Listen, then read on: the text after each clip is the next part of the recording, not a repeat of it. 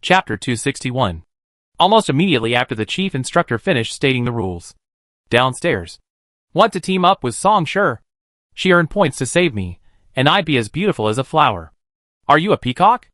How dare you use the word beautiful as a flower? I don't care. If Song Sure loses, you vote for me to be with her. If I were Song Sure, I fight tooth and nail to win after hearing what you said. TSK, our chief instructor was also a genius back then. Upon awakening, she was an SSS rank warrior. Her talent is even greater than Lu Xing's. With all these years of travel and experience, I bet no one here can beat her. You lost the bet last time, and you haven't even done the handstand shit you promised. Showing us a show. You all want to team up with Song Sure? Then I'm going to team up with Lu Xing. I promise not to hold him back. I protect myself, and being alive is a blessing. Lu Xing, take me flying. I need points. Anyone who dares to team up with Lu Xing is definitely not a healer. Healers wouldn't even have time to hide from him. I'm going to vote for Wu Xilu. I feel safe in her group. Wu Xilu shouldn't be in the voting range. She's not a combat type. Those who want to explore their talents follow me. We're voting for Lu Qian. Everyone had their say on who to vote for, and the discussion was lively. The head instructor distributed the voting link. Everyone voted. Voting was limited to certain ranges. Those ranked 1 to 1,000 in points could only vote for 3 people within that range, and not for anyone else, and so on. A total of 24 people were voted for. The head instructor looked at the laptop and smiled. Our top 1,000 contestants have 324 votes. Lu Xing, take the stage. Lu Xing's face was expressionless. Upon hearing his name, he stepped out, sword in hand, and headed for the ring. Oh, it's not Song Sure. Someone in the audience said disappointedly upon seeing Lu Xing take the stage. In terms of combat power, Lu Xing is still stronger. Song Sure's victory yesterday was due to his combination of healing and violent elements. If Lu Xing and Wu Xilu had been on the same team yesterday, given their years of partnership and tacit understanding, Song Sure might not have won first place. I agree. Lu Xing has been called the Federation's top violent element by the media for 3 consecutive years. While people call him a lunatic, no one has ever questioned his strength. If Lu Xing can't defeat the chief instructor, then forget it. There's no hope for anyone else. Lu Xing and the chief instructor stood face to face on the ring. The chief instructor brought her own weapon, also a plain-looking sword. She grasped the hilt, unsheathed it, and casually tossed the scabbard onto the ring. Boy, I've heard of you. Beat me, and next time, you be on the same team with Wu Xilu. Otherwise. The chief instructor smiled meaningfully, glancing at someone distracted in the audience. The deputy instructor blew the starting whistle. The 2 men charged at each other simultaneously. The peak battle between a Berserker SSS class and a Warrior SSS class was both violent and thrilling. Lu Xing lunged at the chief instructor, who met his blades with his own before quickly raising them.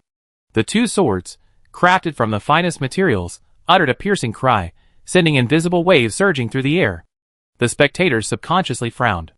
The chief instructor's strength was so immense that even Lu Xing's 2-handed grip on the hilt and his lunging stance against the blade proved futile. The chief instructor's raised sword easily neutralized the attack. Lu Xing quickly sheathed his sword, adjusted the angle, and slashed downward. The shimmering light from the blade was incredibly beautiful. The chief instructor refused to budge, and their blades collided once again. Clang! They both retreated simultaneously, their faces tense as they adjusted to their numb arms.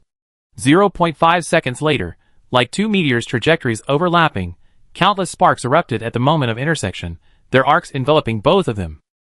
Those sparks were the sparks that flew when their blades clashed. The crowd below, glued to the exchange between the chief instructor and Lu Xing, unwilling to avert their gaze. It must be said that in terms of visual experience, this competition reached a pinnacle. Song Sure watched intently, frantically analyzing the 2's moves in his mind, searching for some he could use. Song Sure's techniques were diverse, as both of his previous instructors had said. Unlike many others in the training grounds, who systematically learned fighting skills from a young age, Song Sure had learned from many different sources. Many of his techniques were his own personal development through actual combat. Song Sure had spent a year studying orthodox martial arts. During that time, 2 instructors dedicated themselves to correcting her flaws, and Song Sure herself struggled to align herself with orthodoxy, masking her unconventional techniques. It wasn't that they were gone, but rather, hidden beneath the veneer of orthodox techniques, occasionally popping out from hidden corners to catch opponents off guard. Swords flashed and slashed. Lu Xing concentrated on blocking the chief instructor's swift sword movements, but he feinted and launched a flying kick, sending him flying to the ground. Lu Xing, using his sword to support himself, tried to rise, but the chief instructor thrust a sword straight at his neck. Lu Xing retreated rapidly, until half of his foot dangled over the edge of the ring. The chief instructor had a slight advantage. The whistle blew, marking Lu Xing's defeat in this round. His teammates for the next virtual city match would be chosen by others. It could be anyone, except Wu Xilu. Lu Xing glanced at the training ground next door, which was not for combat training, and walked down the stairs with a depressed demeanor. Lu Xing really lost. The instructor is awesome. How could someone who wasn't capable become an instructor? It was amazing, as expected of Lu Xing. I have to study the video recordings carefully when I get home. I didn't see a few of his moves clearly. Me too. I'm curious who's next. You're definitely going to lose anyway, so who's the winner? Does it matter? There's always a chance of a loss. You can't be so absolute. The chief instructor didn't step down. She still had 23 matches to fight. Songshi was looking directly at the ring, and her gaze met the chief instructor's. He winked and beckoned her. Songshi, 309 votes. Come on up. I'm pretty popular. Songshi thought calmly, stepping onto the ring. The others' reactions were more intense than hers. Oh yeah, Songshi. So excited? Hoping she doesn't get knocked down before even 100 moves? Haha, I hope you keep your mouth shut. The chief instructor overheard the conversation and asked Songshi, standing across from him, are you confident you can beat me? Songshi's mind flashed back to the battle between the chief instructor and Lu Xing. He put himself in Lu Xing's shoes and shook his head, no. From the audience, huh? Just admitting defeat? That's not the style of the berserker type, is it? The chief instructor, also a bit surprised, asked with great interest, how many moves do you think you can last against me? Songshi's fingertips rubbed the lines on the scabbard, his plain tone tinged with a hint of arrogance, I can fight you until the end. The chief instructor fell silent. The implication was, I can't beat you, and you can't beat me either. At best, it's a draw. Chapter 262. Come on, let me see what you're capable of. The chief instructor, holding his long sword in reverse, beckoned Songshi with a finger. Songshi gripped the hilt of his 3 series sword tightly with both hands, holding it horizontally before his eyes, the blade level with his eyes. He stared at the chief instructor without moving. The two men remained face to face for over 10 seconds, a strange aura spreading across the arena. The audience watched in bewilderment, wondering what Songshi was planning. Why wasn't he attacking? Had he been frightened senseless? The chief instructor suddenly moved. She charged forward with her sword, faster than a bullet, practically teleporting in front of Songshi. Songshi stared at the chief instructor intently. The moment he moved, she twisted her wrist, and the light reflected from the smooth blade shone precisely into the chief instructor's eyes. The chief instructor subconsciously closed his eyes, his movements pausing for a moment. Songshi immediately seized this moment of pause and swung his sword. The chief instructor, a veteran of countless battles, retreated repeatedly, dodging Songshi's deadly blows. He reacted quickly, and turned the tide of the battle. The two men suddenly exchanged blows. In the pause between blows, the chief instructor's words of praise slipped through the afterimage of the clashing blades. That move just now was well executed. Songshi was completely focused on defending against each of her subsequent attacks, and the chief instructor's deliberate diversion was useless against him. Songshi dodged the chief instructor's sweeping sword, dodged behind her, and swung 3 blades at her. The chief instructor, as if he had eyes on his back, reacted instantly, moving sideways and raising his sword to block. The swords clashed, but this time they didn't separate as quickly as before. Songshi gritted his teeth, exerting all his strength on the hilt, forcing the chief instructor to retract his sword, the blade almost touching the chief instructor's snow-white neck. At the moment, Songshi had the upper hand. The audience was sweating for the chief instructor. Lu Xing also stared intently at the two men on the stage, his grip on the sword unconsciously tightening. The chief instructor, on the other hand, wore a relaxed expression, as if he didn't sense any danger, even chatting with Songshi. You're still a psychic, why don't you use your psychic attack on me? If Songshi used a psychic attack now, the chief instructor would lose her focus. At this crucial moment, no matter how experienced she was, she would be defeated. So, the 3 elements were truly a bug. Songshi pressed down another 2 centimeters, the blade touching the chief instructor's skin. The coldness of the sword itself cut off the blood flow beneath her neck, causing a small area of skin nearby to lose its color. "There's a psychic mark on the ring," Songshur gritted out. She noticed it the moment it rose from the ground. The pattern around its base matched the pattern on the glass cover in the clean room at the military hospital. But even without the psychic mark, Songshur hadn't planned to attack with her psychic power. Even a close encounter would allow her to gain combat experience. Win or lose, it wouldn't be a loss for her. She had no expectations of her teammates, no matter who she teamed up with. Whether she could earn points or not, the key was her. She was even more eager to have a hearty fight with the SSS-level chief instructor before her. "You've observed very carefully," the chief instructor praised, then told Songshur, "This psychic mark was added later, specifically for you." Songshur, Actually, she could just tell her directly. If she didn't want it, then she didn't. She wasn't unreasonable. The two men conversing seemed oblivious to the current situation. Songshur's sword pressed against the chief instructor's sword, edging closer and closer. Songshur continued to increase his strength, the veins on his wrist bulging, but it was like facing an impenetrable wall, unable to move forward an inch. The chief instructor smiled. "My turn." With that, she shifted her footing slightly, her arms and body swiveling simultaneously. With incredible force and exquisite angle, she flung Songshur's sword away. 3 blades slashed through the air, emitting a sharp, piercing sound, nearly slipping from Songshur's grasp. Songshur followed the sword's trajectory for a few steps, gripping the hilt tightly and swinging back. His long, bounded hair swung across his face, and with a clang, he barely blocked the chief instructor's thrust from behind. The force of the chief instructor's blow sent Songshur reeling back. The chief instructor pursued relentlessly, wielding her sword with lightning speed, the blade becoming one with her. Songshur dodged left and right, looking utterly miserable. Snap! The chief instructor's sword struck the back of Songshur's hand, instantly rendering his entire arm numb. Sanchi fell to the ground. Songshur ignored the pain in her arm, and raised her foot to hook the hilt of her sword. The chief instructor bent her knee and kicked her thigh, causing her to lose her balance and stumble, nearly falling. She rolled across the ring, dodging the chief instructor's subsequent attack and escaping the force, rising to her feet. The chief instructor turned around. Songshur rubbed her rapidly recovering arm, glanced at Sanchi, who had been kicked to the very edge of the ring by the chief instructor, and then ran in a semicircle around the ring, charging towards her. The chief instructor, sensing her intention, raised her sword to her neck. Songshur abruptly stopped and dodged backward. "Even with your weapons removed, you're still so energetic." The chief instructor laughed uncontrollably as he chased Songshur. Songshur ran circles around the ring. Unarmed, Songshur was no match for the chief instructor, losing ground step by step.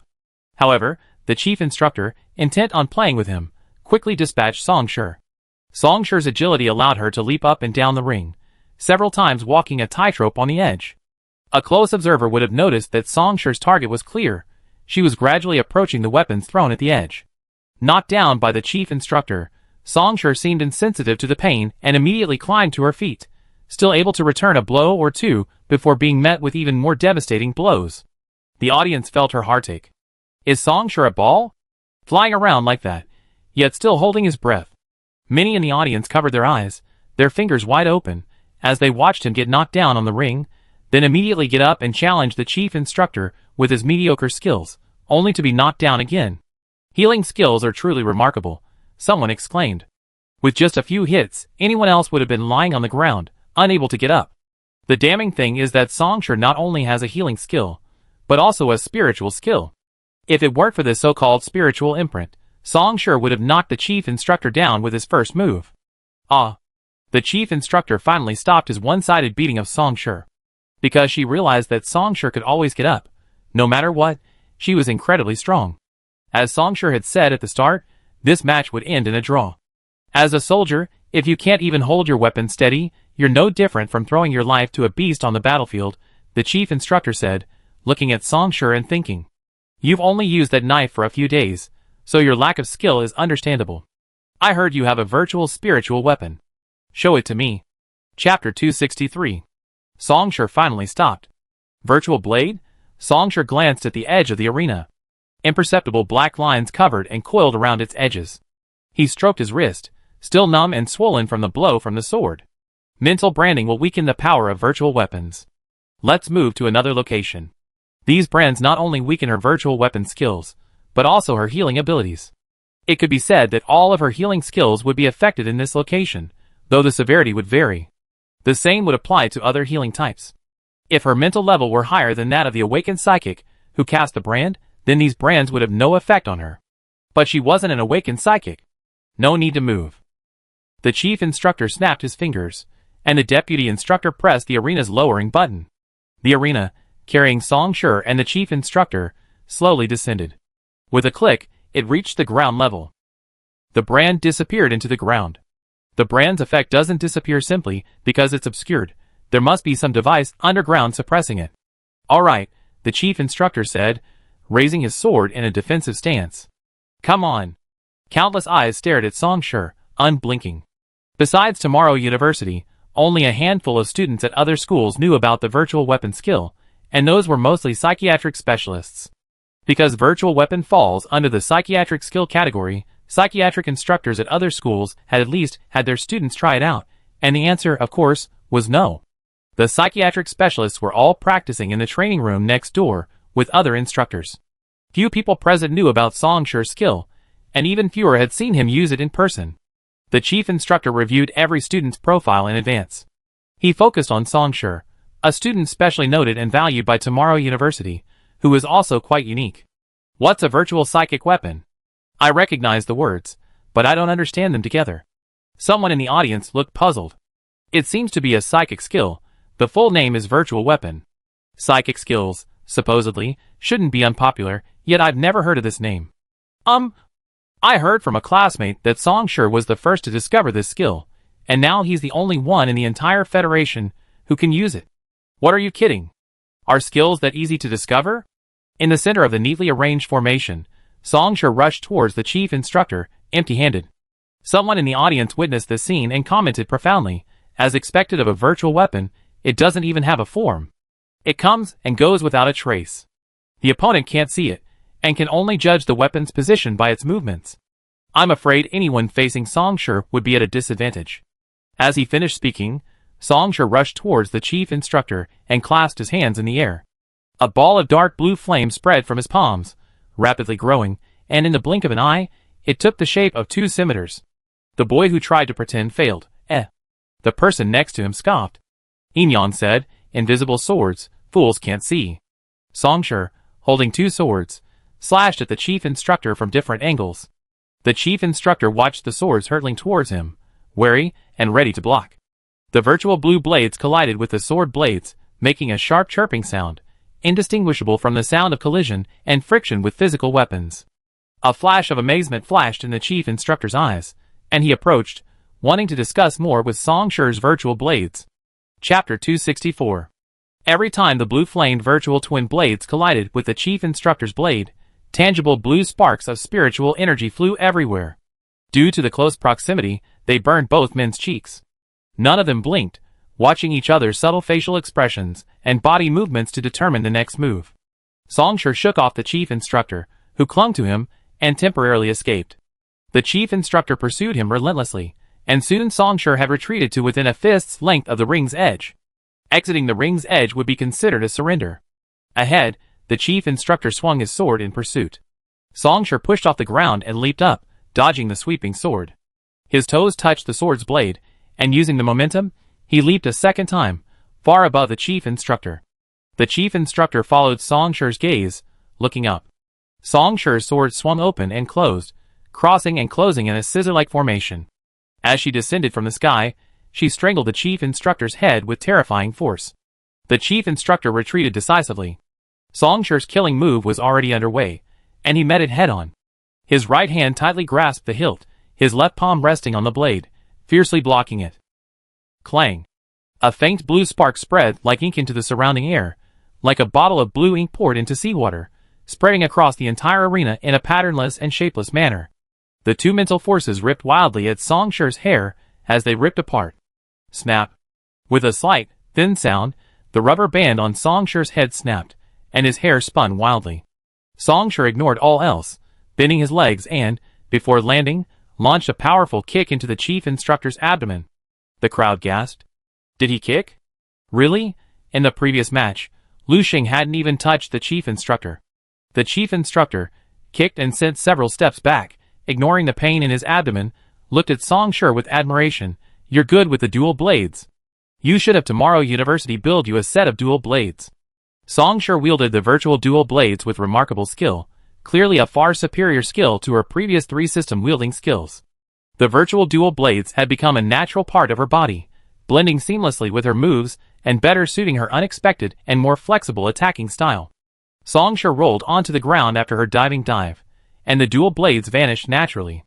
She stood up, casually raised her right hand to her chest, and with a clenched fist, the blazing virtual blade reappeared, instantly lighting up her face. Damn, this skill is truly impressive. Virtual Weapon has garnered a legion of fans. Everyone who came to train here shouldered a heavy responsibility. They wore a stern face during training, giving off a sense of reliability.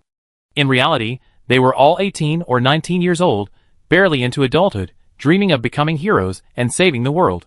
With such a striking skill, everyone couldn't help but imagine how they would use it. This is the first time I've seen a melee fighter use a weapon with special effects, and these effects cost millions to produce. Is this cool? It's truly powerful. Why do you need a psychic weapon? Just use this skill, and you can have any weapon you want, and the power won't change. Maybe it's because this skill consumes more psychic energy. The match wasn't over yet. While they were discussing heatedly, Song Shi moved, confronting the chief instructor again. His arc of blue flame surrounded the chief instructor. The chief instructor was no longer as relaxed as she had been in the first half. Song Shi's recent slash had truly honed her strength. She mobilized every muscle in her body, her mind 100 times more alert, to defend against his relentless, unstoppable attacks. The audience's gaze followed the weapon in Song Shi's hand, their eyes blazing with eagerness. Are you sure it's a psychic skill? Why does it look like a berserk skill to me? Your eyesight is poor. How can it be similar? Open your eyes and take a closer look. This is clearly a warrior skill. Let our faculty study it someday. It's very similar to the wind blade, don't you think? It's probably a long-lost wind blade skill. Forget your hopes. People from different disciplines were eager for a chance to master their virtual weapon. A student from Tomorrow University knew more about the inside story. Each of your schools has sent research teams to our university to investigate. The use of virtual weapons is very similar to the materialization of mental power. If you can't create this materialization, forget it. Sad words. Mental power materialization is a unique skill of the psychic department. Giving this combat skill to the psychic department is a waste, isn't it? I agree. The psychic department is right next door. They definitely hear you. I'm telling the truth. So what if they hear it? I'm weak, so what? Besides, there's no forum for this 4-wire project. They can't use my name or manipulate me. Dude, you're pretty defensive. On the ring, Song Shi and the chief instructor's figures constantly intertwined. Several times, Song Shi pushed the chief instructor to the edge, the knife almost at her neck. The chief instructor's extensive combat experience and physical instincts saved her, twisting her body at the last second and dodging. Almost every time. Song Shi's heart was inevitably filled with anxiety, and his aura subtly shifted. His attack speed suddenly increased, and his power doubled, his moves fierce and aggressive. The chief instructor dodged awkwardly, feeling as if he were being forced off the stage by Song Shi. Tang Yu's heart skipped a beat, as she watched Song Shi's eyes gradually lose their human emotions. She instinctively took a step forward. Song Shi's aura was off. The chief instructor keenly sensed this. She swung her sword to deflect Song Shi's attack, staring intently into his eyes. Song Shi, are you conscious? The audience, upon hearing the chief instructor's words, realized that Song Shi's sudden burst of power might have been the result of a berserker attack. They all turned their attention to Song Shi, who was facing away from them in the center of the stage. After a berserker attack, a berserker's strength increases, but they also lose their sanity. Generally, the team's healers provide cover, and they won't be allowed to go berserker unless absolutely necessary. Song Shi turned around, her half-closed eyes revealing the bloodthirsty, turbid gaze of a strange beast. An invisible black aura seemed to swirl between them, making it difficult to see clearly. If this isn't berserk, then what is? But it happened. Song Shi spoke calmly and indifferently. I'm fine. Can we continue the match? Or should we just call it a draw? A berserker type in berserk mode isn't as easy to deal with as Song Shi. Furthermore, Song Shi's berserk origins lie in the competition. After this, her obsession is to win the match, and she wouldn't even ask whether the match should end. Song Shi was lucid. But there was something sinister about the aura she exuded. Should we call the healer next door to prepare? Someone whispered. Songshur is really off. No need, even if she goes crazy, there are so many of us, but we can't suppress her? She will wake up after a beating. The chief instructor is sensible, we don't need to worry. The chief instructor looked at Songshur for a while, making sure that she was not unable to control herself, and made a decision, continue. The moment she finished speaking, Songshur was like a cheetah that had been dormant for a long time. He saw the exposed back of his prey, swooped out from the grass, and bit into the back of the prey's neck with his sharp fangs. The chief instructor stabilized his lower body and raised his sword to his chest in a defensive posture. The distance between the two is still more than 2 meters. The chief instructor stared closely at Songshur, preparing for the upcoming fierce battle. Songshur shook his wrist, a subtle movement. In the blink of an eye, the 50-centimeter dagger turned into a machete more than 2 meters long. The situation unfolded strangely. The chief instructor's pupils reflected the long sword distorting and rapidly approaching her. A seasoned warrior, she swung her sword to block it. But it was a moment too late. Bang! The 2-meter-long sword's blade struck the chief instructor's waist. The immense impact sent the chief instructor flying diagonally in a C shape. Being thrown wasn't enough, she remained within the ring. Songshur pressed forward, taking a few steps, stabbing the sword into the ground. With a standard pole vault, he soared into the air, his feet together, and landed on the chief instructor's abdomen. He successfully kicked the chief instructor out of the ring.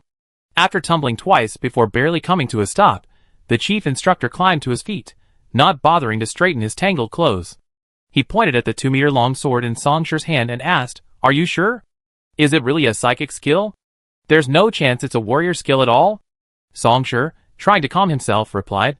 The onlookers were initially stunned, unable to react to the chief instructor being kicked out of nowhere. Then, they heard the chief instructor's question. Puff! Someone couldn't help but laugh. The chief instructor wants this skill too, haha. I was stuck in my old mindset, thinking virtual weapons could only simulate swords, spears, and halberds. Songshur's sudden elongation of the sword just now made me realize that if she can simulate conventional weapons, she must also be able to transform into unconventional ones. Imagine you're in the middle of a fierce battle with your opponent, and they swing their sword at your neck. You take 2 steps back, thinking you can dodge it, but the moment Fong's sword reached your neck, it extended infinitely, piercing it directly. Who could dodge this move? I definitely couldn't dodge it. Even the most experienced wouldn't be able to dodge it every time. The extension was so fast, it really tests one's ability to react quickly. Clearly, the chief instructor's ability to react quickly wasn't up to par with virtual weapons. This time, the chief instructor was caught off guard, and was stunned by this situation for the first time. Next time, Songshur's move won't be so easy to pull off. It's unbelievable that Songshur actually defeated the chief instructor, and with such a surprising move. The deputy instructor announced that Songshur was the winner of this round. Songshur put away his virtual weapon and walked off the stage. Chapter 265. Songshur, I haven't seen you for half a year. Your strength has improved tremendously. Passing by the afro-haired Wenduolin, she gave Songshur a thumbs up, generously praising him. Songshur looked up at her. Seeing Songshur remain silent, she tilted her head. What's wrong? Have you forgotten me? She recalled, after your fight with Lu Xing, didn't I say I'd lend you my sword next time you fight him? Didn't you remember? Songshur hadn't forgotten. Her silence was a reflection of the source of all the sinister glances on her face. Nodding casually, Songshur glanced casually around. She met the eyes of Lu Xing, Zhang Wenjing, and several people she didn't recognize. Songshur glared back defiantly. Lu Xing disdainfully averted his gaze. Zhang Wenjing's expression was visibly gloomy, and he glared at her, as if he wanted to slice her into pieces. Songshur had fought him many times, and he knew only too well that he was angry that she had been chosen to face the chief instructor and receive all the attention. Zhang Wenjing's mind was still stuck on the idea that she must be his loser. Zhang Wenjing must be furious right now, and Songshur was pleased to see him desperately trying not to explode. Knowing that Songshur still remembered him, Wenduolin grinned broadly, revealing a set of gleaming white teeth. He patted the sword at his arm. It seems now that you certainly don't care about my shabby sword. The other party was being modest. Wenduolin had finished 5th in the previous competition, making him a formidable figure in the Federal University's Berserk department. His sword must have been made of the finest materials. Songshur said, I hear that psychic weapons retain the user's psychic energy. The longer they are used, the deeper the resonance between the weapon and its owner. I've used your sword, interfering, and I'm probably trying to disrupt the relationship between you and your sword. There's such a thing? When Duelin hurriedly examined her sword, but couldn't discern anything. Of course, the naked eye couldn't see it. These stories were some strange tales that came with the information Songshur had received from the forum when she applied for VIP membership. When Songshur felt bored studying, she read them to relax. Don't take a story you heard seriously. Wendelin still decided to believe it. Caution was always a good idea. Then, I won't let anyone else use my sword again. Although she had never let anyone use it, she only said it. Songshur smiled and returned to her seat. The chief instructor, having been knocked out of the ring by Songshur, didn't take it seriously. After tidying up his messy clothes, he continued his daily duties, energetically coaching the remaining 22 people. The third person voted out from the top 1,000 was Lu Qian, with 210 votes. The ring was raised again, allowing more people to see the action firsthand. Songshur, curious about Lu Xing's brother's skill level, stared intently at the ring. Lu Qian also wielded a sword, its blade and hilt pure white, in stark contrast to Lu Xing's sword, which was black and white. The edges and corners of the sword were engraved with patterns, emitting a softer glow than laser light. The design was identical to Lu Xing's. It was likely crafted by a craftsman from the same machine-aided manufacturing department. Lu Qian's moves were similar to Lu Xing's. As brothers with equally high talents, their teachers likely overlapped significantly, resulting in similar moves. Songshur observed them for 5 minutes, noting the subtle differences between their moves. Lu Qian's moves were more gentle, but gentleness didn't mean weakness or vulnerability. On the contrary, they were more meticulous and unpredictable, with more even force distribution, stronger defense, and more difficult weaknesses to exploit. So, a war of attrition wouldn't work against Lu Qian. A quick victory was necessary. The chief instructor attacked him fiercely from the start. Perhaps because she expended too much energy in the first 2 rounds, she didn't defeat Lu Qian in the first 5 minutes. The chief instructor could only maintain a high-intensity attack. She already lost to Songshur, and if she lost to a second student, her reputation as an instructor would be humiliating. The fight lasted 15 minutes, until Lu Qian was pushed to the edge of the ring and thrown out. The chief instructor won this round. The chief instructor stood on the ring, looking down at Lu Qian, and let out a barely perceptible sigh. Finally, these 3 difficult opponents were dealt with. Her dignity was saved. The students these days are incredibly strong. Back in her class, she was the only one at the top, with no rivals anywhere. This year, there are so many ridiculously talented students, and they're all under her wing. Headache. The next 21 people were relatively easier to deal with, which was the chief instructor's only consolation. After falling off the ring, Lu Qian adjusted his landing, kneeling on one knee before rising to his feet, supporting himself with his sword. During the fight, he had been stabbed in the chest by the chief instructor's sword, and blood was oozing from his chest. The deputy instructor contacted the healers stationed at the training ground.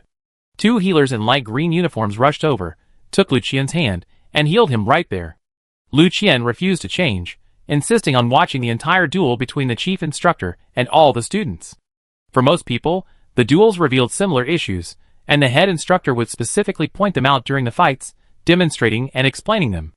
Explanations only occurred after the 4th student. The head instructor had no energy to spare for explanations for the first 3. The subsequent duel seemed to accelerate, with 21 players entering and exiting in a continuous stream. How long they lasted depended solely on the head instructor's mood. If there was room for explanation, he'd linger a little longer; if not, he'd just fight on. After the voting duels concluded, the head instructor projected a video of the fight between Songshur, Lu Xing, and Lu Qian onto the large screen above the ring, explaining it in detail and calling on 2 players to demonstrate specific moves at any given moment. Everyone listened intently. There was much to learn from the moves of Songshur, Lu Xing, and Lu Qian. These 2 had received high-quality and systematic martial arts training, and their moves were both beautiful and practical. Compared to these 2, Songshur's moves were much less worth explaining. Songshur used the universal berserk techniques taught at all universities, transparent and open to the public. You can find this information on any university forum. The results were different from those achieved by ordinary people, thanks entirely to Songshur's speed, strength, and agility, along with a few unidentified techniques she had mixed in. The head instructor pieced together some useful materials, and the entire explanation took only a third of the time the other 2 took. The most exciting moment arrived after today's training. Punishment or reward. As the only person to have defeated the head instructor, Songshur was free to choose her teammates for the next match. Songshur was cautious and didn't choose at the outset, waiting until everyone else had been assigned before making her own choice. Everyone voted again for the 23 players. Lu Xing's teammate with the highest number of votes was announced. The head instructor looked at the results displayed on the computer with an expression of just as I expected and another exciting moment to watch. One of Lu Xing's teammates for the next match, Song Shi. Chapter 266. 1,741 votes. It seems a lot of people are looking forward to your and Lu Xing's performance. The instructor raised an eyebrow at Song Shi and said, Song Shi, I refuse. Teaming up with Lu Xing is like carrying around a troublesome time bomb. Song Shi was going for the points. She would rather team up with a few people with no combat experience. One of those 1,741 votes is mine. Humans' joys and sorrows are not shared. Song Shi was feeling depressed, but the people who cast those 1,741 votes were incredibly excited, sharing their thoughts on how they cast their votes. Did you see the murderous look between Lu Xing and Song Shi just now? Vote them both together, hee. It's going to be exciting to watch after the competition. The white-haired Wu Jisui was speaking, covering her mouth with a gloating grin. Last time, Song Shi abandoned him on a mission. Although they won, they had stolen 5 of Song Shi's points, but the video had been released, revealing that he hadn't fulfilled his responsibilities as a healer. He'd just been reprimanded by the healing instructor at the training ground next door. His companion rolled his eyes at him. You're so generous. If they team up, they're a sure thing for the top 3. Wu Jisui lowered his hand, blinked, and asked, if we don't put them together, they won't be able to get the top 3. The companion was speechless. Good question. Wu Jisui gloated, arms folded across his chest. If they were separated, they'd probably still take up 2 of the top 3 spots. It's better to just put them together. That way, even if they win, they only take up 1 spot. His companion suddenly understood and looked at him with new eyes. I didn't expect you to have the brains to think this through. Wu Jisui raised her chin. I'm not the only one with brains. There are 1,740 others with just as much brains as me. Back to the arena. Faced Song Shi's refusal, the chief instructor shook his head. Refusal is invalid. The reward and punishment mechanisms are independent of each other. Each team consists of 4 to 6 people. Lu Xing's punishment is that you become his teammate, and your reward is to choose the other person on your team. Should he punish Lu Xing or her? Song Shi turned to the front right, where Lu Xing stood. From the moment Song Shi refused to team up, Lu Xing had been staring at him, suppressing his anger, his fingers tapping the hilt of his sword in anticipation. Now that Song Shi finally looked up, Lu Xing glared at her, his aura radiating with murderous intent. Everyone around him took a few steps back, startled by his terrifying presence. Song Shi. She knew it. The belligerent berserker needed her to defend its position as the Federation's #1. Heh. Song Shi's lips curled coldly, his pupils dark and his expression sardonic. Who isn't a violent type? She raised her left hand, level with her neck, and swung it from right to left in a sudden, provocative motion. The onlookers gasped in shock at Song Shi's desperate act. Lu Xing's face immediately fell, nearly losing control. Fortunately, the non-combat types training next door had gathered at that moment, and Wu Xilu was right next to Lu Xing, grabbing his hand in time. Otherwise, Lu Xing would have rushed towards Song Shi by now, sword drawn. Song Shi uttered an insulting tsk, turned his head away with disdain, and looked towards the center of the arena. The chief instructor stared down at the voting data on the computer screen, ignoring the undercurrents below. Just because she hadn't seen it didn't mean she didn't know. On the contrary, her heightened perception gave her a clear understanding of what was happening below. She didn't intend to intervene. This was a matter of genetics and morality. She then announced the remaining 22 teammates with the highest votes. There was no concentrated vote count like Song Shi's. Everyone was chosen by a margin of 30 or 40 votes. Song Shi, it's your turn now, the head instructor asked, scanning the audience of over 10,000 people. Who do you want to choose as your teammate? Song Shi's original choice had been Tang Yu. But now, Lu Xing's situation was too uncertain. He couldn't drag Tang Yu down. So who should he drag down? Song Shi lowered his head in thought. Now it was the others' turn to sit on edge. They all prayed they wouldn't be chosen by Song Shi. From the way Lu Xing and Song Shi had been acting, it was clear that these two would never get along harmoniously once they entered the virtual city. When the gods fight, the little devils suffer. Whoever teams up with them will be in trouble. Song Shi considered several candidates, and Wu Xilu was a good fit. He was the only one who could control Lu Xing, and Song Shi was willing to temporarily keep his distance from Lu Xing for the sake of points. Unfortunately, things didn't go his way. Wu Xilu had been chosen in the recent vote to team up with a berserker type ranked over 1,000. Song Shi finally selected someone from the top 10 in points, Zhang Wenjing. Zhang Wenjing couldn't possibly get the points she couldn't. Zhang Wenjing wasn't surprised to hear his name. He didn't even bother to look up. After battling Song Shi for over 2 months, he had come to understand him somewhat. He was irrational, audacious, and unhinged. The only difference between him and a berserker type was his ability to control his emotions. The chief instructor was also surprised by Song Shi's choice and raised an eyebrow. Song Shi was quite courageous, and Zhang Wenjing didn't bother her, so she was on her team. Song Shi's choice was in line with the rules, and the chief instructor had no objections, announcing the results. Today's training concluded, and the over 10,000 people returned to their dormitories. On the way back, there was a constant discussion about the day's arrangements. Wow, 3 berserker types on one team, 2 SSS level, and 1 SS level, 3 type. I can't imagine how powerful they'd be if they united. No matter what the rules, they'd be a killer, with a sure win. Heh, if they started fighting among themselves, how miserable would the remaining members of the team be? That's the most unimaginable thing, right? Besides, whoever is the healer on their team tomorrow will be the worst competitor of the competition. I'm already timid, and now I'm scared by 3 ferocious berserker types. Haha, I'm afraid I faint. The next day, the long-anticipated competition began with random groupings. The roster scrolled across the screen. Time was almost up, and the head instructor pressed the pause button. The grouping results were projected onto everyone's retinas. Today, everyone was focused not only on who was on their own team, but also on the remaining members of Song Shi's group. Wu Jitsu had looked up and saw the names of his team members listed next to his. Song Shi, Lu Xing, and Zhang Wenjing. Disbelief spread, he wiped his eyes with a shaking hand and read again. The first look hadn't been a mistake, it was still these 3. Wu Jitsu's eyes darkened, and he took a step back, only to be caught by his teammates in time to prevent him from falling. Besides the 3 of them, he was the only one left on the team. A team of 4, 3 berserkers. Chapter 267. Wu Jitsu felt that this was the nature of life. Brother Wu, good luck. A friend patted Wu Jitsu's shoulder comfortingly. Before Wu Jitsu could turn around and say a few words to his friend, he suddenly ran off in a panic. Wu Jitsu was confused. From the corner of his eye, he saw Song Shi, Lu Xing, and Zhang Wenjing approaching him from different directions. The 3 of them had a powerful aura, each one bearing the words, "I'm not to be trifled with, and I'm going to rip the other 2's kidneys off." Wu Jitsu paused for a moment on each of their faces, lowering his head and pulling at a strand of white hair. Despair filled him. Had he violated the heavenly law? He had merely voted. The 3 of them approached Wu Jitsu and stood at position 123. This time, their team number was 123, a very regular pattern.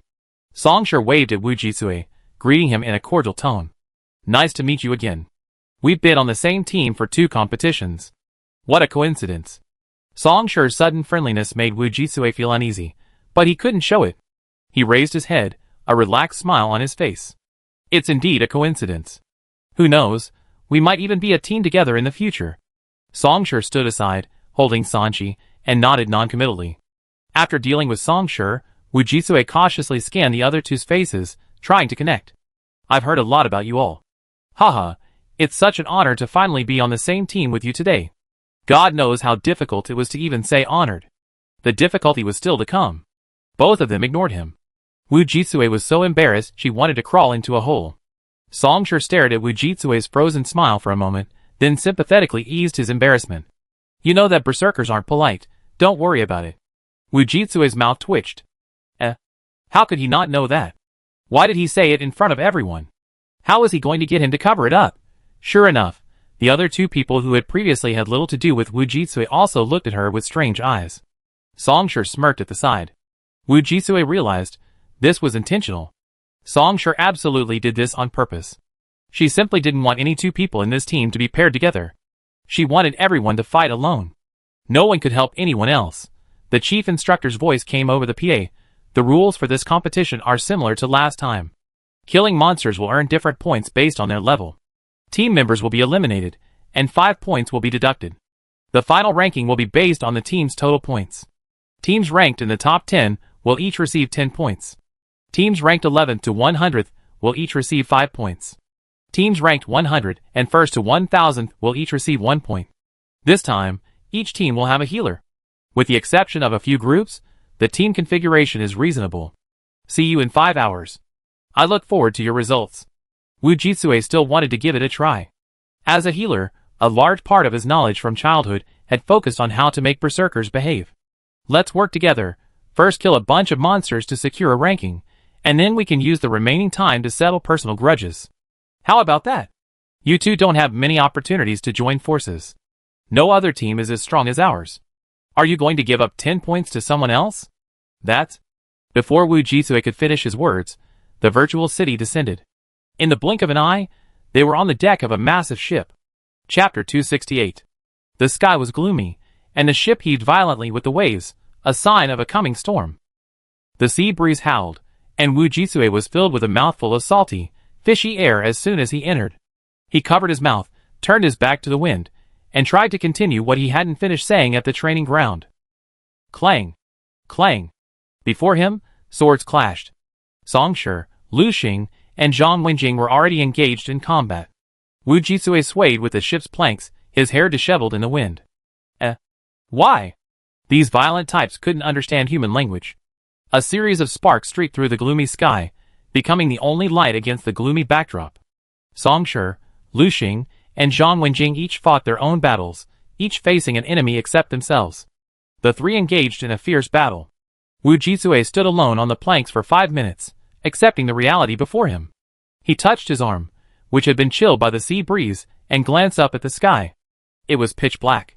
It had been dusk when he first entered this world, but now it was completely dark, merging with the ocean. After looking for a long time, he couldn't tell which was the sky and which was the sea. Wujitsue skirted around the frantic Song Shi and his companions, staggering towards the sheltered cabin, complaining angrily, a bunch of simple-minded creatures with muscular arms and legs. That's 10 points. 10! What a golden opportunity, all wasted. Wujitsue pushed open the shabby, trembling cabin door and creaked through it, stepping inside. Every detail in the virtual city was remarkably realistic.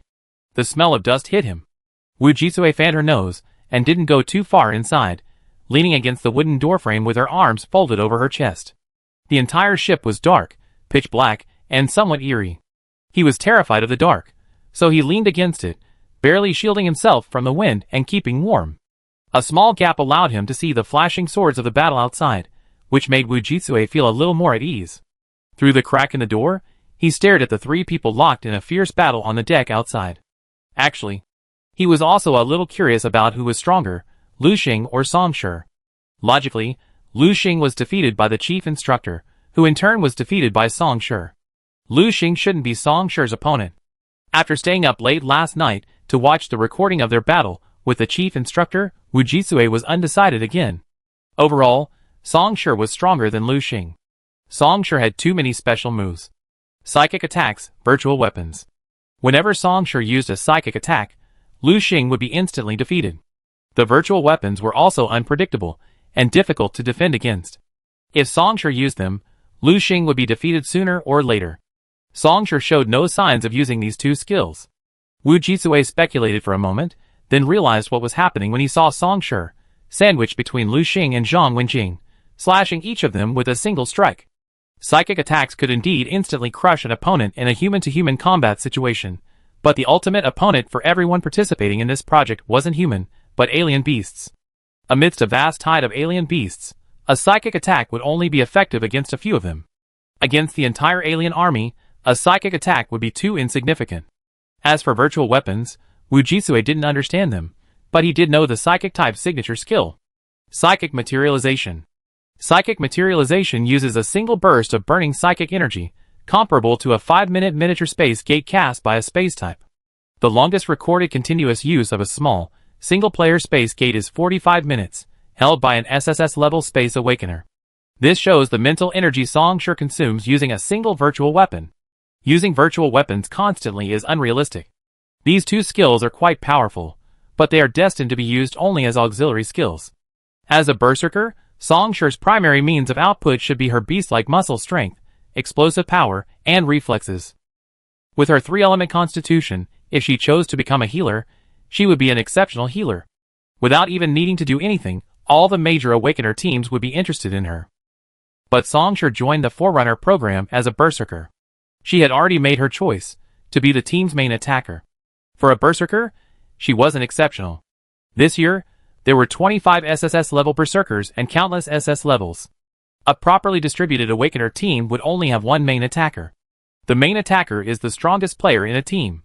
10 Dawn-breaking teams can only have 10 main attackers, but with 25 SSS-level Berserkers and 16 SSS-level Warriors vying for 10 main attacker positions, the competition is incredibly fierce.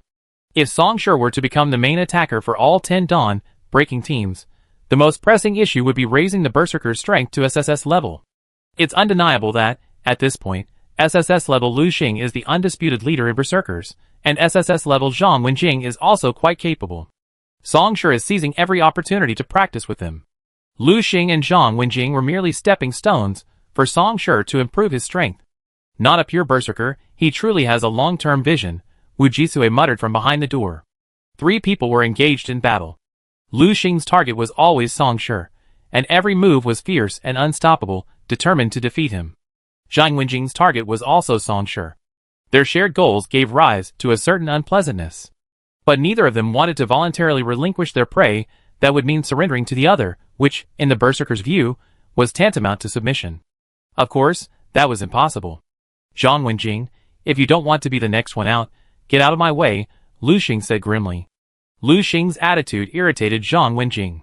Back in Base 11, Zhang Wenjing had swept through the enemy ranks. He was the only one who could tell others to get out of the way, not the others. In the darkness, Zhang Wenjing didn't respond to Lu Xing. His sword moves swept over him. After repeated provocations, Lu Xing could no longer tolerate them, and slashed at Zhang Wenjing. Zhang Wenjing raised his sword to block. The two of them, weapons forged from the spine of a golden-boned spiral tiger, collided with a sharp clang, and the sparks briefly illuminated their faces. Lu Xing's eyes were as if he were looking at an ignorant, yet fearless, obstructing ant. An ordinary SSS-rank Berserker from the remote 11th base. Before today, Lu Xing had never paid any attention to this person. Anyone dared to show off in his presence. Such a look wounded the pride of a Berserker. Zhang Wenjing's eyes were cold and sticky, like a dark, venomous snake, spitting out, "Go to hell." The fight between the two SSSs was quite a large-scale battle, making it difficult to intervene. Songshur became dispensable.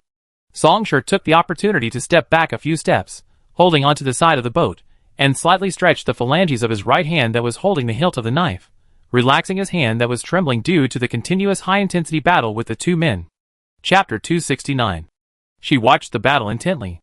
Zhang Wenjing's strength was no match for the young and famous Lu Xing, and after 100 moves, he was losing ground. His mentality was broken, and his moves were somewhat disorganized. It wouldn't be long before Lu Xing would knock him out. The virtual city had a life detection system and a pain sensing system operating simultaneously, both of which were located within each participant's training suit. When pain reached a life-threatening level, or a participant lost their ability to fight, the system automatically eliminated them. After Zhang Wenjing was eliminated, Lu Xing would also eliminate her. They both needed to be eliminated. The sea breeze ruffled Songshur's hair, and she raised her hand to brush it away from her face. She made up her mind.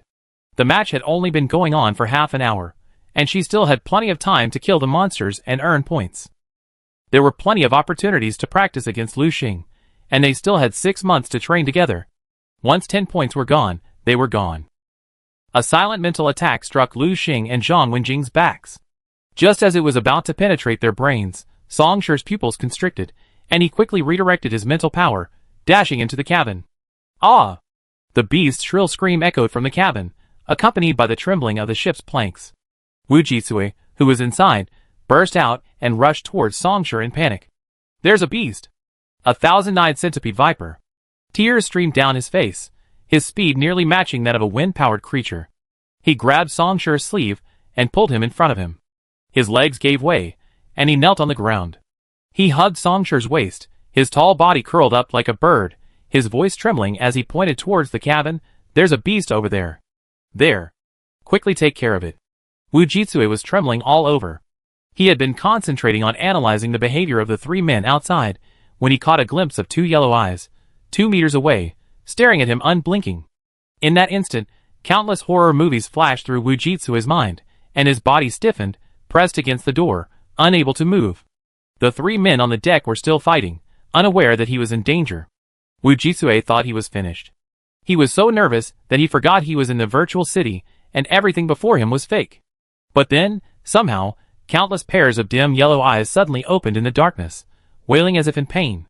Wujitsu saw so many eyes, and instantly recognized the creature before him. A thousand-eyed centipede viper. Good at water, found in rivers, seas, and lakes, an SSS-level exotic beast. He had clearly entered the lair of a thousand-eyed centipede viper. Wujitsu finally realized that he was still in the training grounds, and that everything before him was virtual. But the pain of being devoured by the alien beast last time was still vivid in his mind. The grinding sound of the beast's teeth as it ripped open his abdomen and devoured his lungs, the smell of blood, the thought still sent a chill down his neck.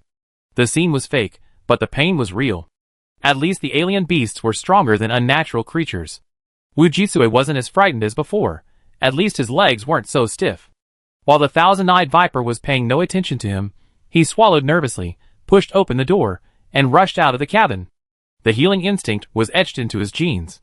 No matter what happened, no matter how frightened, if he encountered an alien beast, as long as he had breath left, he would open the purification disc to help the other teammates. In his frantic run, Wujitsu flung open a purification disc, taking both Lu Xing and Zhang Wenjing with him. Zhang Wenjing and Lu Xing stopped fighting, and Lu Xing approached the cabin first. Song Shi gripped the hilt of his sword, yanked Wujitsu's arm away, grabbed him by the scruff of his collar, and dragged him back a few steps, leaving him at the bow.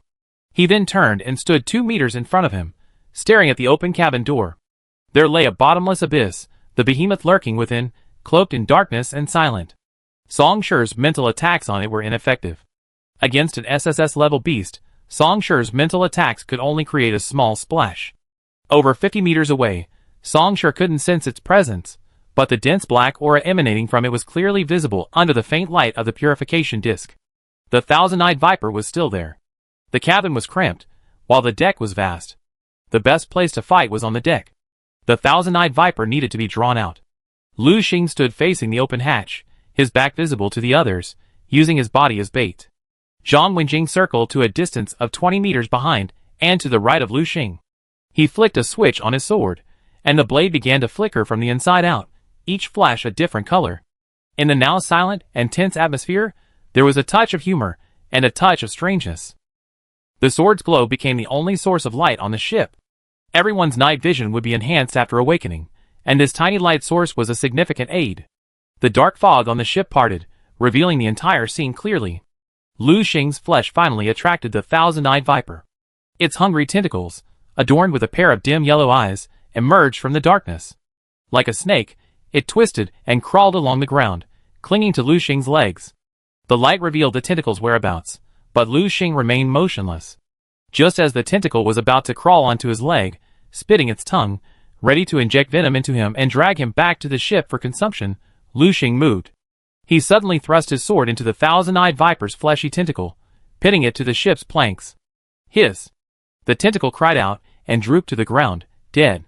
The pain spread to the main body of the thousand-eyed viper inside the ship, causing it to howl miserably. Hundreds of tentacles trembled violently, clattering the cabin and causing the entire ship to sway again. Except for Wujitsu, who felt disoriented and nearly vomited from the swaying ship, the other three walked as if on flat ground, unaffected.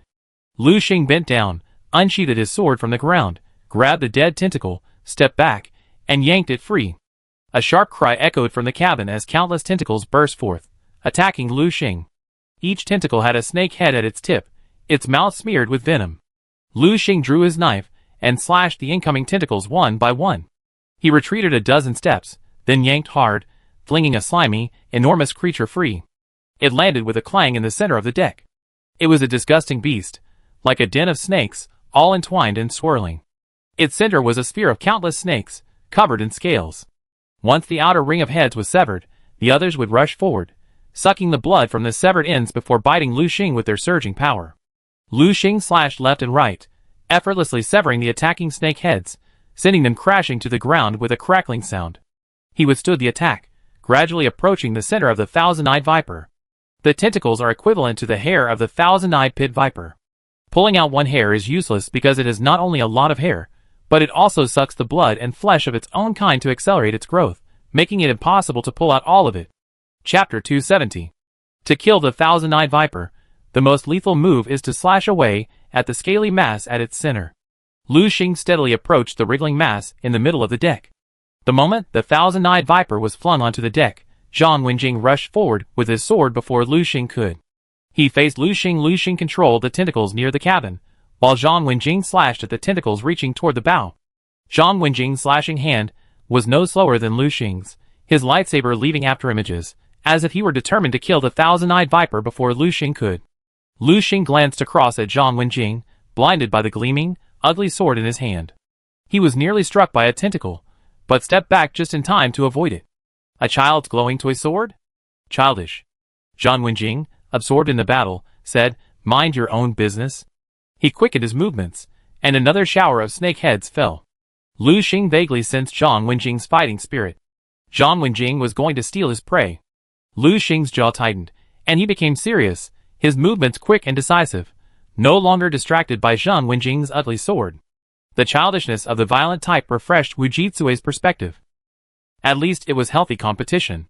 Wu Jitsui, slumped at the bow, vomiting profusely, secretly rejoiced. He counted the points of the SSS-level monster on his fingers, broke off 2 fingers, and gave up. He had never killed an SSS-level monster, so he didn't know how many points it was, but it was definitely not small. Songshi, holding his sword, leaned against the side of the boat, also watching the battle. Regarding this glowing sword, Songshi could actually empathize with Lu Xing's feelings when he first saw it. When Zhang Wenjing specifically asked the director of the Mechanical Aid Manufacturing Department to design a colorful sword, Songshi, upon hearing his request, was a little incredulous. Zhang Wenjing's appearance and demeanor were those of a gloomy young man. He was vicious and ruthless in a fight, but his aesthetic was so bizarre. The director had originally thought Zhang Wenjing wanted a sword with the effect of Lu Xing and Lu Qian, unintentionally exuding a sense of opulence. Zhang Wenjing said disdainfully, "I want something dazzling and vibrant." The director's face was even more flamboyant than Zhang Wenjing's desired sword. Ultimately, the sword was made to Zhang Wenjing's specifications. After all, the director wasn't the one wielding it. The director, understanding that the student was young and prone to impulsive behavior, and Zhang Wenjing, now middle-aged and charged into battle, wouldn't look good holding a toy-like sword, so he installed a switch, allowing Zhang Wenjing to choose whether to turn it on or off. "Today was the first time I saw the effect of this sword. Not as unsightly as I imagined." Songshi's gaze was unfocused. She appeared to be watching the battle, but in reality, Lu Xing and Zhang Wenjing were competing to see who could kill the thousand-eyed centipede viper first. These two were willing to temporarily stop fighting for a single alien beast. Wouldn't it be nice to borrow their strength to kill a few more? After eliminating them, Songshi would just have to grind and grind to earn points. Compared to earning points with the help of these two, the latter was far easier. She did it immediately. Lure more alien beasts aboard the boat, leaving them no time to bother her. Songshi quickly walked to the bow. Wu Jitsui followed her gaze, puzzled. Songshi gripped the side of the boat, her body swaying with the boat, gazing at the dark, boundless sea. Her mental energy dispersed. There were no alien beasts within a 50-meter radius. How could she lure them over from a distance? Songshi pondered. She had no suitable skills. Using flesh and blood to attract alien beasts is most effective. Songshi turned his head, looking at the severed heads of thousand-eyed vipers scattered across the deck, and the blood splattering everywhere. Not so good. Thousand-eyed vipers are SSS-level alien beasts, and their flesh and blood will only repel other alien beasts. They will consider this giant ship a threat and stay away. Then use human flesh and blood. Songshi's gaze fixed on Wu Jitsui. The hair on the back of Wu Jitsui's neck stood up. She looked at Songshi in horror and moved her hips back. "Why are you looking at me?" Songshi slapped his cheek to regain consciousness. "I can't hurt innocent people. The system is watching. But without bait, you can't catch big fish. Maybe we could give it a try just in case." Songshi circled behind Wu Jitsui, who nervously turned her head to stare at her. Songshi lifted a snake head from the ground and aimed it at Wu Jitsui's back. The remaining venom from the snake head clung to her combat uniform, instantly bubbling and corroding it. However, the material of the uniform wasn't completely etched. The main damage was from the impact of Songshi's kick. Wu Jitsui lay prone on the ground, afraid to rub her back for fear of getting venom on her hands. she demanded. Songshur, what are you doing? Songshur lowered her eyes and remained silent, quietly waiting for the system's prompt in her mind. 3, 2, 1. The system didn't display the progress bar for the innocent damage deduction. She had truly stumbled upon a lucky rep. In the system's eyes, Wu Jisui wasn't innocent. Could it be because Wu Jisui had stood by and watched the previous competition, failing to fulfill her responsibilities as a healer? Songshur stared at Wu Jisui for a moment. She had abandoned Wu Jisui and the others, allowing them to be devoured by the beasts. In a way, that was her repayment. Why had the system not yet ruled that she had harmed innocent people? Wu Jisui felt uneasy under Songshur's gaze, but he didn't dare ask, fearing Songshur would throw him overboard. Songshur half knelt before Wu Jisui, his eyes level with hers, and spoke dangerously. Wu Jisui, I already know about the dirty tricks you've been doing behind my back. Wu Jisui wiped his sweat and lowered his head. Damage. Was he referring to the vote he cast for Songshur? How did Songshur know? Over 1,700 people voted. Did Songshur have to investigate every single one? Such a trivial matter, and yet Songshur still holds a grudge? He's a berserker type indeed. Wu Jisui became increasingly certain of his suspicions. Berserker types are known for their vindictive nature.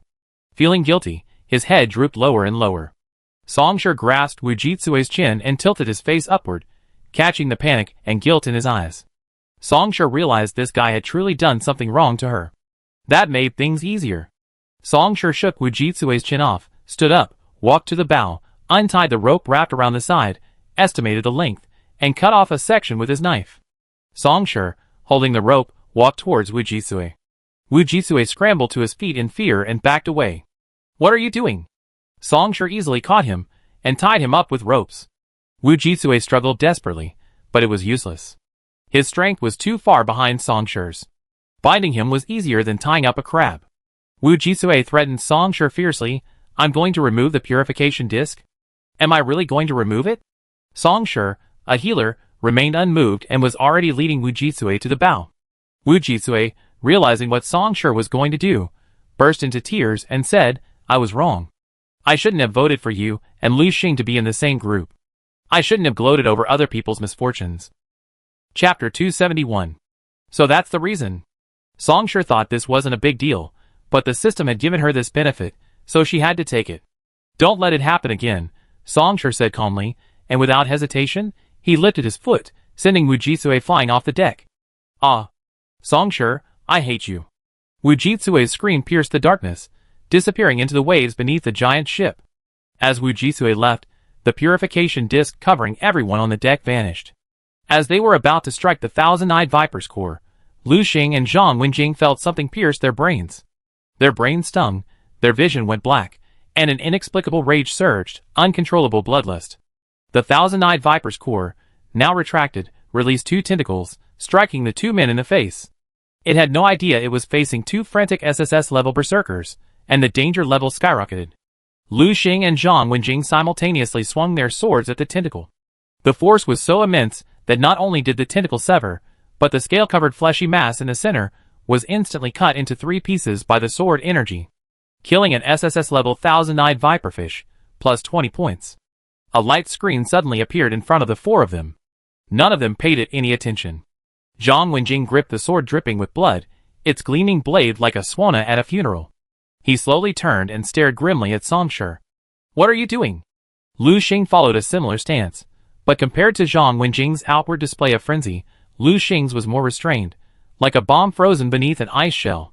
He slowly twisted his wrist, and the sleek blade swirled, poised for release, far more dangerous than Zhang Wenjing's. In Songshur's eyes, the two men were two blazing flames, emanating thick black smoke.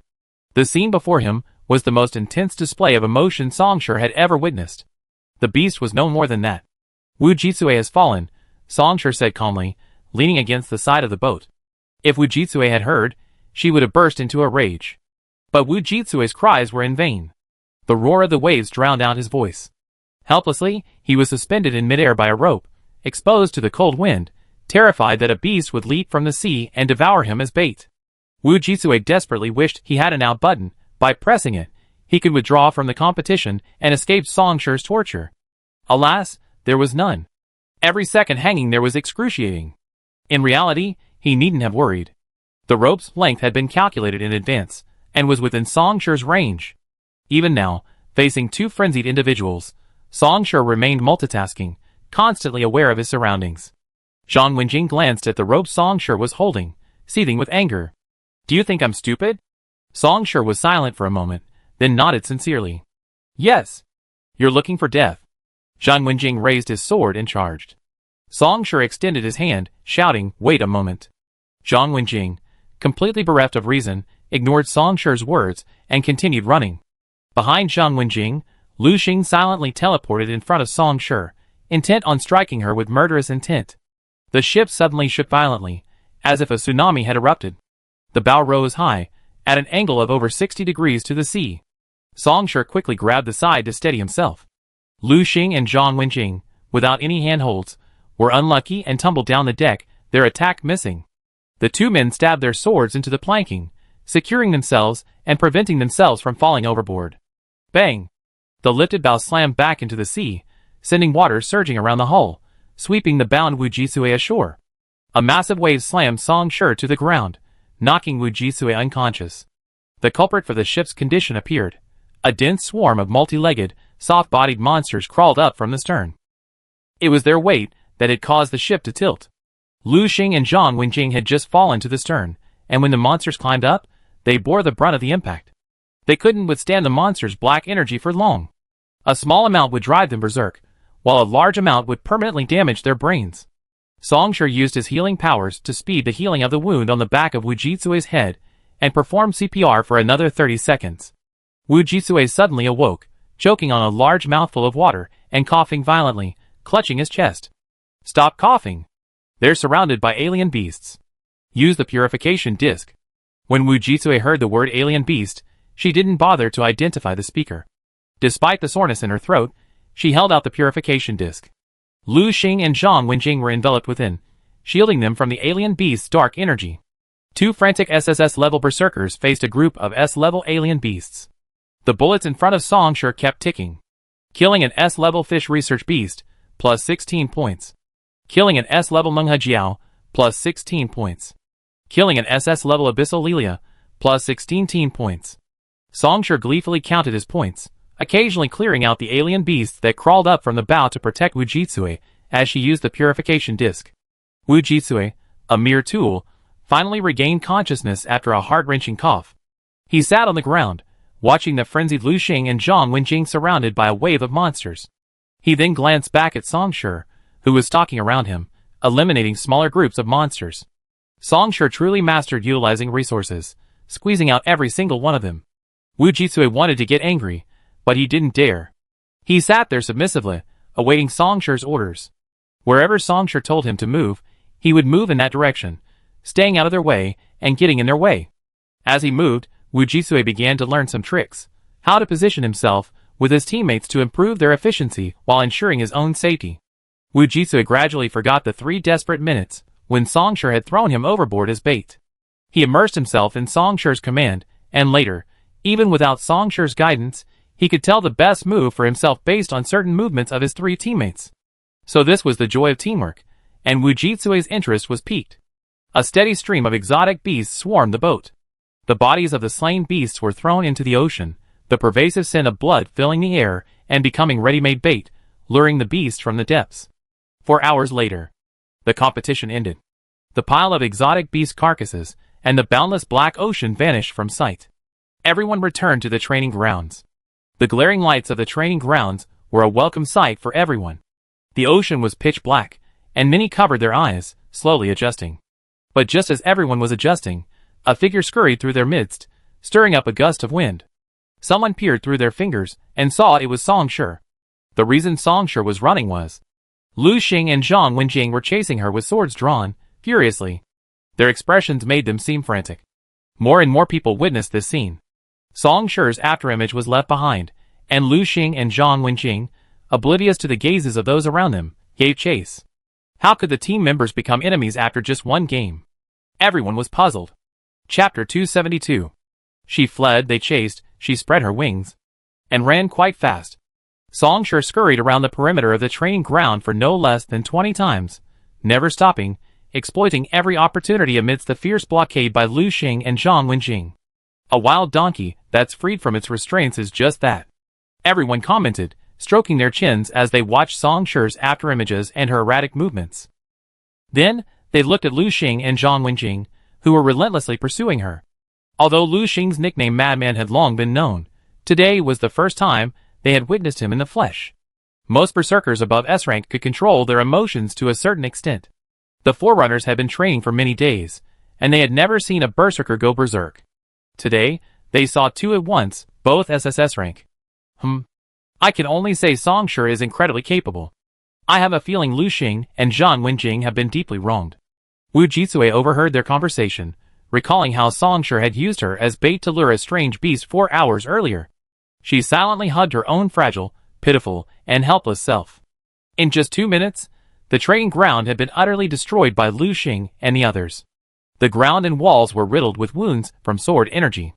Those who had just awakened from the virtual city gathered together, away from Song Shi, to avoid being implicated by the other two.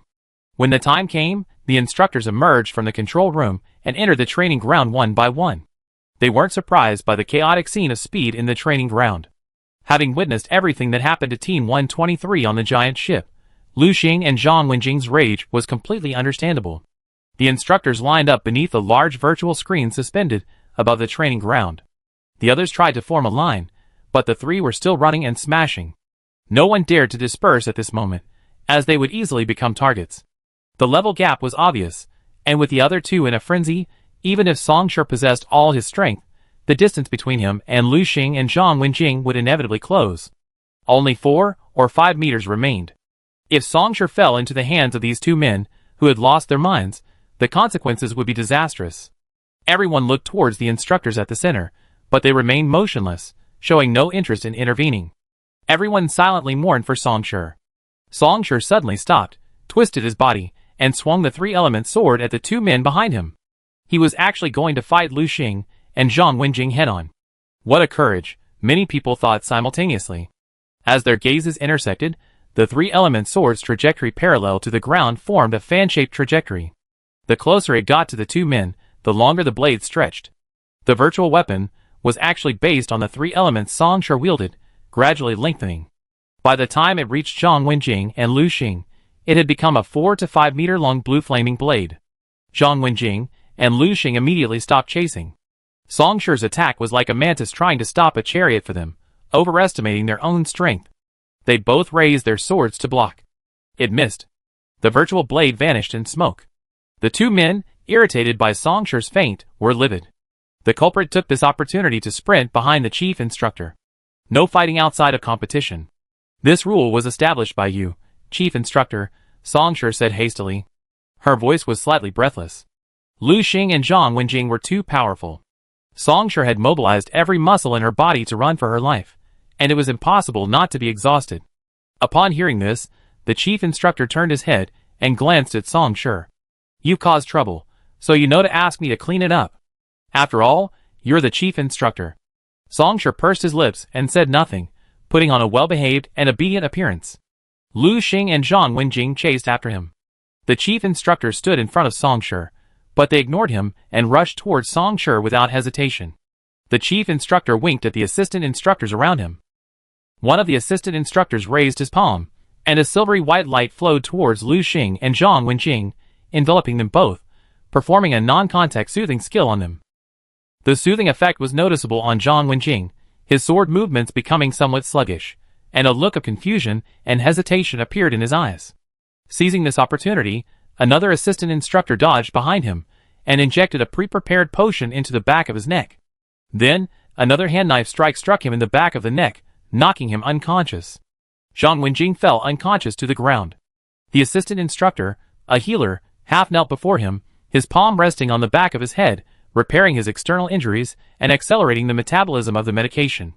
2 minutes later, Zhang Wenjing opened his eyes again, fully lucid. This routine wasn't quite as effective against Lu Xing. The first move, soothing power, entered Lu Xing's body, and he rejected it with a distinct rejection reaction. He exploded on the spot, slashing directly at the assistant instructor who had used the soothing power. The other instructors rushed forward. A crew-haired instructor drew the slender sword hanging from his waist, stared at Lu Xing and said coldly, "If soft tactics don't work, then use force." For a frantic and uncooperative berserker, knocking them unconscious and then applying soothing techniques is effective. Instructor Zhao, wait a moment. Let me try. Wu Xilu ran over, panting, and squeezed into the circle of instructors. The instructor closest to her, worried Lu Xing might hurt her, raised his hand to block her path. Don't get any closer. It's okay, Instructor Zhao. Wu Xilu turned and gave the instructor a reassuring smile. He looked at the young man at the center of the encirclement, his voice gentle but resolute. He won't hurt me. The instructor hesitated, exchanged glances with the chief instructor, and reluctantly let go. Wu Xilu stepped into the encirclement, inching closer to Lu Xing. A soothing force emanated from her palms, enveloping Lu Xing's entire body. This time, Lu Xing didn't resist. "Lu Xing, I'm here," Wu Xilu said softly, her voice carrying a calming power. Lu Xing heard Wu Xilu's voice and slowly turned, staring at him for a moment. A hint of grievance crossed his face, his expression once furious and murderous. In Song Shi's vision, black energy emanated from Lu Xing's eyes, nose, and mouth, and from every opening, as if a gigantic furnace had been installed within him. The appearance was terrifying, the resentment of a ghost wrongfully killed 1,000 years ago, no more than this. After hearing Wu Xilu's voice, the furnace within him suddenly died. So miraculous? Song Shi propped up his chin and stared at Wu Xilu, who was holding hands with Lu Xing, his brow furrowed. Why was it that other healer soothing efforts had failed, but Wu Xilu could do it so effortlessly? Is this a skill? Besides enhancement, the Wu family has another healing skill hidden from the world. Song Shi pondered darkly.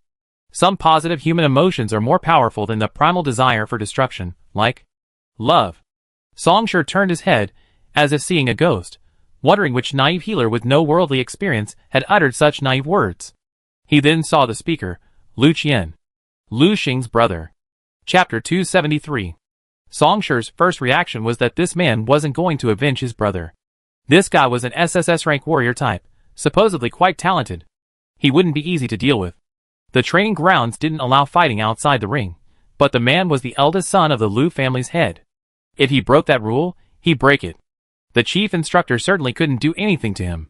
Song Shi thought, taking several steps back, putting a good distance between them and Lu Qian, staring at him warily. Song Shi forgot everything Lu Qian had said earlier.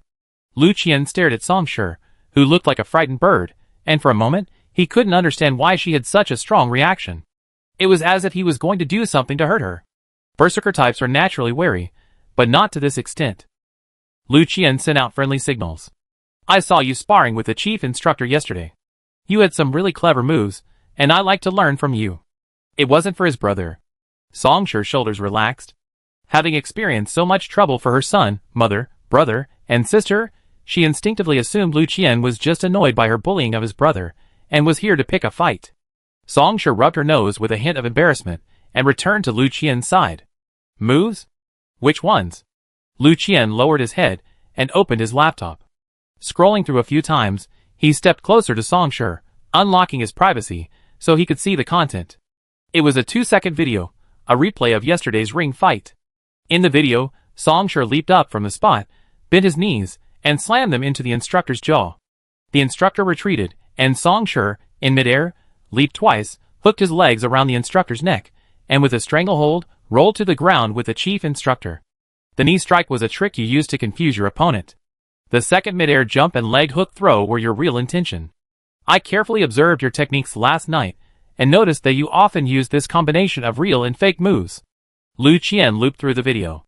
Song Shi watched it twice, and didn't want to watch it anymore. These were all blood and tear experiences. Lu Qian looked at Song Shi. You can predict the opponent's reaction and execute the second half of the move in a fraction of a second. Your extreme speed makes it difficult for an opponent facing you for the first time to avoid being fooled. Lu Qian paused, putting himself in the shoes of Song Shi's opponent, and added, even opponents who have fought you before, if they understand your routine, will be fooled again without your reaction speed. So I like to ask how you usually train for this. It seems more like physical instinct. Song Shi wanted to say, this is physical instinct. Back then, after taking a lot of beatings, she had learned these lessons. When she used these moves, she didn't even think about them, they just came naturally. I didn't expect them to be specifically intercepted and studied. No training, it's natural. Probably because I'm a berserker type, Songshur said calmly. Thinking of freeloading on her experience? Haha, these competitors are so used to being the eldest sons of their families, asking for her exclusive secrets. Just wishful thinking. Elsewhere, Lu Xing had been awakened. The instructor cleaned up the mess, and the students went to their respective positions. Songshur headed for positions 123. Lu Qian's group was 133, heading the same direction as Songshur. We can exchange. I have some decent moves too, Lu Qian observed, carefully choosing his words. Your defense, compared to your offense, is a bit weak. These moves of mine might be helpful to you. Songshur knew her weaknesses. Perhaps because in previous fights, defense only led to more intense attacks, Songshur had always adhered to the philosophy that offense was the best defense. Over time, her defense had fallen behind, and she was indeed lacking in skill. Lu Qian saw this, with keen insight, and Songshur was tempted by his proposal. The head instructor would analyze each person's fighting techniques, with the Lu family holding the lion's share. However, with such a wide variety of techniques, the head instructor could only highlight a few representative ones. For example, yesterday, they had only covered offensive techniques. The recording of yesterday's match had been posted in the group chat. After returning to her dorm, Songshur reviewed it twice, learning it almost perfectly on her own.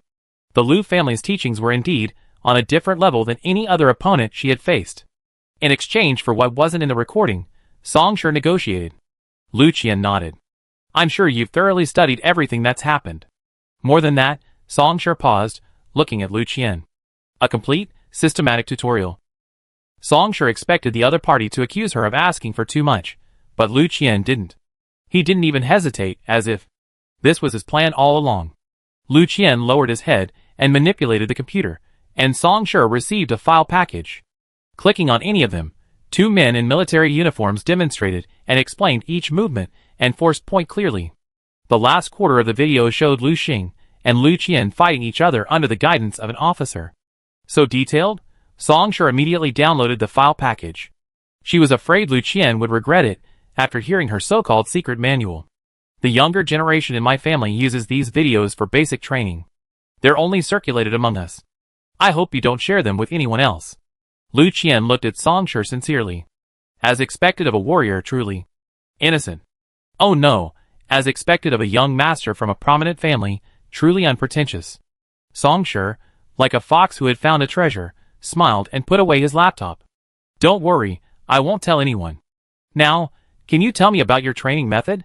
Songshur, it's simple. Find a few people stronger than you, and have them beat you up. And surround you. With them besieging you every day and getting hurt enough, your potential will be unleashed. You gain insight into all sorts of unconventional methods that can lead to victory. Oh, and that includes my true and false moves. Songshur finished her monologue when she realized Lu Qian hadn't caught up with her. She turned back, and saw Lu Qian looking at her with a complicated expression. Seeing his generosity in sharing the training method, Songshur's attitude softened. I'm not being perfunctory. You can try it, and see if what I say is true. Lu Qian's expression faded. I just find this method novel yet also rather pathetic. But since you say it works, I give it a try. Lu Qian strode after Songshur, and the two walked side by side to their designated location. Songshur glanced at him from the corner of his eye. He looked very similar to Lu Xing, the son of a noble family, with the kind of confidence that made the entire federation give way to him. Brothers, no doubt. Why are their approaches so different, if this exchange had happened to Lu Xing? Not just Lu Xing, but anyone else, they would have deemed her perfunctory and a loss. Lu Qian. Couldn't he be the dullard? One of the 4 warrior attributes? He looks quite astute. Songshur felt a complex emotion. Chapter 274. The two separated and returned to their respective positions. 123. Lu Xing and Zhang Wenjing, now awake, stood at positions 1 and 3, respectively. Wu Jitsue, with her shoulders hunched, stood between them, standing at 2. It was clear that Wu Jitsue was trying very hard to minimize her presence. The other two had one foot on a number, half their body outside, while Wu Jitsue, weak and pitiful, huddled at 2, had to avoid bumping into the other two. Songshur's gaze swept over Wu Jitsue's hair. In his memory, Wu Jitsue had a head of sleek white hair. After enduring endless torture today, Wu Jitsue's hair had become dry. Songshur walked over to Lu Xing's side and stood there, his shoulders about the width of 2 people's shoulders away from them. Songshur seemed to be standing between positions 123 and 122. From a distance, it was impossible to tell which team she was on. Before the competition, Songshur and Wu Jisui stood in the front row, while Lu Xing and Zhang Wenjing stood in the back. After the competition, the four stood side by side, none of them wanting to expose their backs to the other two. That one competition completely destroyed all trust between the four. Before the rankings are announced, one thing must be said. Lu Xing, Zhang Wenjing, you two will be responsible for the maintenance costs of the training ground, the chief instructor called out to Lu Xing and Zhang Wenjing over the loudspeaker. Lu Xing, Zhang Wenjing, Songshur touched the back of his neck. It felt cold. Chief instructor, alright, let's announce the top 10 of this competition. 10th place, Team 2010, total points, 350. The 10th place team in this competition received more points than the first place team from the previous round. Firstly, they had the experience of forming teams from the previous round. Secondly, the team members were more balanced this time, with no healers missing. Thirdly, in this virtual city setting, high-level monsters appeared more frequently, resulting in higher points. The head instructor announced the top 5 teams in a row, capturing exciting moments from the competition. The teams that emerged from the siege of over 2,000 teams and made it into the top 10 were all exceptionally talented. The sight of them slaying monsters side by side excited the unranked teams. 4th place, Team 799, total points, 1053. Team 799 was Wushilu's team. With the healer not lagging behind, and the other members performing consistently, this score was not surprising. 3rd place, Team 03, total points, 1266. Team 03 was the team of Tangyu and Wenduolin. Wenduolin, an SSS-ranked berserker, served as the team's main attacker. Tangyu, whose fire element wasn't high enough to provide support, provided more damage, helping Wenduolin deal with the monsters behind him. As the rankings were announced, the virtual screen also displayed the battle results of each team member. Tangyu's points for killing monsters were only 102 less than Wenduolin's, placing her second on the team. The team also had an S-rank water type, who lured the sea monsters out and assisted the two. There was also an S-rank ice type awakener, who dealt with a number of monsters. The 5 members of the team worked together seamlessly, a model of teamwork. However, at one point in the clip, Songshur saw Tangyu being pierced through the shoulder by the tentacle of an S-rank fish research beast, her blood continuously being sucked away by the beast. Wenduolin reacted quickly, running to Tangyu's back and severing the tentacle. The clip played for only a few seconds, and in the next, Tangyu and Wenduolin were fighting side by side again. Songshur looked worriedly towards Site 03 at the other end of the training ground. He could vaguely see Tangyu standing in the team, next to Wenduolin. The chief instructor then announced the second-place finishers. Team 133, total points, 1922. The point difference between second and third place was so large that everyone was stunned. According to the order of announcement, points were added in increments of 100 or 200. From third to fourth place, the points were increased by over 600. Team 999, we killed 3 A-rank monsters, a double-digit score. Seeing them score 4-digit points brings tears to my eyes. How can the gap between people be so huge? 998, hee. We were passing by with minus 25 points, and then we encountered an SSS-ranked monster, and were completely wiped out. 997, at least you guys encountered a monster. Our team was completely bewildered the entire time. No monsters, but we did catch 2 fish. Honestly, the fish in the virtual city are more delicious than real fish. The cabin even has seasonings, so grilling them is incredible. And you don't have to worry about the calories afterward. 998. 999, I envy you guys for being so generous. 996, shut up. The instructor is about to announce the first place team. The head instructor cleared his throat. Could it be Lu Xing this time? Someone cautiously speculated, impatiently. It's highly unlikely it was him.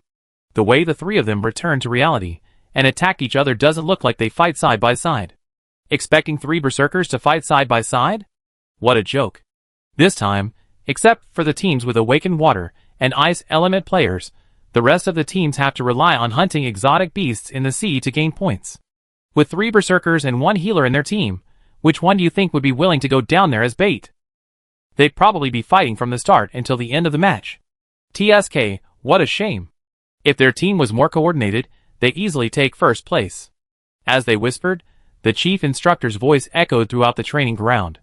First place, Team 123, total points, 45-67. The training ground fell silent. After a long silence, someone uttered, "Damn," first place by a wide margin. It was so quiet that everyone could hear. How could they take first place? How could these three berserker types, each bent on killing the other, take first place? Everyone was baffled. The virtual screen began playing the highlights of the first place finish. Seeing Song Shi and the other two clash swords upon entering the virtual city, many who had previously bet against them taking first place nodded in agreement. This was right. This was how it should be. It matched their guess. Then, an SSS-level monster appeared, and Lu Xing and Zhang Wenjing competed to see who could kill the thousand-eyed viper first. Everyone responded, "Eh." These two were so childish. The scene shifts to show Song Shi tying a rope around Wu Jitsue and unceremoniously kicking him off the ship as bait. A certain gold type, I guess Song Shi would jump, Lu Xing would jump, and Zhang Wenjing would jump, but I didn't expect it would be their healer who jumped in the end. Look carefully, is that a jump? You damn violent types, bullying us healing types like this. The camera cuts to the disappearance of the purification disc, causing Lu Xing and Zhang Wenjing to go berserk, and the audience erupts in abuse. Serves them right. If Song Shi hadn't kicked Wu Jitsue down, the alien beast's black energy wouldn't have been able to invade Lu Xing and Wu Jitsue's bodies, and they wouldn't have gone berserk. I was saying, why would my idol go berserk when he's so calm? May I ask who your idol is? Lu Xing. You deserve it too. The final scene shows the frantic Lu Xing and Zhang Wenjing repeatedly slaying the alien beasts Wu Jitsue had attracted. The onlookers realized the situation only later. Song Shi is really good at exploiting people. She's a healer and has a purification disc, but she didn't use it when Wu Jitsue's disc disappeared. She wasn't deliberately letting Lu Xing and Zhang Wenjing lose control, was she? Out-of-control berserkers are all stubborn. They just want to kill these troublesome monsters before dealing with Song Shi. Song Shi is exploiting this mentality. The 45-67 points aren't surprising. Two mad berserkers, the fighting power is unimaginable. Chapter 275. The rankings of all 2,200 teams were displayed on a virtual screen, scrolling through the numbers. Teams ranked within the top 1,000 were highlighted with a green font indicating the number of bonus points. Everyone rushed to find their team number, cheering and celebrating. If they couldn't find it, the team members comforted each other or remained silent. 5 minutes later, all teams knew their rankings. The head instructor tapped a spot on her wrist computer, and the data on the virtual screen above her changed. The rankings, after summarizing the individual points earned in the two competitions, were listed on a new table. At a glance, the 23 individuals marked in red font were those who had currently earned 15 points and finished in the top 10 in both competitions. The vast majority of these 23 individuals were from the Federal University and the First Federal School of Supernatural Powers. This was not surprising, as these two prestigious schools consistently boasted a vastly superior student population. What was surprising was that among the top 23, 3 were from Tomorrow University. These 3 people accounted for nearly 1/7 of the top 23 spots. 1/7 is a lot. Remember, there were 10 universities present, and each university had more students participating in the Pioneer program than Tomorrow University. Tomorrow University, who else besides Song Shi? Everyone looked intently. Tang Yu, Fire type, A rank. Luo Xufeng, Ice type, S rank. A rank Fire type? Top 23? Crush an S rank Bone type like me? Some wondered if they were seeing things. In 2 words, awesome. I've always heard that Tomorrow University's flagship major is the Natural Sciences Department, with a strong faculty, all retired military officers, and that the graduates' skills far surpass their peers. I didn't expect it to be true. The girl who spoke tilted her head back. There are 5 nature studies students on this list, 2 of whom are from Tomorrow University. I regret it. I'm an A rank with studies student. Shouldn't I have applied to Tomorrow University? I wouldn't have nothing now. It depends on the person. That A rank Fire studies student, I've studied both of her matches specifically. Since I'm also a Fire studies student, I'm pretty sure her close combat abilities crush an S rank Fire studies student. An A rank Berserker studies student would probably only be able to tie with her. Some admired Tang Yu's strength, while others were unconvinced. You have to understand that Fire types are primarily responsible for range damage, while melee types have warrior types and berserker types. She's a bit of a misfit. That's right, brother. You said what I was thinking. She doesn't have the wide area lethality of a traditional Fire type, nor does she have the superior stamina to easily kill monsters like a melee type. It might not be obvious now, but once everyone levels up in the later stages, she's doomed to be eliminated. Don't you understand?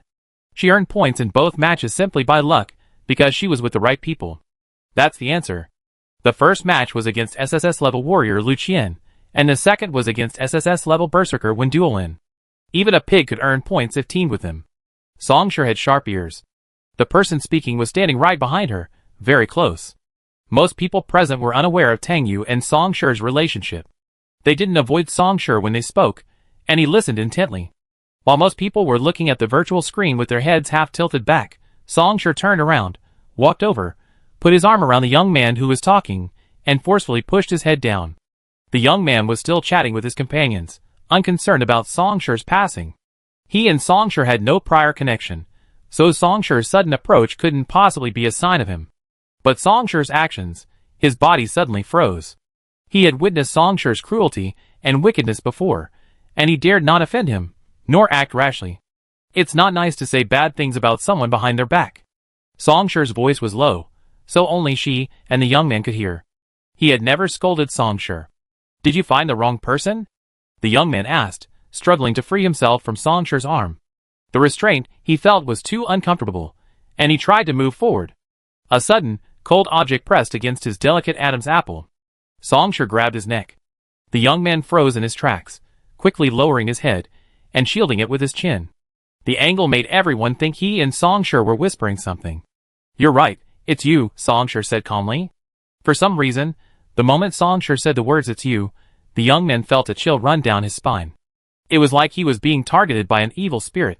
In reality, being targeted by Songshur was no different from being targeted by an evil spirit. At least the evil spirit wasn't real and couldn't hurt him, but Songshur could, just like now. Is it so hard to acknowledge someone's excellence? Songshur lowered his head and met the young man's eyes. The young man immediately understood who Songshur was referring to. That A-rank fire type. She knew Songshur. Judging by the way Songshur was defending her, they were quite close.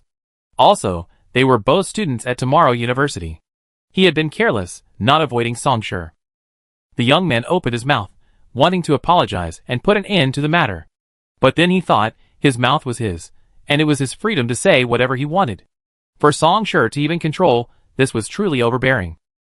If you got the guts, strangle me to death in front of all these people.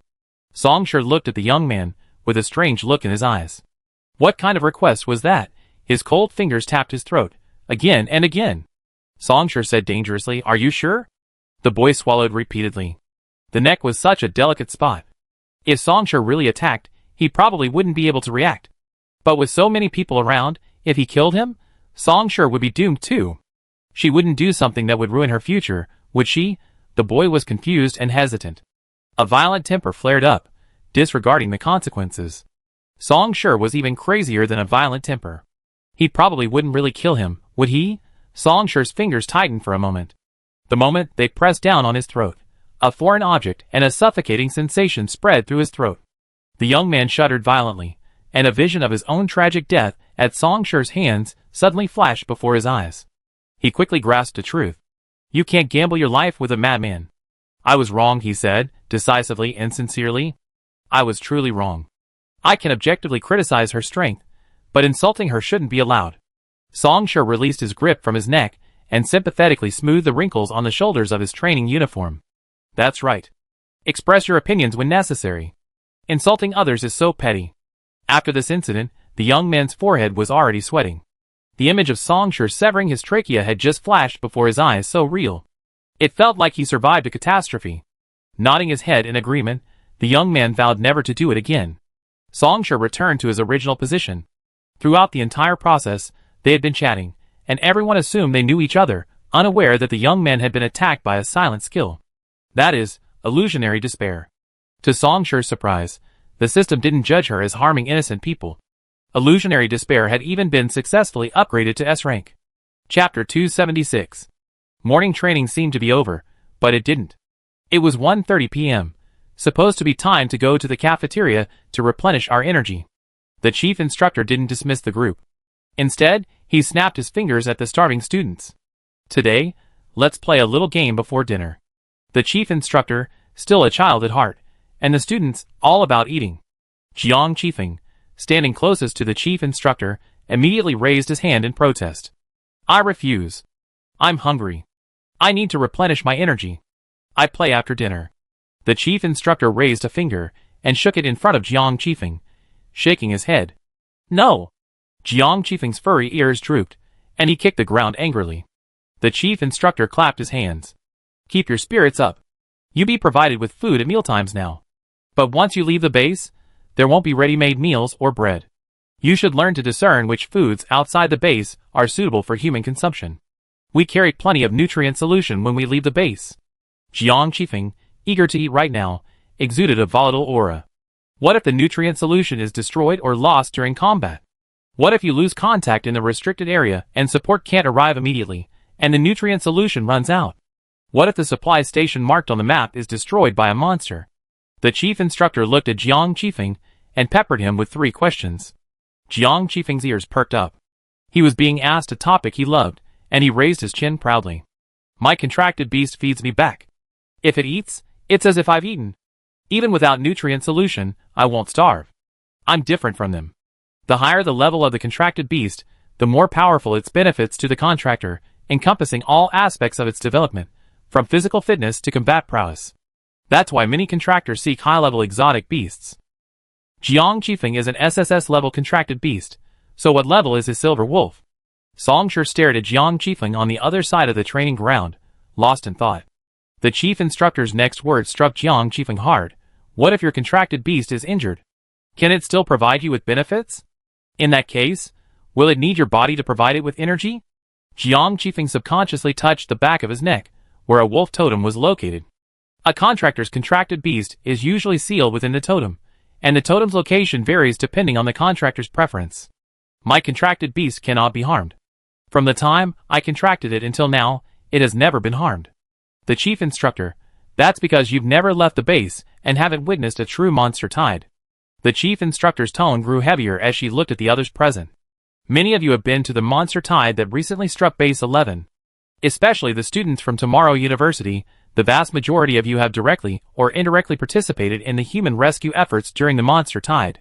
Can you confidently say you will never die at the hands of a monster? Students from Tomorrow University, scattered across the training ground, murmured no.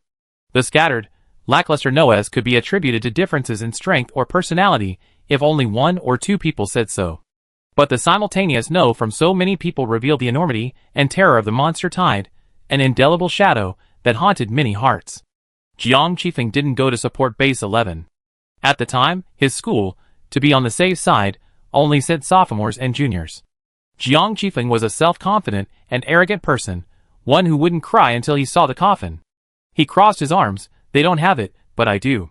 The chief instructor wasn't obsessed with convincing Jiang Qifeng of the horror of the alien beast tide. In this training ground, many people believed they were invincible.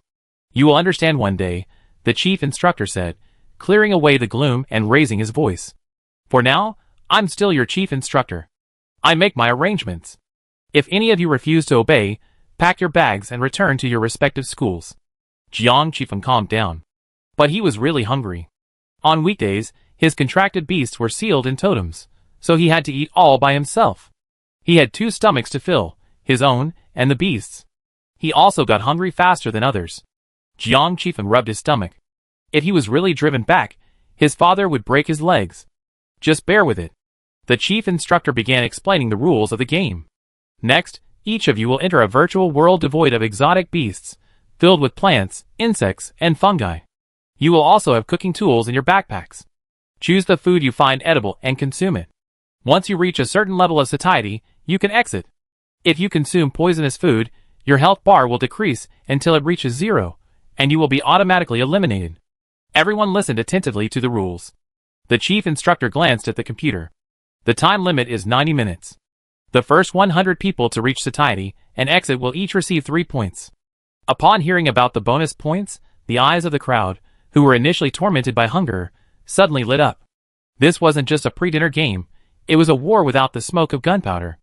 This competition was no longer about combat prowess, but about survival outside the base, testing the depth of academic knowledge accumulated during the first semester of university. Some were happy, others worried. The psychiatry, healing, and mechanical manufacturing departments were delighted. Their professional courses last semester were easy, giving them more time for general studies. Furthermore, their departments focused more on intellectual learning, making their memory stronger than most. Needless to say, the Berserker department was the most worried. The 3 hours of academic study they squeezed out each night last semester were no match for the other departments, especially since their Berserker department focused more on geography and exotic beast species. Courses like these, covering what's edible and what's not edible outside the base, only took 1 session per week. After hearing the rules of the competition, every Berserker department member's face was filled with resentment. They're Berserkers, focused on combat. Isn't what the other team members are responsible for? Healers, please be aware. Your constitutions are unique. Most foods that would make others sick won't affect you. However, as part of the team, you must also possess the basic ability to discern whether a food is safe to eat. The scoring system will be the same as for other classes. The healers had no objections. The head instructor, making sure nothing was left out, announced the start of the competition. The scene before everyone's eyes shifted, and they were instantly transported to a world of vibrant flowers. Yes, vibrant flowers. Colorful clusters of flowers bloomed in profusion. Exotic fruits hung from bizarre trees. The ground was carpeted with green grass, dotted with red and yellow flowers. The sky was a vibrant blue. The entire world was so vibrantly colorful that Songshur froze in his tracks for 2 or 3 seconds. Chapter 277. Even Songshur didn't want to step in, feeling it would ruin the place. 2 progress bars appeared inopportunely beside Songshur's eyes. The left one should have indicated a feeling of fullness, a hollow, transparent color with only a long, narrow outline on the outside. The right one was a health bar, overflowing with life. For the sake of 3 points, Songshur steeled his resolve and took his first step. His foot touched the soft grass. Puff! It felt like something had cracked. Songshur lifted the sole of his foot and looked down. It turned out to be a gray mushroom hidden beneath the tender grass, bursting, its spores scattering across the ground. Because of the hunting group's previous mission outside the base, Songshur had brushed up on the hunter's knowledge of the area. He knew that many mushrooms outside the base had poisonous spores. So, the moment he saw a mushroom burst beneath his feet, he held his breath. Crimson mushroom. A name reminder panel appeared before Songshur's eyes. Songshur glanced at it. A plain, gray mushroom, surprisingly called a crimson mushroom. What a strange name. Health bar. 81%. Songshur watched helplessly as her health bar shrank by nearly a fifth. Shock. She held her breath. Crimson mushrooms, their spores spread rapidly and are highly toxic. Pathogenesis. Respiratory tract contact with the eye membranes. Songshur exhaled. She didn't close her eyes. No wonder it's called a crimson mushroom. With such a potent toxicity, stepping on a 19% health bar might as well just call it a bloody mushroom. Self-rescue method. Wear a military-issued protective mask when leaving the base, and do not remove it unless necessary. Songshur hadn't expected to stumble the moment she took a step forward. She hadn't even had time to search her battle bag. Songshur stood still, unpacked the bag on her back, found her protective mask, and donned it. Songshur once again searched the bag for tools, pulled out gloves, and pulled out a small knife and a retractable clamp for reaching high objects. With everything ready, Songshur squatted down and carefully parted the grass in front of her. A swarm of 8-legged insects scurried about. 2 crawled onto Songshur's arms, but she quickly shook them off, and they disappeared into the ground. Songshur examined the gray mushrooms, riddled with holes from the insects. 2 survived, and Songshur memorized their appearances. Then he stood up and headed towards the nearest fruit-bearing shrub. He stepped on and popped a number of mushrooms along the way, but ignored them.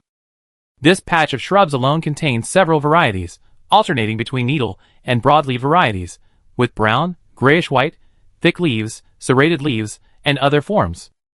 This vibrant world was a compressed version of the world outside the base. All the plants outside the base that humans had thoroughly studied were crammed here. If they could distinguish all of these plants, survival outside the base would be assured. This was a massive undertaking, beyond the reach of anyone but the super brain. Songshur only memorized a few plant species that humans could eat. Among them, there were 2 types of shrub fruits. Songshur searched the colorful shrub fruits before him for the fruit he remembered. He soon found it. A red, frosted fruit the size of a little finger. Songshur examined it over and over again, confirming it matched the fruit pictured in the book he remembered. He lifted a small slit in his mask and slipped the fruit inside. So sour. Songsher's face wrinkled. He nearly spit it out after taking a bite. The satiety progress bar hadn't even started to rise yet. Songsher closed her eyes and stuffed the food in one gulp, swallowing it without chewing. Health bar. 76%. Before the sourness had even left her tongue, Songsher, frowning, saw the health bar shrink again. Question mark. Isn't this a phoenix fruit?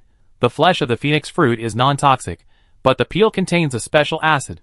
It needs to be chewed thoroughly to allow saliva to neutralize the acid, preventing corrosion and perforation after entering the esophagus. Songsher, reading the on-screen commentary, said, "Eh." She expressionlessly plucked the last remaining phoenix fruit from the bush, angrily stuffed it into her mouth, chewing relentlessly, her lips twitching from the sourness. Finally, she swallowed it. Satiety. 5%. Songsher quickly searched for the next edible item. The bark of the demon iron tree smells like hot chocolate and is edible to humans. The bark of the iron bark tree smells like rust and is poisonous. Songsher savored the rust-smelling bark, numbly watching her health bar drop to 66%. Two nearly identical trees, smelling the same. Songsher had chosen one at random, and made a mistake. Songsher looked at the other tree. He wouldn't plant two trees of the same species in such a small space. This one was the poisonous iron bark tree, and the other was most likely the demon iron tree. Songsher didn't want to be so casual. Looking around, she saw hundreds of millions of plant species filling her view. The dozen or so edible plants she knew were playing hide-and-seek with her among them. After finally finding one, she was still bewildered by the myriad other possibilities. Songsher walked over, cut off a small piece of bark with her knife, and chewed on it. Health bar. 56. Ironbark bark, smells like rust, poisonous. Touchable, not edible. Songsher. Destroy it. Songsher didn't care if it was edible or not. She already eaten it. She chewed and swallowed it, then continued her search. 5 minutes later. Songsher's last 5% of health bar was depleted because she fried a mushroom for a second longer than usual, triggering the mushroom's toxicity. Songsher's eyes flashed, the vibrant scene vanished, and she was back at the training ground. Songsher glanced at her computer. Her round trip had taken a total of 12 minutes. Songsher crouched on the ground exhausted, wiping her face. Those 12 minutes had been more tiring than the 5 hours she spent killing monsters that morning. Not many people had returned from the training ground. Looking around, 60% were berserkers. The remaining 20% were warriors. The chief instructor strolled among the returning students, occasionally stopping to chat, then approached Songsher. "You're incredibly lucky," the chief instructor said, stifling a laugh after watching Songsher's performance in the virtual city. "Songsher, thank you for the compliment." The chief instructor smiled and shook his head, looking somewhere, then couldn't help but laugh. "Lu Xing, even more unlucky than you, is back." Songsher turned to the right. They were still standing in positions 123. Lu Xing still held his unsheathed sword, and his aura was unstable. The chief instructor walked over and said, "You should be thankful everything in the virtual city is fake. Otherwise, if you had destroyed it like this, we wouldn't have enough funds to cover our planned expenses." The chief instructor unblocked the privacy screen on the laptop and showed it to Lu Xing, who glanced over. It's like a child mixing up the colorful paints in a palette and scribbling them on paper. Lu Xing had destroyed that virtual world. Such a beautiful place, just like that. How satisfying. Chapter 278. Tang Yu returned 15 minutes later. Unlike everyone who had returned before her, she was the first to complete the mission and achieve fullness. 3 points were earned. The virtual screen overhead updated the rankings in real time. Tang Yu's name was listed at the top of the list. Songsher gave Tang Yu a thumbs up from afar. Back in high school, while the rest of the class was busy with exams, Tang Yu was studying university courses. Every night when she helped Wang Ding man the cash register, Tang Yu would hunch over the counter, devouring physics, chemistry, and biology lessons from outside the base. Tang Yu was a true academic genius. Tang Yu saw Songsher's thumbs up and lowered her head to operate the computer. Song Guang's computer vibrated. Clicking on it, she saw Tang Yu had handed her an electronic notebook. It contained Tang Yu's detailed notes on edible foods found outside the base. The first page was dated 3 years ago. The latest page was from 2 weeks ago. The notes were divided into sections, with illustrations highlighting specific features and distinguishing between similar foods. For example, Songsher didn't distinguish between the magic iron tree and the iron bark tree. A single tree was the magic iron tree. 2 trees within 2 meters of each other were the iron-bark trees. Instantly understandable. A true academic notebook. Songshur sent an emoji. After 90 minutes, some extremely cautious people were forced to withdraw, and their scores were counted as unfinished tasks. The final standings were announced. Before the competition, the chief instructor said the top 100 would receive 3 points. On the table, there were only 69 people. First, Tang Yu. Second, Wu Xilu. Third, Lu Qian. The chief instructor, standing on the podium, laughed in anger. We have 11,000 people, and only 69 of them can survive outside the base for a period of time without nutrient solution. Jiang Qifeng, who had been eliminated 2 minutes earlier than Songshur, snorted. Chief instructor, you miscalculated. 21 of these 69 people are healers. They can't survive outside the base, so they have to be eliminated. So, in reality, there are only 48 people. Chief instructor, Go back and take notes. There will be another test like this in a month. If anyone fails to complete the task, we deduct points. This month, not only did they have to train, but they also had to memorize this tedious task. Many people felt overwhelmed. Songshur, however, didn't feel much. She had been studying and training at this intensive pace for the previous year, and she had Tang Yu's notebooks. The chief instructor finally let everyone go to lunch. Songshur and Tang Yu shared a table. After serving lunch, Tang Yu handed Songshur 2 tubes of nutrient solution. Here's getting it for you. Tang Yu sat down. The nutrient solution was similar to a meal supplement. Songshur unscrewed the bottle and drank it, feeling somewhat less hungry. How's your injury today? Songshur asked Tang Yu. Songshur still remembered the footage of Tang Yu's team's match, where a tentacle pierced Tang Yu's shoulder and sucked a lot of blood. Everything in the virtual city was fake, but the pain and the drained mental energy were real. Tang Yu paused eating, put down his chopsticks, and rubbed the spot where the virtual city had been punctured. Wendelin reacted quickly, and the team's healer rescued me just in time. I'm fine. That's good, Songshur nodded, picking up his chopsticks. But, Tang Yu said uncertainly, I seem to be about to level up.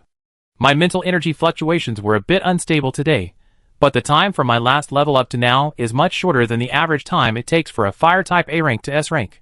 Tang Yu was a little worried. Songshur put down his chopsticks and recalled, the last time you reached A rank was when we moved to the 9th base. It's been 4 months now. A rank to S rank is harder. I think the average time is 10 months, less 6 months. It's not impossible. You have good talent and a solid foundation. Let's go test your mental strength after dinner. Tang Yu agreed and took a few bites of food. What about you? Your healing skill has been stuck at S rank for 2 months, and your berserk skill has been stuck at SS rank for 2 months. Are there any signs of upgrading? A Federal University student, who was passing by them, while getting food heard Tang Yu's words, and almost spilled his food. Only 2 months. 2 months. Talking about upgrading already? The two chatting casually didn't notice him. Songshur looked inside the system panel. The healing skill upgrade required all skills to be upgraded to S rank.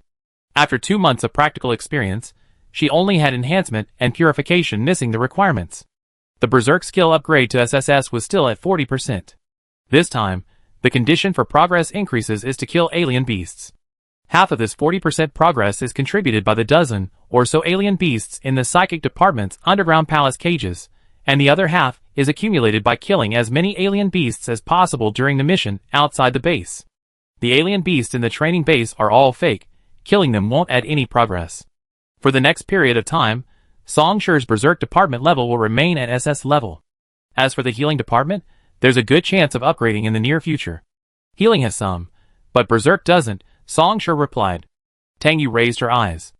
Then when we go to the testing room later, you can also test your psychic power points. Songshur glanced at the mental power count on the system panel, 8600. She knew that without even going. Okay.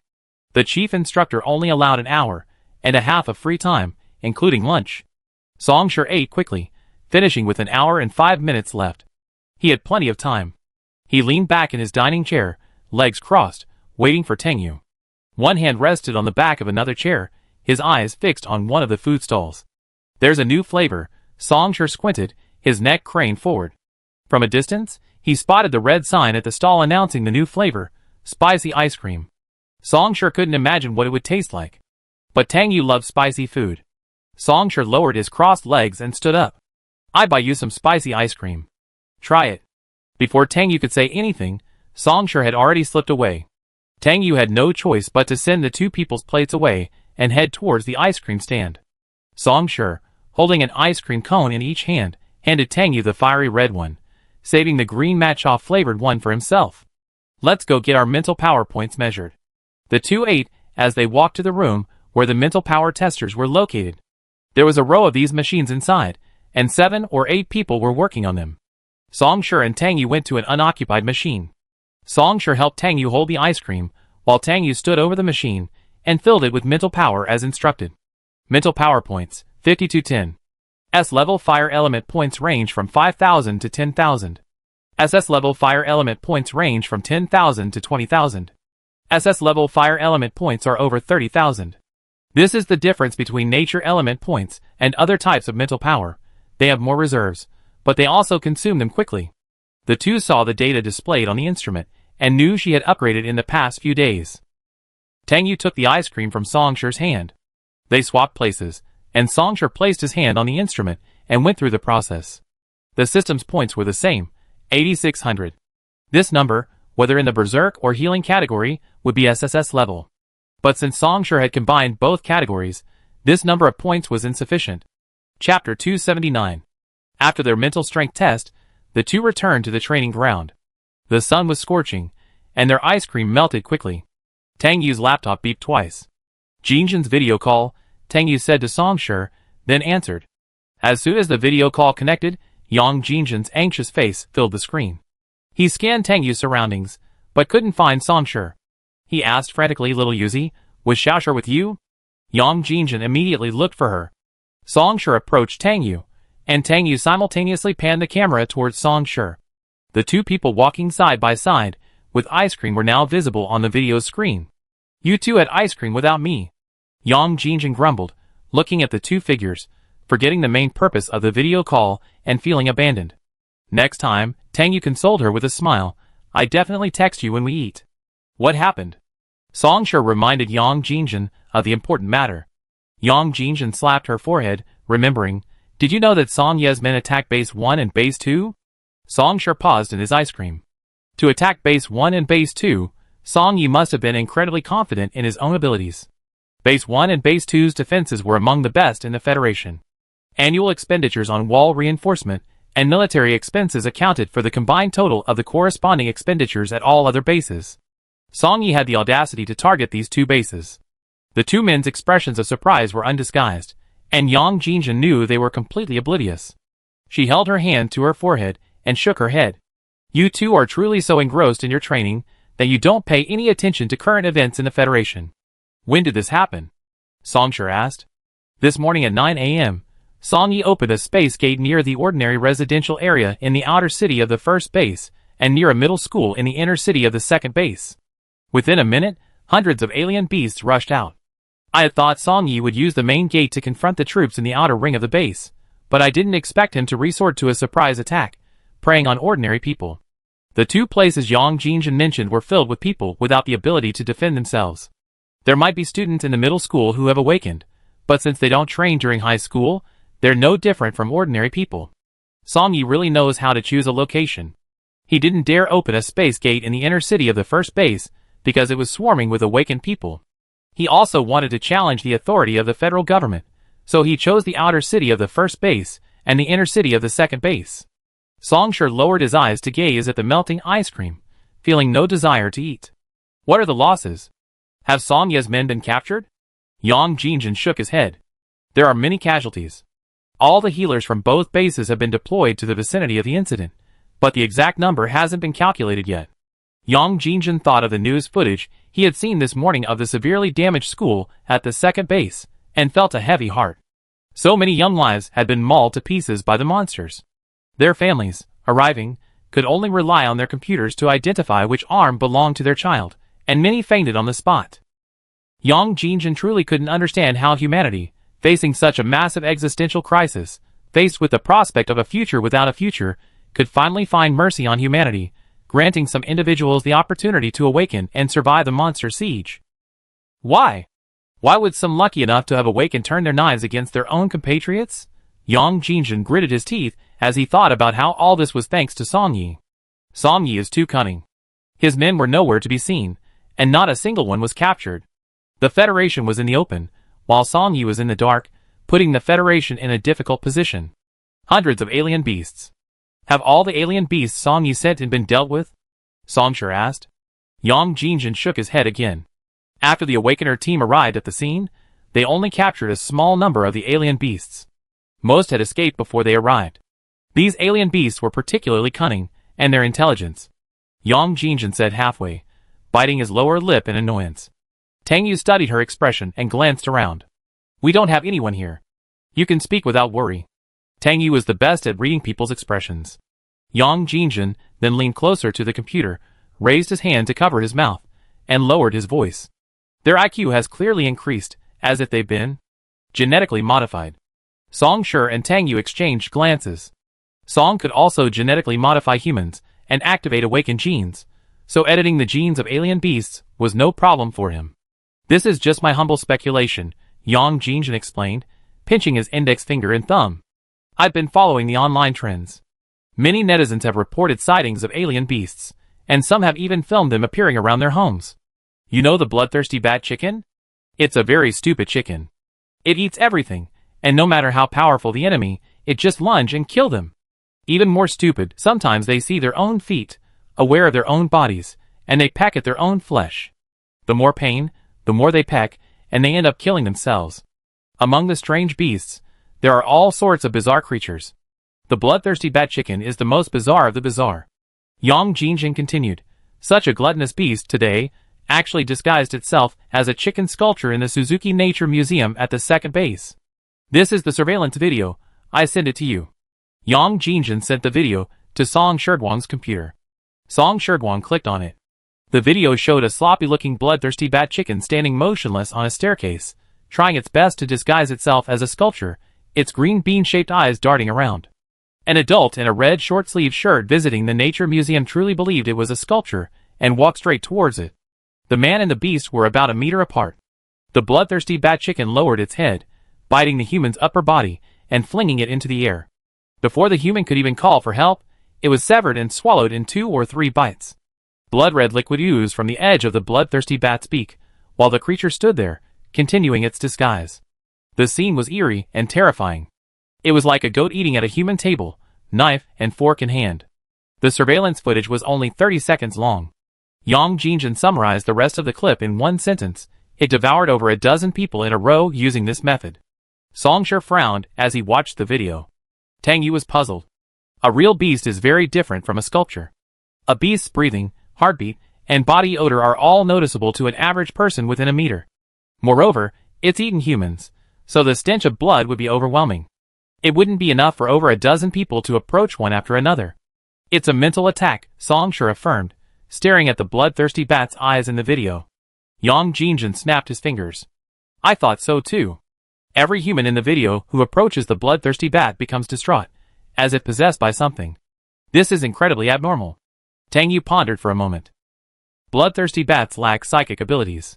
Their only weapons are their incredibly strong beaks and claws.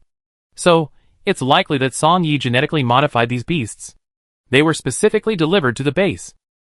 Chapter 280. Yang Jingjin nodded quickly. I've noticed in several videos that some of the exotic beasts are unusual, incredibly intelligent. There's another reason. Yang Jingjin raised a finger. The federal government's capture order emphasizes not killing the exotic beasts immediately, but capturing them alive whenever possible. Yang Jingjin didn't have many advanced information gathering channels. She sifted through the chaotic online jungle, slowly extracting what she needed and deducing the possible truth. What good would capturing an exotic beast alive do? It can only be used for research. Yang Jingjin said decisively. Song Shi nodded. There was no need for the federal government to capture ordinary exotic beasts at this critical juncture. The federal government had plenty of ways to acquire exotic beasts. There must be something special about these exotic beasts. Tang Yu's temper flared up at this, and her grip became stronger, breaking the ice cream crust. How heartless. Song Shi handed her a tissue and fell silent, a stream of thoughts racing through his mind. What was Song Ye's purpose in doing this? Simply to annoy the federal government? Not impossible. The outer city of the first base and the inner city of the second base are under martial law. All awakened teams on leave have been dispatched to search for the escaped alien beasts. Yang Jingjin held his chin with a wistful look. But I have a feeling this won't be so easy. With Song Ye's interference, the alien beasts have mutated again, and the federal government has ordered the capture of living alien beasts. The capture process will be lengthy, and ordinary citizens will suffer during this time. By the way, I heard that the Federal University and the First Federal Academy of Supernatural Powers have temporarily recalled some Forerunner program candidates to resolve this crisis. Is that true? What about the rest of you? Will you go with them? Song Shi and Tang Yu both fell silent. Yang Jingjin understood immediately, rather disdainfully. I shouldn't have expected you two to know something I didn't already know. Song Shi, Tang Yu, The two walked back to the training ground entrance. A large group of people descended the steps. Song Shi looked up. There were two teams. At the front of one was Wu Jilu, Lu Xing, Lu Qian, and Wen Duolin, followed by about 40 people from the Federal University. The other team consisted entirely of people from the First Academy of Supernatural Powers, also over 50. Totaling over 100 people, they were all in a hurry. Seeing Song Shi approaching, eating ice cream and chatting on video, their faces instantly darkened. Song has killed so many people, and you still have the mind for food, drink, and fun. A student from the Federal University accused Song Shi. Far away at the 9th base, Yang Jingjin was acutely aware of the tense atmosphere on the other end of the video feed. On the screen, Song Shi and Tang Yu, who had been chatting with her just a moment earlier, simultaneously raised their eyes and stared in the direction of the voice. Tang Yu was the first to frown. Little Yuzi rarely showed such an expression. She was adept at concealing her emotions, unless she needed to use such facial expressions to convey her displeasure. Song Shi's face suddenly turned cold, his aura fully on display, his eyes filled with unbridled murderous intent. For the first time, Yang Jingjin directly experienced the image of Song Shi as someone else described him, a vicious, arrogant, and violent type. Yang Jingjin's scalp tingled, and her heart trembled. Even though Song Shi wasn't staring at her, she felt the pressure double. Yang Jingjin quietly shifted her face back, away from the camera. She wanted to watch the fun, so she had no intention of hanging up. People die every day in this world. According to you, you should not eat, drink, play, or have fun. In other words, you should die right now. I'm willing to put an end to it for you. Do you want it? What does it have to do with me? Song Yi is your father. You have Song Yi's blood in your veins. Even if you didn't kill the person, you should still be uneasy about the dirty blood flowing through your veins, and feel guilty for those who died. Tang Yi looked at Song Shi worriedly. When she was little, what she hated most was people saying she and Song Yi were related by blood. Yang Jingjin couldn't help but wonder who was on the other side. Such ungrateful people made her feel really itchy. If only Tang Yu could flip the camera for her. Yang Jingjin scratched her head. In this situation, her request to flip the camera seemed a bit inappropriate. Just then, the camera trembled twice. Tang Yu lowered her wrist, and the camera was facing the stairs opposite them. Yang Jingjin, excited, immediately tilted his head to take in the group standing on the opposite staircase. Lu Xing, Wu Jilu, Lu Qian, Gong Wanyun from the Federation's First Ability Academy, and then there's Wen Duolin, Yao Jinhuan Zhu Ming. Each one of them is a legendary awakener of the younger generation, a contemporary leader in their respective disciplines. Oh my god! Yang Jingjin was dazzled, taking screenshots frantically. Shi Xiao had dared to confront them, and his aura was surprisingly comparable to theirs. Oh no! Yang Jingjin realized, calming down. Shi Xiao was a 3-line. 3-line.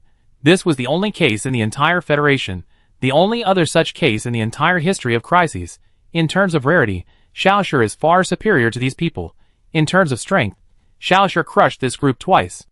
In the third match, Xiao Yuzi once again crushed them on the level of knowledge. Yang Jingjin coolly moved all the screenshots he had just taken to the trash. Instantly becoming a fervent fan of Song Shi, Xiao Shi beat him up. Yang Jingjin didn't know who had just accused Song Shi, but the group on the other side was no match for Xiao Shi. The moment Yang Jingjin's voice rang out from the receiver of the computer, Song Shi launched an invisible mental attack, precisely piercing the head of the young man hiding behind Lu Xing. Ah! The young man let out a heartbreaking howl, clutching his head in agony, as he crouched on the ground. Wu Jilu immediately crouched down to check on him. Let alone the fact that I didn't kill those people. Even if I did, I wouldn't feel guilty. Those who died at my hands deserve to die, like you. Song Shi's eyes darkened, and his fingers, hanging by his side, flicked as he prepared to unleash another psychic attack. Lu Xing stood in front of the young man, drawing his sword and pointing it at Song Shi. He spoke condescendingly. "Stop! If you continue, I won't guarantee your life or death." Song Shi scoffed. Did she really think she was still the same person she was a year ago? Adjusting the direction of his psychic attack, Song Shi aimed without hesitation at Lu Xing, piercing his brain. Lu Xing groaned. After all, he was an SSS rank, and his endurance was strong. He didn't collapse to the ground like the young man behind him. His face betrayed no one. It was pale, and veins throbbed on his forehead. The tip of his sword, pointed at Song Shi, dangled to the ground, supporting his body. The humiliation was far more difficult for him to bear than the pain in his brain. Song Shi took a step forward and looked at him pitifully. "I'm a third-class cultivator. You seem to have forgotten." Lu Xing raised his eyes, and stared at Song Shi's arrogant expression. He clenched his teeth and breathed heavily, adjusting to the pain in his brain that felt like it was being gnawed by 1,000 ants. Chapter 281. Lu Xing is one of the hallmarks of the Federal University. His personality has been criticized, but his strength is unquestionable. Many people in the federal world, admiring strength, are drawn to the Federal University by him. In a sense, Lu Xing has become a symbol of strength. When Lu Xing was provoked by Song Shi, the others couldn't stay out of it. They drew their weapons, knives, swords, and a host of other firearms, and glared at Song Shi below the stairs, clearly supporting Lu Xing. Gwendolyn heard the sound of metal clashing and turned back, her eyes meeting the fierce gazes of her schoolmates. If a group of people attacked one person, the entire Federal University would be ridiculed. Gwendolyn didn't want to get involved with them. She took 2 steps toward Lu Qian, putting a distance between them and the group, demonstrating her non-compliance. When Duolin, with nothing else to do, nudged Lu Qian's arm next to him, fanning the flames. "Go and stand up for your brother." Lu Qian calmly glanced at Lu Xing, brushing off the non-existent dust from the corner of his clothes, and remained motionless. "He's acting on impulse. He needs a lesson. It's your Lu family who's embarrassed." "The Lu family's reputation doesn't lie with Lu Xing," Lu Qian said, his back straight. "Every generation of awakened Lu family members has dedicated themselves to building the human base and perpetuating human civilization. They've upheld the Lu family's reputation." "You're quite clear-headed," Wen Duolin said, shaking his legs as he swayed in a T-step. He glanced lazily at Lu Xing's struggling body and said, "No wonder you're the heir to the Lu family." Lu Qian remained silent. After healing the young man, Wu Jilu stood up, grasped Lu Xing's hand, which trembled with pain from holding the sword, and slowly channeled the healing power into him. Song Shi looked at Wu Jilu standing on the steps. Light and shadow played beautifully on her hair, each strand soft and gentle. After repairing Lu Xing's brain damage, she enveloped him in a soothing blanket, ensuring he wouldn't cause trouble again. After doing all this, she raised her eyes. "Song Shi, the first and second bases have sent an emergency notice. Monsters are on the loose, killing many ordinary people. We've been temporarily recalled. The situation is urgent, and we can't stay here for too long." She glanced back at the young man who had accused Song Shi. He hunched his shoulders, no longer possessing the fearless demeanor he had previously displayed when confronting Song Shi. Tian Yuxiang has already paid the price for his actions. He arrogantly accused Song Shi, hitting a sore spot. Could a single mental attack calm him down? Song Shi, of course not. Wu Jilu, as someone who has spent years with the most challenging berserker types, easily grasped their mental state. From Song Shi's expression, one could tell he wouldn't give up. Wu Jilu offered sincere advice. "If you're still angry, you can do whatever you want on the field after we return." She didn't try to persuade Song Shi to let go of his hatred. Tian Yuxiang's behavior was unreasonable, and Lu Xing's condescending attitude was disrespectful. Base rules prohibit casual fighting outside the field. Wu Jilu warned Song Shi. In a sense, this was a warning to Song Shi that further fighting would be disastrous for both sides. Wu Jilu's rhetoric flow was perfect. Admitting the mistake, outlining solutions, expressing his demands, and using external circumstances to convince the other party to accept his demands. Song Shi hadn't lost his mind enough to kill them. Wu Jilu's words, acting as a mediator, eased the situation, making her feel comfortable. Song Shi took Tang Yu's hand, walked around them, and ascended the stairs to the training ground. On the other side of the video, Yang Jinjin was completely captivated by Wu Jilu's voice. Closing her eyes, she recalled the previous conversation. "She's so gentle, and her voice is beautiful, don't you think?" Tang Yu, This person's focus was ridiculously off.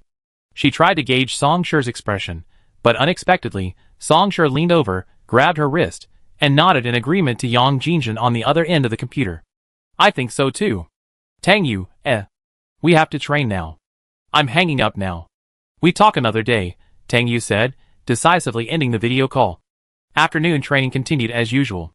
The head instructor called several people up for sparring, then explained their moves one by one, having everyone practice them repeatedly before sparring against each other. Songshur, sweating from the continuous completion of today's training, went to find Tang Yu. Tang Yu was still sparring with her training partner. The two were evenly matched. Songshur walked over to the row of various flavored nutrient solutions displayed next to the training grounds, took 3, and then returned to sit on an iron bench not far from Tang Yu. He drank another nutrient solution to replenish his energy, while watching Tang Yu and her training partner engage in a back and forth. Tang Yu's training partner was Luo Xiufeng, an S-rank ice type. They met at a boxing match held by the Department of Natural Sciences at Tomorrow University. Tang Yu and Luo Xiufeng were rivals. A-rank Tang Yu beat the S-rank Luo Xiufeng so hard that he couldn't even get up. Later, in another supernatural power competition held by the Department of Natural Sciences, where they could use their supernatural powers, the ice-type Luo Xiufeng embedded the fire-type Tang Yu into a large block of ice, winning the match. The two became acquainted through fighting, and since those 2 matches, they have been training together. Close combat was Tang Yu's strength. Songshur only waited 5 minutes before Tang Yu gained the upper hand, knocking Luo Xiufeng to the ground. Tang Yu reached out and helped Luo Xiufeng to her feet. The two of them discussed their earlier moves and slowly walked towards Songshur. Songshur handed each of them a bottle of nutrient solution. Tang Yu took it and drank it naturally. Luo Xiufeng didn't drink. I don't drink nutrient solution handed to me. Songshur snatched the nutrient solution from her hand, uncapped it, and drank it. He then dropped the empty bottle into the trash can, not finding anything wrong with Luo Xiufeng's words. It's good to stay vigilant. Luo Xiufeng was straightforward. Tang Yu said you're very capable in close combat. I've seen a few of your matches, and they're truly remarkable. I'd like to challenge you. Songshur glanced at the bruise on her right eye socket where Tang Yu had accidentally struck her. Now? Tomorrow is fine too. You can go home and rest for the night. Luo Xiufeng shook her head. Rest or not doesn't affect my close combat ability much. Now is the time. 11 o'clock.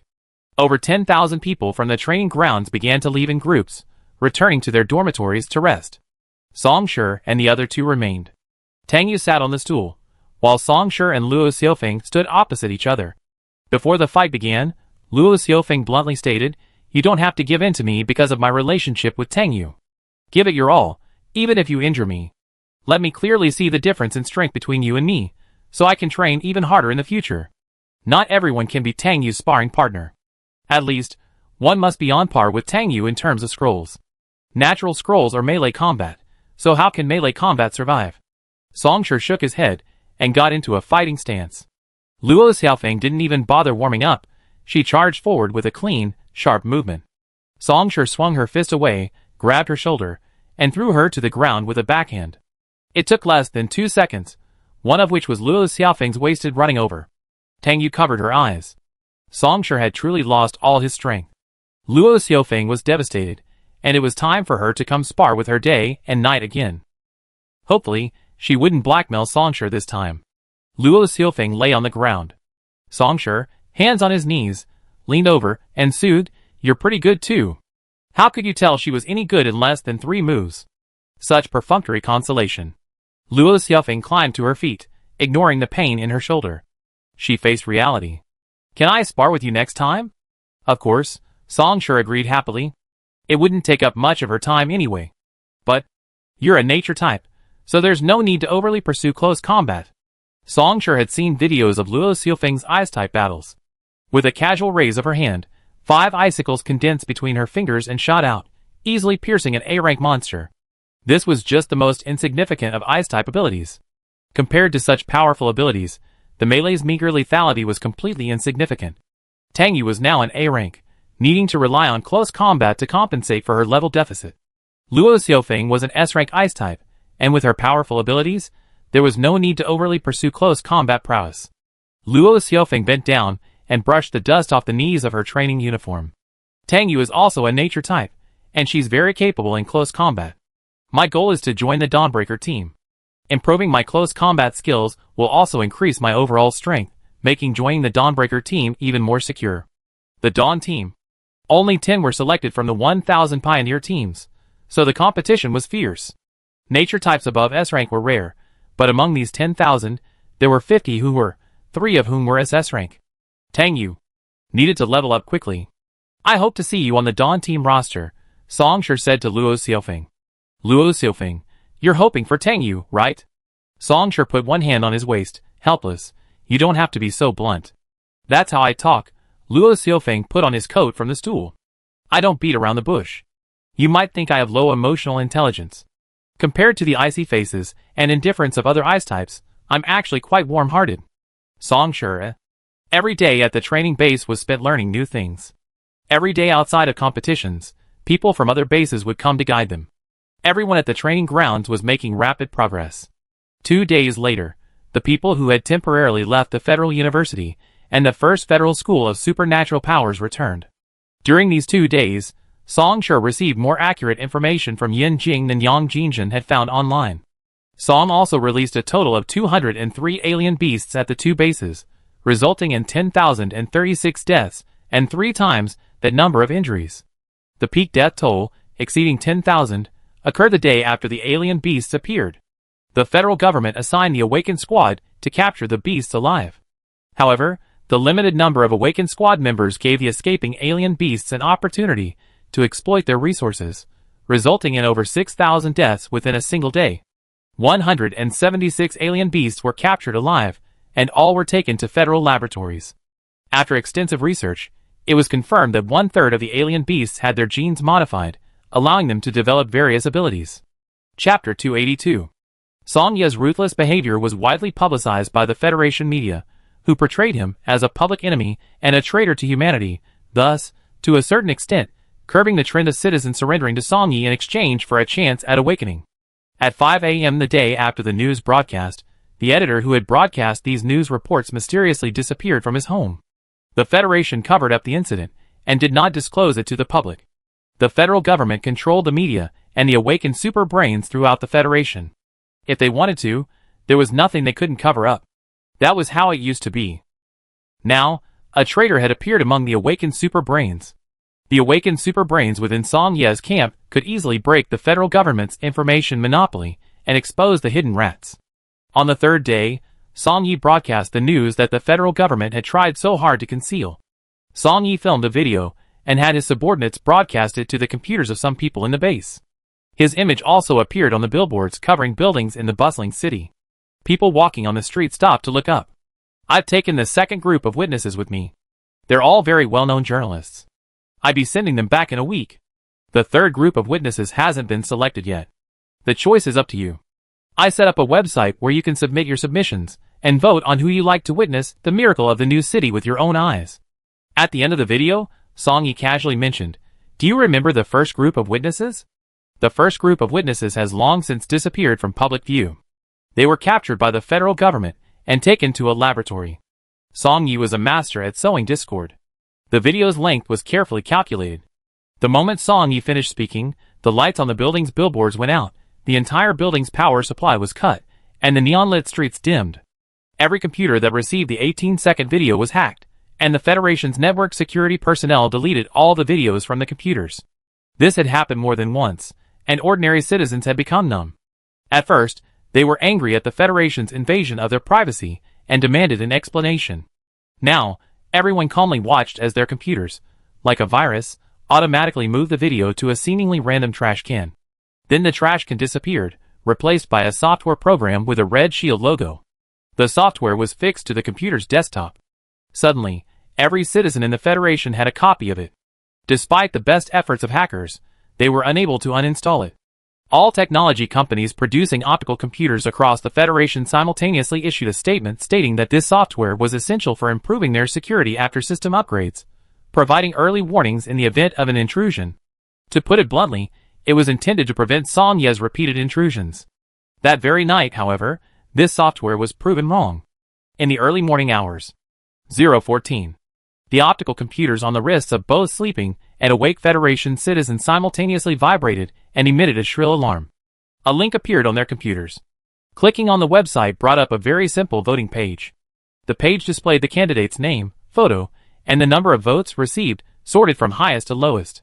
At the very bottom, there was a small 10 number, allowing new participants to be added to the rankings. Song Sure was awakened by the alarm. In the darkness, he opened his laptop. The moment he saw the link, his fingers paused. She had also received the video Song Yi had sent her earlier that day.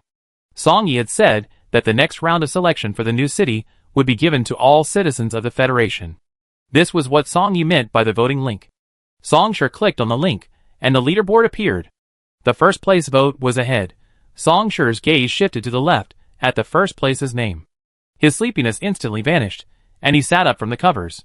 First place, Song Sure. He had more than 3 times the votes of the second place.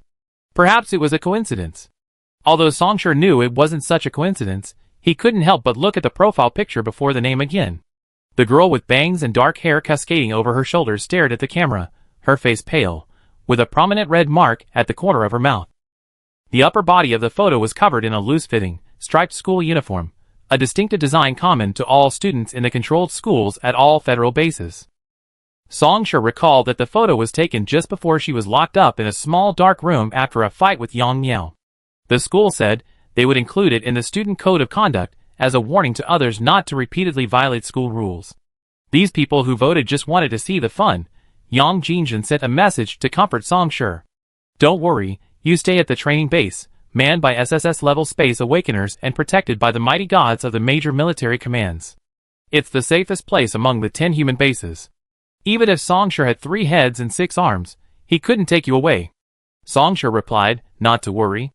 The doorbell rang, and Song Sure threw off the covers and got out of bed. The only person to come to her at this hour was Tang Yu. She opened the door, and sure enough, there was Tang Yu, her face etched with worry. Tonight was destined to be a sleepless night. Chapter 283. The next day. 5:30. 11,000 students gathered at the training grounds for morning training. Yesterday, the voting link had invaded the computer, and the alarm from the newly installed security software had jolted everyone awake. Many, driven by curiosity, clicked on the link to take a look. The first page of the leaderboard was filled with familiar names. Song Sure, Lu Xing, Wu Jilu. So far in training, almost all of the top 100 students were on the list. The students had spent the entire night studying the list. Seeing their names on it, or being targeted by Song Yi, wasn't exciting. Not finding their names. Were they questioning their own abilities? Anyway, they'd been brimming with energy all night, having not slept well. He had dark circles under his eyes, and his steps were unsteady. Why do you all look so drained of energy? The chief instructor asked, entering the training grounds, and seeing the dazed students. 10,000 people lowered their heads in silence. The chief instructor walked through the ranks, and casually pulled out a young man's collar from under his shirt. Look at your mental strength. The slightest noise can make you so restless that you can't even sleep well. It's a shame you're still the Federation's future hope. The chief instructor walked around in front of Song Sure and stopped. Song Sure met her gaze without blinking. The chief instructor suddenly spoke. You should learn from Song Sure. Song Sure was a little surprised. Learn from her? Learn from what? The instructor continued. She took the brunt of this incident, and she didn't seem to panic at all. She eats and sleeps when she needs to, and she's in such good spirits. Today's training will definitely be more effective than those of you who have dark circles under your eyes. Song Sure, who had only slept for 3 hours last night, said, She's a healer, so it's odd she has dark circles under her eyes. Everyone looked up, their focus fixed on Song Sure, who was sitting across from the instructor, looking energetic and in a ponytail. Their hearts were filled with mixed feelings. Besides her ranking on the leaderboard, there was another reason she didn't sleep well last night. Song Sure's profile picture. Song Sure wasn't always sunny and cheerful, but she looked like a normal person.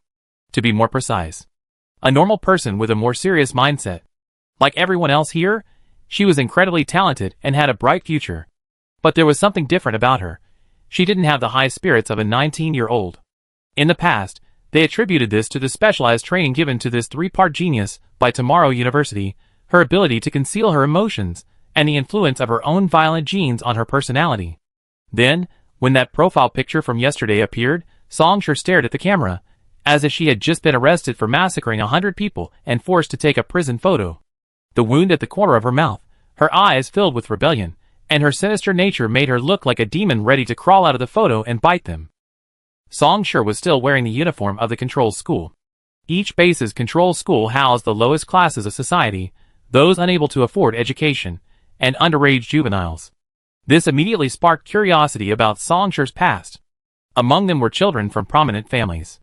Early this morning, every family with some means received a call from a child at the first base training base, urging them to immediately investigate Song Sher's background.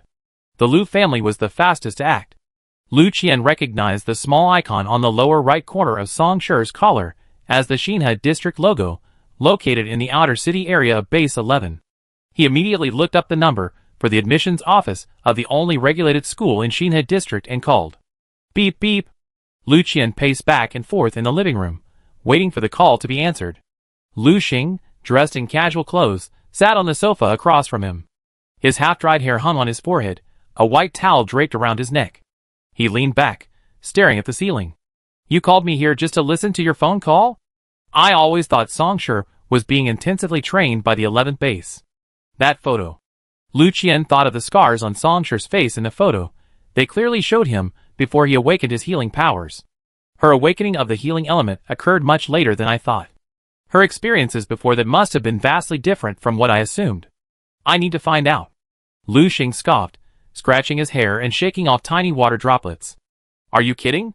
Being intensively trained by Base 11? In the 2 times she fought me, she used the same set of moves over and over again. Any slight improvement was just unconventional. It's obvious she hasn't been formally trained for long. The call was disconnected before it was connected, but Liu Qian didn't give up and called again. What Lu Xing could see, Liu Qian could see too, not to mention that Liu Qian had studied Song Sher's techniques. Her berserk awakened only recently, but her first awakened ability was healing. Anyone who awakens a superpower, no matter what it is, shouldn't be sent to a controlled school. Lu Xing was impatient. I don't know why you're so focused on her. Does her past matter? What's the point of investigating it? She's my enemy now, anyway. Lu Qian corrected him coldly. Your only enemies are the beasts. She's your teammate. From now on, you fight side by side. Didn't you see how she provoked me the other day? Lu Xing pulled the towel from his shoulders and slammed it onto the sofa, pointing at his head. She used a mental attack on me. You provoked her first, Lu Qian said, his brows darkening. Not everyone will tolerate your arrogance. The 2 brothers exchanged glances, but Lu Xing finally looked away first, sneering as he picked up the towel. I know you've been wanting someone to teach me a lesson, looking for someone to put me down. Now you've found someone. Congratulations. He picked up the towel and stood up to leave, but Lu Qian held out his arm, his laptop still held in his other hand. The 3rd call finally connected. Lu Qian whispered to Lu Xing, sit back, and then spoke to the person on the other end. Lu Xing, furious, crumpled the towel into a ball and slammed it to the ground, venting his frustration. He then flung himself back onto Lu Qian's sofa. Who is this? The middle-aged man, his voice slurred from sleep, yelled impatiently. Calling so late? Can't you let me sleep? Excuse me. After asking my questions, you can send me a payment code and I transfer the money as a reward, Lu Qian asked. Song Sher used to attend your 11-6 controlled school, right? There was a pause on the other end. Someone seemed to wake up, leaned closer, and spoke louder. Who are you? Why are you asking about her? My name is Lu Qian, Song Sher's friend. I want to know about her past, so we can team up. Hearing Lu Qian's words, Lu Xing suddenly opened his eyes and jumped off the sofa. You want to team up with her? Lu Qian ignored his question. On the other end of the line. Lu Qian? Never heard of him. Song Sher's boarding school experience can't be shared with anyone except the school leaders. Don't even think about getting anything out of me. Chapter 284. Lu Qian remained calm. The Liu family is one of the proponents of the controlled school plan and the largest provider of funding outside of the federal government in recent years. Some Liu family members hold central positions at the controlled school headquarters. Although I'm not a leader at your school, I believe I have the right to inquire about the experiences of an ordinary student there. The voice on the other end of the communicator muttered, She's no ordinary person, then leaned in closer to the receiver and asked Lu Qian suspiciously, Are you from the Liu family at the first base? Lu Qian politely hummed to him, There's only one Lu Qian in the Liu family. The other end of the line, I'm still Lu Xing from the Liu family. Already in a bad mood, Lu Xing, upon hearing someone impersonating him, strode over to the computer. You can just pretend to be me? Yo, you're putting on quite the show, you two idiots. You can't even pretend to be someone of comparable stature. How could the young master of the Lu family call me so late at night? Lu Xing suppressed the rage that surged through his spine. You're the director of admissions at the 11-6 controlled school, right? You be fired. Beep. The phone hung up. Lu Xing had never been treated like this before. His chest heaved violently as he dialed the family phone number. The call was connected in less than 2 seconds. Young master, what's going on? Fire the admissions director of the 11-6 branch of the control school. Got it. Lu Qian grabbed Lu Xing's arm, stopping him from hanging up. Lin, there's no need to fire him. The man's name is Li Binwen. Have him prepare Song Shi's information and call me within half an hour. Between Lu Xing and Lu Qian's differing requests, the man called Lin chose to complete Lu Qian's task. Yes. Half an hour later, Li Binwen personally called Lu Qian, this time via video. Sweat was pouring down his forehead, glistening under the lamplight. Sitting behind his desk, he stared across at the two young men he only seen on the news, berating himself for his lack of discretion and for not leaving himself room for maneuver. A pile of documents lay on the dark brown tabletop. I've already compiled the electronic version and sent it to you. Li Bingwen's attitude shifted 180 degrees, and it was no longer clear that he had been the one to call him idiot. Li Binwen felt he had to explain something. Song Shi's experience here had been horrific. Say something, at least to protect himself. Many of the people we enroll at the control school are gang members from the western suburbs of Base 11. The wife of the former captain of the outer city security team wanted to cause trouble for Song Shi, so she bribed these money-hungry people with money, saying they'd pay them if they filmed the beatings. Many of them did just that, and we, the control officers, couldn't control them. Lu Xing was already looking through the files, which contained videos and images. Lu Xing wasn't interested. He was still brooding over the director of admissions scolding. Can't control them? Are the control officers at the control school armed? Replacing old firearms every year is a significant expense. How could you possibly control a few gang members? Or are you colluding with the deputy captain of the city security team?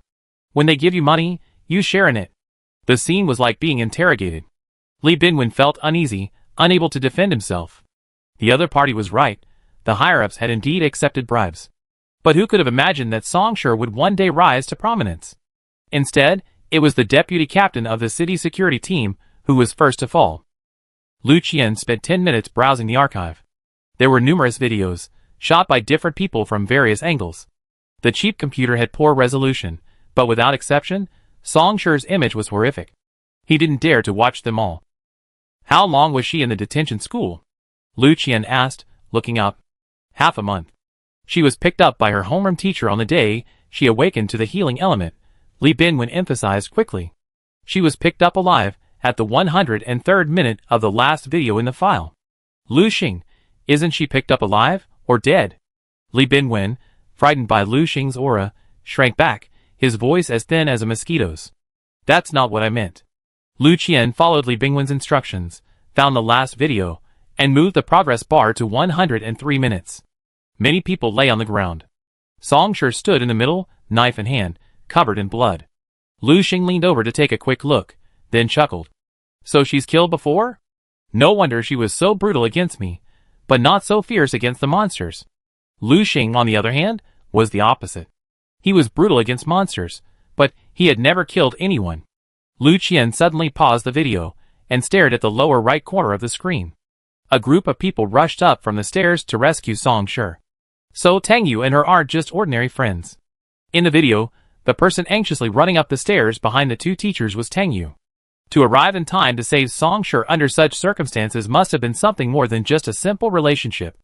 Song Shi and Tang Yu had a video call in Li Bingwen's office. Li Binwen knew Tang Yu and dedicated himself to serving the two men who could strip him of his position with a single word. Tang Yu, she and Song Shi have a good relationship. She was the one who brought in the reinforcements. The name Tang Yu sounded familiar. Lu Xing thought for a moment, then looked at Lu Qian beside him. Last time you contacted the school, suggesting they strengthen the nature department's melee capabilities, it was because of her. She and you were on the same team, and you took second place in that competition. Lu Qian logged out of the nearly 2-hour video. She's also very good. Lu Xing's lips twitched in disdain. Lu Qian keenly noticed and reminded him, she will be a powerful ally to you, just like Song Shi. My only teammate is Yi Lu. Even if I join Team Dawn, I don't need anyone else as my teammate. Li Binwen watched the tense exchange between the two young masters, who were about to start a quarrel. His finger moved slightly, flicking the hang-up button. He wanted to turn off the video. What if these two young masters revealed some secrets during their argument, and he overheard it and silenced him afterwards? Lu Qian, still sane, said to Li Binwen, I will report the situation of your branch to headquarters. They will send someone to thoroughly investigate and purge your entire system. Whether you stay or go will be decided by headquarters. With that, he hung up the call, tossed his laptop onto the coffee table, and then picked up the towel Lu Xing had thrown on the floor, folding it neatly and placing it on the coffee table. He took a deep breath and faced Lu Xing, feeling a sense of disappointment. The eldest daughter of the Wu family can't stay with you forever. Without you, she is still an SSS-level healer. Without her, you can't even control your emotions, letting others manipulate you. You're too dependent on her. Haven't these two matches taught you a lesson? Lu Xing leaned back on the sofa. As long as I still have value, no one will separate us. She and I will always be a team. Chapter 285. No one can be sure which will come first, tomorrow or an accident. Lu Qian's voice was filled with uncertainty about the future. He looked out the window. In the pitch-black night, incandescent searchlights swept in every 2 minutes, and patrols came in every 10 minutes, their footsteps pounding in unison. We're going to the restricted area later. It's dangerous enough there, and now Song Yi is involved. At the mention of Song Yi, Lu Qian frowned, a rare expression of annoyance on his face. He knows more about the outside world than we do. He was able to build a new city in the free zone, and avoid being overwhelmed by the monster waves in the free zone for over a decade. It wasn't just luck, it made things even more complicated. He looked away, at Lu Xing, who was casually reclining on the sofa. You should be prepared to separate from Wu Xilu. Lu Xing's eyes were momentarily confused. The separation Lu Qian was referring to was clearly not the splitting up of the team, but the death of either Wu Xilu or him. He had never considered separating from Wu Xilu. Lu Qian went into the study, and pulled out a brown paper file envelope. He opened it in front of Lu Xing, and pulled out 2 A4 sheets of paper. Many important Federation documents and materials are kept in addition to electronic records, ensuring that any unforeseen circumstances might arise. He handed the 2 sheets of paper to Lu Xing. This is from my father. Lu Qian is the eldest son of the Lu family, the largest family in the first base. The Lu family is behind the Forerunner project, and the head of the Lu family intended to expose Lu Qian to these matters. Lu Xing took it, and carefully read it from top to bottom. Lu Qian said, from the 1,000 Forerunner teams, we will select 10 Dawn Breaker teams. The responsibilities of each of these 10 Dawn Breaker teams will be further refined.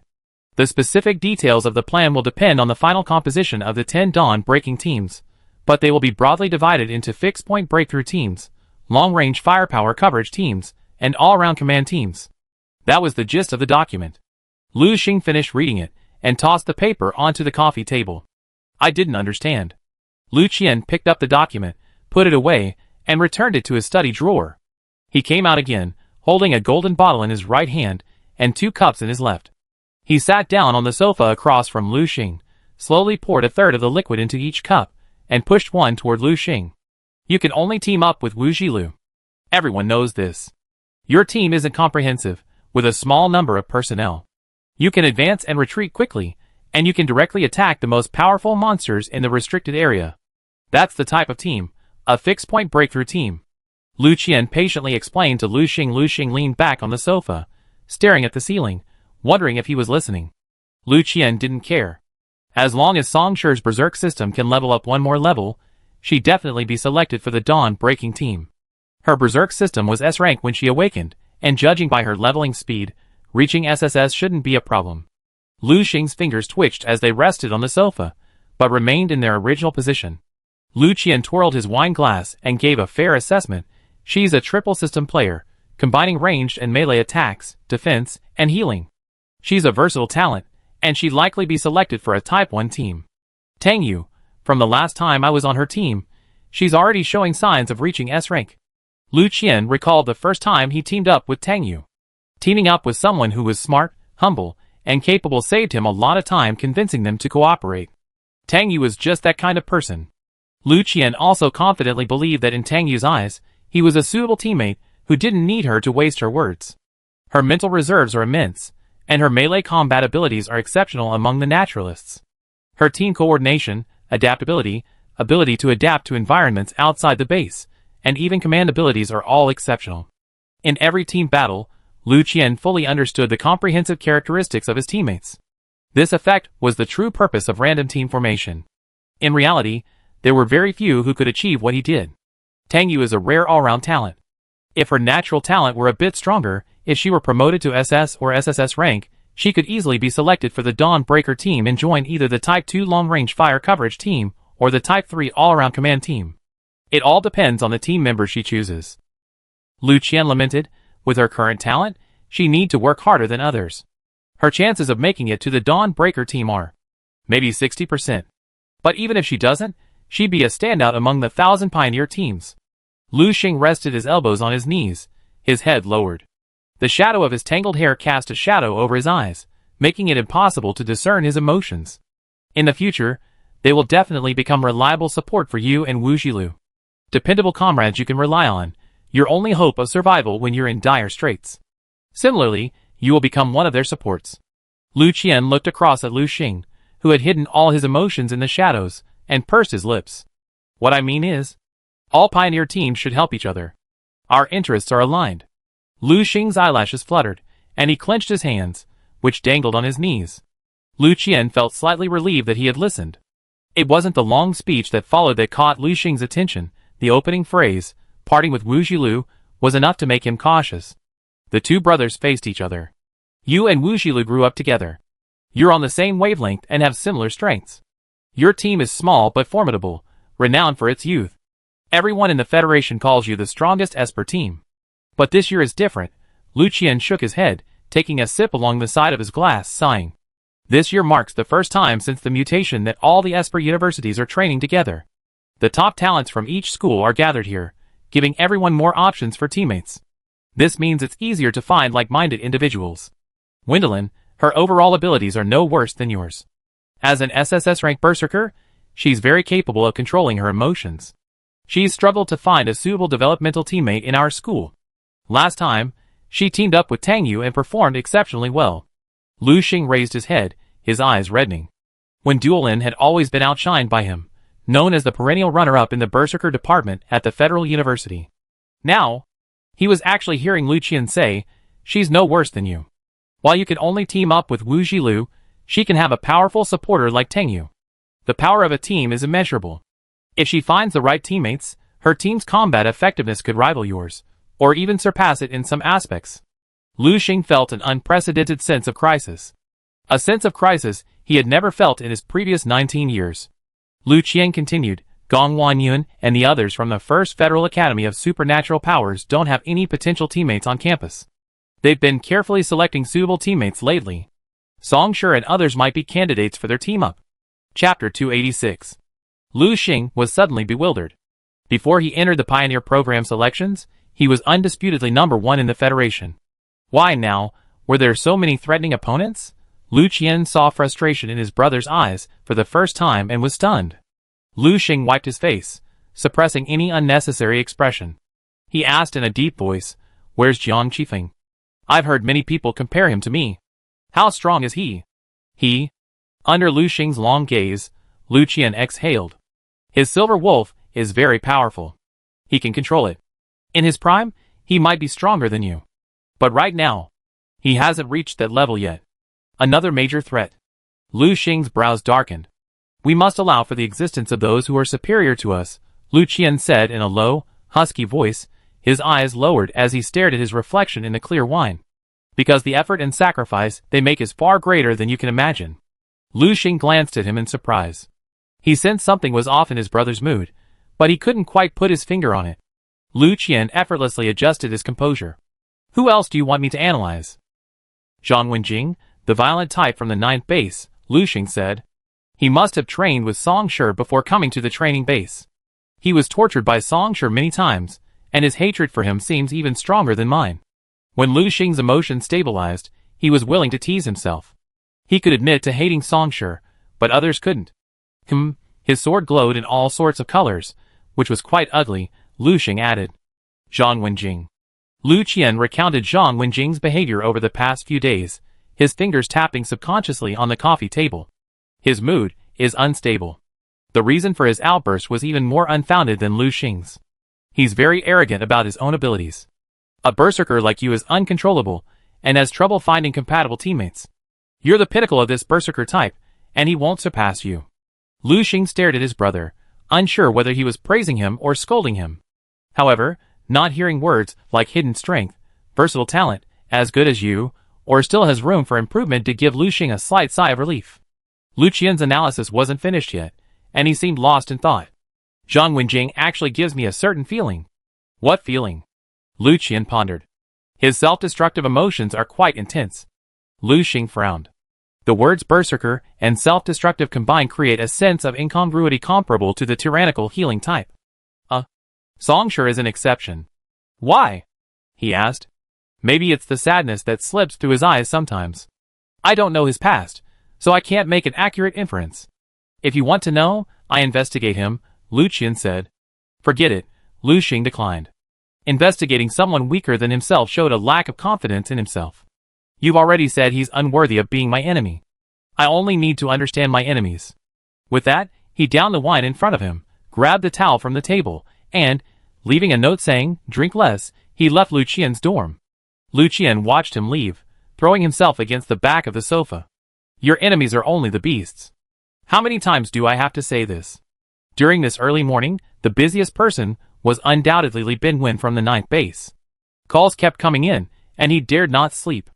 With Lu Xing and Lu Qian's experience as a lesson learned, he treated every call with exceptional hospitality, answering each one with all his heart. At daybreak, the calls finally stopped. Li Binwen rubbed his eyes and dozed off on his desk. The time had reached 5:40. The training base's drill ground. Everyone's impression of Songsher had undergone a drastic change. As expected, a healing type is characterized by emotional stability. If I had been through so much, I would have let the world die with me. As a fellow healing type, I can't imagine what I would have endured, being sent to the detention center before my awakening. With so much to offer, I couldn't even cry out to heaven or earth. How despairing I would have been. I probably wouldn't even be standing here alive. The young man spoke, tears streaming down his face. Thank goodness Songsher awakened in time. Damn those gang members. Someone exclaimed. It was all ordered by that deputy captain. People like them, who have the money and power to oppress ordinary people, deserve to die. It's hard to imagine. If Songsher hadn't fought so hard, carving a bloody path through such a broken order, she would have been quietly eliminated. No one would have sought justice for her, and we wouldn't have known that a genius possessing 3 psychic abilities existed. Now that you mention it, does that mean the family of the deputy captain of the city security squad almost destroyed the entire hope of human evolution? Of course not. I'm still waiting for the Research Institute to develop a method for multi-psychic awakening. Songsher was nearly killed by them. No, I have to ask my dad to investigate their extended family. I want to avenge Songsher. Amidst the chorus of voices expressing their indignation at Songsher's unfair treatment, a different voice suddenly emerged. Haha, what's the point of you spouting these hypocritical words? Back then, Songsher was sent to the Research Institute for 2 months, and was nearly not released. How dare you claim that it had nothing to do with the family behind you? What's the difference between you and that deputy captain? As soon as these words were spoken, many people cast disapproving glances at the speaker. Jiang Qifeng. Jiang Qifeng crossed his arms, the hair on his silvery white ears standing on end. Today, he wore an emerald-like earring in his right ear, which perfectly complemented his long, oval green pupils. He swept his gaze over the group of hypocrites, his rage unleashed. What are you staring at? Am I wrong? You think you're so noble, but you're just trying to suck Songsher's blood. You're so hypocritical, so disgusting. Jiang Qifeng's curses reminded many people of the protests that erupted over 2 months ago. The slogan released the dual-section Songsher swept across 11 bases, a scene so grand that it was impossible not to have heard of it. A young man raised his hand to remove himself, saying harshly, "That's the blame you aristocratic kids have to bear. Don't put it on me." Songsher's life before his awakening was miserable, and so was mine. Everyone living in the outer city of the base was miserable before their awakening. Young Master Jiang, if you want to criticize, don't drag everyone along with you. Jiang Qifeng snorted coldly, I didn't mention anyone by name, so don't try to pin the blame on yourself. Who I'm talking about knows who they are. The situation began to spiral out of control. Jiang Qifeng single-handedly brought the whispers of the private discussion to the surface, and the clamor rose and fell, audible as far away as Song Shi's. Chapter 287. Everyone was arguing, and the individual battle turned into a team battle. Our Gong family was completely unaware of the dual system research experiment. We were excluded from the Gong family, and it was the Wen family from the first base who was busy running the show. Huh? Don't say that. The Wen family specializes in experimental research. Our laboratory is well built, and the Liu family has borrowed it from us. Why wouldn't we lend it to them? There are conditions for borrowing the laboratory, right? You can just insert a few of your own people into the project team. Oh, the lab is full of Liu family members, and you're using my last name to blame me for not letting you participate in the research on the experimental products brought back from the new city. You're still holding a grudge. A certain Liu, the Wu family has disappeared again. The Wu and Liu families are birds of a feather. It was originally intended to distance themselves from the dual system experiment, but it turned into a battlefield for the major families to vent their internal conflicts. Those who joined the verbal battle were all marginal figures from their respective families. Despite bearing a surname, they held little power, and their respectability depended entirely on the value they could bring to the family. The parents who truly held the family's power wished they would shut up immediately. The respectful mutual support between the aristocratic families was about to be overturned by their words. Quiet! Finally, the chief instructor couldn't stand it anymore. He quickly walked to the center and, using a loudspeaker, asked, "Is our training ground a vegetable market?" The people, whose faces were red and ears were about to burst into a fight, stopped their verbal battle, glared at each other in discontent, and gathered their tangled training uniforms before returning to their teams. The chief instructor glanced at Song Shi. Song Shi's eyes were half closed, her expression indifferent, as if she had blocked out all the surrounding sounds, and that what was happening around her had nothing to do with her. The chief instructor sighed inwardly. With the onset of the mutation, human order completely collapsed.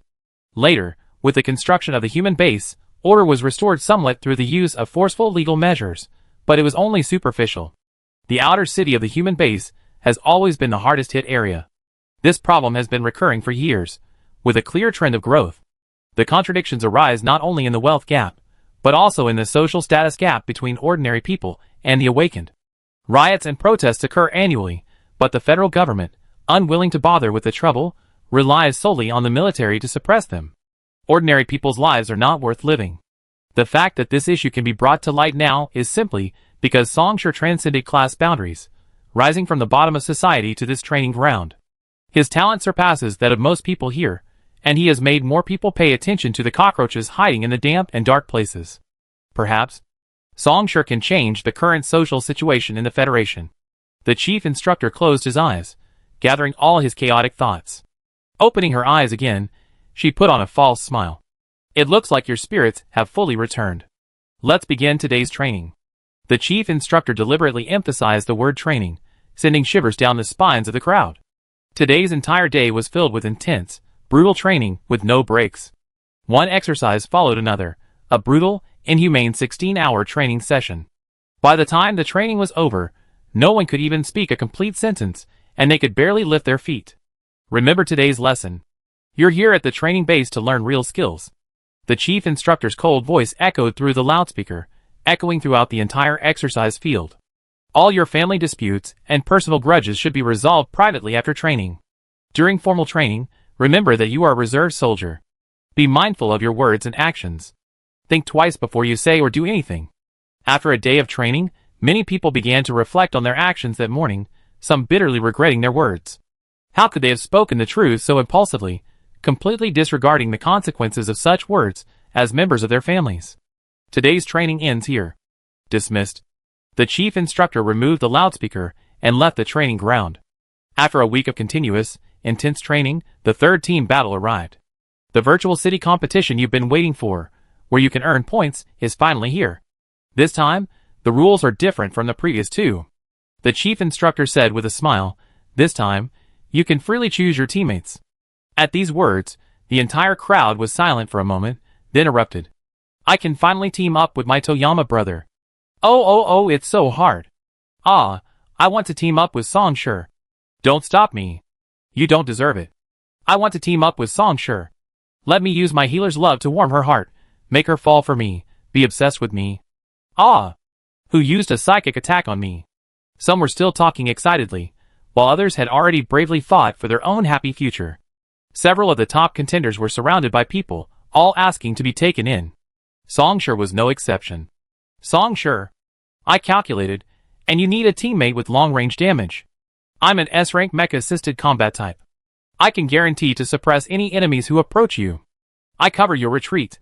The assisted combat officer patted the large-caliber artillery shells and submachine gun on her back, then unfastened her belt to reveal the bullets lined up inside, and the string of artillery shells slung across her body. Like a peacock spreading its feathers, she flaunted her charm. Songshur had never encountered an awakened assisted combat officer before. Just as she was about to say yes, the man was pushed aside, replaced by a young man with a neck as long as a giraffe. I'm a wood officer.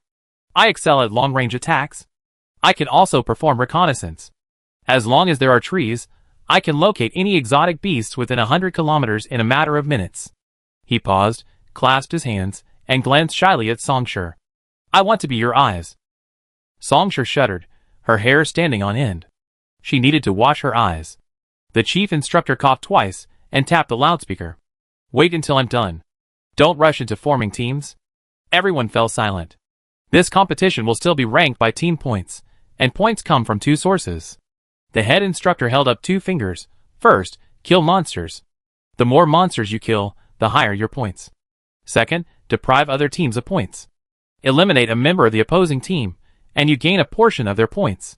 Eliminate all members, and you inherit all their points. Everyone realized that they could deprive other teams of points. Different teams could now meet in the virtual city. The last two competitions only saw monsters, but this time it's a league. It's sure to be exciting. Two more things to add. The total points earned from killing monsters are divided equally among everyone in the team. Even if a teammate is eliminated, the remaining points will be shared equally among them. This means that, as in the previous two competitions, one team member can no longer stand out, abandoning the others to kill monsters alone to accumulate points, and then the entire team will be ranked, while the rest of the team can earn points based on luck. This rule is aimed at violent types like Songshur and Lu Xing, who often abandon their teammates to go it alone. Secondly, team size is limited to 4 to 6 members, in compliance with federal standards. This applies to Lu Xing and Wu Jilu, both of whom are known to be invincible. Alright, form your own teams. The time limit is 30 minutes. The chief instructor waved his hand. Chapter 288. This time, team members had to share points equally, much more draconian than the previous practice of deducting 5 points for each eliminated member. If a team consists of 4 people, and the other 3 are eliminated, the last person, after desperately killing an SSS-level monster, would receive 20 points, but their points would be reduced to 5. It was a complete slash. Songshur became much more cautious in choosing her teammates. A number of people in front of her asked to team up with her, but Songshur declined. She then found Tangyu, who was surrounded 10 meters away. Songshur waved to Tangyu through the crowd. Tangyu said, "Excuse me, please," to the people in front of her, and pushed through the crowd towards Songshur. Team up? Songshur raised his hand high. Of course, Tangyu responded. The two clapped their hands, making a resounding sound. Many people who had been watching them looked over, including Wu Jilu. She looked at Songshur and Tangyu, a hint of a smile in her eyes. I don't know why, but when I see them teaming up, I always feel like they're the undisputed winners. Next to her, Lu Xing's voice tinged with subtle caution. Have you lost faith in us? Not really. We have plenty of foes to challenge, and I'm looking forward to it. Songshur looked in Wu Jilu's direction, and their eyes met. Wu Jilu's healing abilities were exceptional. While other healers were still learning to coordinate with their teammates, Wu Jilu already had extensive practical experience. If they invited her to join the team, Songshur greeted Wu Jilu, who smiled in response. Amidst the clamor, Songshur gestured across the crowd, pointing to himself and Tangyu, indicating, "You can join us." Lu Xing watched helplessly as Songshur pried his teammate away right in front of him, drawing a half-broken sword and glaring menacingly at Songshur. Wu Jilu expertly grasped his hand and sheathed the unsheathed sword. He poked Lu Xing's shoulder and asked Songshur hopefully, "Can Lu Xing join too?" Songshur crossed his arms overhead, making a large, conspicuous X sign. Lu Xing. Wu Jilu pursed his lips and smiled, then shook his head regretfully, mouthing, "We team up again if we're lucky." Songshur shrugged, looking resigned. Inviting Wu Jilu to join was one goal, causing trouble for Lu Xing was the other. The first goal wasn't accomplished, but the second was, which wasn't bad. Songshur turned around and looked for other suitable teammates. when Duolin had just approached Tang Yu with a long string of tails, offering to team up with them. Tang Yu had teamed up with Duolin before, and had a good impression of him, so she agreed. Song Shi, are you okay with that? When Duolin looked at Song Shi, who had just finished provoking Lu Xing. Song Shi was the first to team up with Tang Yu. To join a team, one needed the approval of the other members already in the team, as a courtesy. No problem, welcome. Wendelin was SSS rank, her strength ranked among the top 10 among berserkers, and she and Tang Yu had worked very well together. Then it settled, when Duolin shouted to the long string of tails. They've taken me in, so you can find yourselves. The tails waiting to team up with when Duolin looked for the next person willing to take them on, their faces gloomy. We're still short of a healer, Tang Yu said. Song Shi was a healer, but he was more suited to being a blade, not a sheep protecting it. No problem. I have a few suitable candidates. They're all from the Federal University. They've been on a team with me before. They have excellent purification and adaptability abilities. They know how to run when in danger, and some can run faster than me. I call them over. What do you want to choose?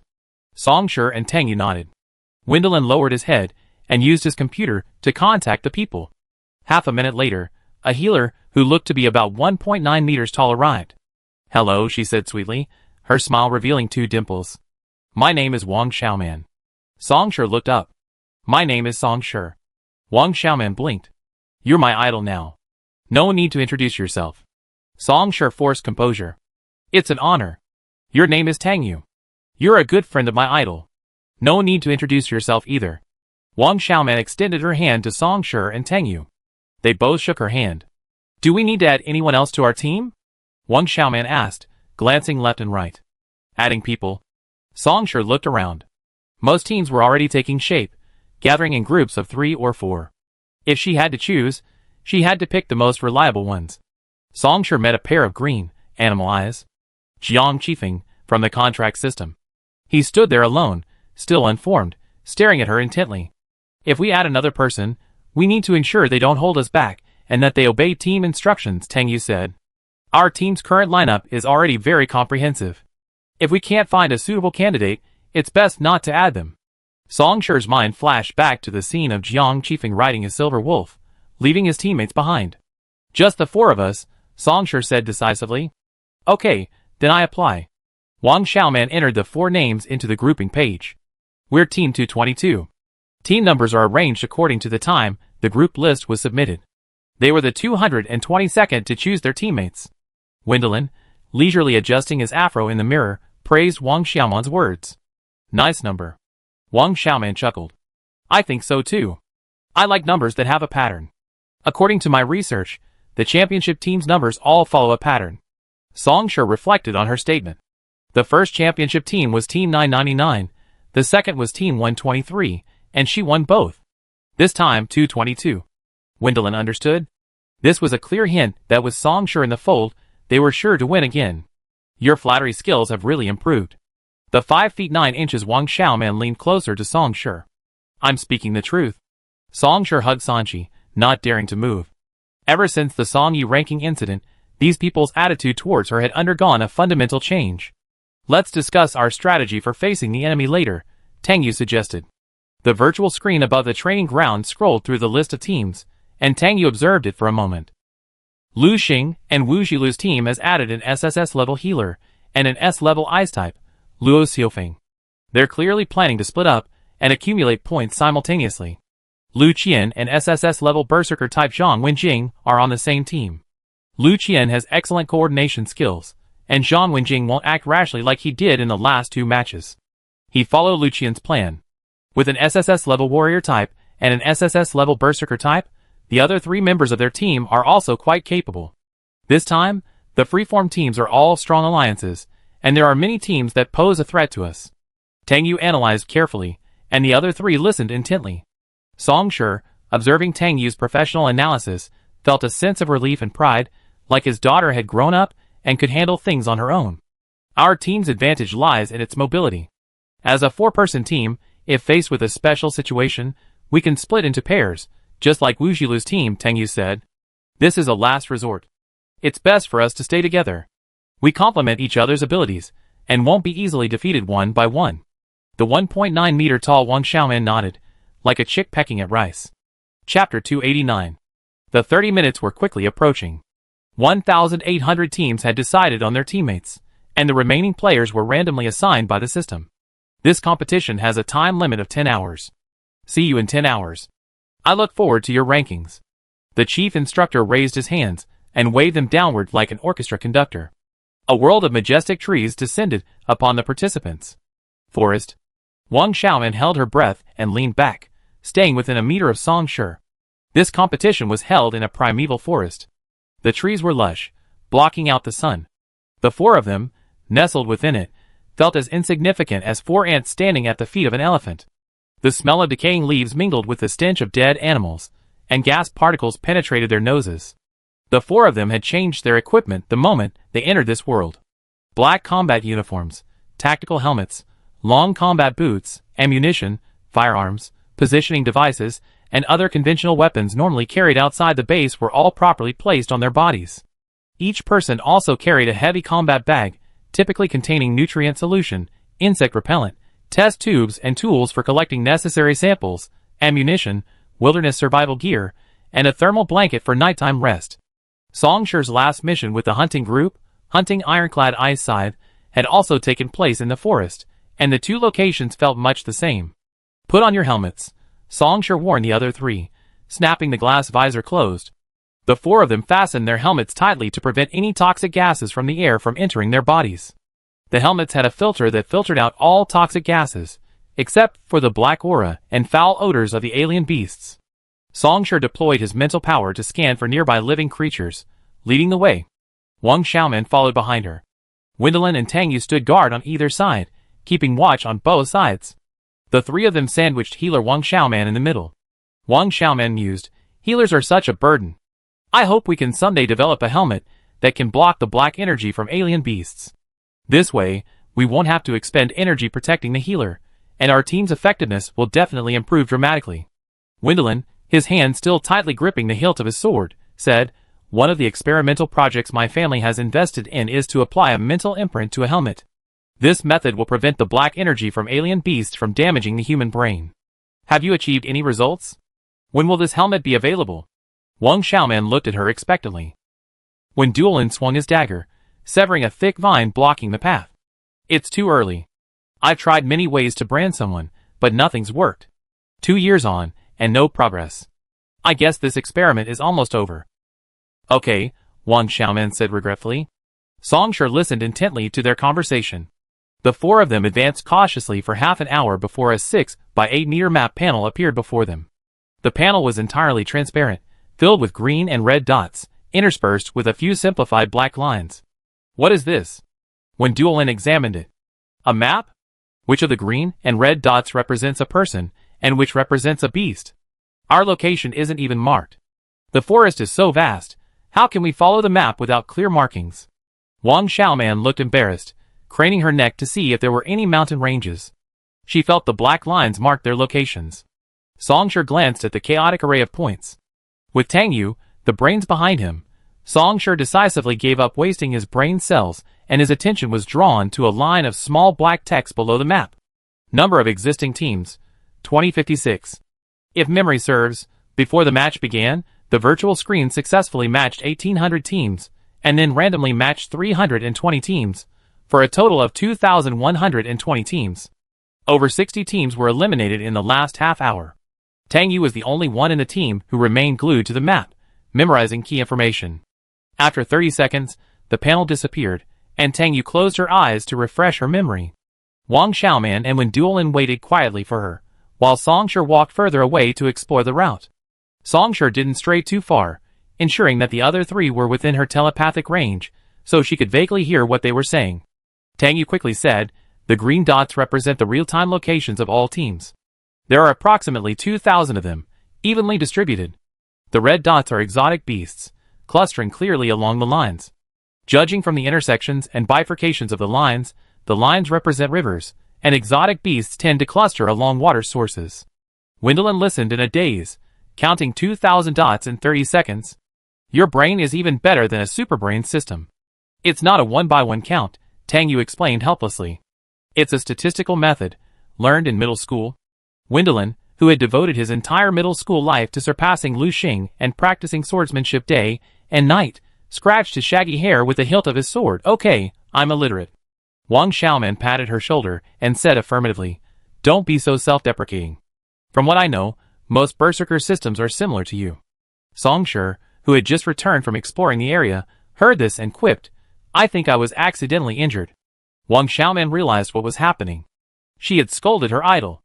Wang Xiaoman's face flushed with anxiety. She twisted her fingers and awkwardly approached Song Shi to explain, that's not true. There are always exceptions. You're different from the other berserker types. You're that exception. As she spoke, her cheeks flushed. Goosebumps inevitably broke out on Song Shi's arms, but he maintained the calm demeanor of someone accustomed to such situations. Wendelin glanced at the incompetent Wang Xiaoman, shouldered his sword, and urged Tang Yu, let's go where we need to go. I really don't want to hear any more of this corny talk. Wang Xiaoman. Did you detect anything nearby? Tang Yu glanced at Song Shi. There are no living creatures, but I hear the sound of flowing water. Then let's head for the river. First, look for the exotic beasts to earn a guaranteed number of points, and then locate our position. Tang Yu had been tacitly appointed as the team's commander, and no one objected to her words. Song Shi led the way, stopping at the spot where he faintly heard the sound of flowing water. He pricked up his ears and listened for a moment longer, finally locating the source of the sound directly ahead. The four of them set off. How do we locate our position? Wang Xiaoman, bored, asked Tang Yu curiously. I didn't see any additional markings on the map. I've memorized the river's direction, intersections, and branching streams. These streams were meticulously mapped by the instructors, and each fork has its own unique features. As we continue along the river, we encounter intersections, which will allow me to roughly locate our position, Tang Yu said. Identify which green dot represents your team. After that, the map will appear every half hour, and you can follow the markings to find exotic beasts or other teams. Chapter 290. With a goal in mind, the four of them hurtled through the towering forest like a gust of wind. The wind whistled in Song Shi's ears, carried through the headset on his helmet, mixed with Wang Xiaoman's heavy breathing. Wang Xiaoman was struggling to regulate her breathing. Compared to the other three, who were moving with ease, her running was somewhat awkward.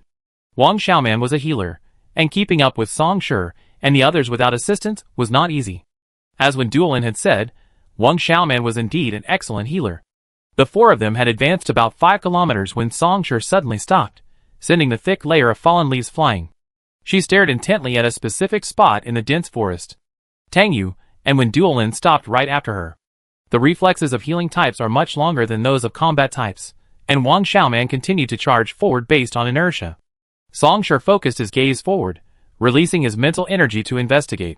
The moment Wang Xiaoman rushed from the side, Song Shi extended an arm. Wang Xiaoman's lower abdomen collided with his arm, and her body was repelled, landing flat on her back. Wang Xiaoman's 1.9-meter frame was imposing, and the inertia of her high-speed charge was unimaginable.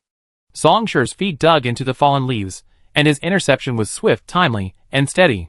Even as Wang Xiaoman sat on the ground, Song Shi remained motionless, revealing a profile. A strikingly handsome profile. Wang Xiaoman sat on the ground, her chin in her hand, staring at Song Shi, her heart pounding, her heart overflowing with girlish excitement. She longed for a girlfriend like this who gave her a sense of security. She better forget about her boyfriend, who could be beaten to tears by a badminton racket. Wipe your saliva. When Duolin grabbed Wang Xiaoman by the back of her collar and pulled her to her feet. I love every girl I meet. Exposed, Wang Xiaoman said, Of course she didn't. Before Wang Xiaoman could brush off the dirt and fallen leaves on her, but Song Shi reached out, grabbed her arm, and yanked her behind a large tree. Wang Xiaoman stumbled as she was dragged along, powerless to resist. In the past, if someone had pulled her like this, she would have definitely let that person test the power of their fists. Now, with her idol's hand gripping her arm, Wang Xiaoman felt sweet inside. Wendelin and Tang Yu didn't understand why Song Shi suddenly acted like this, but they followed without hesitation. The four of them leaned side by side against the trunk of a giant redwood tree, 7 or 8 meters in diameter, its trunk completely covering them. What's wrong? Tang Yu asked in a low voice. Song Shi's head popped out from behind a tree trunk, staring at the increasingly dense black aura emanating from the depths of the dense forest. There are strange beasts, they're approaching.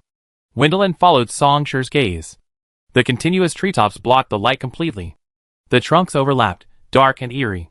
The front row of trunks could still be discerned, but behind them, everything was a blur, shrouded in unfathomable darkness. As Songshur finished speaking, the ground began to vibrate, as if a vast army of horses were galloping towards them. Faint roars of beasts could be heard. They really are strange beasts. When Duolin drew his broadsword, as thick as a palm. Shall we go out and fight them now? Wang Xiaoman also grew serious. She spread her hands, and a purifying disk of pale yellow light emerged from beneath her feet, rapidly spreading outward, enveloping the four of them. Observe the situation first. Tang Yu stopped when Duolin. It sounds like there are quite a few of them. Facing them head-on would expend too much energy. If we encounter other teams later, we'd be in trouble. Today's match was different from the previous ones. In the past, we killed as many monsters as we could before exhausting our stamina, and the points were always ours. Today, we had to be on guard against other teams taking advantage of the situation and launching sneak attacks. Compared to the monsters, the battles between teams were the most intense. To avoid wasting all our efforts on others, we had to be cautious with every step. Staring at the dense forest, Songshur suddenly turned back, a herd of monsters chasing. 2 people? 4 heads popped out from behind the tree trunks simultaneously. The herd of monsters appeared, one ferocious beast after another emerging from the gaps between the trees, creating an overwhelming sense of oppression. Rushing out ahead of them were 2 panicked men. One of them was no longer human. His bones bulged dramatically outward, his ribs protruding from his body, forming a sturdy shield to protect his chest organs. The bones of his arms stretched nearly 2 meters long, grabbing whatever they could and flinging them backward. Their bones were sharp cutting tools, stripping away large swathes of bark and leaving fresh scratches on the trunks wherever they passed. What most distinguished him from humans were the 2 skeletal wings sprouting from his back. One wing was largely broken, its bones drooping, colliding with a crisp sound as he ran. The other wing was still intact, but it wasn't strong enough to support him in flight. He seemed enveloped by a deadly skeleton, its very heart. At first glance, it was hard to tell which of the beasts behind him was more like him, or the herd behind him. Songshur had seen bone armor members display their abilities before. When the instructors announced the rankings for the recent competitions, some teams had members with bone armor members. They all had bone armor on certain parts of their bodies, such as their arms or legs. This was the first time Songshur had seen someone with full-body bone armor like today. Shock was inevitable. Gavin? When Duolin, sword in hand, narrowed her eyes at the young man encased in skeletons. Since Songshur and Tang Yu didn't know him, she introduced him as SS rank bone armor from our school in the same class as me. He's a match for me, so how could he be so injured just an hour into the fight? OMG! Isn't that my boyfriend? Wang Xiaoman suddenly exclaimed from the side. Wendelin, when did you talk to Gavin? Wang Xiaoman was so anxious she tried to pry when Duolin's eyes open. It's the one Gavin is holding. Wendelin then noticed that Gavin was holding a person in his left hand. The person's feet were off the ground, their head lowered, allowing Gavin to lead them as they ran. A luminous white light enveloped them and Gavin. Wasn't it Wang Xiaoman's fragile, healing boyfriend? What should we do? Wang Xiaoman, having calmed down despite her initial bout of irritation, asked Tang Yu. Tang Yu searched the dozens of surging beasts for a single one capable of crushing an SS-rank bone armored team. An SSS-rank corpse elephant, running in the front.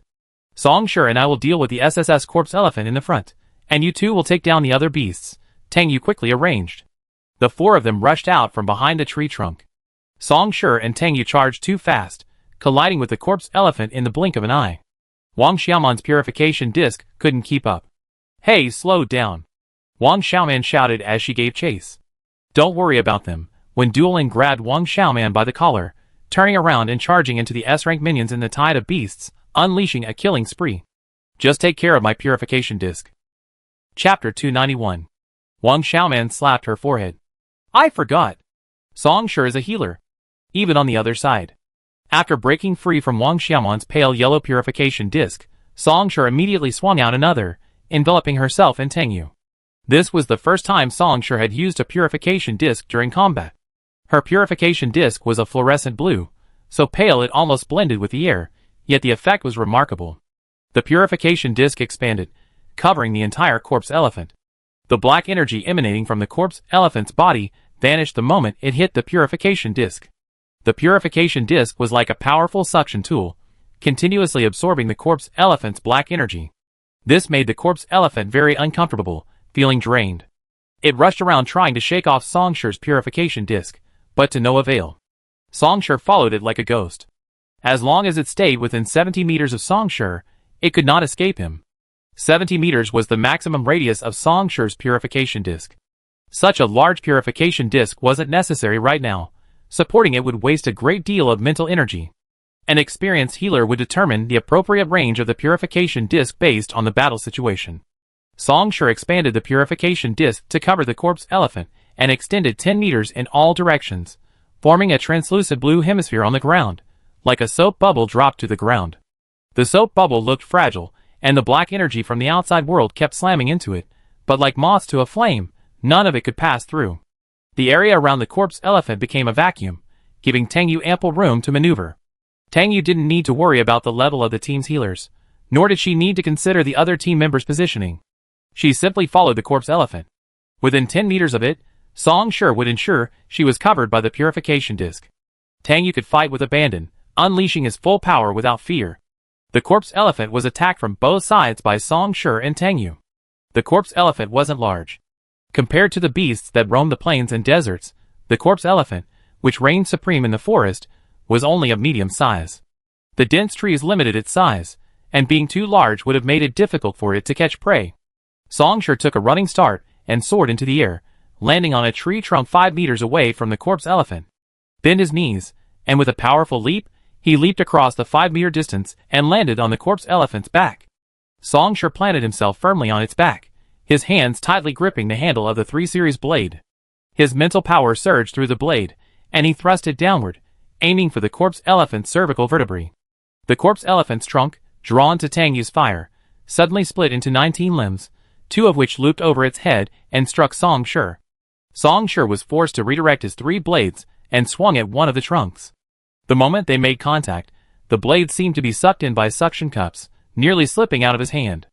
Songshur gripped the hilt tightly, slid forward a step, and knelt on one knee to steady himself, preventing himself from being dragged off the corpse elephant's back. She looked closely, and saw that the irregular black spots on the corpse elephant's trunk, resembling corpse spots, were actually suction cups with extremely strong suction. As Songshur's 3 blades slashed at them, the suction cups quickly contracted, partially offsetting the force. The entire trunk became infinitely slender, like elastic plasticine. The trunk, once as thick as an adult's calf, stretched to a finger-thick rope. The 3 blades failed to sever them. The force rebounded, and the powerful trunk quickly returned to its original width, enveloping the 3 blades between them, the suction cups firmly holding the blades. At that moment, a second trunk hurtled towards Songshur's face. Songshur looked up, gripping the hilt with both hands and pulling with all his might. The corpse-worshipping elephant's trunk stretched and tapered like a spring, the 3-stranded sword stuck in it, motionless. The second trunk was already approaching. Songshur's left hand held the hilt of the 3-stranded sword firmly, and with a flick of his right hand, a virtual sword of blue flame materialized out of thin air. The blue flames blazed fiercely, as the trunk rushed towards Songshur's eyes. Songshur swung his sword down. A brilliant blue arc was left in midair, and the virtual sword struck the second dark brown trunk, covered in corpse spots. Under the impact, the trunk stretched again, almost as thin as a silk thread, unbroken.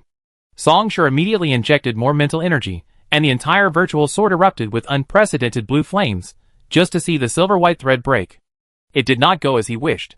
The trunk absorbs force by becoming infinitely thinner, rendering human weapons powerless. This is one reason why a mature corpse elephant is rated as an SSS-level beast. A new strategy is needed. Songshur sheathed his sword. The trunk quickly rebounded, its suction cups contracting as before, desperately trying to absorb Songshur's virtual sword. Songshur spread his fingers, and the virtual sword dissipated. The trunk sucked nothing. The object it had entangled vanished in an instant. The trunk paused in midair. Songshur inexplicably saw Ming Bai on one of his trunks. Songshur raised his wrist, and a spiked mace appeared in his hand. Compared to ordinary maces, the spikes on this one were sharper and finer. Songshur swung the mace, condensed from his mental power, at the elephant trunk suspended in midair. The trunk seemed to have eyes. The moment it caught sight of the mace, it found its lost target and moved forward. Crack! The mace collided with the trunk. The trunk stretched, dissipating the force as it had twice before. Once the force was completely dissipated, it quickly rebounded, eager to absorb the mace. The entire trunk shuddered as if it had been electrocuted. The spikes on the mace pricked its suction cup, making it unable to grasp it. It was like a child taking a hot roasted potato, switching its left hand to its right, then its right to its left, before finally dropping it with a whoa. It spontaneously spat out Songsher's mace, twisting its body in midair like a cobra with its upper body raised. It actually worked. Songsher immediately used the same method on the first trunk, channeling his mental energy into the three elements. Countless spikes sprouted from the handles of the three elements. The suction cup, tightly clinging to the three elements, instantly spasmed, unable to grasp it in pain, and was forced to expel Songsher's weapon. Songsher immediately reversed his three-strike attack and stabbed at the corpse elephant's cervical spine. The corpse elephant, sensing the threat, released 10 of its trunks to attack Songsher, charging wildly and attempting to throw him off its back.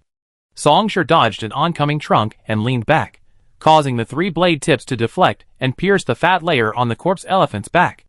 Ing! The corpse elephant howled in pain, and all 19 of its trunks attacked Songsher. Songsher was forced to tumble to the ground. Tang Yu rushed over, blocking Songsher.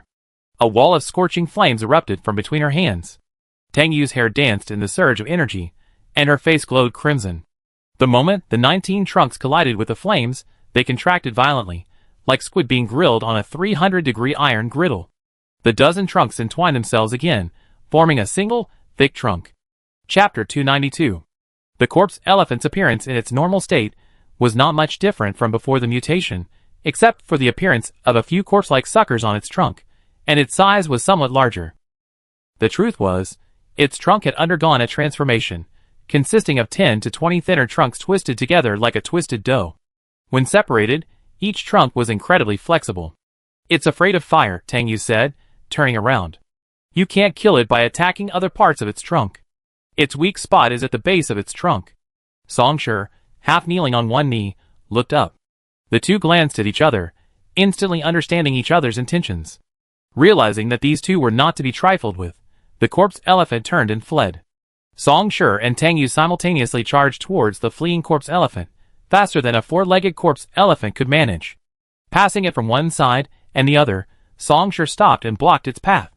The corpse elephant continued to run, with a ferocious momentum that threatened to crush them both into a pulp.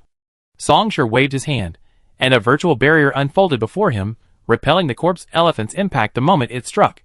The corpse elephant roared menacingly, and its trunk exploded before their eyes. The scene was shocking, primarily because Songsher had seen elephants in a zoo in his previous life, and this elephant was not much different in appearance from the one in his previous life. The moment the trunk detached, it looked as if a dozen parasitic snakes had emerged from the elephant's head. The snakes danced wildly in midair. This was the most unbearable beast Songsher had ever encountered. Wendelin, who was passing by and chasing an ironclad ice scythe, happened to witness this scene and, with a mutter of disgusting, ran away. Songsher, suppressing the chill, raised his three limbs, stared at the base of the elephant's trunk, and spat out, "Charge!" Songsher and Tang Yu moved simultaneously. With synchronized steps, they charged into the area dominated by a dozen elephant trunks. 19 trunks swung at high speed in the air, obscuring the sky and the sun. The two of them felt like they had fallen into a snake den. Songsher moved nimbly, constantly leaping, dodging, and slashing. She had covered her three systems with a dense layer of sharp needles, preventing the trunks from attaching to them. Tang Yu's weapon was a whip, but in this situation, it was impossible to use it. A twist from the trunks would destroy the weapon. Tang Yu used her joints as weapons, and with the power of her flame blast skill, she was able to repel the trunks without contact.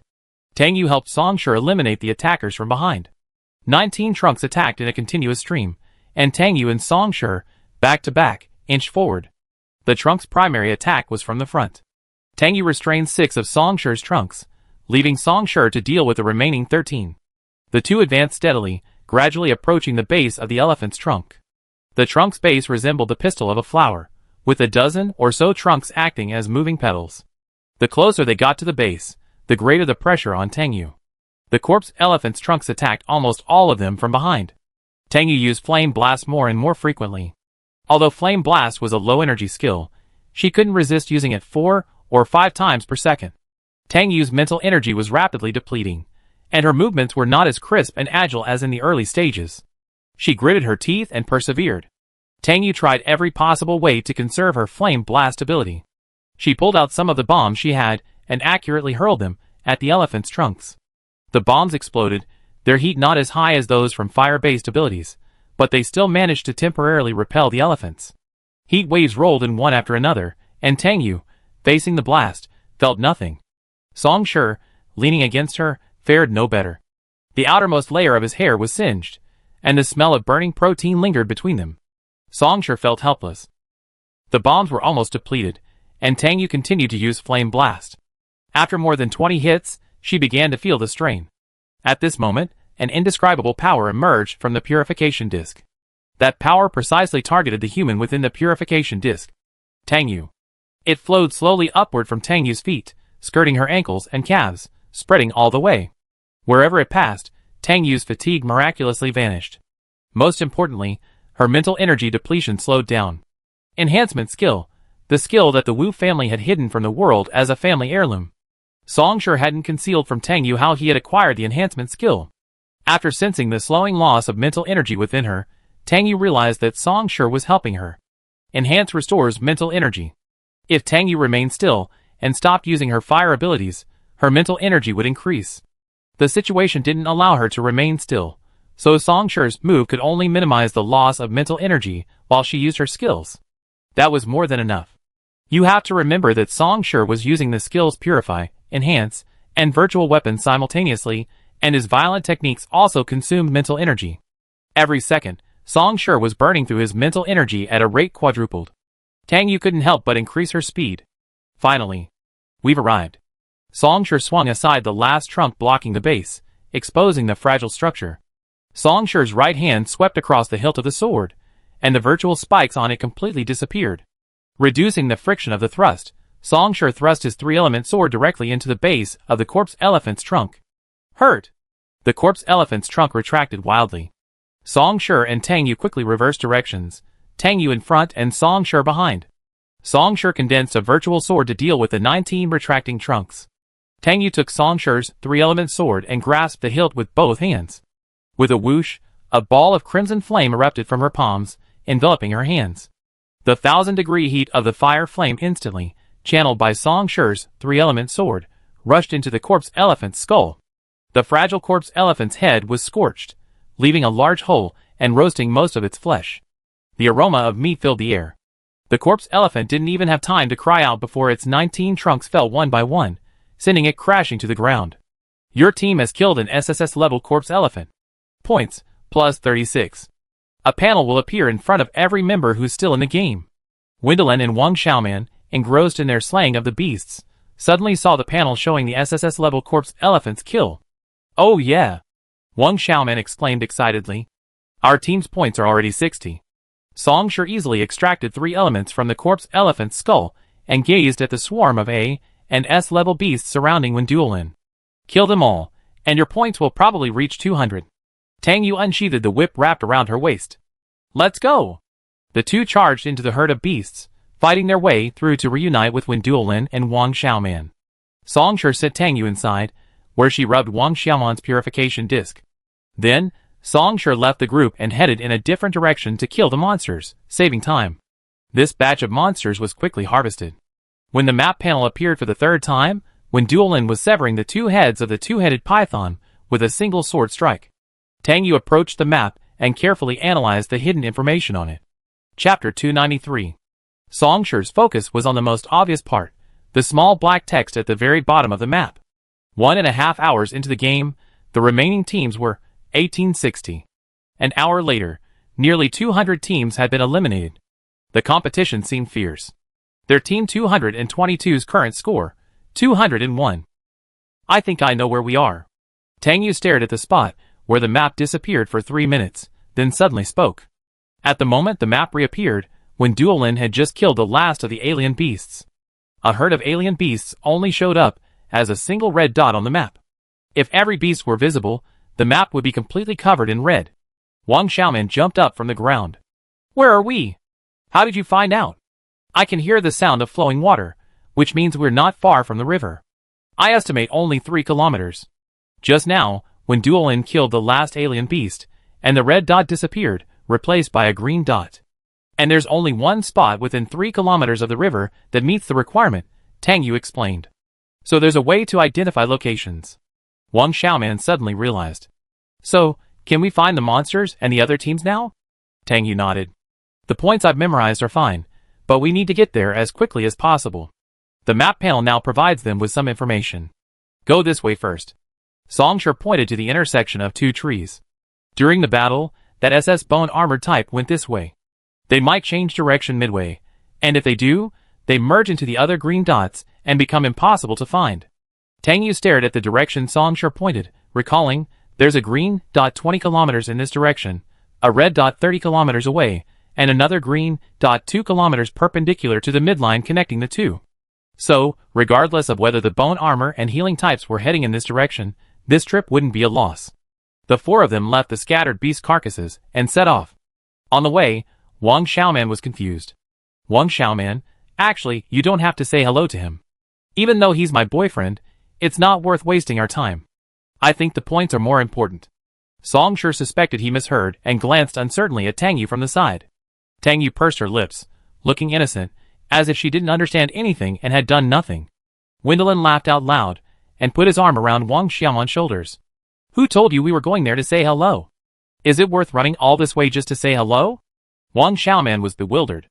We're going to protect them, Wendelin said. Look, they're so badly injured. Taking you with me to heal them, who knows? We might even be able to travel together, helping each other and earning points together. Wendelin was so sarcastic, and if Wang Xiaoman didn't understand, she'd be foolish. She simply prioritized harmony in everything and everyone. That was a healer's nature. She hadn't expected the other three to be so in sync. Songshur's simple instructions about which direction to go were enough for the other two to grasp her true intentions. Wang Xiaoman instantly felt like a little white rabbit walking with three big bad wolves. After teasing Wang Xiaoman, the four of them sped away. The team directly opposite wasn't Gavin. The team consisted of 5 people, their uniforms untidy. There was a gap where the bomb straps on their waists were strapped, and one person's helmet visor was stained with blood. Songshur and the other 4 hid behind a tree trunk. Songshur and Tang Yu poked their heads out from the left side of the tree, while Wendelin poked his head out from the right. Wang Xiaoman clung to the trunk, listening to the glances and conversations from both sides. Songshur observed carefully and confirmed they've fought before. Wendelin placed his finger on the hilt of his knife. Teams that have fought before usually have some points, and I don't mind a small amount. There's an S-rank flying type. Tang Yu recognized the young man at the front of that team, but couldn't remember the awakening types of the others. Tang Yu memorized the appearances, names, and corresponding awakeners ranked in the top 1,000 in terms of strength. Those she couldn't remember posed no threat to her. Tang Yu quickly assessed the strength of both sides. We can charge. Songshur and Wendelin were waiting for these words, and they rushed out in a flash. What about me? Wang Xiaoman asked, holding Tang Yu's arm. There are no alien beasts. Stay here and don't run around. With that, Tang Yu also left the tree trunk. The 5-man team, that had just fought half an hour ago, was slowly moving forward. Zhang Jia, a flying specialist, was at the front. Their formation formed a diamond, with one person protecting them in the middle. Typically, the strongest members of a team would be at the vanguard. This wasn't the case with their team, and even in a team battle, even a weak flying specialist wouldn't be at the front. Zhang Jia served as the scout and commander for this team. He had just flown around, and saw no alien beasts or other teams. He couldn't tell which dot on the map represented his squad, so he simply picked a random direction and headed forward. Unexpectedly, his luck was so bad that he ended up crossing the same path as Squad 222. Who was in Squad 222? Songshur, a triple type, could rival the chief instructor. Wendelin, an SSS-ranked berserker, rumored to have only lost to Lu Xing. Tang Yu, an A-ranked fire type, had won 3 consecutive championships. Zhang Jia's heart trembled the moment he saw these 3 individuals simultaneously emerge from behind the trees on their path. Their instinct to fly when faced with danger was a life-saving factor for their flying-type counterparts. Zhang Jia leaped into the air, but was still a step too slow. Someone grabbed his ankle, yanked him down, and slammed him to the ground. Thankfully, this was a forest, and the ground was thick with fallen leaves, so Zhang Jia wasn't injured from the fall. At this point, the only option was to fight. Zhang Jia suppressed his pounding heart and quickly raised his flying-type combat weapon, a specially crafted submachine gun, aiming at the mastermind behind his capture. Songshur. Flying types are suited for reconnaissance. Their only means of self-defense are powerful firearms. Everyone's combat kit comes with a gun. The weapons held by the non-combat awakening types are more advanced than those of the combat types, and their magazines have a certain chance of being refilled with psychic bullets. Zhang Jia was thankful he hadn't used up all his psychic bullets in the previous battle. Ordinary bullets couldn't eliminate a berserker type, but psychic bullets could, as long as they hit a vital point. Amidst the exclamations and panic of his teammates, he calmed himself, aimed between Song Shi's eyebrows, and pulled the trigger. The bullet spun at high speed. Excellent, the trajectory followed his prediction, and Song Shi didn't even try to dodge or block with his knife. It seemed to be succeeding. He also felt it was unrealistic that Song Shi could be hit so easily by a single bullet. He continued to pull the trigger, sparks flying from the muzzle as bullets blasted out one after another. The moment each bullet reached Song Shi, an invisible virtual barrier obscured him. The bullets pierced the barrier, creating ripples like stones hitting a lake. That was all. Losing momentum, the bullets fell one by one, clattering onto Zhang Jia's pants. He wasn't even afraid of bullets infused with psychic power. How could this virtual barrier be S level? Weren't they saying Song Shi's psychic level was B level? He was horrified. Then the expression of shock froze on his face forever. A bullet passed by Song Shi's ear and lodged between his eyebrows. Song Shi turned his head. Wang Xiaoman, who had been ordered by Tang Yi to stay put, was sitting on a tree branch, a gun slung around her neck. She greeted her with a look of begging for praise. Zhang Jia had psychic bullets, and as a healer, Wang Xiaoman naturally had them too. The remaining teammates didn't hold out for long. We worked so hard to earn just 12 points. 12 points. Are they worth all the snatching? Someone said angrily. Wendelin was murderous. First place was earned by scraping together these little things. The young man was so angry that he vomited blood. Wendelin was a girl, a dark-skinned girl with shaggy hair. Chapter 294. After dealing with this team, the four of them tracked Gavin and the others without stopping. A team that could recruit an SS-level bone-armored member must be quite capable. They had lost 2 to 4 team members, and the SS-level bone-armored member was seriously injured. They must have fought a fierce battle, and one can only imagine how many points they had earned. Gavin is a fat sheep. He must be feeling guilty for running away so quickly. When Duolin strode forward, broadsword in hand, Wang Xiaoman asked, if he hadn't run away and waited until we finished fighting, would you have let him go? Wendelin adjusted his hair. If he hadn't run away, he'd be stupid. He's not a fat sheep, he's a fat pig. And I love pork. Wang Xiaoman.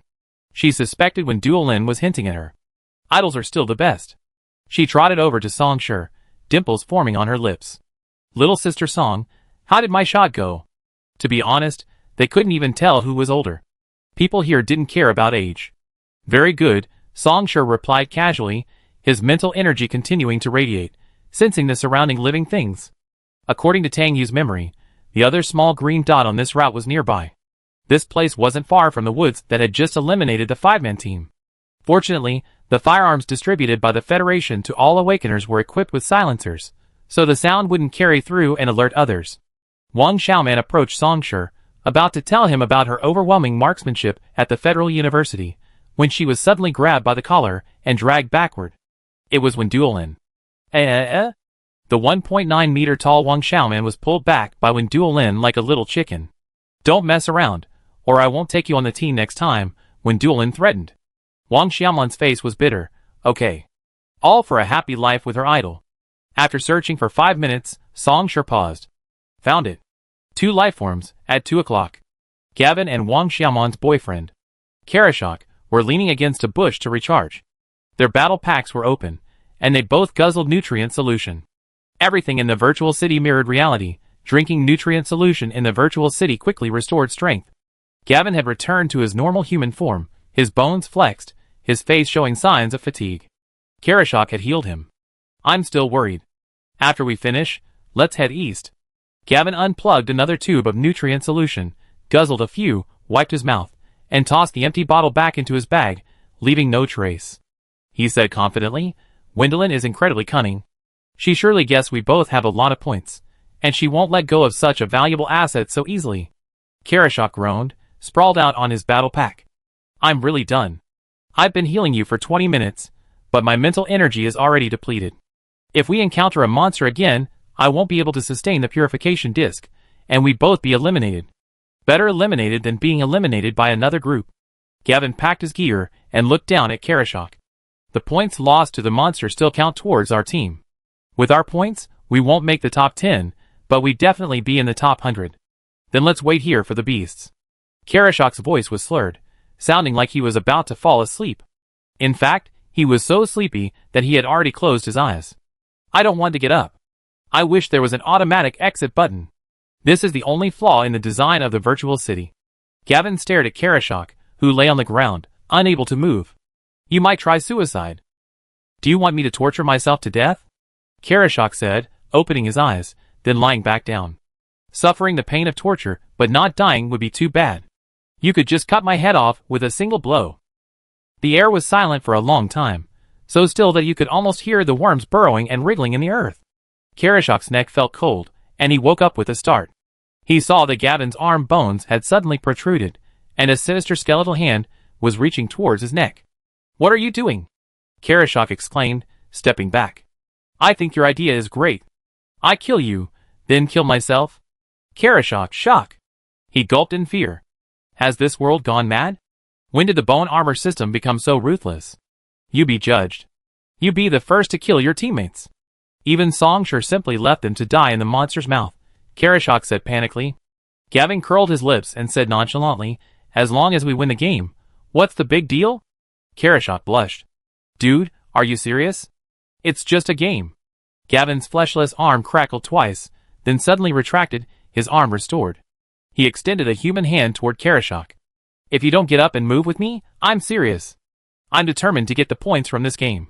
Karashok wiped the sweat from the back of his neck, grasped Gavin's hand, and, with Gavin's help, stood up. You're too cautious. They've been entangled by an SSS-level corpse elephant. Whether they can kill it is another matter.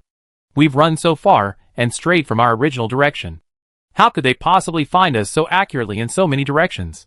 Gavin pursed his lips and looked back. Making a map in half an hour can provide a lot of information. Just because we haven't found the corresponding location doesn't mean other teams can't find it. I'm not worried about Wendelin, Gavin commented. She's not smart enough. Songshur and Tangyu and their team can't be ignored. We must be vigilant. Karashok squatted down to sort out his backpack. The zipper had been left open while he was lying on his back, and a lot of things had slipped out. Gavin stretched out his long legs and kicked him twice, urging, hurry up.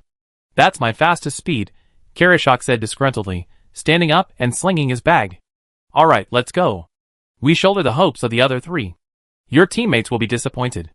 A cold voice, wrapped in the wind, came towards them, Songshur's face revealed from behind the sharp blade. Go and keep them company. Three forces swept forward, and Gavin grabbed Karashok's collar, pulling him back at high speed. Gavin, you actually said I wasn't smart enough behind my back. Wendelin's thunderous voice echoed from behind Gavin and Karashok, and he thrust his sword into Karashok's back. Easily frightened by Wendelin's voice, Karashok nearly screamed, completely unaware that Wendelin's sword was already thrusting towards him. Chapter 295. Gavin reacted quickly, dodging Songshur's attack while pulling Karashok toward him, narrowly avoiding Wendelin's sword. Karashok blocked Gavin's path. Bang! A bullet from a distant tree fork pierced Karashok's head. A dark hole formed between Karashok's eyebrows, and his body fell backward. Wang Xiaoman, crouching on a tree fork, concealed by branches and leaves, carrying a light sniper rifle, closed her eyes in dismay. How could Karashok be sniped? Wouldn't I have to break up with her when I get home? Let's break up. Wang Xiaoman hesitated for 2 seconds, then opened her eyes. Killing the last man was the most important thing. She couldn't hold the team back. Karashok collapsed into his arms, his body dissolving, completely eliminated. Gavin was furious, his eagle-like eyes scanning the area, pinpointing Wang Xiaoman's hiding spot. His shoulder blades throbbed, his bones growing wildly. In the blink of an eye, a pair of bony wings stretched out, blocking out the sun. He flapped his wings, the leaves rustling around him, as he flew towards the tree fork where Wang Xiaoman lay. I must kill her. He was furious. Wang Xiaoman instinctively wanted to drop her gun and flee, but she suppressed it, gritting her teeth and taming her pounding heart. She steadied her arm, aimed at Gavin, and pulled the trigger. The first bullet fired, and Gavin adjusted the arc of his wings, twisting gracefully in midair. It must be dodged. Since his awakening, he had practiced nimbly dodging ground fire. Even with a dozen simultaneous salvos firing into the air, he could handle it with ease. A mere psychic bullet. Bang! A mental bullet grazed Gavin's nose, leaving a startling bloody streak on his high, pointed nose. Gavin lowered his head in anger, his nose burning with pain. A pair of hands clung to his slender calves, like claws, their immense strength dragging him downward. It was Songshur. Songshur's hands grasped Gavin's right leg, one tibia and one fibula. Just before taking flight, Gavin had swept Songshur, and when Duolin away with his wings. Songshur leaped up and gave chase. When Duolin coordinated with her, bending his knees to provide leverage for Songshur.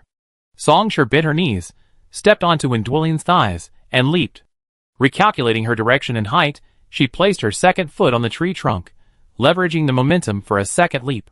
She successfully matched Gavin's takeoff speed and grabbed his right leg. No bones! This was Songshur's first time grabbing a living human's bones. It was a strange feeling, especially since the bones still retained a trace of human warmth. They were dry and crisp, not as sticky as Songshur had imagined. Get off! Gavin kicked Songshur with his other leg. The bone armor's strongest weapon is their bones, and different parts can perform different functions. For example, the ribs can pierce an S-rank alien beast, provided the angle is right. The 26 bones in the soles of the feet can crush all the bones of an ordinary, unawakened human, except for the skull. The elbows can even punch through a 30-centimeter thick reinforced concrete wall, and so on. The 206 bones in the human body, if used properly, can become a deadly weapon. The moment his kick came, Songshur's left hand held a weapon, while his right hand clenched, and a virtual sword materialized, slashing at the oncoming foot. She wanted to see which was stronger, her virtual sword or the bones of the bone armor. Gavin saw Songshur conjure a sword out of thin air, and quickly retracted his leg, cursing inwardly. Songshur's virtual weapon could kill beasts. He was crazy to use his own bones to fight Songshur head-on. Gavin changed his strategy, flapping his wings faster, carrying Songshur high into the sky, spinning him mid-air, trying to knock the burden hanging from his leg off. Wang Xiaoman tried to aim several times, but ultimately gave up. The movements were too fast, and Gavin was using Songshur as a shield. If she pushed harder, she might hit Songshur. Songshur was so confused that his eyes were full of stars. Let you fly. An extended virtual sword thrust upward. Gavin quickly leaned back to avoid it. Vulgar. He cursed Songshur. Songshur thrust forward again. Gavin shut his mouth. The strike directly slashed a notch in his wing, the two bones breaking neatly. The asymmetry of the wings made his flight appear precarious. He was a SS-level bone armor type, with extensive flying experience. Songshur drew out his materialized three-system blade and inserted it into the gap between the radial and fibula bones of Gavin's right leg. Then, grasping the blade's tip and handle in each hand, he gathered strength and suddenly twisted his body like a spinning top. The powerful rotational force caused the bones of Gavin's right leg to twist strangely. To prevent his leg from breaking, his entire body rotated to absorb the force. Bang! As he spun, Tang Yu launched a precise fireball into him. Gavin's body was knocked back slightly by the fireball. Songshur struck again, severing 6 bones from his other wing. Gavin fell unexpectedly. Halfway down, still a dozen meters from the ground, he stretched out his wings, struggling to steady himself. At that moment, a specially crafted whip flew out from the side and wrapped around his left leg. Gavin landed level with the surrounding branches. Tang Yu hid there until Gavin was within reach of her whip. The whip, warm as Tang Yu's hand, was barbed, tightening around Gavin's ankle. The prolonged burning of the fire element inevitably left black scorch marks on Gavin's bones, and a slight pain pierced Gavin's brain. He struggled to break free from the whip, flapping his wings desperately. It was like a helicopter taking off overhead, the rapidly spinning propellers piercing Songshur's hairline. Tang Yu, hidden behind the tree fork, loomed. Tang Yu tied the whip to a thick branch, preventing Gavin from flying. The whip's special material meant it wouldn't break no matter how hard Gavin tossed it. Songshur glanced down at the ground. It was about 9 meters. A good enough distance to fall without getting hurt. Songshur climbed recklessly, following Gavin's calves and thighs until he was level with the skeleton's heart. Gavin's actual flesh. Gavin swung his arms and slapped Songshur. The spot Songshur climbed to was right inside the ribs. The impenetrable ribs actually served as a shield for Songshur, preventing him from inserting his hand into them. Songshur stared at Gavin, who was perched at the skeleton's heart, his eyes closed and his brow furrowed as if in a nightmare.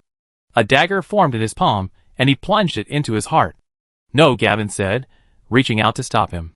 It was over. The massive skeleton fell apart. Bones separated, falling naturally under the pull of gravity. After falling midair, they turned to dust and vanished into the virtual city. Only Songshur remained in the air, sprawled and falling at high speed. Tang Yu's whip suddenly extended, wrapping around Songshur's waist and cushioning him. The impact of Songshur's landing was greatly mitigated, and he rolled on the ground to absorb the force. Success, success! Wang Xiaoman climbed down from the tree and cheered as she rushed towards Songshur. Their team has 469 points. The four of them teamed up to eliminate an SS-rank skeleton type with depleted mental power, taking a little over 3 minutes in total. Chapter 296. The match lasted 2 hours. Remaining teams, 1740. The map panel disappeared. Tang Yu led the way, and the four charged into a group of ironclad sides nesting 5 kilometers away in the 3 o'clock direction, completely slaughtering them. Total points, plus 89. The match entered its 4th hour. Team 222 encountered Team 1699, engaged in a fierce battle with a mixed herd of alien beasts. Songshur charged into the herd, slashing a bloody path with his 3-element attack, closing in on the healer, who was protected in the center by Team 1699, and slaying him. The healer died, the purification disc dissipated, and the rest of the team was instantly engulfed in black energy. Their combat effectiveness plummeted, and their minds became somewhat confused. They were easily eliminated by Wen Duolin, who arrived from behind. All the points earned by Team 1699 after 4 hours of hard work had gone to waste. Team 222's points, plus 366. The match was only halfway through its 5th hour, and the final 5 hours would be even more intense. After the four of them had slain another group of strange beasts, Tang Yu suggested an hour's rest to recuperate and recover their physical and mental strength in preparation for the next battle. Having learned from Gavin and Karashok's previous experience, they knew they had to find a secluded spot where they could be easily ambushed while resting. Finally, the four of them climbed up into the canopies of 2 lush trees. Songshur and Wang Xiaoman hid in one tree, while Tang Yu and Wen Duolin took shelter in another. The thick, lush leaves completely concealed the 4 figures. After clearing the danger from the tree, Songshur sat on a nearly half-meter wide branch, leaning his legs against the trunk. He drank 2 bottles of nutrient solution and closed his eyes to rest. Wang Xiaoman sat on a branch to Songshur's left, 10 centimeters higher than where he stood. Songshur could easily reach out and grab her. Wang Xiaoman was truly exhausted. After 5 hours of intense combat, she constantly deployed purification discs, repaired Tang Yu and Wen Duolin's injuries, and occasionally performed sniper duties. She didn't even have the energy to speak. She quickly refilled 2 bottles of nutrient solution and closed her eyes before falling into a deep sleep. The 4 of them split into 2 groups, agreeing to take turns on duty. Songshur would be in charge for the first half hour, Tang Yu and Wen Duolin for the second. Songshur leaned against the branch. Although her eyes were closed, her mental energy remained diffused, capturing every movement within a 50-meter radius. Songshur remained on alert for half an hour.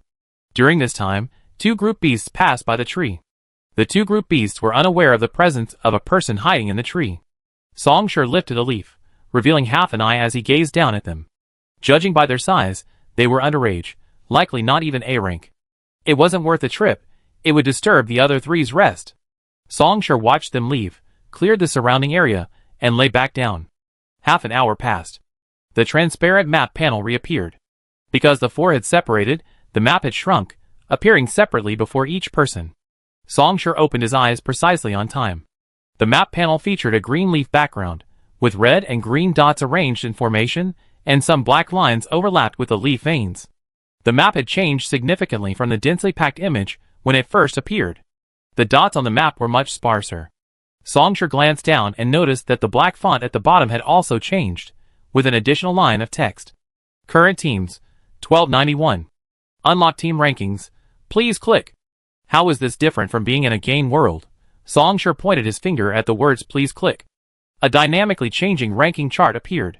Team number, team members, team points earned, and even the notes column shows real-time team location. Some team numbers are black, others gray. The gray numbers are rare, with only 2 teams in the middle of the first page gray. Songshur guessed that the gray meant their entire team was killed in action. Not all eliminated teams have 0 points. Those that died in battle with monsters retain their points. Songshur looked up.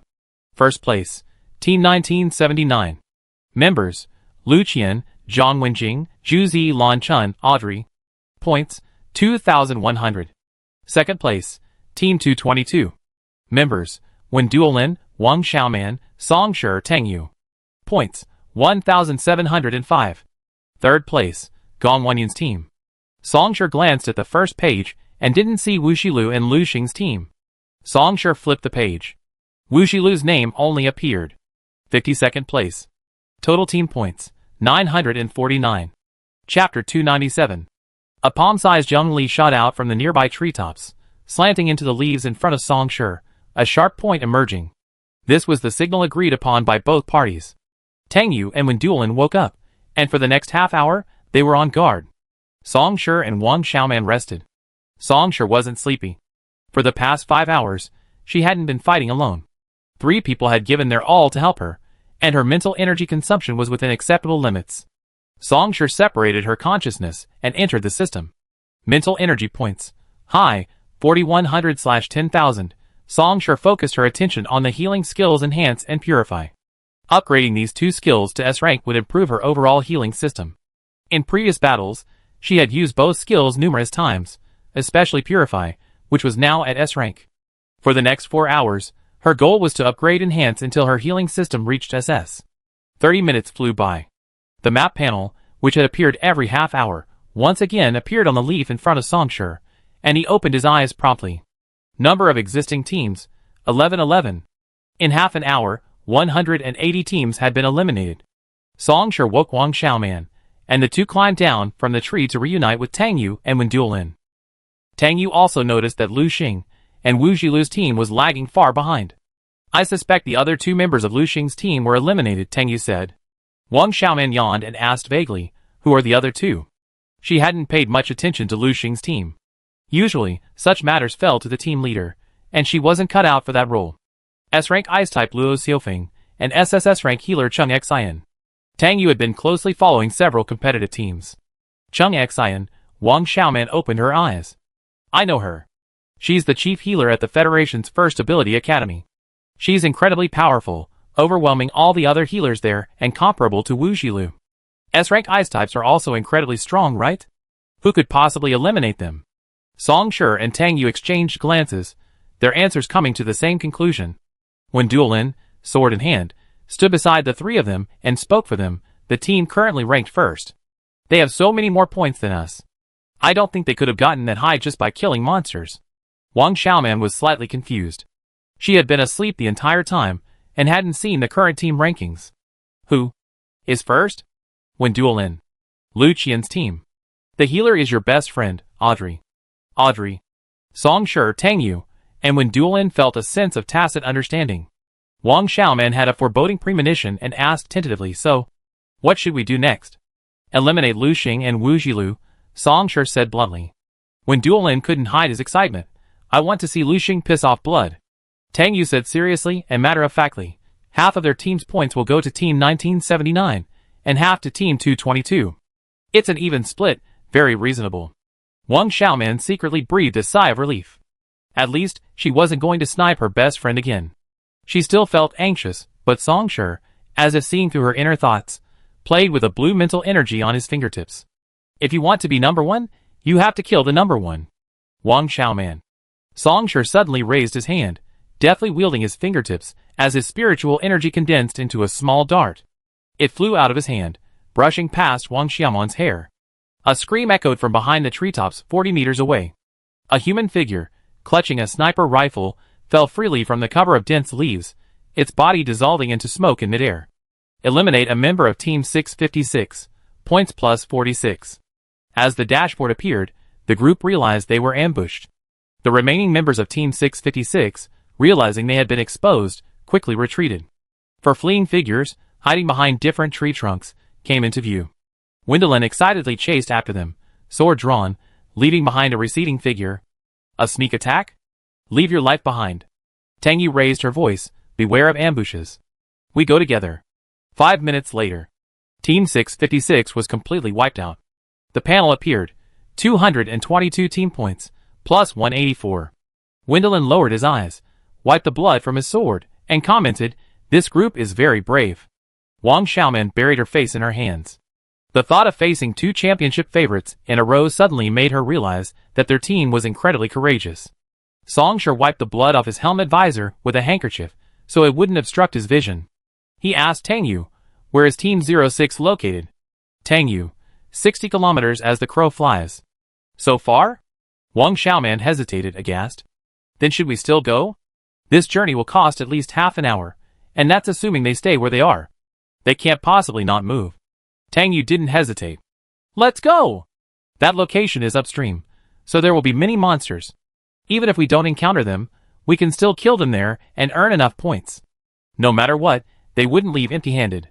Wendelin nudged Wang Xiaoman with his elbow. Are you up to it? If not, I carry you. Wang Xiaoman waved her hand. Forget it. 60 kilometers, I'm afraid I tire you out with my physique. Wendelin didn't see any problem with her physique. Aren't all healers supposed to weigh under 80 kilograms? I carried a 100 kilograms bag during training. Yours is nothing. Tangyu and Songshur were planning their route and specific plans. When Duolin quietly advised Wang Xiaoman, we'd definitely be running at full speed soon. If you really can't run, don't try to force it. I carry you for a while. When I can't, Songshur will take over. She's definitely trained in weighted running. With your physique, we can handle it easily. When Duolin patted Wang Xiaoman's shoulder, reassuring her. One of the many rivers that crisscross this forest, marked with the thickest black line on the map, has numerous branches downstream, while upstream it is formed by the confluence of countless streams. In the virtual world, the sun began to set, and the shadows of the trees along the riverbank became infinitely elongated. Upstream, the endless riverbed was covered with rocks of various sizes, rounded by years of erosion. The crystal-clear stream flowed through the gaps between the rocks, stained by the golden light of the setting sun. On the riverbed, a dozen red-eyed rust radium horses strolled leisurely, close to each other, occasionally lowering their heads to drink a few sips of water. Their limbs were long and slender. Occasionally, when they stepped into the deep riverbed and the water reached their knees, they would lift their legs and flail comically. Most of the time, the water barely covered their hooves. The setting sun cast a golden glow on their bodies. If it weren't for the otherworldly reality, just seeing this scene would give one a sense of harmony and beauty. Get within 10 meters of them, and the filter would be broken. Their skin was mottled like rust, and the water washed over them instantly turned brown. Their eyes were a terrifying red, like the terrifying creatures of the zombie world, infected and losing their minds, ready to bite humans at any moment. The red-eyed rusty radius strolling and playing in the water was unaware that danger was approaching from multiple directions. These few brief minutes would be the last memory of their lives as exotic beasts. The vast riverbed was one of the few places in the forest that could become a multiplayer battlefield. There was no cover, and everyone's movements were visible, making ambushes and sneak attacks impossible. With only 3 hours remaining in the match, the 1,000 remaining awakened teams in the virtual city were surprised to discover that half of the top 50 teams were heading towards the same destination. That destination was the upper reaches of a river. As the various teams scattered throughout the forest discussed their next steps, several strategies emerged. The spectator team, let's go and see what's going on and maybe take advantage of any opportunities. The conspiracy theory team, this must be a conspiracy hatched by the group, just to lure our regular teams over there and let them harvest their points. The exploration team, is there some hidden treasure out there we don't know about? An item that doubles your points? An item that transfers a specific team's points to your own? An item that revives teammates? What should we do?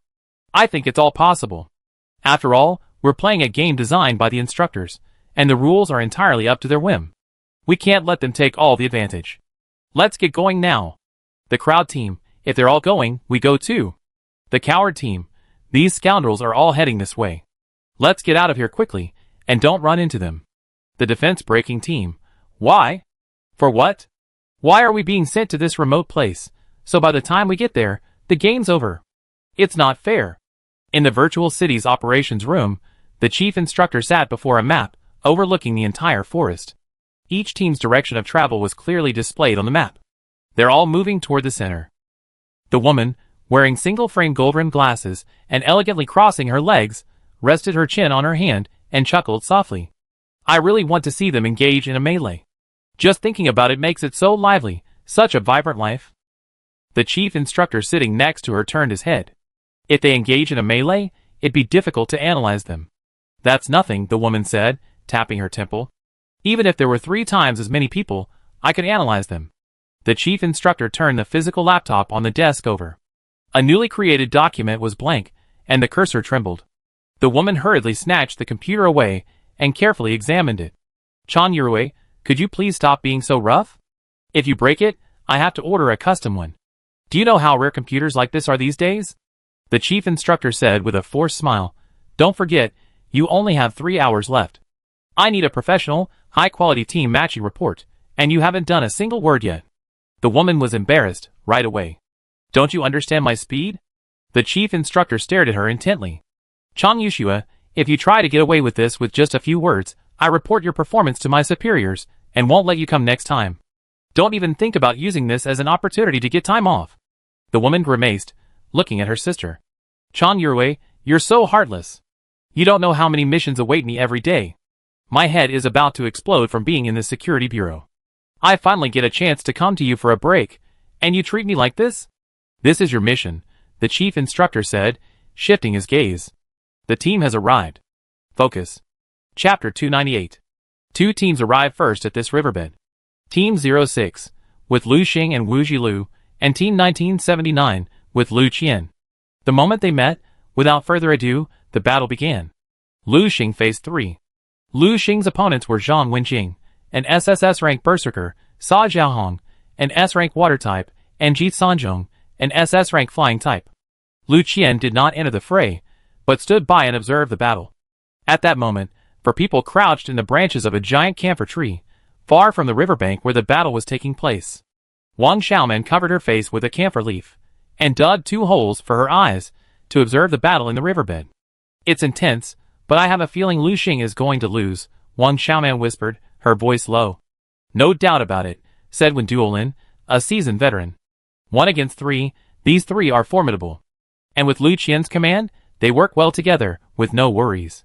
Lu Xing, on the other hand, needs to split his attention protecting Wu Jilu. This match is bound to lose. Wang Xiaoman scratched her head. I'm curious how Lu Xing dared to challenge Lu Qian's entire team, with Wu Jilu and 2 others. To avenge his other 2 teammates, isn't that just giving them points for nothing? Songshur watched the 4 men battle in the setting sun. They lay inseparable over the stream, their every attack sending water splattering, a brutal yet beautiful display. Giving points for nothing. If Wu Jilu weren't on Lu Xing's team, Songshur might have thought Lu Xing was being self-destructive out of sheer bravery. But Wu Jilu was standing right behind Lu Xing. Wu Jilu was intelligent, and she could control Lu Xing's behavior.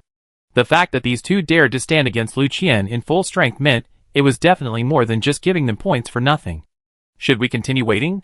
Wang Xiaoman looked at Tang Yu. Tang Yu and Songshur exchanged glances for a moment.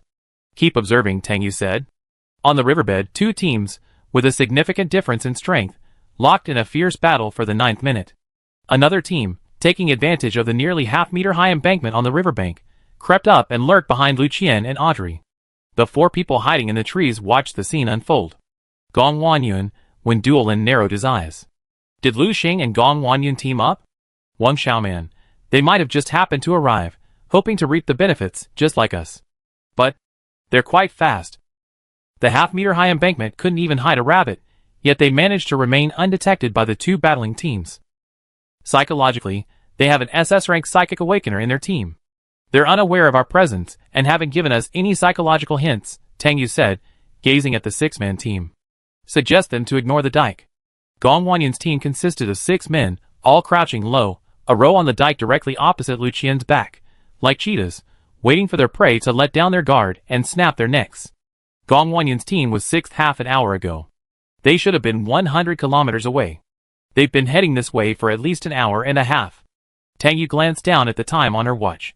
Encountering a team with a Psychic Awakener at this critical moment wasn't a good thing. Tang Yu measured the straight-line distance between them and the Psychic Awakener. 500 meters. The Psychic Awakener can't sense our position for now. If they move again, our position will be exposed. We need to take action now. Songshur continued Tang Yu's words. We can't guarantee that other SS-level Psychic Awakeners won't approach. Their sensing range is within 400 meters, while mine is only 50 meters. Even if they approach, I won't be able to detect them. The mantis stalks the cicada, unaware of the oriole behind it. And behind the oriole, there's a little boy with a slingshot. When Duolin frowned, looking at the dense forest behind him, uneasy. Who knows how many teams are hiding here right now? We have no idea where we are. Act according to the plan and play to our strengths, Song Shi said calmly. You stay here and be safe. Tang Yu looked at Song Shi. We be back as quickly as possible. Song Shi nodded. You should also be careful. Just lure them over. Don't get caught up in the fight. Yes. Tang Yu nodded firmly, and climbed down the tree trunk. Wendelin was already waiting below. Wang Xiaoman waited until they were sure it was safe under the tree before descending. She squatted beside Song Shi, and pressed a box of bullets into his hand. These are all the remaining psychic bullets I have. Song Shi took it, and opened the lid. Inside, 6 bullets lay side by side. They were the same type used in the Federation's special long-range sniper rifles. Developed 3 years ago, and available only to awakened, they maximize the effectiveness of psychic bullets. Wang Xiaoman removed the sniper rifle slung across her shoulder, and handed it to Song Shi. It's used with this. I've adjusted the parameters back to the original. You can adjust it according to your usage. There's 1 bullet in it now. Wang Xiaoman watched Song Shi expertly adjust the sniper rifle, feeling a little relieved. Only slightly. The Berserker department didn't offer a course on gun handling, and sniper rifles were only systematically taught in the 3 psychic departments: healing, psychology, and flight.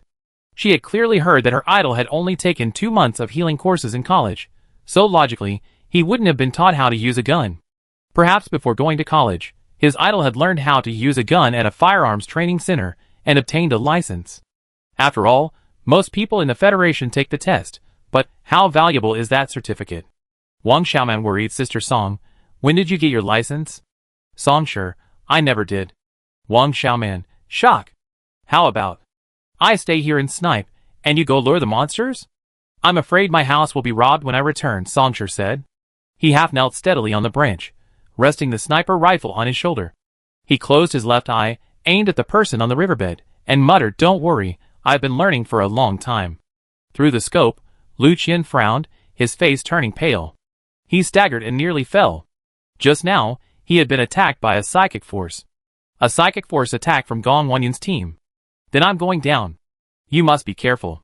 Wang Xiaoman said goodbye to Song Shi and climbed down the tree trunk. Wendelin, who had been waiting for a long time below, asked, Did you give her everything? Yes, I did. Then let's move. The 3 voices faded. Song Shi dispersed his mental energy to sense their location, watched them leave the sensing range, and then, holstering his sniper rifle around his neck, he slowly climbed down the tree. There was a small indentation in the trunk that they had dug earlier to climb up, so he placed his foot on it and landed easily. Chapter 299. Song Shi, taking cover in the trees, repeatedly dodged and hid in tree trunks. He carefully moved to the riverbank perpendicular to the 2 teams, ensuring that the target was within sniper range. He then climbed another camphor tree to conceal himself. Sniper rifle in hand, they focused their gaze on the riverbed opposite. Their plan consisted of 2 steps, 1 objective. Step 1. Song Shi would stay here and snipe the healer in the target team. Step 2. Tang Yu, Wendelin, and Wang Xiaoman would lure the nearby monsters over. The objective was to leverage their strengths.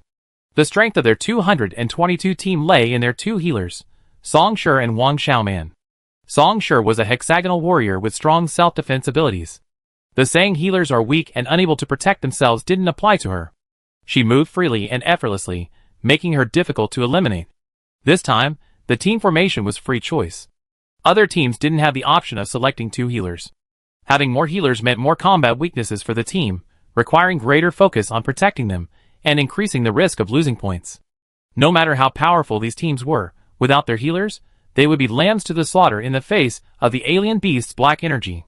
Song Shi's scope. Lu Qian's team's SSS-level healer, a young woman named Audrey, reacted quickly to support Lu Qian and repair his brain nerves. Lu Qian's expression softened slightly. He scanned the surroundings cautiously, searching for potential hiding places. While scanning, he passed the camphor tree where Song Shi was hiding. Song Shi lowered the muzzle of his gun to avoid pointing it directly at Lu Qian. The existence of a sense of crisis was confirmed at the Federal Research Institute. The higher the level of the awakened, the more intense the sense of unease when danger is imminent. Only after Lu Qian's gaze shifted elsewhere did Song Shi refocus her gun on his left shoulder, between Audrey's eyebrows. She quickly planned in her mind how to successfully kill the 3 healers present. Eliminating Wu Jilu would be relatively easy, since Lu Xing was already busy fighting. But it would be best to eliminate Wu Jilu with the first shot. If she shot the others first, Lu Xing would surely be alert, and the gap between the two shots would be enough for him to block Wu Jilu. Combat type awakened types above S rank, regardless of their type, possess rich intuition and combat experience. When they are alert, it's difficult for psychic bullets to penetrate them, and they have various methods to block psychic bullets. Her successful sniper kill relied on the moment they were off guard. The second shot eliminated Audrey. The second shot also had its conditions. Lu Qian had to endure the torment of the psychic attack, making it impossible for him to respond quickly to the bullets, in order to have a chance of hitting him. The third shot. Out of the corner of her eye, Songshur glanced at the young man in the middle of the 6 men lying in ambush on the embankment. Before Tang Yu left, she told her that the young man with the chestnut-colored, woolly curls and a clean, fair complexion was the team's healer. She fired the first 2 shots, which took 3 to 4 seconds, enough time for Gong Wanyun to react, realize what she was about to do, and immediately protect the healer with his teammates. Once the healer was surrounded by layers of protection, she had no chance, especially since their team included a psychic awakener, whose materialized psychic power could block psychic bullets. The direction of the 2 shots could indicate her hiding place. Gong Wanyun would bring the entire team to investigate. If they move 100 meters in this direction, the awakened psychic will immediately detect her exact location. The other 2 teams, having lost their healers, will also rush towards her. The alien beasts haven't been attracted yet. She alone is no match for this group. She will be easily eliminated. For the time being, abandon the healer in Gong Wanyun's team. There will always be an opportunity. There's no need to rush. Reflecting on the events in his mind, Songshur placed his index finger on the trigger. Wu Jilu's figure appeared in the scope. We still need to wait. Wait for the psychic to launch its attack on Lu Qian. 3 seconds, 5 seconds, 10 seconds. Lu Qian suddenly knelt on one knee, his face agonized. Audrey nervously held his hand, channeling waves of healing power to him. The moment has come. Songshur pulled the trigger. The bullet spun at high speed, its trajectory unwavering. Puff! You killed a member of Team 06, plus 612 points. Wu Jilu's body was flung away by the immense force of the bullet. Lu Xing, hearing the noise, turned back, his eyes bloodshot.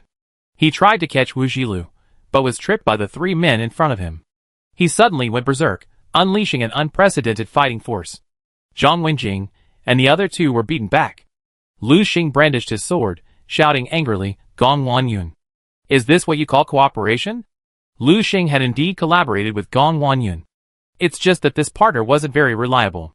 In the end, Lu Xing didn't catch Wu Jilu. By the time he freed himself from the 3 men's siege, Wu Jilu had already transformed into smoke and departed from this world. Lu Xing only managed to catch a wisp of white smoke.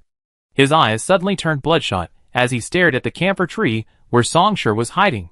Songshur didn't pay much attention to what happened next. After firing a single shot, she immediately shifted her sniper rifle, aiming the scope at Audrey, 100 meters in front of Wu Jilu. Audrey crouched, tightly grasping Lu Qian's hand, her healing power enveloping him. The moment he heard the gunshot, Lu Qian realized something was wrong. He told Audrey to get down immediately, and turned to call on the other members to stop fighting. Each step took time. Songshur only needed to slightly shift the scope. Bang! Songshur pulled the trigger with a crisp, decisive movement. Lu Qian forced himself to raise his sword to deflect the bullet. The bullet spun at high speed, and Songshur's heart sank slightly. Lu Qian could hold his sword against an SS-level mental attack. One more shot. Songshur calmly reloaded his rifle and decisively fired another round at Lu Qian and Audrey. There are no eternal enemies, only eternal interests. At this critical juncture, Songshur and Gong Wanyun briefly formed an alliance. They worked together to weaken Lu Qian's team. The moment the bullet flew, Lu Qian was subjected to an even more intense psychic attack. His hand trembled, his face drained of color, and his sword nearly slipped from his grasp, let alone blocking Songshur's bullet. The rapidly spinning psychic bullet passed within 3 centimeters of Lu Qian's blade, carrying a terrifying force into Audrey's head. You killed a member of Team 1969. Points, plus 520. There are a second and a third bullet. The second bullet fired at Audrey missed, passing through her body, which had turned to smoke. Lu Qian endured the pain as if his head were being repeatedly crushed by a strange beast, and rolled on the ground, dodging the bullet aimed at his forehead. Chapter 300. Bullets pierced the rocks on the riverbed, shattering them instantly, and sending them flying, carrying the stream water with them. Lu Qian's combat uniform was soaked as she tumbled and dodged. The battle on the riverbed paused. The 3 teams were united in their aim, aiming for Song Shi, who lay in ambush in the shadows. Lu Xing, in particular, rushed towards them with a fierce, furious look. Red bloodshot filled his eyes, even redder than those of the red-eyed rust horse. An SSS class gone berserk, don't mess with him. Song Shi quickly holstered her sniper rifle around her neck and swung it back. She clasped her hands tightly around the tree trunk and slid down. When she was only 4 meters from the ground, she released them and leaped down, her feet landing on the soft fallen leaves. Song Shi looked back to see the 3 teams chasing her, less than 100 meters away. The SS-class Flying Awakener from Lu Qian's team soared through the air, submachine gun in hand, aiming at her and firing a barrage of bullets. Song Shi gathered his darts and flung them straight at him, simultaneously raising a virtual barrier behind him, turning and swiftly fleeing. Bullets clattered against the virtual barrier behind Song Shi, their spiritual energy absorbed by it, losing momentum and falling among the fallen leaves. Song Shi's dart, blasted off its course by a torrent of energy, pierced the tree trunk behind him with a bang, leaving a fist-sized hole in the trunk. After rescuing his teammates, Sa Zhaohong, a water awakener on Lu Qian's team, formed hand seals and fixed his piercing gaze on Song Shi's back. A large snake, brimming with crystal-clear water, opened its maw as if it had eyes and bit Song Shi's back. The moment it collided with the virtual barrier, its head shattered and blood flowed, erupting in a dozen streams of water. Song Shi was drenched by the splashing water. Song Shi. She continued running, fleeing through the forest. Song Shi was following the route Tang Yu had mapped out. There were several groups of exotic beasts in this direction. They weren't particularly high level, but their strength lay in their numbers. Previously, their range was upstream, near water sources. Sensing the threat posed by SSS-level creatures like Lu Xing and Wu Jilu, they instinctively sought out opportunities and avoided harm, and migrated elsewhere. Tang Yu and the other 2 were tasked with intercepting them and luring them back. Song Shi and the other 3 had anticipated that if they attacked Lu Xing and Lu Qian's group, they would inevitably face retaliation. This area was their agreed rendezvous point. The Psychic Awakener from Gong Wanyan's group, carried by her companions, closed the distance between them and Song Shi.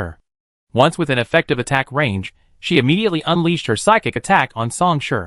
She intended to use this method to halt Song Shi's escape.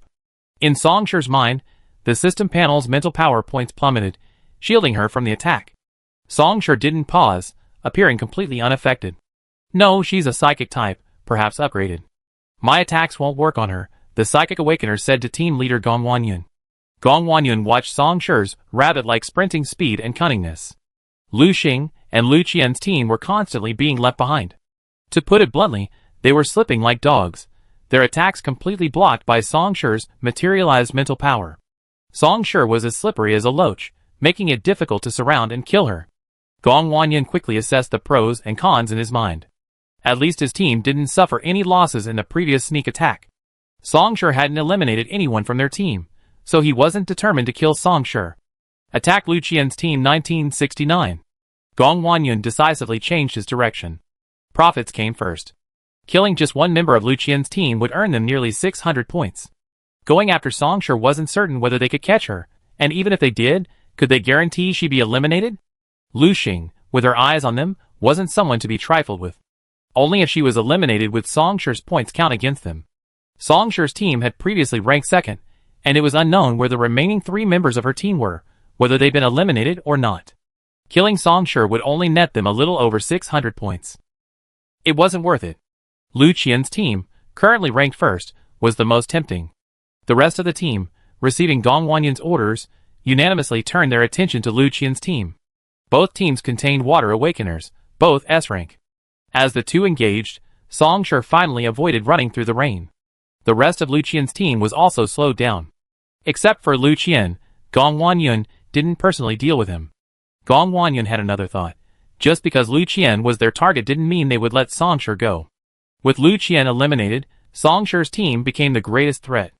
As a precaution, Lu Qian was left to deal with Song Shi. As Song Shi ran frantically, he sensed a sharp sword energy from behind him, and suddenly rushed towards the tree trunk. With his body parallel to the ground, he stepped on the trunk as if walking on flat ground, ascending 5 meters. Lu Xing's sword energy followed, slashing at the spot where Song Shi had passed. A tree trunk 7 or 8 meters in diameter collapsed with a crash, its cut cleanly cut. The moment the trunk toppled, Songshur bent his legs and leaped free, clinging to a vine dangling from another branch 6 meters away. He swung his body, flying over 10 meters, widening the gap between him and Lu Xing behind him. Songshur glanced back. Only Lu Xing and Lu Qian were left chasing him. The rest? Songshur glimpsed Lu Qian's team behind the stacked tree trunks, held back by Gong Wanyun. Gong Wanyun was stealing her points. He was finished. Gong Wanyun's team had to stay here today, too. The black energy Songshur had been craving finally appeared. Deep in the dense forest, the dense, oppressive black energy soared into the sky, shaking the earth, trembling the grass, and sending leaves fluttering down. Finally here, Songshur's eyes lit up, and he bolted over. In the distance, he could see 3 people, their feet trembling as they were being chased by a pack of strange beasts. "We're here!" Wang Xiaoman shouted. Tang Yu and Wen Duolin each held her arm as she ran. The purification disc she was holding up was weak, but the moment she saw Songshur, she was filled with excitement, and it flickered a few times, brightening. "Good job." Songshur rushed over to join them. Wen Duolin glanced at Lu Xing and Lu Qian behind Songshur, and knew Songshur had pulled it off. Not bad for holding on this long. Songshur opened a purification disc and replaced the struggling Wang Xiaoman. He hoisted her onto his shoulders and said quickly, "We didn't kill the healer from Gong Wanyun's team, so Gong Wanyun and the other 3 members of Lu Qian's team went head-to-head." Songshur briefly explained. "Damn, Gong Wanyun is stealing our points." When Duolin reacted quickly, "Where are they? Let's go get them." Chapter 301. Songshur pointed the way they had come. A mighty group of alien beasts followed behind the 4. Songshur's role had changed, from the fleeing weaker party to the pursuer who controlled the fate of others. The moment Lu Qian saw the wave of alien beasts appear, he retreated at the speed of light. Lu Xing did not retreat. Lu Xing had lost his mind. He continued to rush towards Songshur at the same speed, ignoring the wave of alien beasts, his murderous aura radiating even more intense than the black aura of the alien beasts. Lu Qian took 2 steps toward Lu Xing, ready to stop his brother and discuss the matter later. Even though they had lost their team's healer, it didn't mean they had no chance of winning. They could kidnap the healers of other teams, or, more politely, form a partnership with other teams and borrow their healers. There were many ways out. But the moment he met Lu Xing's eyes, there was no hope. Lu Qian decisively gave up trying to persuade Lu Xing and turned and left. Songshur still remembered the goal she set 2 hours ago. She had to raise her enhancement to S level. Songshur injected the enhancement power into the purification disc. "Why do I feel warm?" When Duolin, after slaying a faster-running monster that was about to catch up, returned to the formation and touched his chest, confused. This is... Wang Xiaoman, carried on Songshur's shoulders, spoke haltingly. "The legendary enhancement skill? My mental power has recovered a lot, and my headache is gone." Tang Yu also felt the mental power that had been depleting gradually replenishing. It wasn't a huge amount, not a sudden return to its original state, but a gradual increase. The most obvious manifestation was a faster running speed. "Congratulations. Healing's enhancement skill has been upgraded level, S rank. Congratulations. Healing has been upgraded to S rank." The subtitles that appeared in Songshur's mind overlapped with the real-life panel where points were added for killing monsters. All good news. Both the Berserker and healing skills have reached SS rank. The purification disc at Songshur's feet suddenly shone brightly, its light so intense it obscured the surrounding scenery. 2 seconds later, the light faded. "You've actually upgraded at this moment." When Duolin was shocked. "Berserker or healing?" Before Songshur could answer, Wang Xiaoman spoke first. "Healing. The pattern on the purification disc has changed." Carrying her on Songshur's shoulders as she ran, Wang Xiaoman felt incredibly safe. She didn't have to worry about anything else.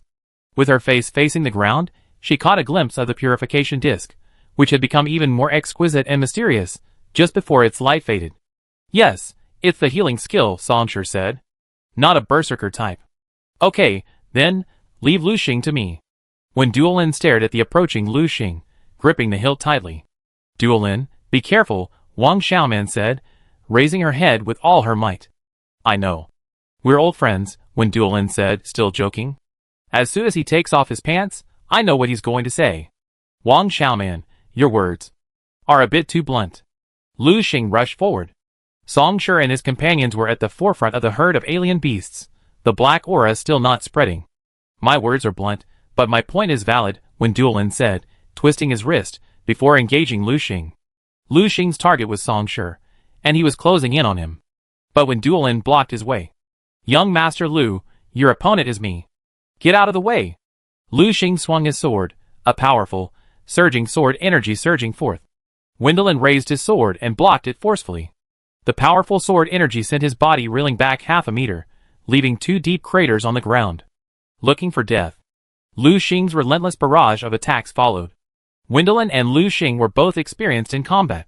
After blocking the sword energy, when Duolin didn't pause for a second before dodging away. Lu Xing's attack missed. The two chased each other, felling tree after tree. Wherever when Duolin went, no tree could survive Lu Xing's indiscriminate assault.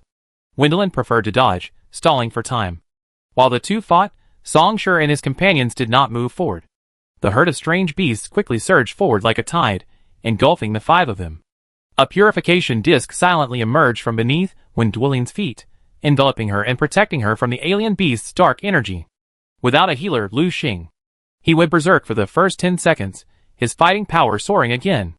"All of you die." Wendelin was being beaten back by Lu Xing. His sword swung until only a shadow remained, and he looked determined to perish alongside when Duolin. Unable to dodge in time, when Duolin's arm was injured by the sword's energy, tearing a large hole in her combat uniform, revealing her arm and oozing blood. "I go help her," Tang Yu said to Song Shi after breaking off the tentacles from a beast's head. Then, she rushed towards when Duolin. Song Shi remained behind to deal with the dense swarm of alien beasts surrounding them, multitasking in the purification disc to support when Duolin and Tang Yu. "Why don't you put me down?" Wang Xiaoman was on Song Shi's shoulders. Song Shi would sometimes jump up to chop at the monsters, and sometimes dodge them left and right. Wang Xiaoman was thrown around and felt dizzy. "You must be tired carrying me." "I can't manage 3 things at once," Song Shi said truthfully. Destroying all the beasts that approached them, maintaining the purification disc, and then dividing my attention to protect Wang Xiaoman was too much. Wang Xiaoman resisted the urge to retch. "All right," she silently prayed for Lu Xing to log off. Lu Xing's frenzied state didn't last long. 15 seconds later. His movements became noticeably slower, his reflexes sluggish. Wendelin pierced his chest with a sword. Lu Xing froze in place, his strength drained from him. He fell to one knee, holding himself up with his sword. Blood gushed from the corner of his mouth through his helmet. Wendelin watched the young man's body gradually dissipate before him, and said earnestly, "Next time, protect Wu Xilu." With that, he drew his sword. Eliminate a member of Team 06, points. Plus 635. "Oh! Yeah!" Wang Xiaoman tried to raise her hands in celebration, but her stomach churned, and her cry came out weak. Another burst of fiery red light caught her eye. Wang Xiaoman suddenly somersaulted, looking up. Who's leveled up again?" Song Shi had a guess, and the light faded. Sure enough, it was Tang Yu who was within it. Tang Yu had been leveling up before the match. So far, through the mini-battles, the constant drain of mental energy, and the replenishment by Song Shi, she leveled up. Wendelin and Tang Yu returned to help Song Shi share the pressure from the monsters. "You two should treat me to dinner when you get back," when Duolin said. "You both leveled up after the competition, making us, who can't level up, jealous. Pay for the mental damage." Song Shi. Who should be jealous? Tang Yu was Song Shi's mouthpiece. "Your initial awakening level is SS, and you be promoted to SSS within 2 years. Xiaomon's initial awakening level is SSS. We're the ones who should pay for mental damages." Wendelin curled his lips in a smile. "Why are you being so calculating?" Wang Xiaoman, trying not to vomit, grumbled in agreement. Song Shi set Wang Xiaoman down, and looked at the endless stream of monsters around him. "Take care of the next target." The next target was to eliminate Lu Qian's team. The 4 of them broke free from the monster's encirclement. The moment he saw Gong Wanyan battling Lu Qian, when Duolin shouted, "You dare to compete with me for points? Gong Wanyan, you be a wreck." Gong Wanyan shuddered, a sense of foreboding. He had underestimated Lu Qian's team's resistance and Song Shi's combat prowess. They were too slow, they hadn't eliminated Lu Qian's team before Song Shi returned. Chapter 302. As Song Shi and the others arrived, a swarm of alien beasts surrounded them. Lu Qian had already attempted to lead the team to evacuate, but Gong Wanyan stalled them. Gong Wanyan was no match for Lu Qian, but he could still hold him back for a minute. A surge of black energy swept over, engulfing Lu Qian's team. Without the protection of a healer, even the most powerful awakened could not escape death. We couldn't let them die in the mouths of alien beasts. Song Shi broke away from his team and, before the alien beasts could, eliminated the unconscious water-type Sa Xiaohong and rage-type Zhang Wenjing from Lu Qian's team. SS rank flying-type Ji Sanzhong and Lu Qian were eliminated by Gong Wanyun before Song Shi could. Team 1969, which had held first place for 7.5 hours, had its total of 2,466 points split between teams 222 and 81. Lu Qian was the last member of the team to be eliminated. He was stabbed in the chest by Gong Wanyun. With Lu Qian's elimination, exactly half an hour had passed. A transparent map panel appeared. Teams 222 and 81, locked in fierce combat, had no time to study the map. The other team members, roaming the countless corners of this vast forest in search of exotic beasts and prey, didn't miss the map panel. The map panel's display time was limited. The commander was responsible for studying the upcoming route and memorizing nearby points. Other members of the team with responsibilities would click into the team ranking list to view their current standings. A 6-man team crossing the river in the southeastern part of the forest stopped midway. Our team has moved up 2 ranks, huh? When did Team 222 become number 1?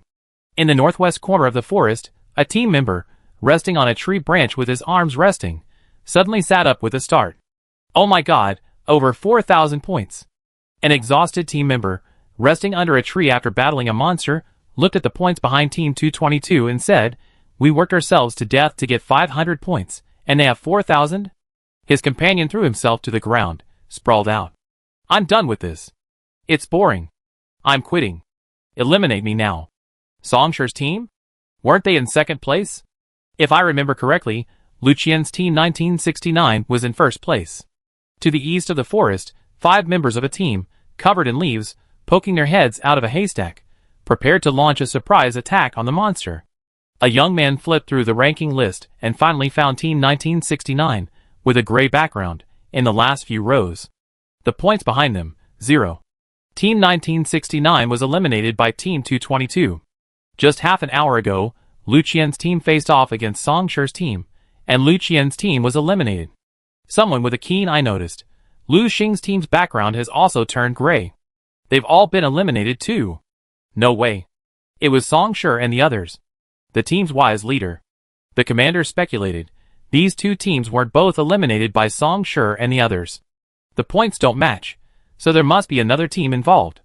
The second place team is Gong Wanyun's team 81. Their points are rising rapidly, so it's likely that Gong Wanyun and Song Shi's teams work together. In the 2 minutes that the map panel appeared, many teams had a pretty close idea of the truth. They all agreed that Team 222 and Team 81 were collaborating. But the new rankings half an hour later made these teams realize how naive their thinking was. Team 222 members, Song Shi, who possesses 3 types of abilities, Berserker, Healing, and Psychic. SSS level Healer Wang Xiaoman. SS level Berserker when dueling. A level. No, now it's S level Fire type Tang Yu. Introduction to Team 81. SS level Warrior Gong Wanyun. SS level Healer Kakar. SS level Psychic Feng Jinjin. A level Water type Zhang Lani. SS level Berserker Zhao Xiaowei. S level Gold type Shangwan Rishan. 4 versus 6. It doesn't seem to have an advantage in numbers. In fact, Team 222 can be split into 2 independent squads. Compared to Team 81, which is burdened by 2 Psychic and Healer units, the entire team moves together, advancing and exiting together, and its sheer size gives Team 222 a certain advantage. Chapter 303. Song Shi, Tang Yu, and the other 2 acted separately. The Psychic Awakener in Team 81 posed the greatest threat, even more so than the SSS level warrior Gong Wanyun. If Tang Yu and the other 2 approached within a certain range, they would be subject to psychic attacks, losing their combat effectiveness for a short period of time and becoming vulnerable. The first person to be eliminated must be the Psychic Awakener. "I go," Song Shi said, dashing off.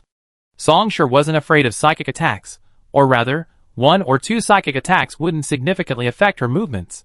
Song Shi shattered the layers of alien beasts blocking her path, using her 3 powers to carve a bloody path, closing in on Gong Wanyun and the others. Gong Wanyun stared at her warily, urging the team members to flee, to leave this place. Confronting Song Shi head-on was unrealistic. Song Shi possessed psychic attacks, capable of striking any of them from a distance. They had their families with them, but Song Shi was alone. Her teammates were far enough away and safe. They stole her points, and you still want to run? Dream on. Songshur leaped onto the back of a group beast, sprinted 2 steps, then bent his knees and bounced up, landing on the back of a pink pig. He continued at this pace, switching between 5 or 6 other beasts in a row. Like a gust of wind, he finally closed within 10 meters of Gong Wanyun. Songshur kept a close eye on Kakar, the healer in their team, who was holding a purification disc. Seeing that he was within range of the mental attack, Songshur raised his right hand, his lips moving slightly. Stop! The invisible spike of mental power condensed into a spear pierced Kakar's head. His vision suddenly went black, his feet felt heavy, and he tripped over a dead branch, falling heavily to the ground. The purification disc teetered. The team, slithering faster than rabbits, was finally forced to stop. Songshur half-crouched on the monster's back and launched a psychic attack on each of them. Except for the awakened psychic type. The psychic attack had no effect on her. The remaining 5 members of the team instantly had ferocious expressions, their features contorted. Some, unable to bear it, crouched on the ground, clutching their heads. The healer was also in this state, but he struggled to maintain the purification disc, his strength at its limit, and he was unable to heal the other members in time. The opportunity was there. Songshur planted his foot on the monster's back and, like a silverfish, leaped 5 meters to the front of the 6, slashing at the psychic type with 3 psychic attacks. The only conscious person in the team, the psychic type Feng Jinjin urgently erected a materialized barrier in front of him, enveloping all 6 members of the team. Songshur's 3 psychic attacks landed above, but were knocked back by a powerful force, and Songshur's entire wrist went numb. As expected of an SS-level psychic, physical attacks had no effect on her. I wonder if you can still hold out under the alien beast's black energy, Songshur said venomously, curling his lips slightly and flicking his wrist. Feng Jinjin's expression changed slightly after transforming into a barrier. Songshur's glare darkened as he once again aimed his psychic attack at the healer, Kakar. This time, Songshur mobilized 100 psychic points. The vast and powerful psychic energy transformed directly into thin, sharp needles, piercing Kakar's skull densely. If psychic attacks were tangible, Kakar's head would have been pierced like a hedgehog. Feng Jinjin could only watch helplessly as this unfolded. Materialized mental power couldn't block a mental attack, just as it couldn't block the black energy of the alien beast. Kakar collapsed helplessly to the ground. The purification disc vanished. Dark clouds gathered overhead, and the black energy rolled in, passing through Feng Jinjin's blue, materialized mental power as if it were in an empty space. The moment it contacted her brain, it was like being stained by highly concentrated sulfuric acid, corroding Feng Jinjin's mind. Psychic systems are twice as sensitive to black energy as other systems. A team without a healer and a mental system, surrounded by predators, can only imagine the fate. Like lambs to the slaughter. A panel suddenly appeared before Tang Yu and the other 2, hiding in the distance. One member of Team 81 was eliminated. Points, plus 620. Sister Song succeeded. Wang Xiaoman leaped up in the air. Let's go find her. Half an hour later. It was completely dark, and the alien beasts were appearing less frequently. The map panel appeared on time. At that time, Songshur and Tang Yu were leaning against a tree branch, chatting. Wendelin rested on a branch, resting his arms, a piece of grass in his mouth, his legs crossed and shaking. Wang Xiaoman sat astride a branch, her legs swung back and forth, bored. Sleepiness set in. It was getting dark, and with no upcoming missions, she picked a large leaf, covered her belly, adjusted her sleeping position, and closed her eyes. Red and green dots dotted the map. Remaining teams, 766. Only 1/3 of the teams had entered. Top-ranked team, 222. Points, 9,100. Leading far behind the second-place team with 3,000 points. The 4 of them lay flat. I want to eat the cafeteria's roast chicken when we get home, Wang Xiaoman licked her lips. After a day of drinking nutrient solution, my mouth tastes completely bland. My family is researching chicken-flavored nutrient solution. If it succeeds, I send you a box right away, when Duolin said, gazing at the stars. You keep your word, I've recorded it. Wang Xiaoman tapped the light computer on her wrist. You now owe me a small portable barbecue grill, a helmet that automatically identifies enemy positions and reflects light to distract them. Wang Xiaoman counted on her fingers. Wendelin. Songshur and Tang Yu were on another channel. The new S-rank fire element skill, Fire Serpent, combined with your whip should be as effective as a psychic weapon, Songshur said. The Federation rarely assigns psychic weapons to nature elements. One reason is that the element's inherent abilities can imbue ordinary weapons with power comparable to psychic weapons. Tang Yu nodded, her eyes gleaming. She was smiling, a genuine smile. Since arriving at the training base, Song Shi hadn't seen such a bright and sincere smile on Tang Yu's face. Tang Yu rubbed her cheeks, smoothing her expression. She looked at Song Shi seriously and said, I was worried I wouldn't be able to join the Dawn Breaking team, but after being promoted to S rank today, a huge weight has been lifted off my mind. Originally, there were only 2 S-rank fire types in the entire training base, but now, there's Tang Yu. Given Tang Yu's overall performance, making the Dawn Breaking team is certainly no problem. Dad Wang would be so happy he couldn't sleep if he found out. Song Shi leaned against a tree trunk, thinking of the 2-meter-tall man. He'd probably have to eat 2 more bowls of dinner. Tang Yu and Song Shi leaned side by side. Fukue can have an extra meal too. Fukue also changed his life through his own hard work, Song Shi sighed. Tang Yu, he should have an extra chicken drumstick. Song Shi chuckled and got back to the point.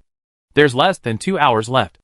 Let's go downstairs and practice, so you can hone your S-rank skills. Okay. The match is over. Chapter 304.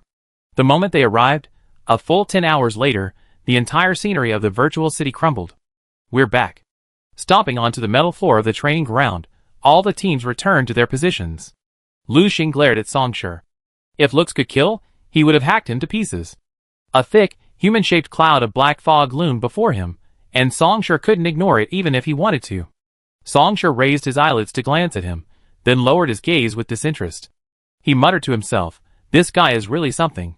After so many losses, he's still like a fighting cock. How can he ever have the self-confidence and determination to never give up like Lu Xing? Seeing Song Shi's indifferent behavior, Lu Xing exploded with rage. My lungs are about to explode, my heart is about to explode, and my head is about to explode. Wu Jilu sighed, his voice filled with resignation. Lu Xing, stop acting like a child. Lu Xing, shock. He stared at Wu Jilu in disbelief, suspecting he had misheard.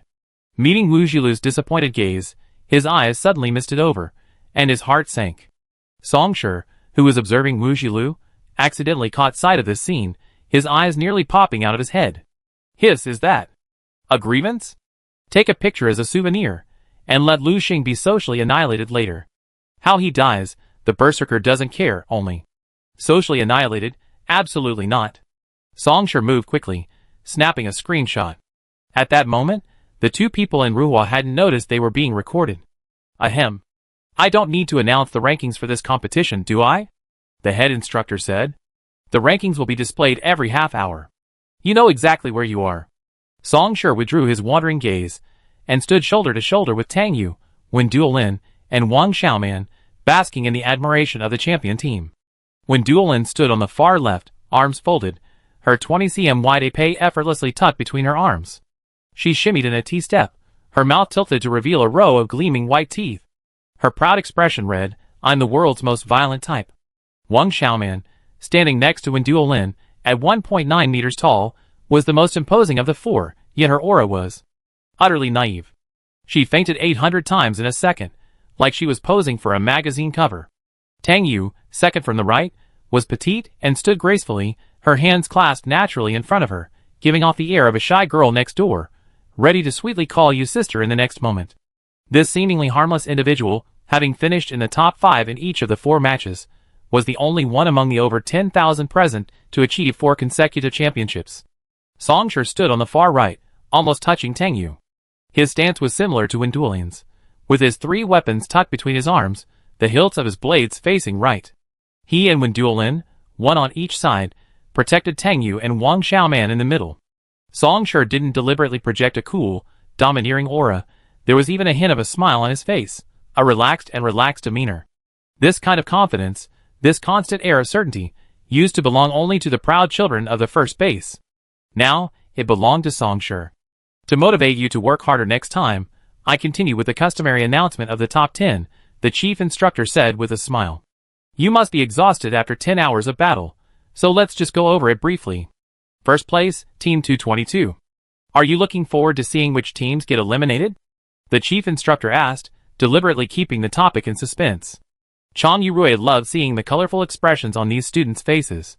18 or 19, in the prime of their lives, they wore stern faces day after day, which made her feel sad. Instructor Changyu, stop teasing us. We're exhausted. Satisfy our curiosity, and let us go back to sleep. That's right. Changyu Rui smiled, and clicked a button on his computer. These are a few clips I captured from Team 222's competition. Countless eyes focused on the large virtual screen above the chief instructor's head. Exciting battle scenes flashed by. Song Shi and Tang Yu's perfect coordination slew the SSS-level beast, the corpse elephant. The moment they switched positions back to back, many people stared in amazement. The four of them teamed up to strangle SSS-rank Bone Armor Gavin, known as the best bone armor in the Federation. Song Shi, with his exceptional marksmanship, sniped Wu Jilu and Audria, two of the younger generation's healing-type giants, from a distance. Next, Song Shi's healing upgrade, Wendelin stabbed Lu Xing in the heart, annihilating his entire team. Tang Yu's fire upgrade, Song Shi killed S-rank water-type Sa Zhaohong, SSS-rank berserker-type Zhang Wenjing, and then SSS-rank warrior-type Gong Wanyun and all his teammates. The adrenaline of the spectators surged. In the short 5-minute video, these four individuals were constantly killing, slashing one after another. 4 of the 5 teams tipped for the championship before the competition were eliminated by them. Forget winning the championship, their rankings dropped outside 2,000, forfeiting their chances of winning points. Most importantly, during this time, Song Shi and Tang Yu both leveled up. Leveled up. Doesn't that mean these two already strong people have become even stronger? Even more importantly, there were many Wu family healers present, and Song Shi replenished his teammates' stamina during the battle. That was clearly the Wu family's secret enhancement skill. How could Song Shi possess this skill? The Wu family healers suddenly looked at each other, their expressions indescribably serious. Only the white-haired Wu Jitsue had his head almost buried in his chest. Back at base 11, he had been coerced by Song Shi into demonstrating the enhancement skill, and Song Shi had actually learned it. If the main family investigated, would he be expelled from the Wu family? Wu Jitsue scratched his hair, feeling despair. It was over. The chief instructor then played clips of the 2nd, 3rd, and 10th place finishers. The video content was much more bland, just killing monsters, killing monsters, killing monsters. Compared to Team 222, it lacked any excitement. After 10 hours of fighting, their nerves were constantly on edge, more tiring than the previous 15-hour daily training. The instructor scheduled the competition briefing for tomorrow, so they could go home and rest early. Back in the dormitory, Song Shi immediately logged into the official website of the Supernatural Power Management Bureau and applied for the enhancement skill to be a newly developed healing skill. Song Shi leaned back in her chair and typed the detailed instructions, effects, and restrictions for the enhancement skill into the input box. She then invited Tang Yu, who lived next door, to help her shoot a video showing the before and after comparison of the enhancement skill. A professional research team would later come to verify the results. It wasn't certain if the training base would allow them in. If not, they would wait until after the training camp to verify the results, which wouldn't affect their chances. She had already set the deadline for submitting her application. Song Shi also transferred the 8-figure patent fees earned from the virtual weapon into her personal account. After doing all this, Song Shi laid down on the bed to rest. Chapter 305. Next, Training Mode. Competition Mode. Training Mode, repeated. During this period, outstanding officers from various military regions continuously arrived to provide guidance. They came from diverse specialized fields within the Federal Military District, including reconnaissance, information, weapons, supply, and mapping, each a leader in their respective fields. Their teachings covered all aspects of life outside the base, aiming to cultivate each candidate into a well-rounded individual. All of humanity supported and anticipated this program. Everyone achieved a perfect transformation during this period. After 4 months of intense training, the Forerunner program was 2/3 complete. The points everyone had diligently earned over these 4 months were finally paying off. I'm so sad to see you go. Over the past 4 months, I've witnessed each of your hard work and progress. But reality is cruel. The Progressor program will only select 1,000 teams, and ultimately, only 5,500 of you will remain. The chief instructor glanced at the young men and women below, their backs straight, and their military bearing. Regretfully today, we have to say goodbye to those 5,500. On the virtual screen, the total of each person's points from each game over the past 4 months was tabulated, sorted from highest to lowest. Starting with the 5,501st person, the list turned gray as we moved to the end. The farewell was brief. The list was released in the early morning. Those whose names had been grayed out walked out of the training grounds without a word. The airships had already landed in the open area outside the training grounds. They were transported away from the training base one by airships. Their futures offered several options: returning to their original universities or joining the military command they desired. After so much training, even those eliminated were still 100 times more superior than ordinary awakeners. It's just that the competition was too fierce, and there were too many talented people to allow them to stay. Well, there's nothing to be sad about. Life is all about partings and partings. They've just gone to other places to shoulder responsibilities, no different from you, Chang Yurui consoled. You see each other again. Everyone looked at the empty seats around them. That being said, after training together for so long, rising early and staying up late, encouraging each other, and sometimes even teaming up and fighting side by side, there was definitely some affection. Seeing her consolation had no effect, the head instructor said, "That's enough. You didn't show any mercy to them during the usual competitions. Don't you know who eliminated each of them, and who stole their points?" Everyone clutched their chests. "It hurts." The head instructor smiled, his voice suddenly softer, with a hint of fondness. "The one you should worry about most is yourselves." Everyone shuddered. After 4 months of being tortured by Chang Yurui, this expression and tone clearly indicated she hadn't held back. The lingering atmosphere of sadness in the ranks vanished, replaced by a state of intense anticipation. Head instructor, If she had known it would work so quickly, she wouldn't have said those words before. During the next 2 months of training, I let you experience what true, brutal training is like. You be thankful for those who left before you, hee. Today's first task is forming a team, Chang Yurui said. By now, everyone has more or less decided on the right teammate. She paused, glancing at a spot on the training ground, her face expressionless. Except Lu Xing. Lu Xing still hadn't found a suitable teammate besides Wu Jilu. He didn't pair well with anyone. And that anyone included his brother, Lu Qian. Lu Qian was nicknamed Glue. No matter how thorny a person was, they would willingly follow his lead when paired with him, and Zhang Wenjing was no exception. Songshur had teamed up with Lu Qian once before, and had a certain admiration for him. Lu Qian was not only an expert in judging players, but also a man who kept his own position low, giving his teammates the chance to shine and even take center stage. His only disastrous defeat came when he teamed up with Lu Xing. Lu Xing initially cooperated well with him. Then Songshur suddenly intervened and said, "Lu Xing, do you dare to duel me?"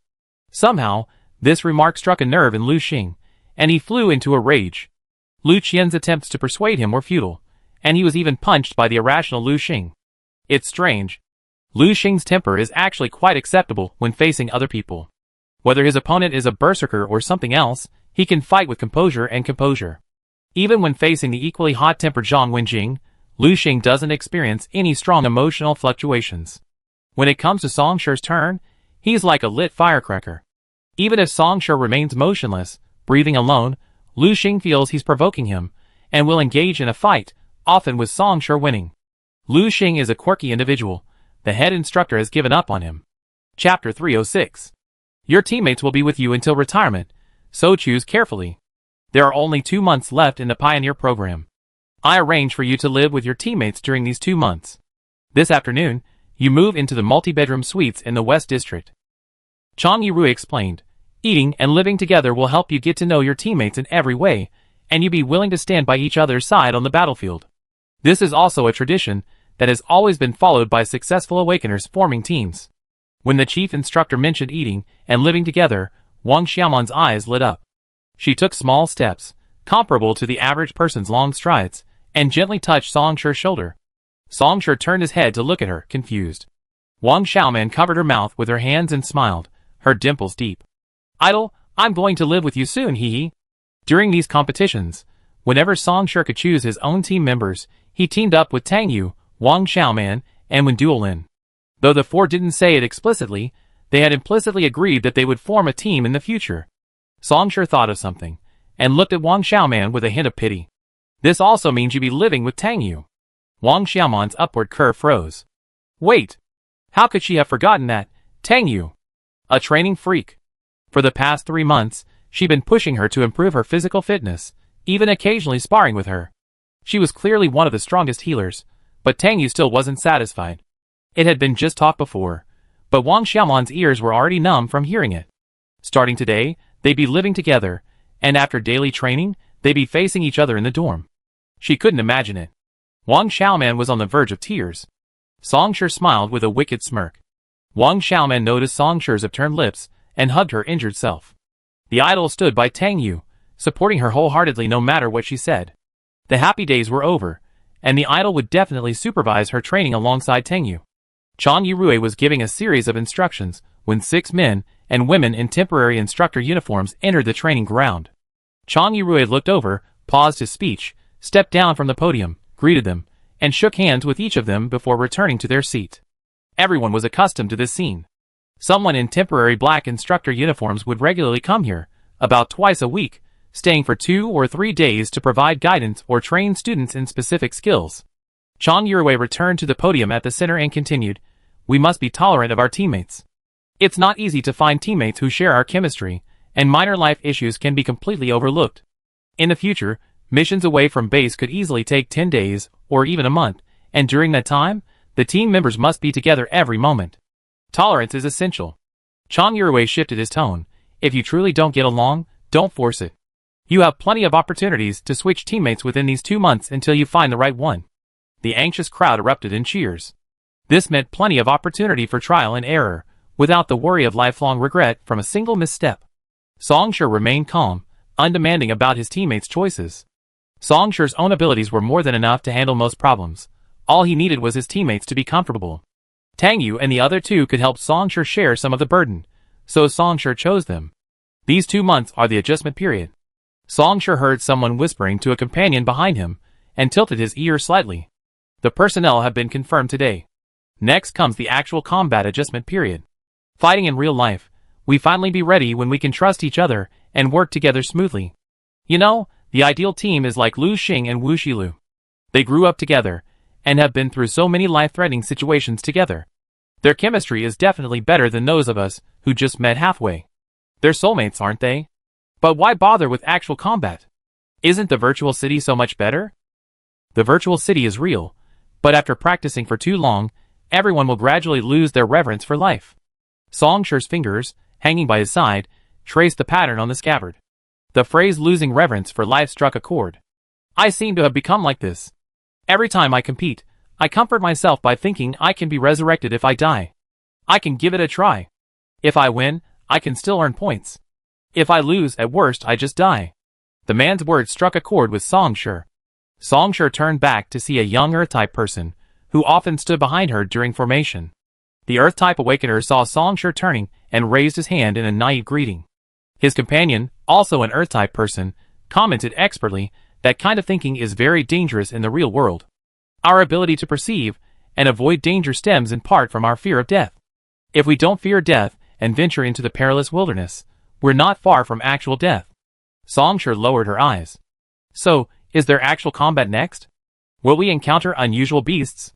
Is there a chance her berserk-type level will increase?" Chang Yurui said, "These instructors are here to help you choose teammates." The chief instructor raised his arm and introduced the 6 people beside him.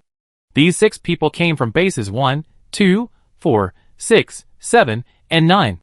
They included the SSS team commander, a pair compatibility tester, and a sophomore team building specialist. They are already familiar with your past experiences and believe they will be helpful to you. After introducing the 6 people, the chief instructor dismissed them. The crowd gradually dispersed, with some remaining to gather around the instructors for advice. Song Shi and the other 4 had no questions. As they walked to the restaurant, Wang Xiaoman submitted her team application, her steps brisk. As she entered the restaurant, Wang Xiaoman's nose twitched. "We have pepper and sesame chicken today. I'm leaving now." Wendelin pointed at Wang Xiaoman, who had quickly rushed to the front row of the pepper and sesame chicken counter, drooling and begging the aunt for another spoonful. During training, you can consider food temptations. Her potential will definitely be maximized. Tang Yu nodded and wrote the plan down in her notebook. The 3 of them finished their meal. Wang Xiaoman, holding 4 bottles of nutritional juice in one hand and a plate overflowing with food in the other, walked carefully back to the table, put down the plate, and distributed the 4 bottles of nutritional juice to everyone. "They're all your favorite flavors," Wang Xiaoman said proudly, her face etched with the words, "Praise me, praise me." Wendelin's lips moved, and under Wang Xiaoman's hopeful gaze, he unscrewed the banana-flavored juice bottle and took a long sip. Wang Xiaoman. Wang Xiaoman shifted her gaze, looking eagerly at Song Shi. Song Shi covered his mouth, coughed twice, and cleared his throat. Words of praise were on the tip of his tongue. But he couldn't find the words. It would be better to charge into battle than to let the berserker say corny things. Xiaoman remembers each of our preferences. That's wonderful. I'm so touched, Tang Yu said easily. She raised her glass of green apple juice, her clear eyes filled with earnestness. From now on, we're a family. Let's prove our love for each other with our actions. May we live until retirement. Cheers. Song Shi unscrewed the lemonade and raised it. Cheers. We live until the alien beasts are extinct. Wendelin followed suit, his ambition high. Xiaoshi was right. We will definitely wipe out the alien beasts. Wang Xiaoman wiped away non-existent tears from the corners of her eyes, and clinked them with the 3 bottles of juice. I'm so touched. When we retire, I'd play cards with you every day. Tang Yu, do you like playing cards?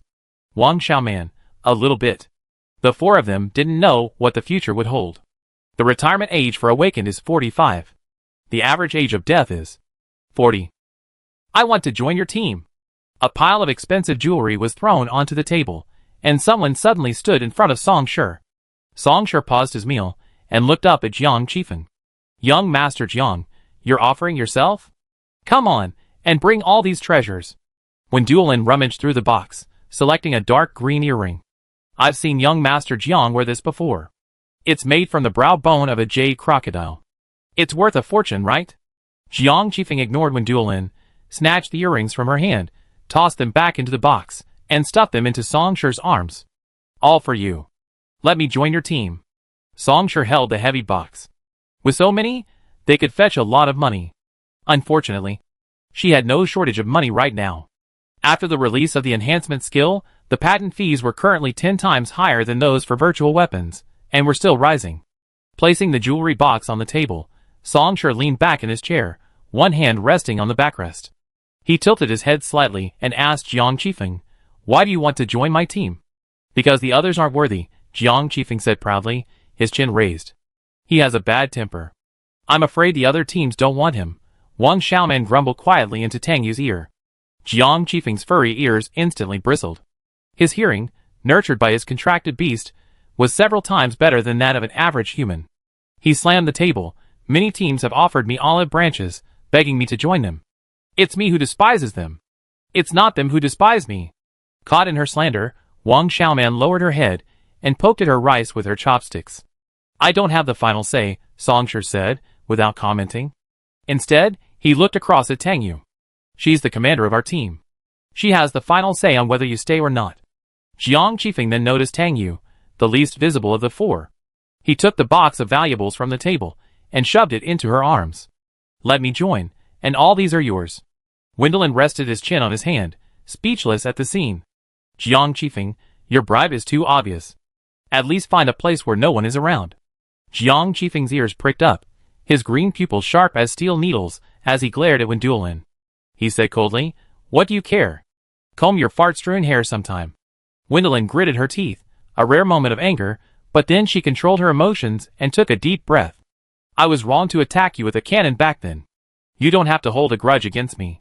Don't mention this. Don't mention it." Jiang Qifeng was so angry that he wanted to climb onto the table to gag Wendelin. There were still plates on the table. Wang Xiaoman quickly picked up her own plate and curled up in her chair, picking up chicken nuggets with her chopsticks. Song Shi stood up, grabbed Jiang Qifeng by the back of his collar, and pulled him back to where he was. Wendelin gloated, and before he could say anything, Song Shi picked up a chicken leg and stuffed it into his mouth. After spending so much time with Wendelin, Song Shi had already figured out his personality. His temper was pretty good, considering his violent nature. As for his personality, he tended to add fuel to the fire, make things worse, fan the flames, and stir up trouble. That was pretty bad too. Wendelin was speechless, and it was Tang Yu's turn. Chapter 307. Tang Yu is the default commander of the team. The decision on whether to allow Jiang Qifeng to join should be hers. Our team meets the standard specifications of a Federation Awakener team.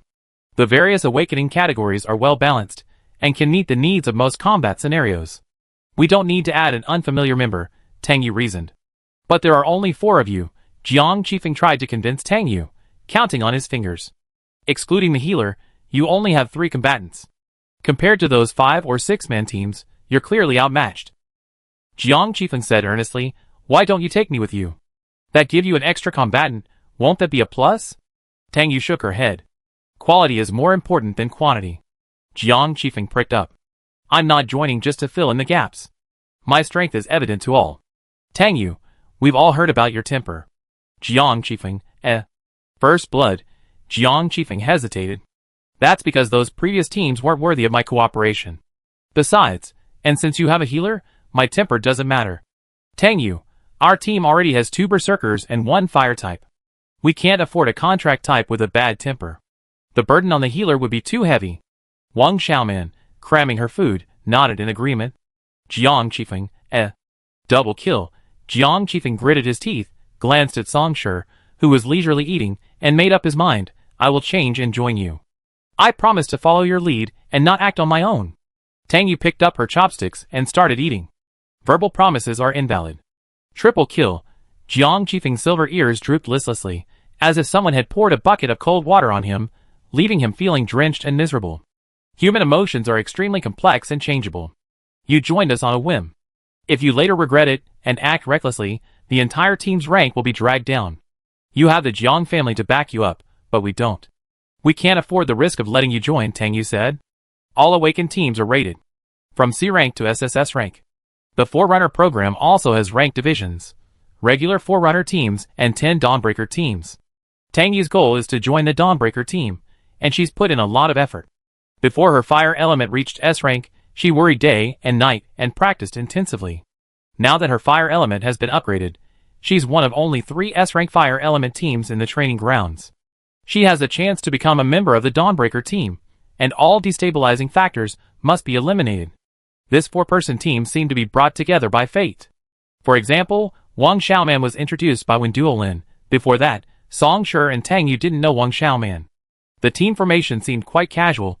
The members submitted their names without much discussion. In reality, Tang Yu considered all aspects of the team and decided that they were retained because they met Tang Yu's standards. Tang Yu chose Wang Xiaoman. Although she might seem unreliable on the surface, she excelled in the healing element. Wang Xiaoman mastered all of these healing skills to perfection. Wu Xilu's purification disc has a diameter of 220 meters, but Wang Xiaoman can extend it to 200 meters. Wang Xiaoman possesses abilities that Wu Xilu lacks: superb physical strength and exceptional shooting talent. Therefore, Wang Xiaoman could remain safely within the team. Tang Yu chose Wen Duolin, whose strength needs no elaboration. With Wen Duolin's combat prowess and intellectual prowess, forming another awakened team with him as leader would be no problem. Song Shi goes without saying.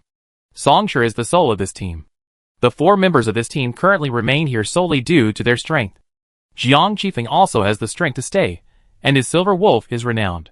Unfortunately, while the silver wolf is a valuable asset, Jiang Qifeng is a destabilizing factor. Didn't Chan Yurwei say there's a 2-month break-in period? I can temporarily join your team. If I don't perform well in those 2 months, can't you just send me back? Jiang Qifeng pleaded pitifully. Tang Yu paused, picking up the food. Song Shi was curious as to why Jiang Qifeng insisted on joining their team. Given Jiang Qifeng's strength, it's likely that many teams would offer him an olive branch. Wen Duolin also looked puzzled, gazing at Jiang Qifeng inquiringly, wondering what had happened to him that he lowered his stance so low today. Seeing Tang Yu didn't answer, Jiang Qifeng asked weakly, you don't have anything to lose anyway, so can I give it a try? No. Jiang Qifeng, Jiang Qifeng and Wen Duolin had a feud. Tang Yu still remembered the unpleasantness from that moment. Having a feud between 2 members of a team was a grave offense. On the battlefield, they might stab each other in the back. Jiang Qifeng was destined to be eliminated. Well, actually, Wen Duolin scratched his hair. Jiang Qifeng and I just had a minor quarrel. Wen Duolin had been with Tang Yu for so long, he'd gotten to know her personality, and could probably guess what she was worried about. Wen Duolin took a sip of juice and cleared his throat. We grew up together, so we're childhood sweethearts, right? I'm not your childhood sweetheart. Jiang Qifeng interrupted, turning his head away from Wen Duolin, as if to say, out of sight, out of mind. Wendelin, Wendelin said disdainfully, are you retarded? I'm speaking for you, can't you hear? Jiang Qifeng was stunned. Huh? How could Wen Duolin be speaking for him? But that statement did sound on his side. With Wen Duolin speaking for him, could he join the team? Jiang Qifeng immediately pulled a chair over from another table, his furry ears wagging as he spoke cheerfully, keep praising him. Wendelin held his forehead. Tang Yu, you better not choose him. He's mentally ill. He didn't start talking until he was 5, and at 6. Jiang Qifeng, shock. He reached out to cover Tang Yu's ears and shouted, twice as loud as when Duolin, no way. Don't listen to her. With such force, he knocked over the juice in front of Tang Yu, spilling it all over her. Jiang Qifeng quickly picked up the juice, moving quickly enough that only a small amount of the juice spilled, though Tang Yu's clothes were still slightly wet. Song Shi immediately handed over a pack of tissues, and Tang Yu took 2 and wiped up the juice. Wendelin took a deep breath and exhaled, deeply impressed by Jiang Qifeng. Wang Xiaoman puffed out her cheeks like a hamster. She stood up and glanced at Tang Yu's clothes. Fortunately, they weren't too wet, so she sat down again and continued eating. Jiang Qifeng's ears were his mood broadcaster, undisguised and unpretentious. Their ears were now pressed against his head, almost invisible from the front. Chapter 308. I buy you a new outfit. You pick something you like from me. Jiang Qifeng held a jewelry box in front of Tang Yu, letting her choose whatever she wanted. Tang Yu shook her head and pushed the jewelry box away. Jiang Qifeng sat back in his chair, holding the jewelry box, and said carefully, can you please not let me join you because of this? Let's just be fair, okay? He was worried that Tang Yu might have already wavered, but would change her mind and not let him join because of his clumsiness. Tang Yu threw the wet wipes into the trash can and looked at Jiang Qifeng. We try it for a month. If you disobey me during that time, you can team up with someone else. Jiang Qifeng's eyes lit up, their green eyes filling the air like an oversized cat. Then it's a deal. Jiang Qifeng jumped up, not forgetting to check with Song Shi.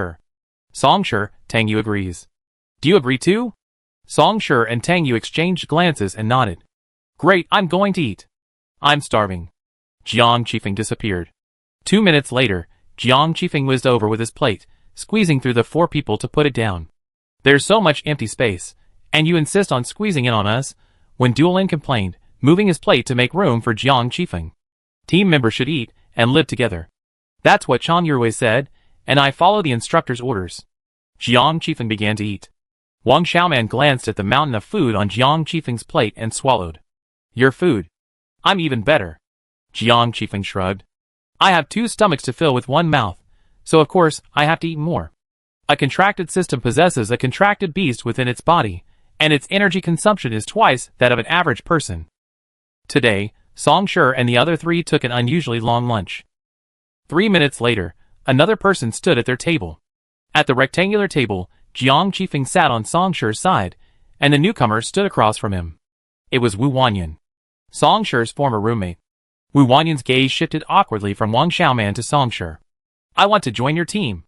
Wang Xiaoman, who was diligently eating, said, shock. Oh no! This wave is coming for her. The food suddenly lost its flavor. Wang Xiaoman glared at Wu Wanyan fiercely. As you can see, we have a healer on our team now, Song Shi said. Wu Wanyan looked at Wang Xiaoman. I have a duel with you. Who's better gets to stay. Wang Xiaoman stood up quickly and rolled up her sleeves.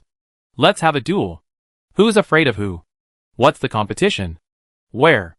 I can compete with you in any healing skill. It's up to you. Wu Wanyan was confident in her own abilities. She doesn't need to prove her ability by competing with you. Tang Yu grabbed Wang Xiaoman's arm and pulled her back to her chair. Hearing Tang Yu's words, and the warmth of her palm, Wang Xiaoman's eyes welled with tears. Mom, how can someone be so gentle as you? She clung to Tang Yu's arm like a fledgling, nuzzling her head. Tang Yu, Wu Wanyan paused for a moment. Then I take his place. Wu Wanyan pointed at Jiang Qifeng, who was absorbed in his meal. The 4 people at the table looked over, and Jiang Qifeng realized that she was referring to was him. Jiang Qifeng raised his head. Are you crazy about joining this team? 3 healers per team? Just because there weren't any before doesn't mean there won't be any in the future. Wang Xiaoman will take care of Wen Duolin. I take care of Tang Yu. Jiang Qifeng, if you're not afraid of Chi being alone, Song Shi will be alone too. We can split our team into 4 groups, Wu Wanyan said softly. Jiang Qifeng hesitated. This plan sounded promising. Song Shi's words woke him up. An additional healer requires a certain amount of protection. We might even have a superbrain system accompanying us on future missions, meaning 4 people will have to protect 3. That's too costly, Song Shi said. Tang Yu pulled her arm out of Wang Xiaoman's embrace, and continued Song Shi's words. The team you've been with is a good fit for you. It's more natural type and doesn't require much physical stamina. You'd be able to maximize your healing skills there. Tang Yu's words highlighted the gap between Wu Wanyan and Wang Xiaoman. Wu Wanyan's stamina was too weak. Wu Wanyan lowered her eyes. If you change your mind, feel free to contact me. The friendly Wang Xiaoman waved her fist fiercely at her competitor. I can't change my mind. Don't even think about it. Wu Wanyan chuckled softly and turned away. Being too popular isn't good either. When Duolin covered his forehead, a look of distress on his face, though he was secretly pleased. Song Shi placed his chopsticks back on his plate and stared at a spot on Tang Yu's back. Maybe it's not a good day to eat today. Who else is coming? Wang Xiaoman was already traumatized by what had just happened. She wondered if someone else was coming to replace her. She turned her head and followed Song Shi's gaze. Lu Qian? Thank goodness, not a healer. But that's Lu Qian? Lu Qian is joining them too? Lu Qian strode over and stopped where Wu Wanyan had been. Jiang Qifeng's head was almost buried in his food. I invited Jiang Qifeng to join me before, but he declined and turned to join you. Lu Qian glanced at Jiang Qifeng, then looked helplessly at Song Shi. I want to ask, are you still short of people on your team? I'd love to join. No shortage.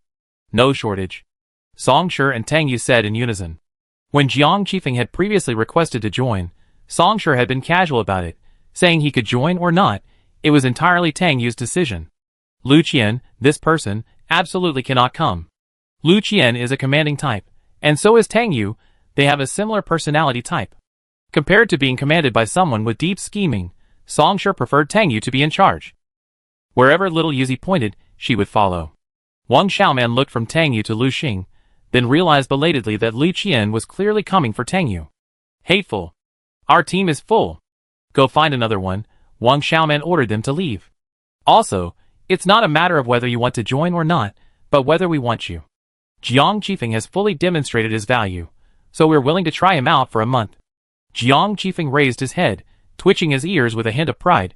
Young master, I'm staying here because of my own abilities. Lu Qian, ruthlessly dismissed, wasn't angry. He chuckled and shook his head. I was abrupt. I'm sorry, I couldn't meet your expectations, but it's okay. There will be opportunities for our two teams to work together in the future. I look forward to that day. We will definitely support each other. Song Shi nodded. The 10 dawn-breaking teams will support each other. People kept coming to Song Shi and her friend's table, making it hard not to attract attention, especially since the chief instructor had just announced the team formations today. Is Song Shi's team a prime location? They're all flocking to her. Jiang Qifeng, Wu Wanyan and Lu Qian. They're all top performers in their respective departments. Someone grumbled, those who are poor will die of drought, and those who are poor will die of flooding. That team is strong, right? Their chances of making dawn are high. Of course, everyone's vying for a team with potential. Do you think anyone's joining yours? Chapter 309. That afternoon, everyone moved into their dormitories together. Song Shi, Tang Yu, Wang Xiaoman, and Wen Duolin lived together in a 5-person suite. Jiang Qifeng didn't move in. His ability to join depended on his compatibility with the 4 members of the team over the next month. The next day, training continued as usual. Chang Yurui received a call and hurried off to the training ground. The deputy instructor temporarily took over her duties, inspecting the students practicing and offering guidance on a few techniques. In the open-air training ground, teams practiced within their own ranks.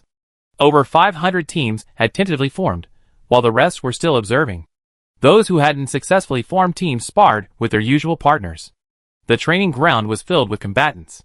Song Shi and Wen Duolin were sparring barehanded, sweat beading on their foreheads. The sound of fists hitting flesh was remarkably solid, with a thud and a thud. Song Shi and Wen Duolin were fighting tooth and nail. Tang Yu stood by, watching, learning their fighting techniques. Wang Xiaoman wasn't there. She was a healer, training on the other side of the training ground, separated by a row of tennis nets. The assistant instructor paused for 2 minutes beside Song Shi, and Wen Duolin nodded with satisfaction. Having nothing else to say, he strolled toward the next team, nearly tripping over Jiang Qifeng, who lay sprawled on the ground.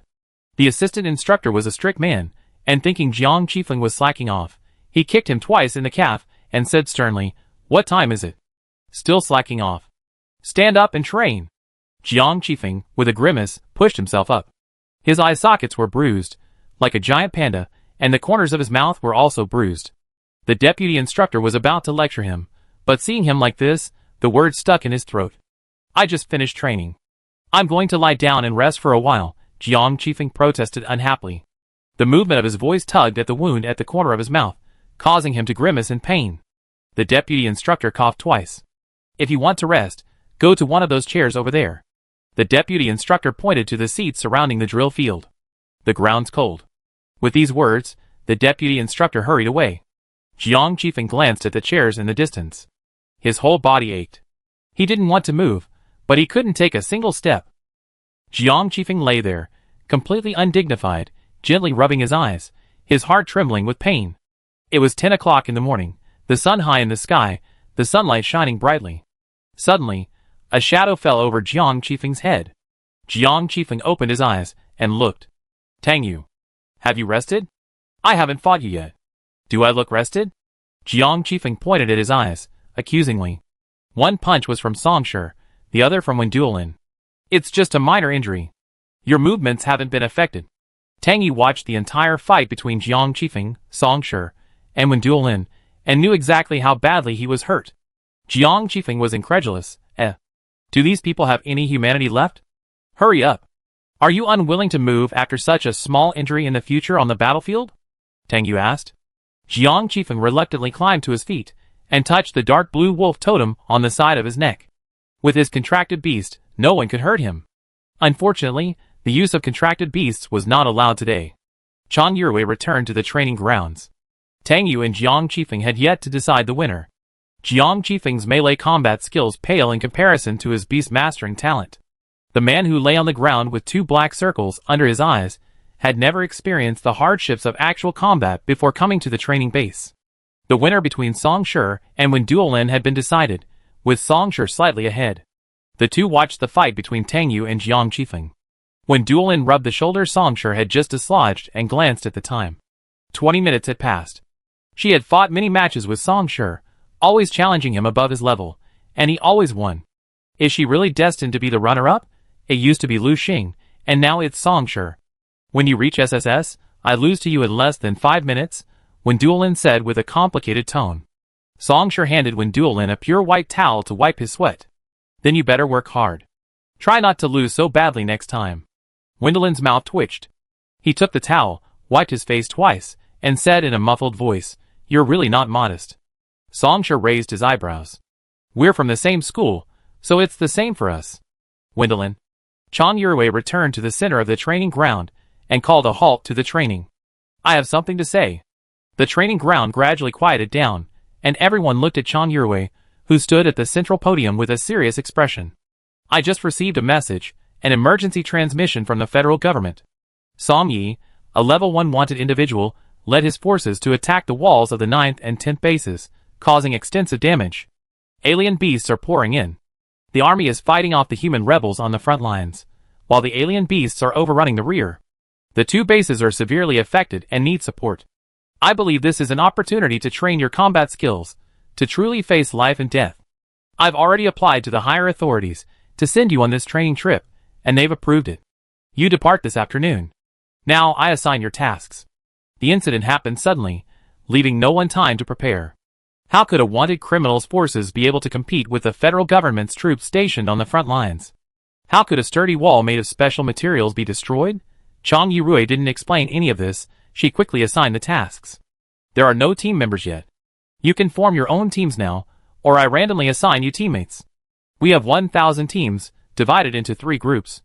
One group will clear the monsters in the 9th base, one group will clear the monsters in the 10th base, and the last group will support the front lines. Since we're still in the Forerunner program training, all our actions count, and this time is no exception. Killing monsters and Song Ye's subordinates will earn points, and the one with the most points wins.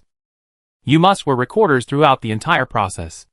After this is done, I have someone tally your points from the recorders and rank you. That's all for the rules. Now I give you the choice. You can freely choose which mission to undertake. The time limit is 10 minutes.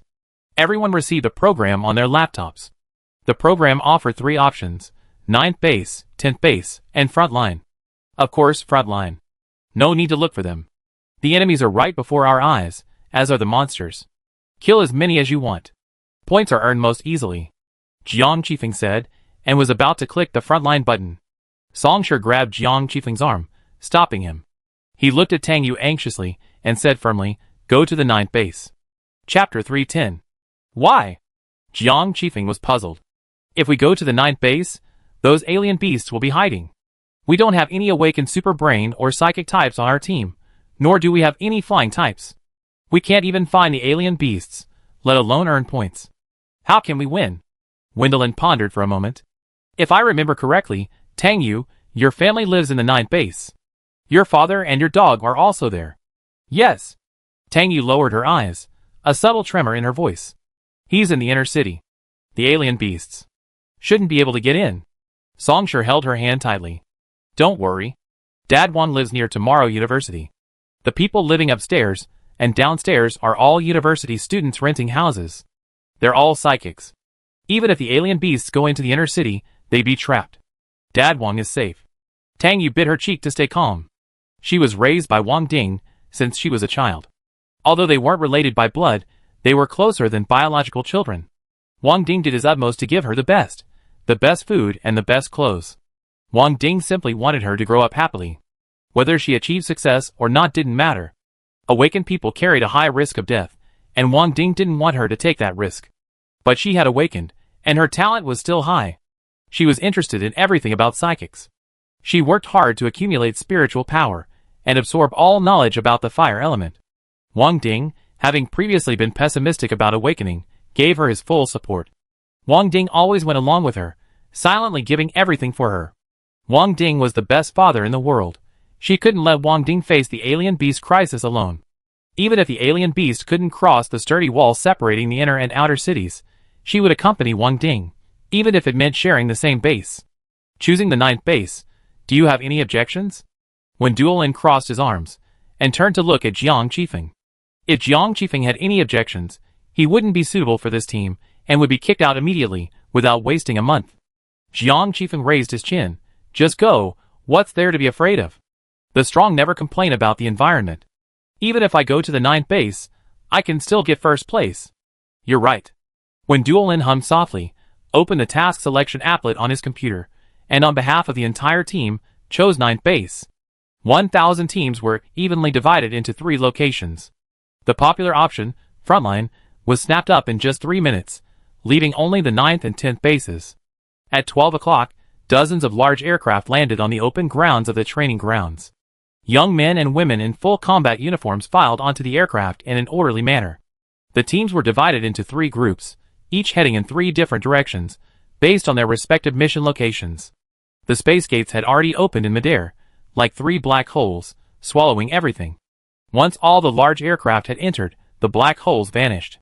The aircraft carrying Song Shi and his companions passed through the spatial vortex and appeared above the 9th base. Through the porthole, the familiar landmark of the 9th base, the Masonic Tower, came into view. From above, the city remained unchanged. The suspended tracks running between the skyscrapers continued to operate normally. This is my first time at the 9th base. Jiang Qifeng leaned against the porthole, his eyes pressed against the glass. The buildings here are so tall and densely packed. Land is extremely expensive in the human base. Only the wealthy can live in spacious quarters, while the poor are crammed together. Generation after generation, the population grows. To survive, high-rise buildings are built one after another, naturally becoming taller and denser. Wang Xiaoman and Jiang Qifeng were in similar positions, both seeing this scene for the first time. There's no space between the buildings, no light can get in. It's so depressing. Wang Xiaoman turned her head. Idle, so you live in a place like this? We healing types love sunshine the most. There's no sunlight here, and we can't absorb the sun's energy. We can't heal ourselves, let alone others. Wang Xiaoman felt heartbroken sympathy. She couldn't imagine what hardship her idol had endured.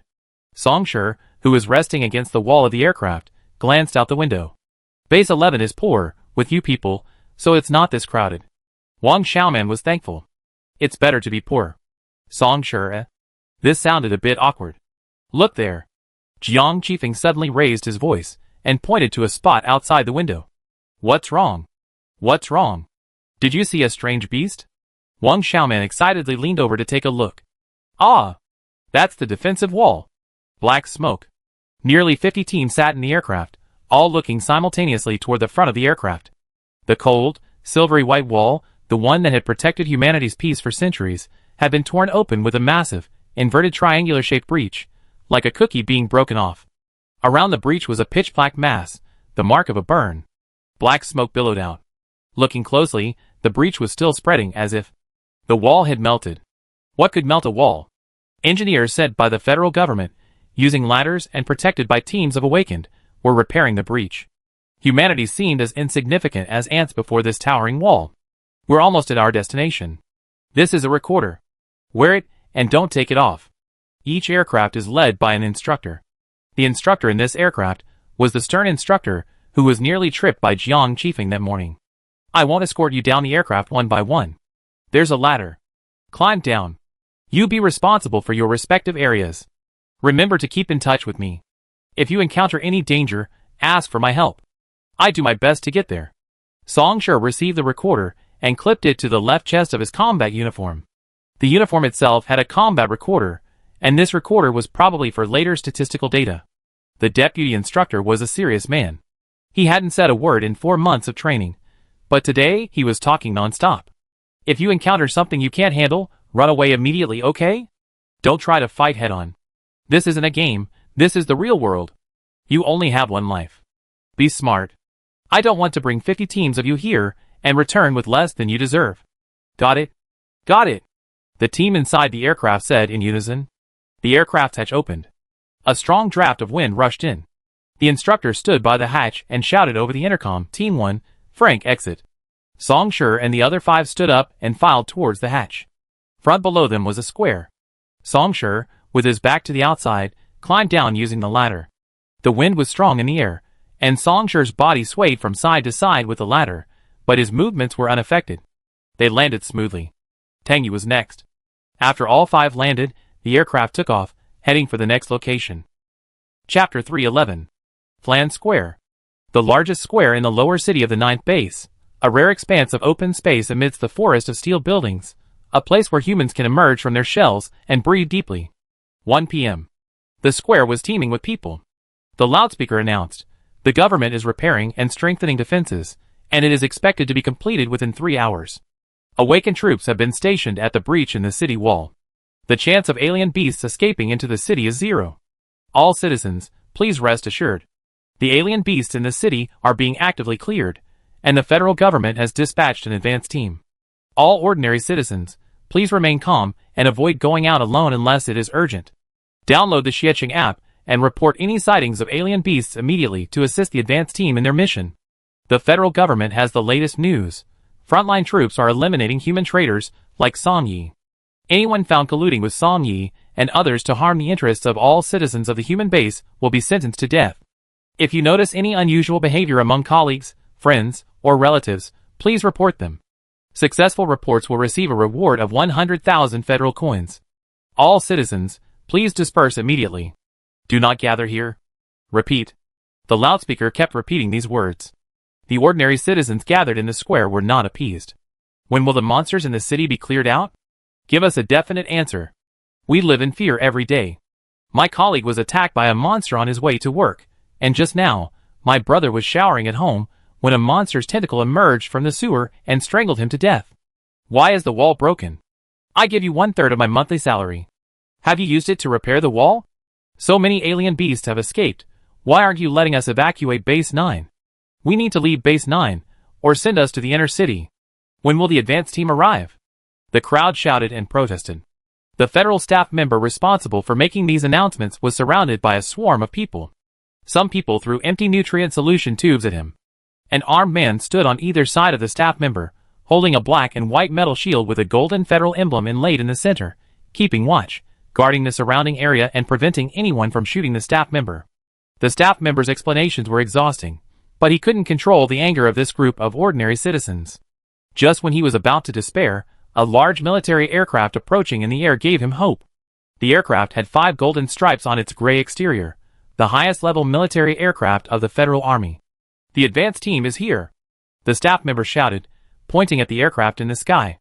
After Song Shi and his 4 companions landed safely, the ordinary citizens, who had been surrounding the federal workers swarmed around them. Song Shi didn't even have time to turn around. "You're finally here. Why are there only 5 of you? Weren't there supposed to be 1,000 advanced teams? Where are the others? When will you be able to eliminate the monster? A monster with yellow tentacles. Go and kill it. It strangled my sister. It's still in the sewers. The city security from the outer city doesn't dare approach it. Come with me."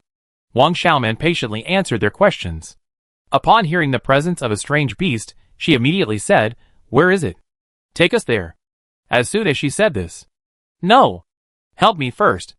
A black skeleton has taken my pet and escaped. It should still be near my house. Follow me and find it." No, mine is more urgent." So many people chattered, each claiming their own priorities, tugging at Wang Xiaoman, urging her to follow them.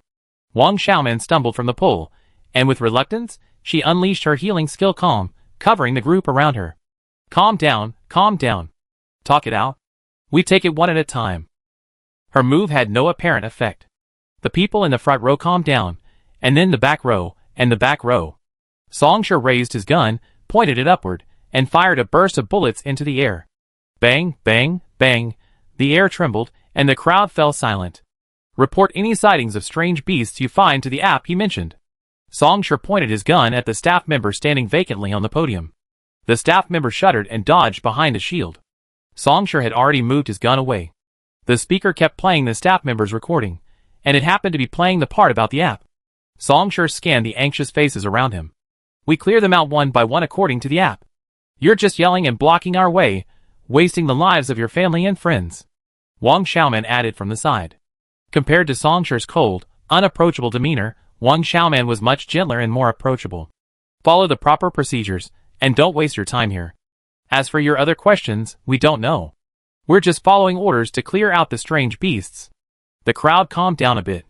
Some had already lowered their heads to operate their laptops, apparently downloading an app. Some still expressed doubts. "How many alien beasts can the 5 of you kill? Why don't you send more people down? Doesn't the federal government value the lives of ordinary people like us? Are they going to abandon us like they did to Base 11 and let the wealthy escape first? Are you buying time for those in the inner city to evacuate?" The group was aggressive and premeditated. Wang Xiaoman tried to explain, but they wouldn't listen. "What does it matter to me whether the people in the inner city live or die? This young master is about to release his contracted beasts. If you're not afraid of being trampled to death, stay here and don't run," Jiang Qifeng said, touching the wolf totem on the side of his neck, ready to summon his contracted beast, the silver wolf. When Duolin punched his helmet with a thud, Jiang Qifeng clutched his head, turned around, and angrily demanded, "Wendelin, are you sick? Wendelin, after all these years, you haven't developed any sense at all. You've killed someone here in front of everyone. How are we going to explain this to Chan Yue?" Jiang Qifeng refused to accept it. These people had clearly heard he was about to release his contracted beasts, yet they were still huddled together. "If they don't run away, who can I blame? I'm going to teach them a lesson." He touched the totem again, and suddenly felt a grim expression on his face. He looked up to see Song Shi glaring at him. Jiang Qifeng scratched his neck pretentiously, then lowered his hand. At that moment, Tang Yu was carefully observing everyone around them, communicating through the headset. "There's something wrong with these people." Jiang Qifeng, "What's wrong?" Wang Xiaoman, same question. Chapter 312. There are bad guys. Song Shi pinpointed the 2 men hiding in the crowd, stirring up the atmosphere and inciting the others. Song Shi unleashed 2 mental attacks, piercing their brains. Caught off guard, the 2 men let out a shrill scream, drowning out the chatter of the others. What happened to them? Just a moment ago, they were fine, their voices louder than mine. A vacuum formed around the 2 men, who crouched on the ground, their heads in their hands, groaning in pain. Song Shi pushed his way through the crowd, grabbed the 2 men by the collars, and led them to the federal staff like chicks. What are you doing?" the staff asked cautiously. "Send them to the interrogation room." The staff's eyes widened. "Are they traitors?" "We know after we investigate," Song Shi said, leaping off the platform. Without these 2 men stirring up the atmosphere, or perhaps witnessing Song Shi's tactics, the crowd suddenly quieted, each one more tightly shut. They had previously surrounded Song Shi and his companions, preventing them from leaving, but now they had voluntarily made way for them. Leaving the crowded square, they stopped in an empty street. "Xiao Yuzi, have you not been able to contact your father yet?" Wang Xiaoman asked worriedly. Tang Yu stared anxiously at the green panel on her computer. The call automatically ended after no one connected. Tang Yu called again, and Wang Xiaoman replied, no contact. Since receiving the news of the alien beast invasion, Wang Ding had been out of contact. The advance team had arrived in the severely affected lower city district. Communication between the upper city district and lower city had been severed, so she had no chance to return to upper city to check on the situation. Wang Xiaoman patted Tang Yu's shoulder. So far, no reports of any unusual beasts appearing in the upper city. Don't worry. Ninth base. One of my family members is a freshman at Tomorrow University. Where's your address? I have her find it for you, Wen Duolin asked. Okay, I send it to you right away. No need, Songsher suddenly said. Tang Yu looked over, her eyes slightly red, filled with anticipation. Songsher stared at the computer screen. She lifted her glasses to inquire about the situation in the inner city of the ninth base, and her glasses had already given her the answer. The Tomorrow University research team is taking this opportunity to test the safety of their newly developed underground defense project. Inner-city residents can sign up voluntarily.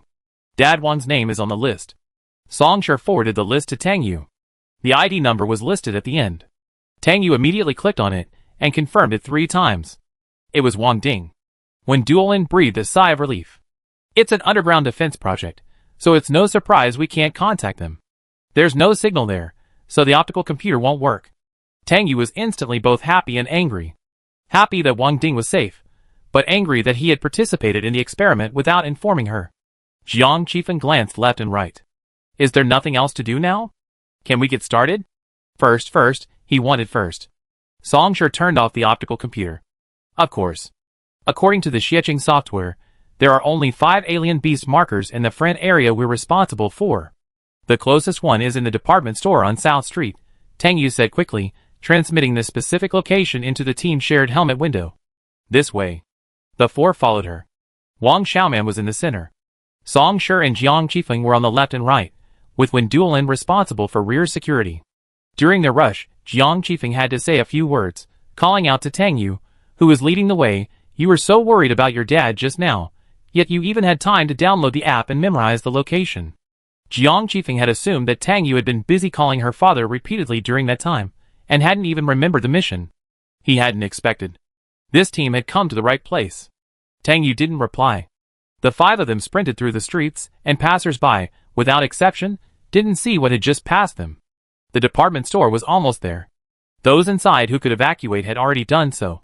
The city security team had set up a yellow cordon around the building, leaving 3 of them behind to prevent anyone from approaching. Even so, there were still onlookers, believing they were safe outside the cordon.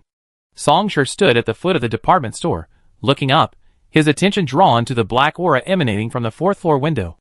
As if sensing the awakening aura of the 5 of them, the black aura flew towards them. The informant said they saw a lizard-like beast outside the 16th floor window.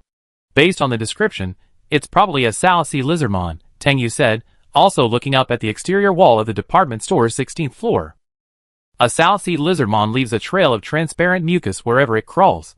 At this point, the entire black exterior wall was covered in mucus, and several sunken windows were covered in strings of mucus, resembling a silken hole. Tang Yu asked the remaining city security guards what floor the South Sea lizardmon was on, how many people were left inside, and if any of the surveillance cameras were still working. The 3 guards were clueless. The South Sea lizardmon is an S-rank beast. We didn't dare go up to check, one guard said confidently. The circuit breaker was damaged, and the entire building was without power. We can't see anything on the surveillance. We only know that the South Sea lizardmon didn't escape during that time, and is still inside. As for which floor it is, we don't know. What are you doing here for? Jiang Qifeng couldn't stand it any longer. You've been here so long, can't you get some useful information out of the survivors? The 3 guards fell silent. How do we find it? It'd take forever to search up every floor. Jiang Qifeng kicked the pillar supporting the cordon and suggested, why don't I summon my Qilin? It has a keen sense of smell, and can tell where the South Sea lizard beast is with just one sniff. No need. Songsher climbed over the cordon and headed for the department store entrance. Let's go to the 4th floor. Tang Yu and Wang Xiaoman immediately followed. Jiang Qifeng stood still. How do you know? Did you sense it? This distance is beyond your range, right? Bang! Another blow to his head. Jiang Qifeng turned his head in anger. It was Wen Duolin again. Stop talking nonsense. Just follow us. Is it impossible to even ask?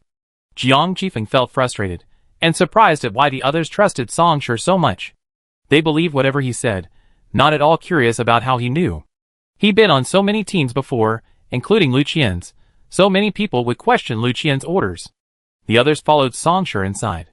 Wait for me, Jiang Qifeng called out, slipping under the cordon. The elevator wasn't working, so the 5 of them climbed the stairs. As soon as they reached the 4th floor, the stench of blood was overwhelming. The 5 of them felt like they had entered a coiling cave. The South Sea Lizard Beast slime was like spider silk, coating the entire 4th floor. Chapter 313. The shelves were tilted and covered with a thick layer of murky mucus. At first glance, it looked as if they hadn't been visited for a long time and had accumulated a layer of dust. This floor sold children's toys. The toys were piled up in the center of the floor, forming a small mountain. Atop this mountain lay the South Sea Lizard Beast, its belly swollen like a balloon, its belly stretched out and white, revealing the crisscrossing blood vessels. It was nurturing life. Dangling from the ceiling near the South Sea Lizard Beast were more than 20 bound and entangled cocoons. A pair of feet peeked out from one of the cocoons. They were human. The cocoons wrapped around them were blood red, as if blood had seeped from their bodies. In fact, it was. Wang Xiaoman couldn't bear to watch this scene. She hastily lowered her head and stared at the feet of the other 4 people, judging her course of action and ready at any moment. Are they using them as food reserves? After the living people in the building were evacuated, a deep silence fell. Jiang Qifeng didn't bother lowering his voice. The sleeping South Sea Lizard Beast, disturbed, half opened its eyes, rolling around before suddenly glaring at Jiang Qifeng. Wendelin, standing nearby, said, "You woke it up." Jiang Qifeng didn't care at all, and even waved to the small lizard beast. "It's awake, so be it. We kill it sooner or later anyway. There are so many of us here, so hurry up and take advantage of it while it's just waking up." Jiang Qifeng's words didn't sound right, and Wang Xiaoman turned her head. "Why aren't you going? Don't you see how cramped this place is? My qilin can't stretch out." "You guys go," Jiang Qifeng said matter-of-factly. "Useless."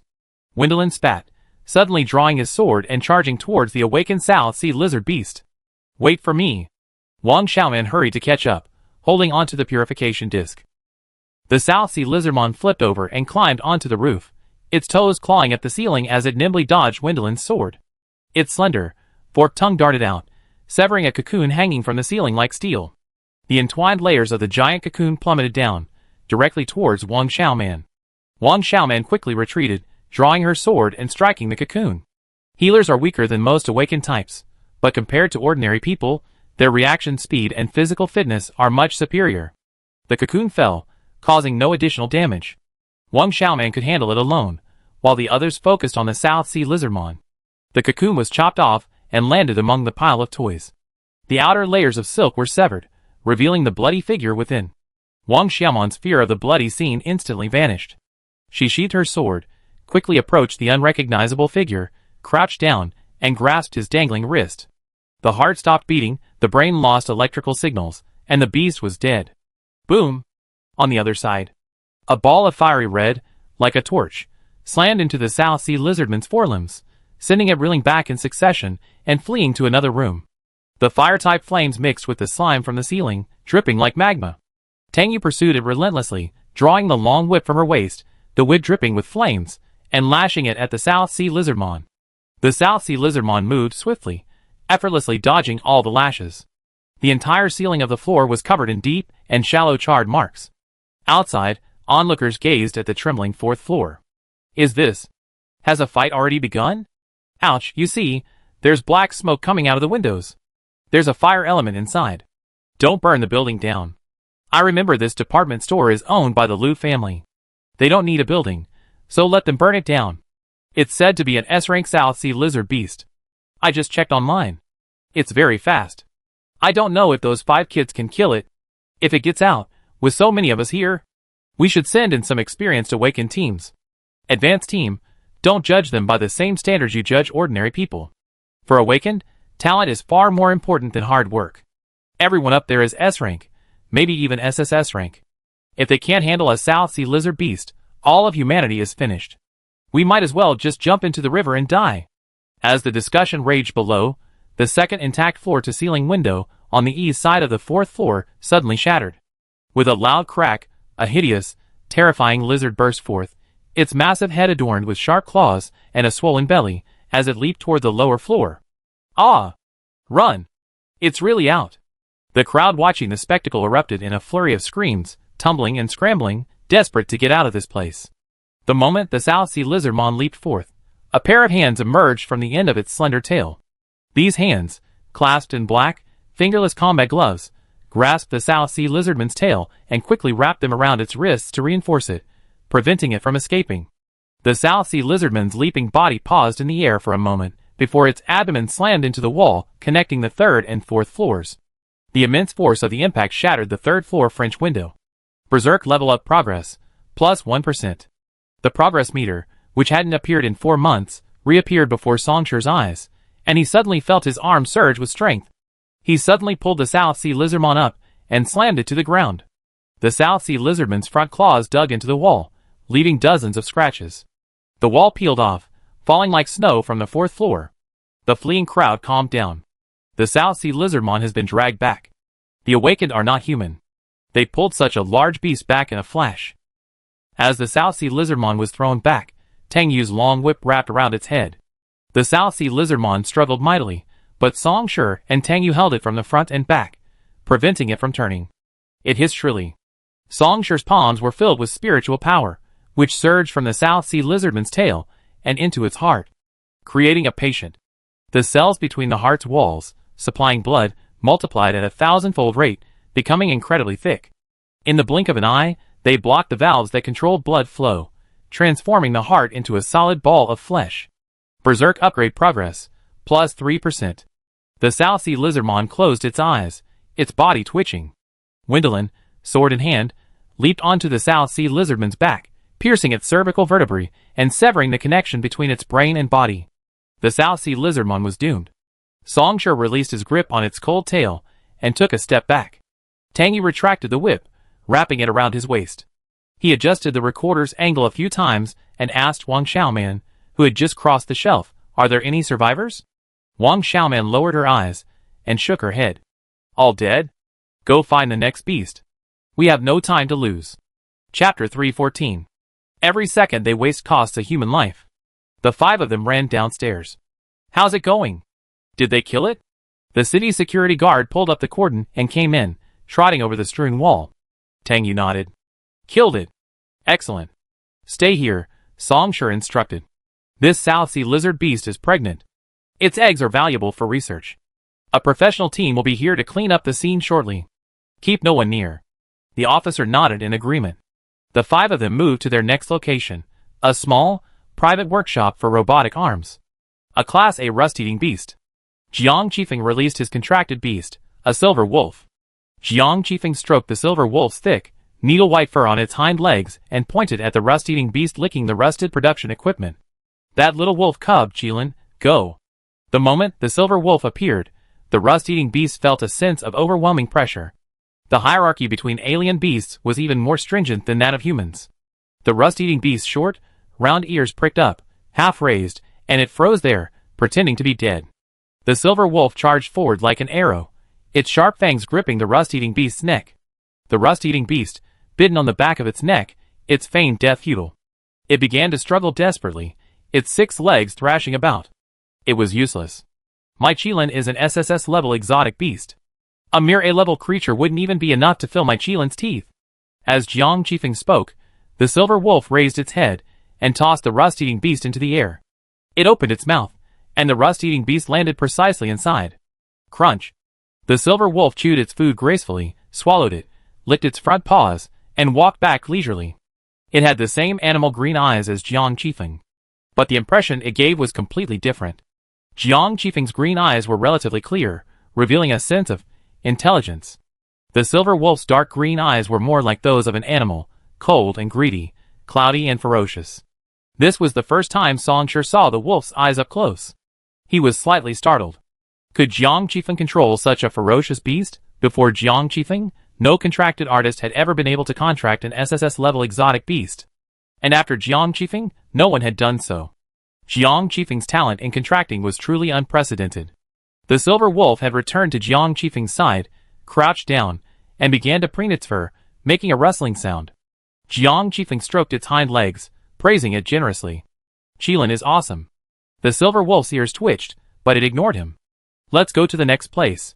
Tang Yu glanced down at her laptop. It's 2,000 meters east of here. So close, I won't take Qilin back. Jiang Qifeng excitedly said, then he flipped over and jumped onto Qilin's back, grabbing a tuft of hair at the nape of its neck. Qilin, get up quickly and follow them. Song Shi observed the silver wolf. It obeyed Jiang Qifeng's commands completely. Even when Jiang Qifeng jumped onto its back and grabbed the delicate hair at the nape of its neck, interrupting its grooming, it didn't show any temper. Song Shi, do you want to sit too? Jiang Qifeng asked, sensing Song Shi's gaze. The silver wolf stopped, its gaze fixed on Song Shi. Song Shi paused. Can I sit? Sniff. The silver wolf bared its fangs, a hissing sound emanating from its throat. It stared at Song Shi fiercely and threateningly, as if it would chew him up, like it had the rust-eating beast if he dared to come any closer. Don't be angry, Qilin. I was just kidding. Jiang Qifeng quickly hugged the silver wolf's neck to soothe it, gently stroking its fur. She's my teammate. From now on, you two must get along well. The silver wolf stared at Song Shi warily, clearly not listening. Its entire body tensed as it leaped past him. Song Shi couldn't quite tell. Jiang Qifeng, riding the silver wolf, felt it clearly. Clinging to its back, he whispered, Why are you so nervous? Are you afraid she'd suddenly attack? The silver wolf whimpered. Haha, she's a berserker type, she's capable of such a thing. Jiang Qifeng and Silver Wolf communicated seamlessly. Song Shi couldn't understand Silver Wolf's words, but he could understand Jiang Qifeng's. The connection between the two made it easy to guess. Song Shi. The five of them spent the entire afternoon traversing the Fran district. They visited every location of the exotic beasts marked on the Xiqing software, clearing them out one by one, until no one reported any more exotic beasts. From now on, we have to find them ourselves. Jiang Qifeng lay drowsily in the soft fur on Silver Wolf's back. From the moment he summoned Silver Wolf, he hadn't touched the ground all afternoon. To get first place, Jiang Qifeng forced his eyelids open. Qilin, can you sense if there are any exotic beasts around? If so, lead us there. The Silver Wolf stood with its head held high, its ears alert. Let's take care of another matter first, Song Shi said slowly. What is it? Wang Xiaoman asked, puzzled. Song Shi looked at Wen Duolin. Did you find anything? Wen Duolin nodded, then turned and stared at the shadow behind a gray building they had passed on their way here. What? Wang Xiaoman was bewildered. Be careful, both of you, Tang Yu whispered. Song Shi and Wen Duolin rushed out simultaneously, Song Shi drawing his knife, Wen Duolin his sword, and they surrounded the shadow behind the building.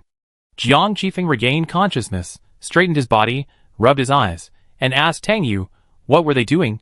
Tang Yu ignored him. In the gray shadows, a figure hunched against the wall, almost blending into the gray. He was about to poke his head out. A cold knife and sword were crossed at his neck. When Duolin, sword in hand, drew closer. You've been following us all afternoon. Who sent you? Song Shi, seeing the man's face clearly, was speechless. Shou Ruijian?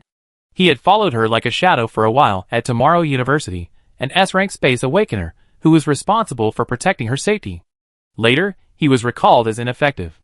Shou Ruijian's face was filled with frustration. He had been discovered so quickly. Song Shi lowered his sword. Why are you here? Shou Ruijian's face was quizzical. The higher-ups sent me to protect you. Song Shi suddenly understood. Wendelin looked from Song Shi to Shou Ruijian. Do you know me? Protect me? Why? Shou Ruijian explained specifically to Wen Duolin, whom they had just met for the first time, I'm a space awakener. The federal government is worried that Song Yi might take advantage of your absence to harm you.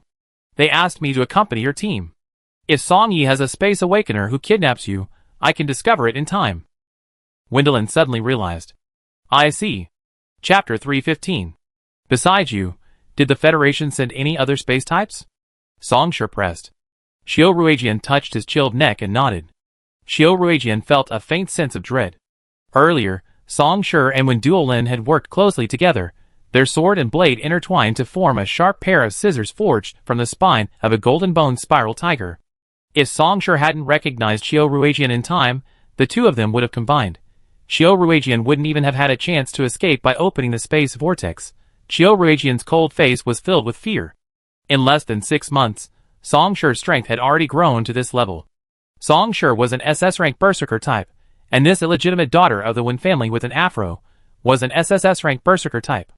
Songshur can work well with SSS-level berserkers, and they even form a tacit understanding. Xiao Ruijian felt like his presence was unnecessary again. Do you remember that list?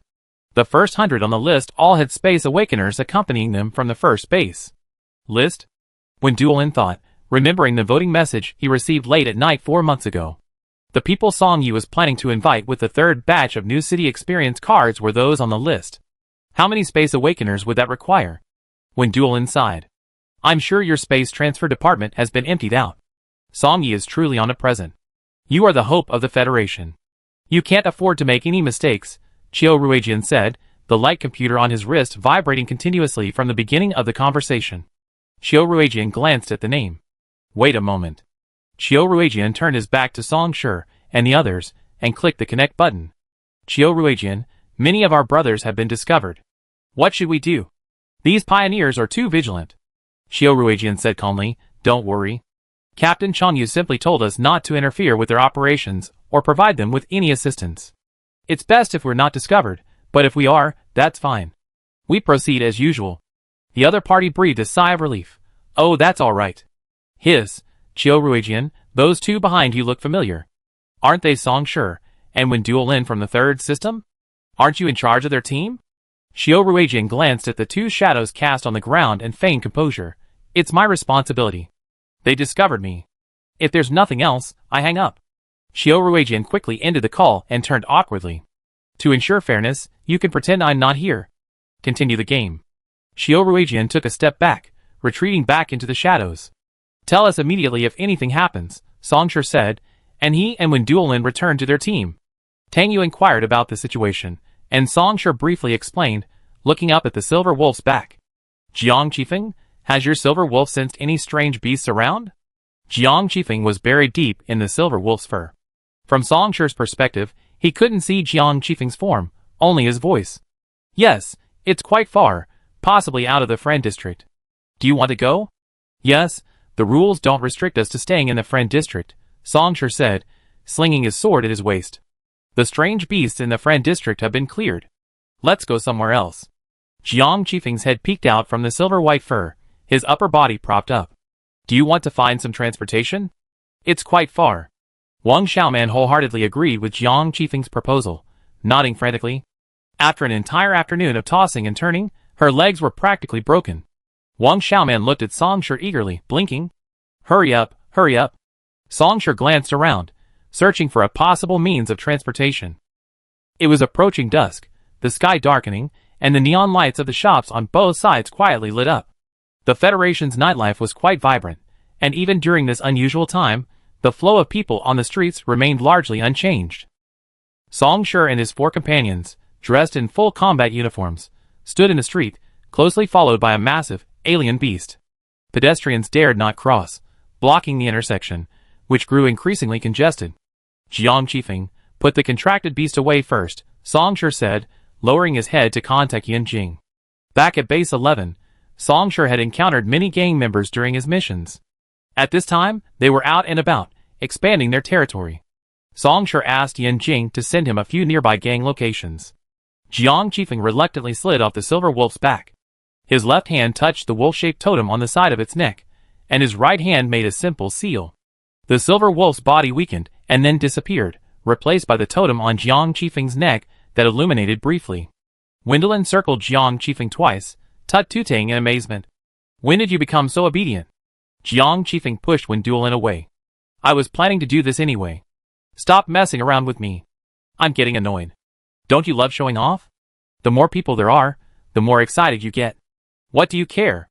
Jiang Qifeng glared at Wen Duolin. Songshur, who had been staring at the computer, turned off the screen. Follow me.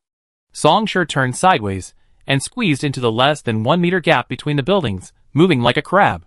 Tang Yu followed closely behind. Wang Xiaoman stared at the narrow gap, her face pale as she squeezed through, gritting her teeth. Can we get out of this place? Jiang Qifeng, walking at the end, breathless and skeptical. Yes, Songshur said. This route was planned by Yan Jing. It was 30 meters long, but a detour would take 3,000 meters. Wang Xiaoman, who was in the middle, suddenly began breathing rapidly. Tang Yu was the first to notice. Wang Xiaoman, what's wrong with you? I'm fine. Wang Xiaoman took a deep breath, her voice choking with sobs, as if she were speaking from a profound sense of weightlessness. Let's hurry, get out of here. Song Shi, hearing Wang Xiaoman's annoyance, quickened his pace. The 30-meter distance took less than a minute that seemed like an eternity to Wang Xiaoman. Squeezing through the crack in the wall, Wang Xiaoman suddenly saw the light. She half-crouched on the ground, clutching her chest, breathing heavily, like a fish out of water. Is your clothes too tight? When Duolin walked over and loosened Wang Xiaoman's collar. Noticing her hair, wet and sticking to her face from the helmet, he ripped the helmet off. Wang Xiaoman, is there something wrong with you? Song Shi approached and took Wang Xiaoman's hand, sending a thin strand of his mental power into her to check on her condition. Physically, there was nothing wrong, she was a healer. Could it be mental? Song Shi hesitated whether to access her memory red dot. Wang Xiaoman had already recovered. Wiping the sweat from her face, Wang Xiaoman smiled heartily. It's okay, I'm just a little afraid of the dark. It's nothing serious. Let's continue. You looked like you were almost dying from lack of oxygen just now. Isn't that a big deal? Jiang Qifeng folded his arms in disbelief. Wang Xiaoman, I'm really fine, but Master Jiang, you're so harsh. Chapter 316. Song Shi gave up on accessing Wang Xiaoman's memory dot and interrupted her and Jiang Qifeng's banter. Let's keep going. If you feel unwell, tell us.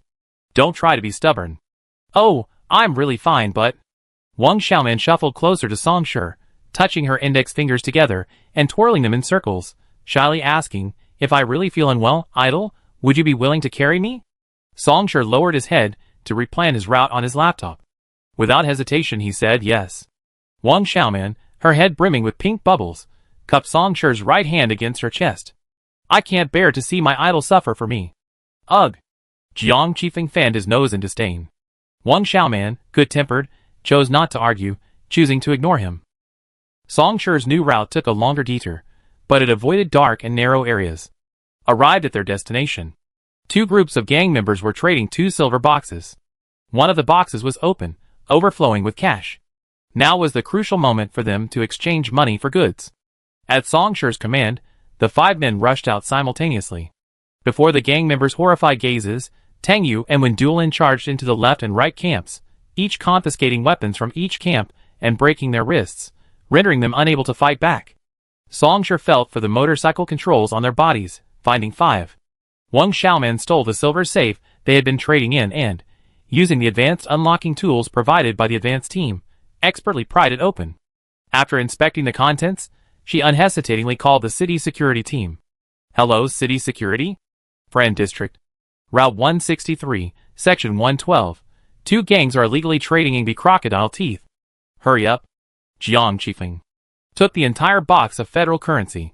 Song Shi tossed each of them a scooter controller, then hopped on the scooter. Seeing Jiang Qifeng still holding the safe, he asked, Are you short of money? Jiang Qifeng started the scooter and patted the box hanging from the handlebars. The lowest denomination is 10,000. This box is enough for Qilin to buy a contract beast booster. Wendelin twisted the handlebars, swooped past Jiang Qifeng, snatched the safe from his handlebars, and threw it back at the sprawling gang member amid Jiang Qifeng's angry shouts. This is evidence. If you take it away from these people, you can slip away. Jiang Qifeng had never heard of this happening before. I call my dad. Don't keep calling your dad all the time. Wanting to boost Qilin's strength, you ask your dad for money to buy booster fluid? Money like that comes from shady sources, and it's a dirty trick. When Duolin said, then he stepped on the accelerator, leaving Jiang Qifeng with a dashing back. Jiang Qifeng, blasted by a cloud of exhaust, said, The 5 of them sped along, Jiang Qifeng leading the way. Although he had retracted Silver Wolf, he was still able to sync with the wolf's thoughts. At the border of the 2 districts, in an abandoned office building, an SSS-level corpse elephant reigned supreme, its long trunk poking out from the broken window, its claws and fangs bared. From Song Shi's perspective, a black aura engulfed the entire office building, continuously dispersing. The neon lights in the distance made it look like a prison for a demon, with 1,000 years of accumulated resentment. The 5 men rode their motorcycles over the collapsed wall, stopping by the abandoned fountain in the courtyard outside the office building. They dismounted. Song Shi was about to draw his sword when Jiang Qifeng stopped him. Don't do anything. Just stand here and watch. This corpse-worshipping elephant has been provoking Qilin all the way here. Qilin said he would personally deal with it. Song Shi and the other three leaned back. Jiang Qifeng touched the wolf totem and released Qilin. As soon as Qilin appeared, it reared up on its front legs and howled toward the office building opposite. Air rippled in Song Shi's ears, and the SSS level pressure was fully unleashed. The invisible corpse-worshipping elephant, occupying the entire office building, arrogantly waved its split trunk in a provocative gesture. The silver wolf bared its fangs, revealing sharp white teeth on its mouth. Its expression was ferocious. With a kick of its hind legs, its strong muscles flexed, it lunged towards the first-floor office door. It rammed the door open and burst through. This was a duel between SSS-class beasts. Even more brutal than a fight between human SSS-class beasts. It's so cramped inside, and they're both so large, they can't get through, right? Besides, the corpse elephant has been entrenched in there for so long, the office building has become its territory. The Qilin doesn't have the upper hand, Wang Xiaoman said worriedly. Jiang Qifeng didn't follow the silver wolf in. He stood outside with Song Shi, watching the battle. Hearing Wang Xiaoman's concerns, Jiang Qifeng said calmly, the Qilin has its own ways. It's unlike those stupid beasts without masters. They're both SSS class, one brainless, the other intelligent. The Qilin will inevitably win.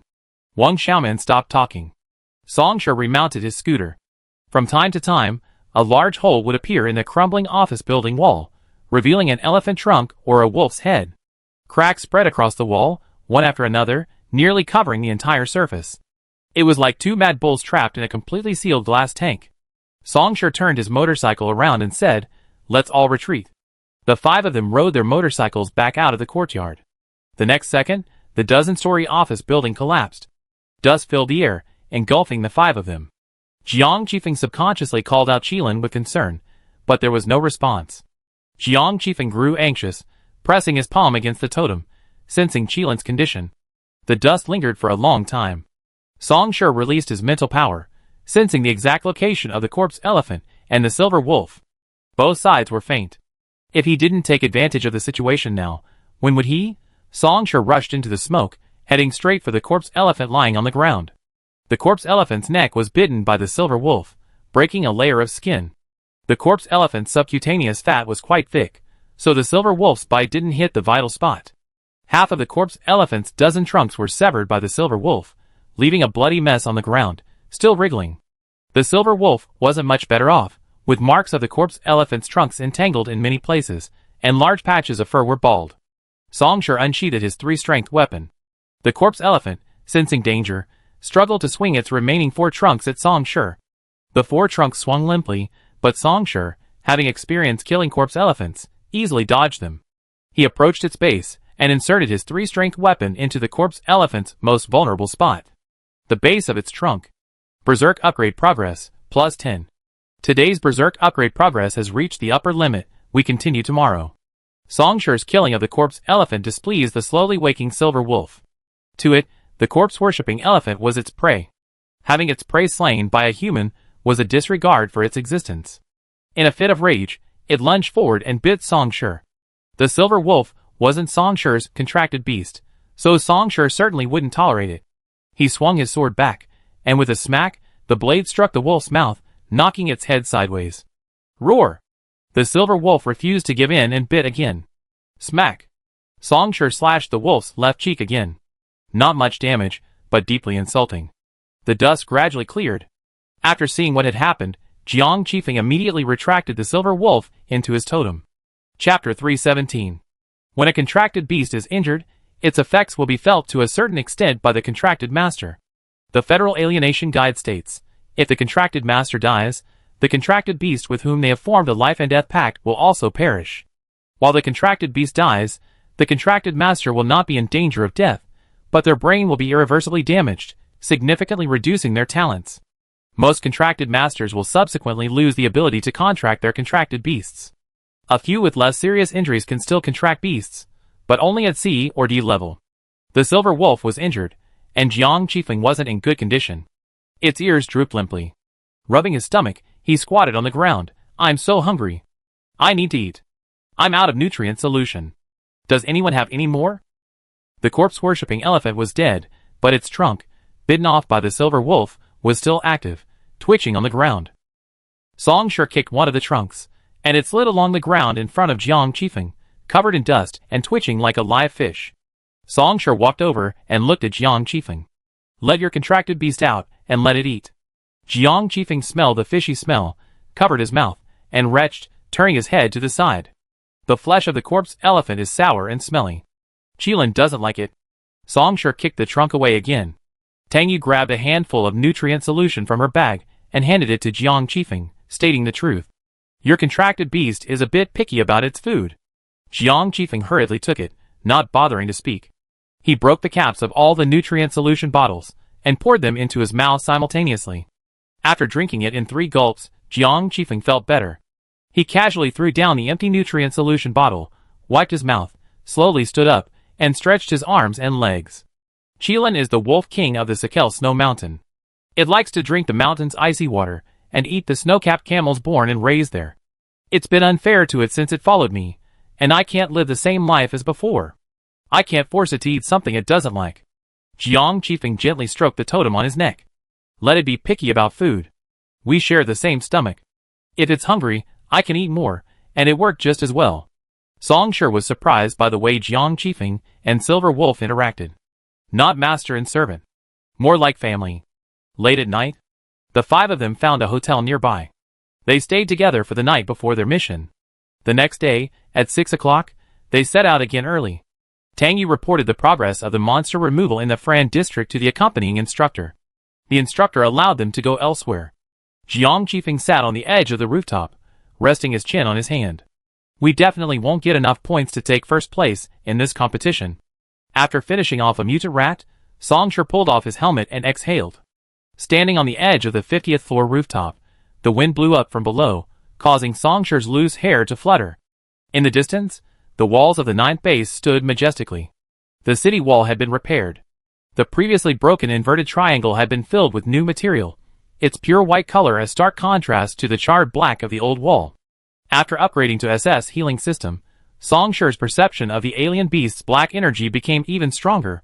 The sky outside the city wall darkened, a stark contrast from the sky inside, like the apocalypse. The battle on the front lines continues to this day. We're not only fighting alien beasts, but also our own kind. Tang Yu had just received news from the instructor that the situation was not optimistic. She spoke in a heavy tone. Song Yi used the alien beast tide to attract the alien beasts. They cleared the way for the alien beasts in front, breaking through the human defenses. The alien beasts followed them, charging under the city wall. Song Yi. Song Shi's fingers tightened around his helmet, turning pale. For months ago, Song Yi didn't dare confront the Federation head-on, only releasing the beasts and running away. Now, no wonder Song Yi dares to confront the Federation head-on. He has the strength to challenge them. In just 4 months, killing him is becoming increasingly difficult. Ding ding. Ding ding. The 5 people's computers rang simultaneously. Before they could open them, they automatically projected a video. Song Yi appeared in midair. He sat behind his desk, dressed in a suit and tie, with a fake smile on his face. Friends of the 9th and 10th bases, do you like the gifts I gave you?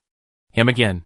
Wang Xiaoman didn't want to hear it, and tried to power off the computer, but it was no use. Song Ye's voice played in 3D surround. Don't be angry yet. Think about why I did this. You destroyed the 3 cities I painstakingly built. Aren't you the ones who love to talk about reciprocity? Look, these are my gifts back to you. Song Yi laughed heartily, holding his belly, then suddenly stopped smiling, staring at the camera, and at everyone watching the video. What you've experienced so far is only my first wave of attacks. There will be a second wave, a third wave, and so on and so forth, until everyone, including the military, withdraws from the 9th and 10th bases. Wang Xiaoman took a moment to react, her eyes wide, and she asked Song Shi for confirmation. Does he want the 9th and 10th bases? Chapter 318. Song Shi gazed at the abruptly shaped, inverted triangle of white, newly built wall in the distance, wondering where Song Ye's confidence came from. Look up at your wall. At this moment, Song Yi suddenly instructed, and the others also looked toward the wall. Using an ugly patch to cover up the damage is ridiculous. The repair team and the federal government are alike. You think you've smoothed everything over, but beneath the patch, the hole will only get bigger. As if to confirm Song Ye's words, the white patch began to melt. From the inside out, as if it were a red-hot iron, the core of the sun, the white, heat-resistant metal material turned red, then flowed down the wall like magma. Songshur turned, kicked open the door to the rooftop, and headed downstairs. Sure Xiao, where are you going? Tang Yu chased after him. Songshur climbed over the stair railing to the next level. Let's go to the city wall. Oh yeah. Jiang Qifeng, who had been squatting on the low wall at the edge of the rooftop, jumped down and caught up with Songshur. There must be a lot of strange beasts over there. Earn points, earn points. The 5 of them rushed to the city wall. They were stopped and questioned by the troops stationed at the wall. The leading soldier recognized Songshur, and when Duolin checked the identities of the other 3, and allowed them in. At the foot of the wall was a large open space. The military line withdrew 100 meters away. In the open space opposite the breach, a pool of silvery white liquid had accumulated, dripping from the patch above. 7 researchers in protective suits surrounded them, half crouching on the ground and carefully sampling the liquid. No. Nanomaterials are passed. Try another material. 2 ladder trucks were parked near the base of the city wall, their telescopic ladders extending all the way to a height of 50 meters. They were about 2 meters away from the gap where the lava was flowing, a safe distance. At the top of the left ladder, a researcher in protective gear held a camera, trained on the bubbling, melting wall. At the top of the right ladder, 3 men stood. Those on either side wore protective gear, and the man in the middle wore a black combat uniform, the same uniform as Songshur and his men, the uniform of the advanced team. The man spread his 5 fingers toward the gap, and frost spread from his palms. It's an ice awakener, Wang Xiaoman said, looking up. Ice-type freezing skills can freeze lava. I wonder if he can handle this unknown material. A soft wisp of frost touched the wall, which was melting like a burning candle, forming a thin layer on the crimson lava. The crimson color dimmed, but the ice layer remained intact. The Ice Awakener activated his skills to thicken the ice layer and extend it outward, freezing the entire gap. The ice layer stretched halfway. The magma suppressed beneath it erupted in an instant. With a whoosh, the ice layer evaporated into steam, obscuring the 3 figures on the ladder. Even the Ice Awakener's freezing skills couldn't extinguish them. The ladder retracted. The 3 people on top jumped down. Songshur, Tang Yu, how did you get here? The first member of the advanced team to jump down removed his helmet. It was Luo Xiufeng. Luo Xiufeng, Tang Yu's training partner, had sparred with Songshur once before, and was subdued by him in 3 moves. We received Song Ye's video, and came to see what's happening at the wall, Tang Yu said, looking at the 2 researchers behind Luo Xiufeng who had just removed their protective gear masks. Their faces looked familiar. Tang Yu recalled seeing these 2 people on the news. The one on the left was the director of the Second Base Research Institute. Video? What video did Song Yi send? Luo Xiufeng had been working on the city wall, and hadn't seen the video. Luo Xiufeng checked the list of new messages on his computer, and saw a new message from an unknown person. Clicking on it, it said the message no longer existed. TSK, they deleted the video again. Luo Xiufeng rolled her eyes in disgust. It's always like this. I can't stop it, and yet they delete it so quickly. It makes our Federation's super brain departments look like a bunch of idiots. Wu Jisui, appearing out of nowhere, covered her mouth with her hand. Keep your voice down. 2 of those researchers over there are from the super brain department. Luo Xiufeng tugged on Wu Jitsui's white fur. What's wrong with what I said? And who gave you permission to touch me? Wu Jitsui clutched her hair, as if her fate was being restrained by the scruff of her neck, afraid to move. Hiss, it hurts, let go. Luo Xiaofeng, Wu Jitsui, and Songshur narrowed his eyes. Lu Qian, Zhang Wenjing, and a very capable girl from the alien department emerged from behind them. Songshur had never teamed up with her or played against her before, so he couldn't remember her name. These 5 people had actually formed a team. Lu Qian stopped Luo Xiaofeng from pulling Wu Jitsui's hair. Did you see the video Song Yi sent? Songshur nodded. He wants the 9th and 10th bases, and he won't give up until he gets them. Luo Xiufeng deduced the content of the video from Songshur's words, and said coldly, he's delusional. Human bases have only ever been destroyed by waves of alien beasts. There's no reason to hand them over to a human traitor. As she spoke, a chill ran down her face. Songshur, who was closest to her, felt a chill on his face. Even so, Songshur looked up at the city wall. The gap was growing wider, almost reaching halfway up the wall. If this continued, they would be unable to stop the monsters. This wasn't the only breach in the wall. The human base was about to become a sieve, completely riddled with holes. Defending a human base was difficult, but destroying it was easy. We were recently recalled from the front lines, where the number of alien beasts is increasing. Lu Qian's expression was serious. The base was built in a hunting area with few alien beasts. Now too many alien beasts have been drawn here by Song Ye's men. There's a high possibility of a massive alien beast wave. At that point, the people in these two bases will have to evacuate. Jiang Qifeng frowned after a long silence. But by then, these two bases will be destroyed, and Song Yi will gain nothing. What's his purpose in attracting an alien beast wave? Lu Qian looked at Song Shi. Song Ye's original intention wasn't necessarily to seize these two human bases. His thoughts coincided with Song Shi's.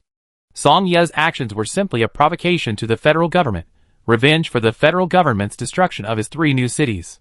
He forced all the citizens of bases 9 and 10 to relocate to other bases, and then he would let the alien beast wave destroy these 2 bases. He wanted to make a fool of himself in the eyes of the federal government. Wu Jitsue sighed, I haven't seen Song Yi so completely perverted in ages. This statement immediately gained the approval of many people. The 2 researchers who had descended the ladder with Luo Xiaofeng took off their protective suits. When Duolin recognized the dean, a man in his early 30s. Second brother, this is for you. It replenishes your energy. Chapter 319. Wendelin handed the other person a tube of nutrient solution. Wen Duohai casually tossed his protective suit to his subordinate, ignoring the nutrient solution in Wen Duolin's hand as he walked towards the gathered Song Shi and the others. Lu Qian, for months since we last met, you're becoming more and more like your father, calm and motivated. This generation of the Lu family has great potential. This must be Song Shi, right? I briefly met you at the first base 6 months ago, and I knew you had a promising future. And it's true. Wendelin's hand froze in midair. Who are you? Song Shi asked distantly, looking at the dark-skinned man before him, who was exceptionally enthusiastic towards everyone. Song Shi's mind was clear. During the 2 months she spent at the first base, the various poisons that could deprive her of her healing abilities were jointly researched by Wen Duohai and Hong Guji. One night, when Duohai personally released the poison gas, Song Shi remembered it clearly. Wen Duohai's smile remained unchanged. Mr. Song must be too preoccupied with training to pay much attention to the news. I'm the director of the Second Base Research Institute. My last name is Wen. He extended his hand to Song Shi for a handshake. Song Shi suddenly realized, oh, Wen Duolin's second brother. Wen Duohai, didn't question mark know him? How did you know he was Wen Duolin's second brother? Song Shi. Wen Duolin and Wen Duohai had the same skin color, the same shaggy hair, and their features were about the same. Wen Duolin returned to the team dejectedly. Song Shi snatched the undelivered nutrient solution from her hand and tucked it into the left breast pocket of Wen Duohai's suit jacket. Wen Duolin held it too low just now, so you might not have seen it. I give it to you for her, Song Shi said with a considerate smile. Do you see it now? Song Shi had seen what had just happened. Song Shi, a man like him, actually stood up for his teammates. Wen Duohai was embarrassed for a moment before regaining composure. He pulled the nutrient solution from his chest and put it in his trouser pocket, pretending to rub his eyes. I've been so worried these past few days that my eyes were blurry, and I didn't notice. Duolin, I drink it right away when I get home. We have something important to attend to. When Duolin was still absorbed in Song Shi's act of standing up for her, and hadn't recovered. Jiang Qifeng elbowed Wen Duolin twice, angrily scolding, you're a bully in your own backyard. You only know how to bully me. But when it comes to your family, you're more docile than a rabbit. Wen Duohai had been sent away to deal with a pool of molten metal on the ground that couldn't be sampled. He didn't hear Jiang Qifeng's words, but Lu Qian did. He glanced at the seemingly dazed and honest Wen Duolin, suppressed his emotion, and followed Wen Duohai to inquire about the situation of the city wall. Wen Duohai was polite to Lu Qian and answered his questions one by one.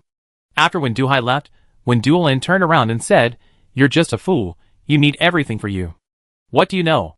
Look, look, look, the moment your brother left, your true colors were exposed. Jiang Qifeng pointed at Wen Duolin.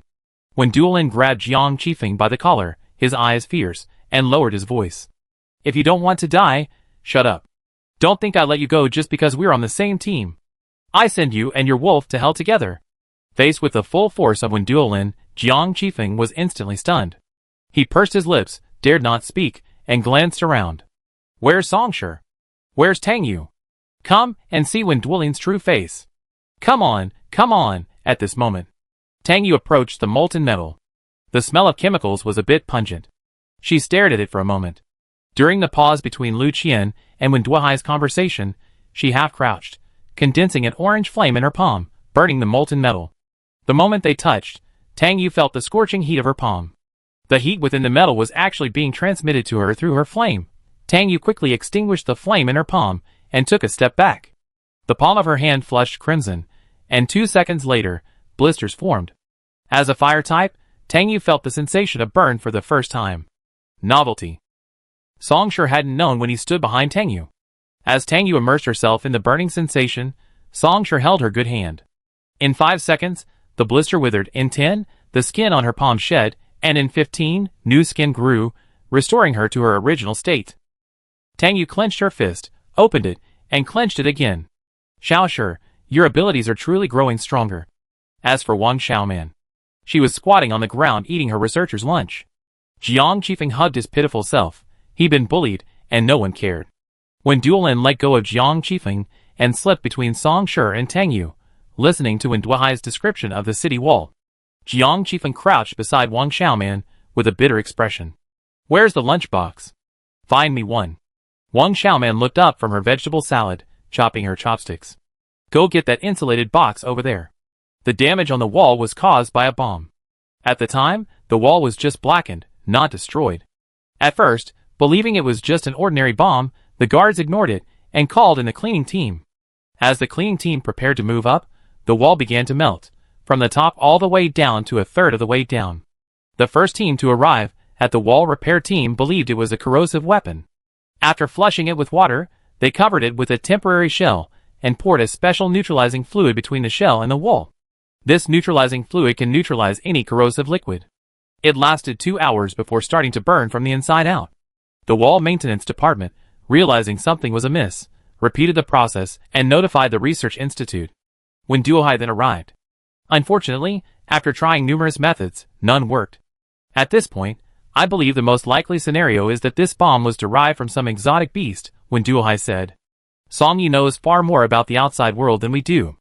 Based on the information he left behind in the new city, all the scientific research achievements of his faction are, without exception, related to exotic beasts. When Duohai donned heavy protective gloves and removed a cold container from the liquid nitrogen tank, he filled it with a spoonful of liquid metal, quickly closed the container, and placed it in the tank. Have a space-based awakener deliver it to the lab, and change the container every half hour when Duohai instructed the researcher. The researcher quickly left with a liquid nitrogen tank. We need to extract the genes from this metallic liquid and determine which alien creature the species originated from.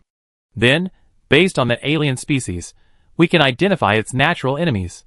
For every substance in the world, there must be a substance that can counteract it. No results were produced that day. Song Shi and his companions spent the night nearby. The next morning, Song Shi received a new mission notice from the chief instructor. All teams accompanied by Space Awakeners were to immediately head to the free zone to search for polar shrimp. Attached is the possible location of polar shrimp. I've never heard of such an alien creature before. Wang Xiaoman leaned back on the sofa and searched online for information on polar shrimp. Sure enough, there was nothing. The hunting group's newly discovered alien species has not yet been confirmed, so the information has not been made public, Song Shi said. Chapter 320. At the same time, Wu Xilu, having awakened from his temporary camp, was also informed. The eternal fire on the city wall originates from a species of deep-sea shrimp called the red seal, found in the equatorial sea. This is ground into mud and extracted. The resulting filtrate, exposed to high temperatures for years, absorbs and stores heat, and can then be made into a bomb, resulting in the damage the city wall has inflicted. To extinguish this fire, we need a transparent liquid contained in the tails of polar shrimp. Polar shrimp are. Wu Xilu woke up before Lu Xing, tied her hair in a simple bun, and sat at the folding table in the tent, memorizing the mission information. Polar shrimp had never been previously announced, and this was Wu Xilu's first introduction to this unusual creature. There was much to memorize. Lu Xing, speaking silently, packed his equipment and added a dozen more nutrient solution bottles to Wu Xilu's bag.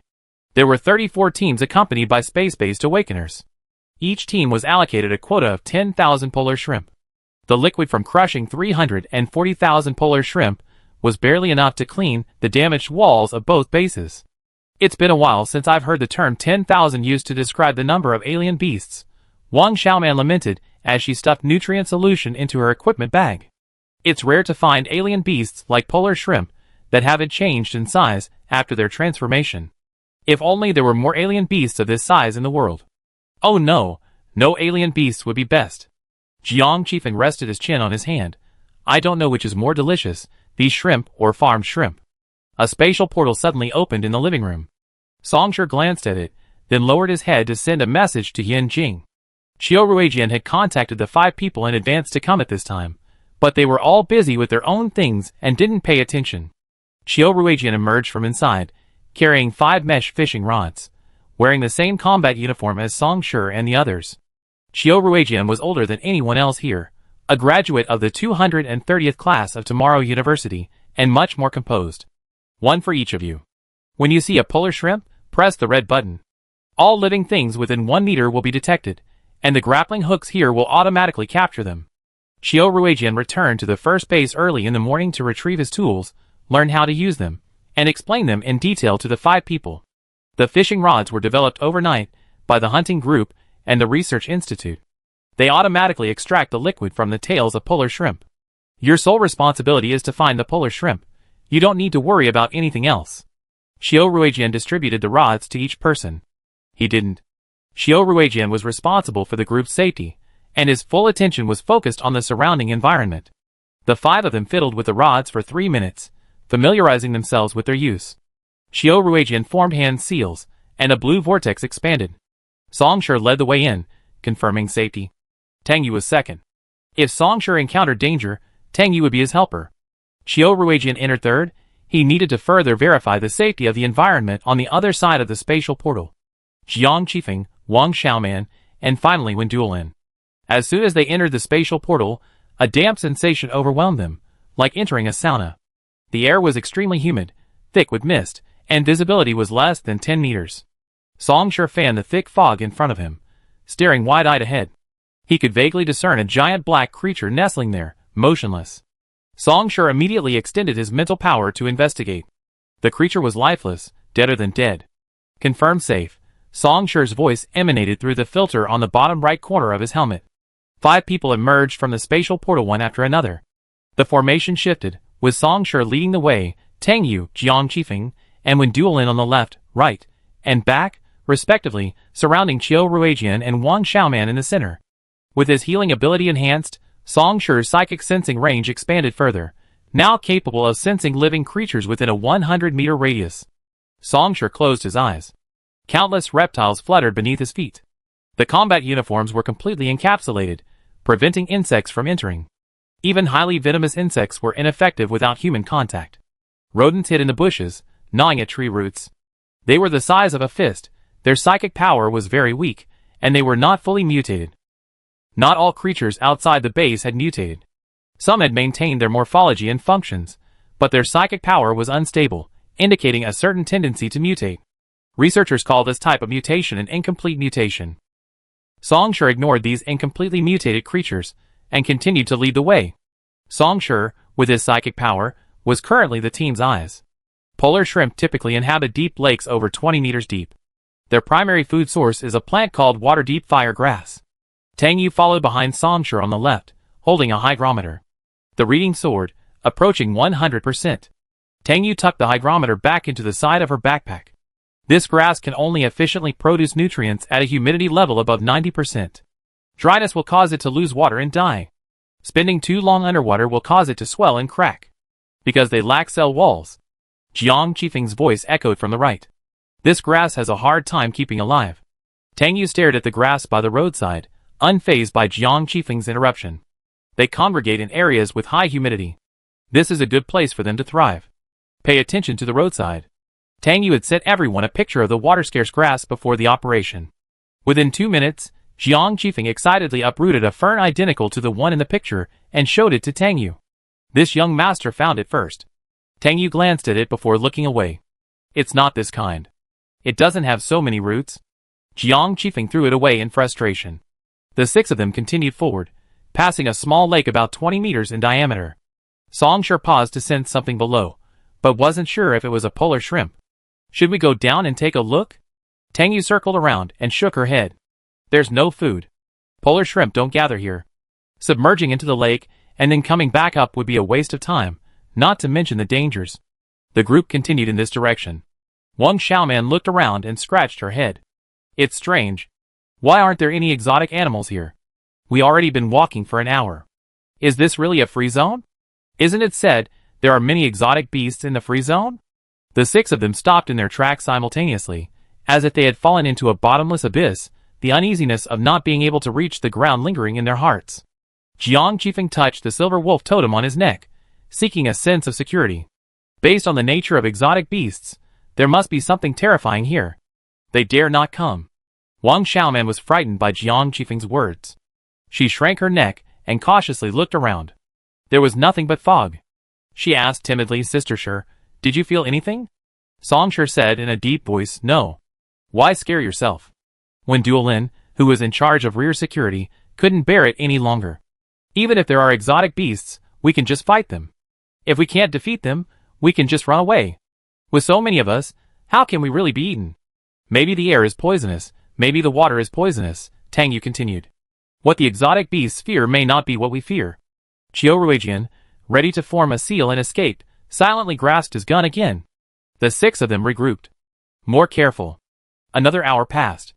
The mist was visibly tainted with some substance. Tang Yu suddenly signaled the team to stop, staring at the green particles mingling with the mist and grabbing a handful. Is this the seeds of the water and fire? Song Shi bent down and plucked up a blade of grass, showing it to Tang Yu. Is that it? Yes, that's it, Tang Yu said, her voice barely concealing her excitement. With such abundant food, look for the lakes nearby. The polar shrimp must be at the bottom. 5 minutes later, a dark green lake appeared before the 6 of them. Chapter 321. The 6 of them discussed the matter. Song Shi and Wen Duolin, the strongest, went down to the lake bottom to fish for shrimp. Because the environment here is so strange, someone had to stay above. Tang Yu, a fire type, couldn't fully utilize her fire type abilities in the extremely cold lake, so she stayed above. He and Jiang Qifeng protected Wang Xiaoman together. Qiu Ruijian followed Song Shi and Wen Duolin. The situation at the bottom of the lake was unknown, and his presence allowed for a timely evacuation, providing an added layer of safety. After making all the arrangements, Song Shi and Wen Duolin each jumped into the lake, holding 2 capture nets. Qiu Ruijian took one. The combat suits had automatic temperature control, ventilation, and constant pressure systems. Aside from a slower movement, they were no different underwater than on land. Song Shi's mental energy was constantly monitoring the surrounding life. Aside from a few creatures at the lake bottom, there were no large, unusual beasts. Could it be that the air or water was truly poisonous, preventing other unusual beasts from approaching? Song Shi suppressed his doubts and continued to dive with Wen Duolin. Stepping through the soft, mushy mud, the 2 men began fishing for polar shrimp separately, with Qiu Ruijian following beside Wen Duolin. The handle of the fishing net emitted infrared light. With visibility at the lake bottom less than a meter, Wen Duolin relied on his helmet's eyepiece to capture the infrared light and determine Song Shi's location. Song Shi didn't need this method, he could sense Wen Duolin's location directly. The polar shrimp's tails glowed blue like fireflies. They were the fireflies of the lake bottom. Every time the black button was pressed, the fishing rod vibrated, and the needle on the fishing net penetrated the shrimp's tail, sucking the liquid inside and storing it in a storage tube on the handle. Song Shi felt a sharp chill in his palms. The liquid in the tails of polar shrimp is extremely cold, and even through the storage tubes and the centimeter-thick protective gloves made of special materials, it can be felt. Song Shi, holding 2 fishing nets in each hand, waved them in the lake. Fill the left tube first. It takes about 2,000 polar shrimp to fill 1 tube. The entire team only needs to collect the liquid from 5 storage tubes. Song Shi removed the storage tube and stuffed it into his pocket, speeding up the other one. The infrared light from Wen Duolin flashed 4 times in succession. The agreed-upon code. When a tube is full, the infrared light flashes twice. Song Shi blocked the infrared outlet with her thumb, removed it, blocked it again, and flashed twice. After a brief exchange, both sides continued fishing. Wen Duolin finished collecting first. The moment the flashing infrared light hit Song Shi's arm, a nerve in Song Shi's mind jumped, and she instantly released the purification disc and swam quickly towards Wen Duolin and the others. A giant python emerged from the lake's mud at the speed of a 100-meter sprint. Song Shi suddenly appeared before him, leaving Qiu Ruijian stunned. Wen Duolin, realizing something was amiss, drew her sword as a massive black shadow darted out. It was a python, biting Song Shi's back. Wendelin pushed Songshur aside and slashed at the python. Songshur grabbed Qiu Ruijian and swam upward. The lake's water inevitably slowed when dueling speed. The python nimbly dodged her sword, slithering away and disappearing. The lake's visibility was only 1 meter. Although it couldn't be seen, its shadow was everywhere. Wendelin paddled upward cautiously. Below her feet, the shadow rapidly expanded, its bloody maw clenching towards Wendelin. The maw was so large it could swallow Wendelin alive. Wendelin kicked the water, shooting off like a fish, and the python's jaws closed beneath her. The lake surged. The giant python disappeared again. Chapter 322. Qiu Ruijian let Songshur pull the combat pack upwards. He stood with his back to Songshur, forming hand seals. A blue spatial vortex appeared underwater, and the surrounding lake water flowed in, forming a counter-rotating vortex. Due to the resistance underwater, the spatial gate opened very slowly. Qiu Ruijian stared at the vortex, which was only the size of a human head, anxious. Faster, faster. A black shadow rushed over, rapidly expanding. The abyssal maw of the giant python suddenly appeared, swallowing the expanded spatial vortex in one gulp. The spatial vortex was forcibly destroyed, and Qiu Ruijian's mental power was backfired. His brain exploded, and he spurted out a mouthful of blood. The giant python was close in the blink of an eye. Dark brown scales covered its body, and it twisted in the water, like a black river winding through it. Qiu Ruijian turned his palm over, staring through the blood-stained visor of his helmet at the fanged, toothy python, stretching out a protective shield. The python, unnoticed, slammed heavily into the shield, its head tilted, and it swam along it. It was clever, assessing the shield's size, and searching for a gap. The shield was spherical, without a gap. Gray snake eyes stared at Songshur and Qiu Ruijian. It retreated, disappearing into the lake. Qiu Ruijian breathed a sigh of relief. Bang! The python didn't leave. Taking advantage of Qiu Ruijian's moment of relief, it suddenly lunged out and slammed into the shield. The glass trembled, silent cracks spreading across it. Qiu Ruijian endured the pain of a needle pricking his brain, raised his right hand, formed a simple seal, and pushed against the shield. He wanted to reinforce the shield. The python didn't give him the chance. Retreat impact. Bang! The spatial shield was like a balloon punctured by a needle, its invisible spiritual energy leaking out frantically. The python opened its maw, its tail trembling, and bit at Qiu Ruijian excitedly. Bang! It slammed into a stronger shield again, knocking 2 scales off its face. The python had previously exerted immense force, and now all that force was reflected back upon itself, its entire body tensing with pain. Songshur casually threw out a virtual barrier, steady as a rock.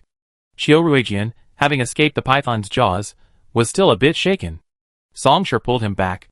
Through the blood-spattered helmet visor, Qiu Ruijian and Songshur locked eyes. The moment his eyes met Songshur's, Qiu Ruijian miraculously calmed down. You leave first. When Duolin and I will handle this python. There's no need to call for help. Songshur spoke with his gaze and gestures. Qiu Ruijian glanced at the slowly calming giant python, and knew now was not the time to waste time on who would stay and who would leave. He would be a burden if he stayed. An SSS-level monster, with Songshur and when dueling strength, could easily be dealt with. Qiu Ruijian nodded quickly. Songshur immediately grabbed his combat bag with both hands and pushed it hard toward the surface of the lake. Qiu Ruijian, leveraging Songshur's power, paddled upward. For some reason, Qiu Ruijian felt an inexplicable attraction to the python. Even though Songshur was floating directly in front of it, the python ignored her, bypassing her and chasing Qiu Ruijian as she struggled toward the surface. Silly, you're targeting me. Songshur unhurriedly pulled out his underwater pistol, aimed it at the python's eye, and pulled the trigger. The python swam quickly, and the bullet grazed its eyeball, hitting its eyelid. The scales covering the eyelid were dense and thin, shearing away a large piece of flesh. Dark red blood permeated the lake, the giant python's eyes looming. His vision was obstructed, and he could no longer aim. Songshur decisively abandoned his pistol and drew his 3-string sword. Perhaps having never encountered a natural predator, and having never been injured in its entire life, the giant python, enraged by Songshur's actions, ignored Qiu Ruijian. It lashed its enormous tail in anger, stirring the lake water into a torrent. Songshur slashed at the oncoming giant snake's tail. A large piece of scale was knocked off by the incredibly sharp 3-string sword, dragging tiny pieces of flesh and skin with it, swaying and sinking. Blood flowed along Songshur's blade, staining the lake water. Suspended in the water, With no support beneath his feet, Song Shi's strike struck the giant python, and the immense force of the impact rebounded upon him, sending him plummeting to the bottom of the lake. Without any support nearby, Song Shi allowed his body to plummet, barely stopping when he crashed into the mud at the lake bottom. The mud at the lake bottom was nearly a meter thick. Song Shi crashed into the water, like sinking into a soft sponge. The mud spread out in both directions, startling a large group of polar shrimp buried within it and scattering. The already filthy lake water transformed into a pitch-black slurry. The presence of the polar shrimp made it seem like a handful of sesame seeds scattered across the mud. The python was chasing them. Song Shi sensed it. Meanwhile, to her right, Wenduolin was approaching. The two of them were less than 3 meters apart, though Wenduolin was unaware of her presence. The mud was raging, rendering the detector useless. Unable to communicate effectively and quickly, the two could only rely on their own strength. Song Shi thrashed about the surface, adjusting her body and finding her footing. She raised her 3 weapons, ready to fight the incoming python, when she suddenly felt something was wrong with her feet. Why is it hard underneath? Song Shi stamped his feet twice, and the sound of his combat boots hitting the ground echoed back to his ears through the sensors inside his combat suit. It sounded like metal. Song Shi didn't have time to move closer to investigate. The giant python was already within reach. Song Shi pushed off the ground, using the momentum to leap toward Wenduolin. Wenduolin, sensing the strange phenomenon in the turbulent water, swung her sword at Song Shi. Song Shi dodged under the blade and, like a fish, appeared behind Wenduolin, wrapping his arms around her shoulders. In the muddy water, even as close as Song Shi and Wenduolin were, they couldn't see each other. But they were the only two left in the lake. Wenduolin lowered her sword, confused as to why Song Shi had suddenly pulled her still. Still, she cooperated with Song Shi. Song Shi's mental focus was intense, and just then, the giant python crashed into the spot where she had been standing. The lake water had become visibly more turbid. The giant python disappeared? Within Song Shi's mental range, the green dot representing the giant python vanished. Wenduolin felt Song Shi's body tremble suddenly. What happened?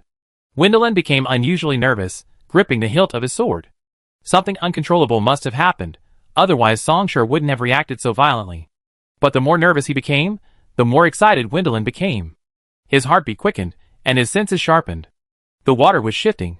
A growing vortex formed beneath his feet, and polar shrimp followed it, their blue tails flickering like the Milky Way. Song Shi and Wenduolin were uncontrollably swept in. The two clung to each other, the vortex so strong that they couldn't break free. They simply let it carry them into the unknown. In a matter of seconds, a mechanical voice, both ruthless and urgent, echoed in Song Shi's ears. Alarm! Alarm! The roof of Lab Section 008 is broken. Alarm! Alarm! Water from Sankinki is backflowing. Section 008 is flooded. Alarm! Alarm! The Lunka python is invading. All lab hatches are closed. All researchers, please take shelter nearby. Alien Team 01, please arrive quickly and eliminate the Lunka python. Alarm! Alarm! Surveillance. Failure. Song Shi and Wenduolin were caught in a corridor. The lake water continued to backflow, and they were carried forward by the current. The giant python's massive size had already destroyed the surveillance cameras along the corridor, preventing them from capturing them. If they continued to charge, they would undoubtedly be discovered by the people in this lab. Song Shi stared at the ventilation panel at the top of the corridor.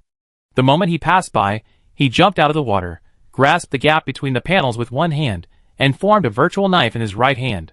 He cracked the edge and removed the panel intact.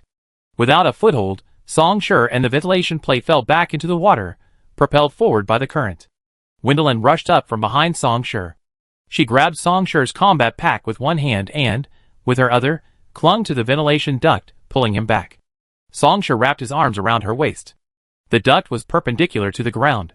Wenduolin, possessing exceptional physique, braced herself on either side of the duct with her hands and dragged Song Shi onto it, simultaneously supporting herself with both hands and feet.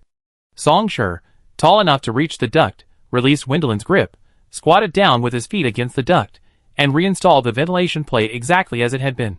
After this, the two of them continued to climb, like geckos, until they reached the bend. The two men leaned back in the dark, narrow tube, breathing a sigh of relief. Song Shi emptied the water from the pockets of his combat uniforms one by one. I always thought it was that giant SSS python that marked this lake and suppressed the other beasts, which is why our journey has been so smooth. Song Sure looked toward a bright light about 10 meters away, where another ventilation panel was located. Now it seems it's clearly because the outermost wall of this laboratory below has a mental imprint. Low-level beasts don't dare approach, and they should be cleaning the higher-level ones regularly. Because of the mental imprint, Song Sure hadn't previously sensed such a large space beneath the lake. Could this lab be Song Ye's territory? When Duolin checked his computer and scratched his head. No signal, no message. How are we supposed to get out? Find an exit. These people can't stay underground forever. Song Sure unloaded his equipment bag and placed the tube containing the polar shrimp tail fluid in his jacket pocket. He also removed the other tube, which was only 2 milliliters short of full, and stuffed it in there. Take off your backpack. We're in the tunnel. A backpack is too heavy, making it difficult to climb and making noise. Gwendolyn did as she was told, stuffing the 3 full bottles of polar fluid into her pockets. The chill seeped through her clothes and into her chest. Gwendolyn gasped and grumbled, "This stuff is so cold." "I hold it for you," Song Sure offered. "The polar fluid is too cold, it could give you frostbite." Gwendolyn refused, "Anyone who holds it will get frostbite." Song Sure would also get frostbite if he held it for her. Just because a healer has fast healing doesn't mean they don't feel pain. "Just fix my wounds," Gwendolyn said, taking off his backpack. Song Sure didn't force it. Glancing at Gwendolyn's afro, he reminded her, "Put on your helmet. You never know when poisonous gas could be released from the tunnel." Gwendolyn buckled it on obediently. Chapter 323. The 2 men scurried through the pipes, bent over, for about 5 minutes. Passing a vent, Song Sure raised his hand to signal when Duolin, who was behind them, to stop. They half-crouched. Several beams of light seeped in through the vent, accompanied by a voice. "I've told you all this time, clean up that Wonka python whenever you have time, whenever you have time. I've told you so many times, but no one listens. This time, I'm going to take the punishment along with you." This was accompanied by the sounds of banging and smashing documents and books. Another, younger voice, challenged this argument, arguing, "Sanqing Pond isn't its primary habitat. Who knows, it might suddenly swoop in here. If we have to clean up every alien beast that passes by, we might as well just work for you day and night. I don't want to talk to a brainless person like you. Call your captain." The young man replied. The captain went to Sanqing Pond to investigate how the Wonka python breached the laboratory's defenses. A chair dragged against the ground, and someone sat in it. The person who started the conversation was speaking. What else could it be? The protective shell used to build the base couldn't withstand the ravages of polar shrimp over the years, and has long since become brittle. A Wonka python of that size would have shattered with a single impact. The young man said. The captain said the Wonka python's sudden ramming of the outer wall was strange, and he needs to investigate.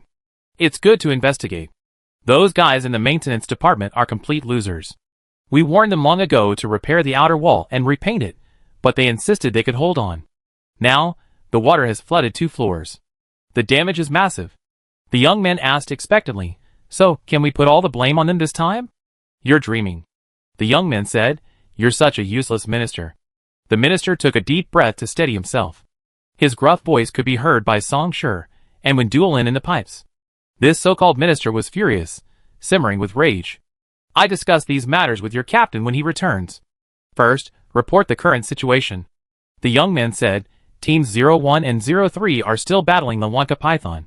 The breach in Area 008 has been temporarily patched, temporarily stopping the lake from flooding in. 2 awakened teams are stationed there as a precaution. The drainage in level -3 is underway and estimated to be complete in half an hour. The damage is being calculated." The minister asked uncertainly, "Which area is the Wonka python in?" The young man said simply, "Area 009, and also passed through Area 010. A pause followed. "So now Areas 008, 009, and 010 are all destroyed, right?" The young man shrugged, "Pretty much.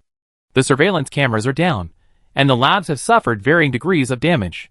He shifted nervously in his chair. "Those things we brought in 2 days ago. Don't worry about that. Those experiments are incredibly important." As soon as the alarm went off, the captain instructed us to rush them to the first floor. The young man was quite proud. "That's fine. The bigwigs above are coming to inspect the experiments today. We can't afford to make any more mistakes. Hurry and dispose of that Wonka python. Throw away the carcass, it stinks. Peel off the scales, they're valuable." "Got it." Hiding above the pipe, Song Sure and when Duolin overheard all of this. Experimental subject, big shot. If this research institute belonged to Song Yi, Would the big shot being Song Yi be the one being addressed? Song Shi and Wen Duolin locked eyes. Inside the pitch-black pipe, their eyes shone brightly. The belligerent berserkers sensed danger ahead, their blood racing. But neither of them were berserkers whose minds were dominated by primal desires, and they quickly calmed down. On the shore of Sanqing Pond, Tang Yu was still waiting for them. If they didn't return for a long time, Tang Yu would undoubtedly descend into the lake to search for them. She might encounter the awakened captain and the maintenance team investigating the cracks in the outer wall. With Tang Yu's intelligence, it wasn't difficult to guess what was hidden beneath the lake. She would have Chiu Ruijian open a spatial portal to the lake surface, and they would descend into the laboratory, exposing themselves to the surveillance cameras. We need to find an exit as soon as possible. When Duolin stood up, the exit was difficult to find. Especially since the two were still in the pipe, surrounded by nothing but iron, it was impossible to gather any useful information. There might be a psychic awakener in this lab, so Song Shi didn't dare use his psychic power to sense them. The two of them moved blindly, relying solely on sound. Song Shi was extremely cautious about invading someone's mind. She never believed her luck was too good. Song Shi only read the memories of the minions guarding the lab entrance. Even if there were many awakened people in this lab, it would be impossible to have a single psychic awakener guarding the lab entrance. Song Shi read the memories of 7 people. Song Shi wasn't a true psychic awakener. He would only read the red dots of the memories when the other person was most emotionally agitated. The memories of leaving the lab were too ordinary, just like a person always doubting whether they locked the door when they left home. Things he himself would forget, let alone read. After searching through the memories of 7 people, Song Shi only obtained a nauseating amount of emotional garbage. He squatted on the ground for 2 minutes to separate those emotions from his own memories. What puzzled Song Shi, however, was that the red dots in these 7 people's memories didn't mention Song Yi, the underground palace, or brutal training. This was different from the memories he had previously read from Song Ye's subordinates. They hadn't undergone Song Ye's genetic modification experiments. This place is too big. It'd take us forever to find them, Wen Duolin said, his back aching from stooping for so long. Let's just go down and kidnap someone and ask them directly. Without any other options, Song Shi agreed.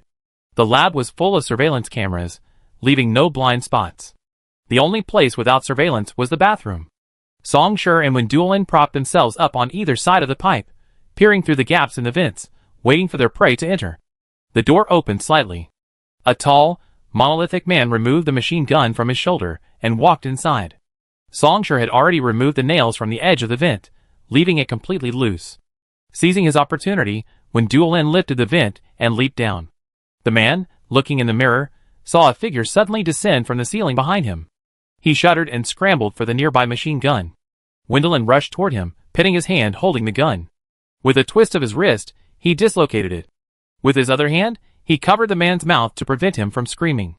Then, with a slash of his hand, the man lost consciousness. Wendelin pulled up his pants, dragged him down, and threw him into the ventilation duct. Song Shi caught him from above and shoved him into the side of the duct, which was parallel to the ground. Wendelin holstered the machine gun the man had left on the sink around his neck. With a light leap, he easily climbed up the duct and replaced the vent panel. Chapter 324. The whole thing took less than 20 seconds. A living person vanished. The bathroom door opened. Another person entered. He glanced at the ground, cursed at someone so lacking in public morality, and moved to another location. He noticed nothing unusual. In the pipe, Wendelin wrapped the man like a dumpling, and Song Shi tapped the back of his neck, waking him up. The man panicked when he saw Song Shi and Wen Duolin, now in a clear ventilation duct. He then realized he was tied up, unable to move. Who are you? What are you doing? Wendelin, without mercy, punched him in the mouth, pulling away, a bloody mess. Stop yelling. Just answer. Song Shi gently asked, where's the exit from this lab? The man hesitated. It seems there's no exit. Wendelin delivered another brutal punch. Answer me, or I kill you and dump your body here to be made into dried bacon. The toothless man grumbled, his voice slurring. Really, there's nothing. We all enter and exit through the space gate. Think about it before you answer. When Duolin straightened his face, his cold eyes fixed on him. The aura and fierceness of a violent type are not something anyone can project. The man shuddered, realizing the person before him might be a berserker. He nearly burst into tears. The exit was sealed after it was built. I really haven't seen it. I'm not lying. Song Shi and Wen Duolin exchanged glances. If there's no exit here. Song Shi's mind shifted, and his tone softened. Where are the Space Awakeners here? I don't know. I've never seen a Space Awakener either. They never show up. Every time they're on break, a single space gate opens before us, and we just line up to leave. The man spoke quickly, fearing he'd be killed if he spoke too slowly. Kidnapping a Space Awakener wouldn't work. Song Shi pursed his lips and thought again, you must need to contact the outside world regularly. Where are the Super Brain Awakeners? The man was about to cry, but he couldn't. He suddenly realized he was completely worthless. He felt a little embarrassed. I don't know. I'm just a small patrolman. Contacting Super Brain Awakeners isn't my responsibility. Wendelin squatted on the ground, scratching his hair in frustration. They kidnapped someone who didn't know anything. Song Shi stared at the recumbent man, his eyes narrowing slightly. One last question. Who built this lab and when? And who's the big shot coming today? The man opened his mouth to say he didn't know. Song Shi interrupted him. Since you're working here, I don't believe you haven't even found out who you're working for. If you keep saying you don't know. Song Shi whipped out his dagger, the sharp, cold blade touching the pulse point on the man's wrist. His voice was dangerous. I cut you open here. You bleed to death. In a few months, they smell the putrid stench of the vents and open them to check, and they find your rotting corpse. The man swallowed nervously. It's Song Yi. He didn't dare meet Song Shi's or Wen Duolin's eyes. Working for Song Yi made him feel like a betrayal of humanity. But he had no choice. Song Yi was hiring bodyguards in the slums below the 6th base. The salary was good. I wanted to send my sister to school and leave the slums, so I signed up. After 2 years of training, I was sent here. I don't know who the big shot is coming next. They never tell us these things. I only know the lab was put on lockdown 2 days ago. Apparently, a batch of test subjects were delivered, and we've been asked to increase patrols. He was supposed to take today off to see his sister, but because of the lockdown, his leave was postponed for a week. Wendelin scoffed, don't use your sister as an excuse to betray the Federation. The Federation has a controlled school, and you can attend for free. The man suddenly became excited, no longer afraid of Wen Duolin, and retorted directly, how could you awaken know what a controlled school is like? Ordinary people like us would be walking into a tiger's mouth if we went in. Wendelin choked and glanced at Song Shi. Song Shi was calm. Get some sleep. He raised his hand and knocked the man unconscious. The two of them lay face to face in the narrow ventilation duct. There was no exit. Now that things have come to this, let's go find out who that big shot is. Wen Duolin was eager to try. The two of them hit it off. The ventilation ducts stretched in all directions. Song Shi and Wen Duolin, one in front and one behind, moved forward, checking every vent, searching for the experimental subjects being brought up from below. Ah! A sharp, eardrum-piercing scream rang out from the end of the pitch-black duct. As if it were a signal, a series of screams followed, each one louder than the last. Metal pipes are excellent media for sound transmission, amplifying it infinitely. Song Shi and Wen Duolin simultaneously quickened their pace, trying to make their footsteps as quiet as possible as they headed towards the source of the sound. Approaching the vent, they half-crouched and moved closer, fearing to disturb the people below. Approaching the ventilation panel, Song Shi could clearly see a cage of experimental subjects placed in the center of the room. The metal cage was divided into several compartments, each containing a human. Everyone radiated panic, huddled in a corner, trembling and clinging to each other across the metal cage. The screams came from the first compartment of the metal cage.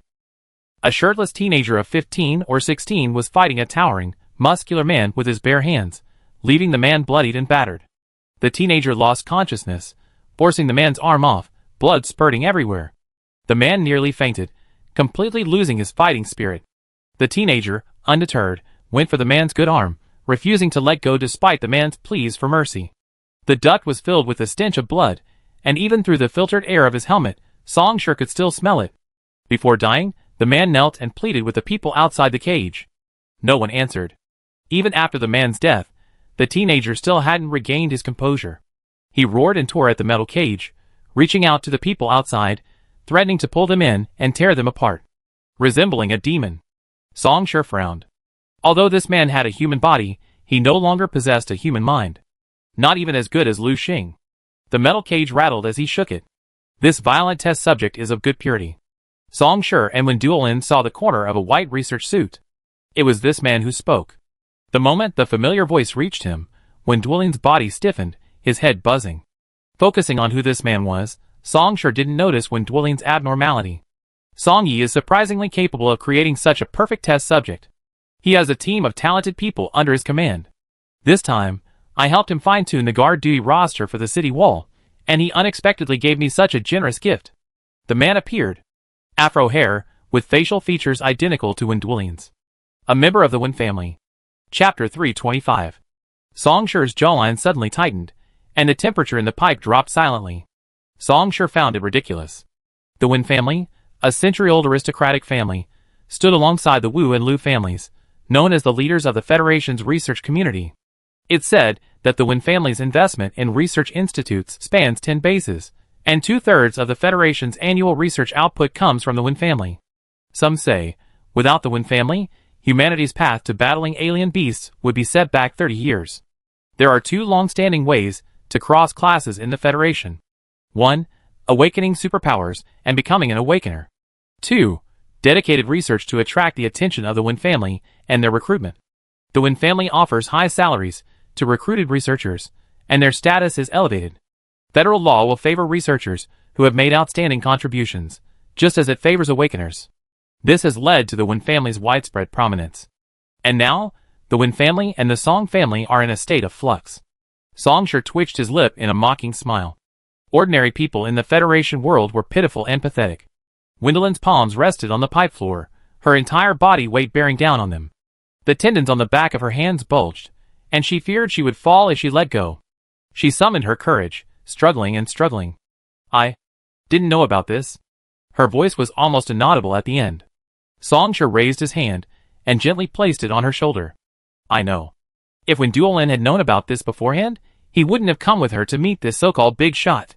Song Shi wasn't familiar with the internal dynamics of the Wen family, but the attitude of Wen Duohai, the second brother of the Wen family, towards Wen Duolin actually revealed some of the truth. After Wen Duolin's initial shock at seeing Wen Duoyin, her heart began to beat wildly. Inside her helmet, the temperature of her cheeks soared, and the helmet automatically activated its temperature control mode. To prevent himself from making any noise from his excitement, Wen Duolin simply sat down on the ground, turned on the camera on his computer, and steadily raised his hand, aiming it at Wen Duoyin, who was talking freely below. He pulled a red-hot iron rod from the nearby heating furnace and thrust it towards the boy. The unconscious boy, unaware of the iron rod's scorching heat, reached out and grasped it. Sizzle. The flesh on his palm dried. The boy took 2 steps back, clutching his peeling hand. Song Shi saw it clearly. The boy's hand was healing at an astonishing rate, tiny buds wriggling and dried skin flakes falling off bit by bit. This speed, in the healing system, would be considered sea level.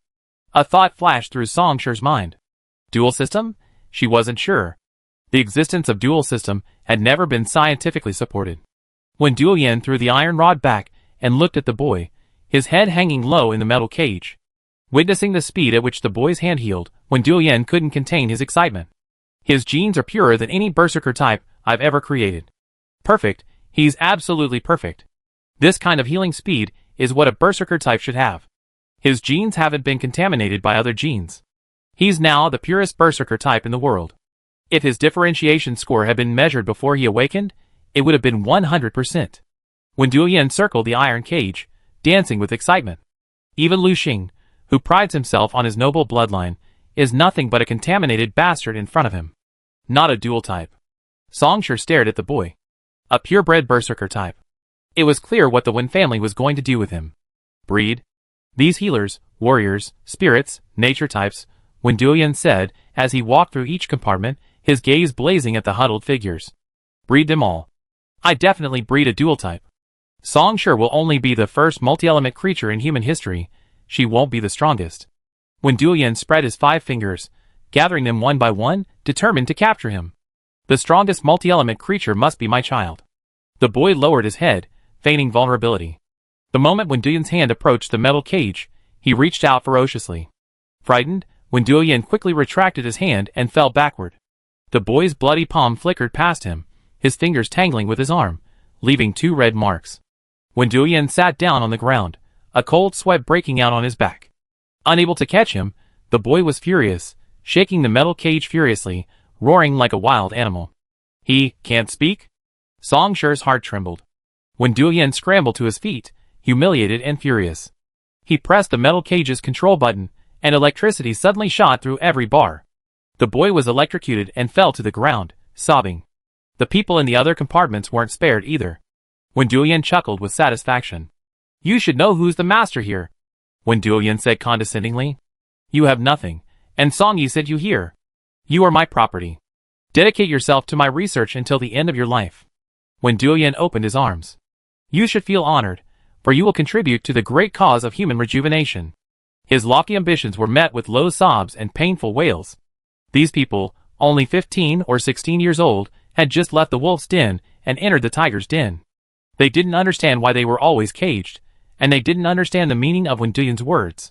They were struck by an electric shock, and they cried because it hurt. Song Shi's expression remained unchanged, but his clenched teeth betrayed something. When Duyan turned and left the vent.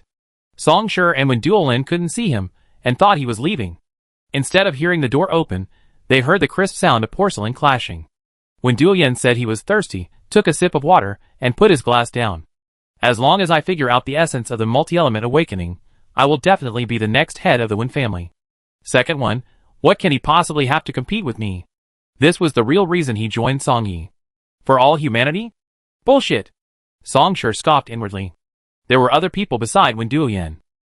The voice was a nondescript female voice, as if using a voice changer. The other party was very cautious. Don't be careless. Change the duty roster to arrange for Song Ye's men to sneak in. If word leaks out, the head of the Wen family will not let you go. Wen Duyan smiled lightly, not taking it seriously. You're the only one who knows about my collaboration with Song Yi. This batch of test samples was shipped back to the base under your name, and you donated it to us. As long as you don't tell anyone, this matter will never be exposed. The woman's voice was as cold as a machine. Don't forget Song Yi. He's a true lunatic. If you work with him, you must be careful that he doesn't go back on his word. So what if he goes back on his word? Even if he says that he and I colluded inside and outside to blow up the city wall, who would believe it? Wen Duyan's tone was full of disdain for Song Yi. He's a wanted criminal. He's tried to drag Song Shi into this several times, but has he succeeded? True and false, false and true. No one in the Federation will believe what he says these days. It's just a crude tactic to sow discord. The citizens of our Federation are all smart people now. Wen Duyan was being sarcastic. The citizens of the Federation were too easily misled by public opinion. He was the eldest son of the Wen family, at the top of public opinion, and his opponent was a wanted criminal who had committed all kinds of crimes. It was an overwhelming victory. Young Master Wen is so confident. I wish you success in your research, and hope you soon become the head of the Wen family. We can continue our in-depth cooperation. The woman stood up, and Song Shi heard the sound of a chair shifting. Wen Duyan smiled and said, My father is indeed a bit conservative. He disagreed with some of your proposals. You chose to support me, and that was the right choice. I appreciate your ideas. When I become the head of the Wen family, and have the final say, I will be the first to collaborate with you. The woman's voice suddenly fell silent. Wen Duyan's voice then faded. The footsteps faded. Song Shi, who had been listening intently, blinked. He released his mental power, and detected a blue dot of mental power to the side of the vent, in a blind spot. Discovered. Chapter 326. Song Shi grabbed Wen Duolin's arm, and turned to run. The door below was kicked open by Wen Duolin. The veins on his forehead throbbed, and he had a single thought. If this were to be exposed, he would be doomed. There's been an intrusion in the ventilation duct. Chase. If we can't catch them alive, kill them on the spot. Notify the super brain system, and block all communication signals from the laboratory. Yes. 5 distinct teams of awakened shouted in unison. They dispersed, dismantled the ventilation duct in the lower hallway, and jumped in to surround Song Shi. Wen Duyan immediately called the laboratory's general manager. This laboratory belonged to Song Yi. Wen Duyan was only there to inspect the quality of the goods and ship them off. The general manager was Song Ye's subordinate, and he also had awakened teams and ordinary people under his command. At the same time, everyone in the laboratory who didn't have any important tasks took action to capture the person hiding in the ventilation duct. The exact number of people was unknown. Where they came from was unknown. Song Shi and Wen Duolin ran furiously through the duct. Now that they had been discovered, Song Shi no longer hid. She unleashed her mental power, a sphere with a radius of 100 meters, centered around her. No living being, upstairs or downstairs, could escape her sight. At that moment, countless blue dots began to move, converging on the first floor. And in the ventilation duct, more than a dozen more blue dots appeared. Song Shi's mind raced, plotting the best route, leading Wenduolin into a main ventilation duct. The main passage was much wider. Song Shi and Wenduolin no longer had to run crouched. The 4 awakened teams were also approaching the main duct. Song Shi couldn't help but speed up. Behind him, Wenduolin suddenly groaned and fell heavily to his knees. Psychic attack. Wenduolin's head ached sharply, and she tried to stand several times, but failed. Song Shi, having run 2 meters, immediately turned back, grabbed her arm, and without hesitation, carried her on his back, continuing his run. The healing power entered Wenduolin's body, repairing her damaged brain. Perhaps because Song Shi and Wenduolin's speed had increased instead of decreasing, the opponent realized that the attack had failed. Within 10 seconds, another wave of mental attack struck. Wenduolin's body convulsed in pain. The mental power readings in Song Shi's mental system were also steadily decreasing. Song Shi continued to channel the healing power into Wenduolin, his feet constantly moving, and he simultaneously sensed the location of the Psychic Awakener. Kill him, and there will be peace. Psychic attacks have a limited range, far smaller than the radius of psychic sensing. According to research, the ratio between the two is 10 to 1. For example, Song Shi's psychic sensing radius is 100 meters, while her psychic attack radius is 10 meters. The opponent can't be too far away. Found it. The abundant psychic energy of an awakened psychic makes their entire body as bright as daylight, making them stand out against the dim green light. Similarly, Song Shi's own vast reserves of psychic energy allowed the opponent to accurately locate her in the chaotic crowd. The straight line distance was 20 meters, and the opponent was an S-level psychic. But to Song Shi's regret, she and the opponent were not on the same level. The opponent was downstairs, and she was in the pipe upstairs. Tap, tap, tap. Footsteps echoed in the pipe from all directions. Let's get 20 meters away first. Wenduolin, hold on tight. Wenduolin suffered repeated mental attacks. Song Shi patched them up without delay, but the mental torture of his entire brain, repeatedly destroyed and rebuilt, was excruciating. She vaguely heard Song Shi's voice, and slowly wrapped her arms around his neck. Song Shi. He choked a little. Wenduolin wasn't fully conscious right now, and she wouldn't understand anymore. Song Shi simply held her breath, jumped up, and crawled into a vertical ventilation duct overhead, climbing up with both hands and feet. As she climbed, a team of awakened followed below. They debated who would go first. Song Shi hid at the edge of the duct, motionless. She dealt with each person who came up. The first person, supported by his companions, climbed up the duct's lower edge, preparing to climb. Song Shi rubbed his hands. Get down. His companion suddenly shouted, dragging the man down. Didi said those two were squatting at the mouth of the pipe. The squatter himself, Song Shi attacked each of these men with a psychic attack. 5 of them wailed and fell to the ground. Song Shi, carrying Wenduolin, quickly fled the area. In the narrow pipe, Song Shi's running posture was awkward. On Song Shi's back, Wenduolin lived a peaceful life, reminiscing about the past. Song Shi, when I first met you on the front lines of Base 11, I wanted to be your friend. Others were submissive to Lu Xing, but you dared to challenge him. My 261 sword is a legacy my mother left me. I usually only mentioned it to others, but that time, I really wanted to give it to you. Song Shi was a bit surprised. She thought Wenduolin was just joking. Wenduolin's entire body was burning.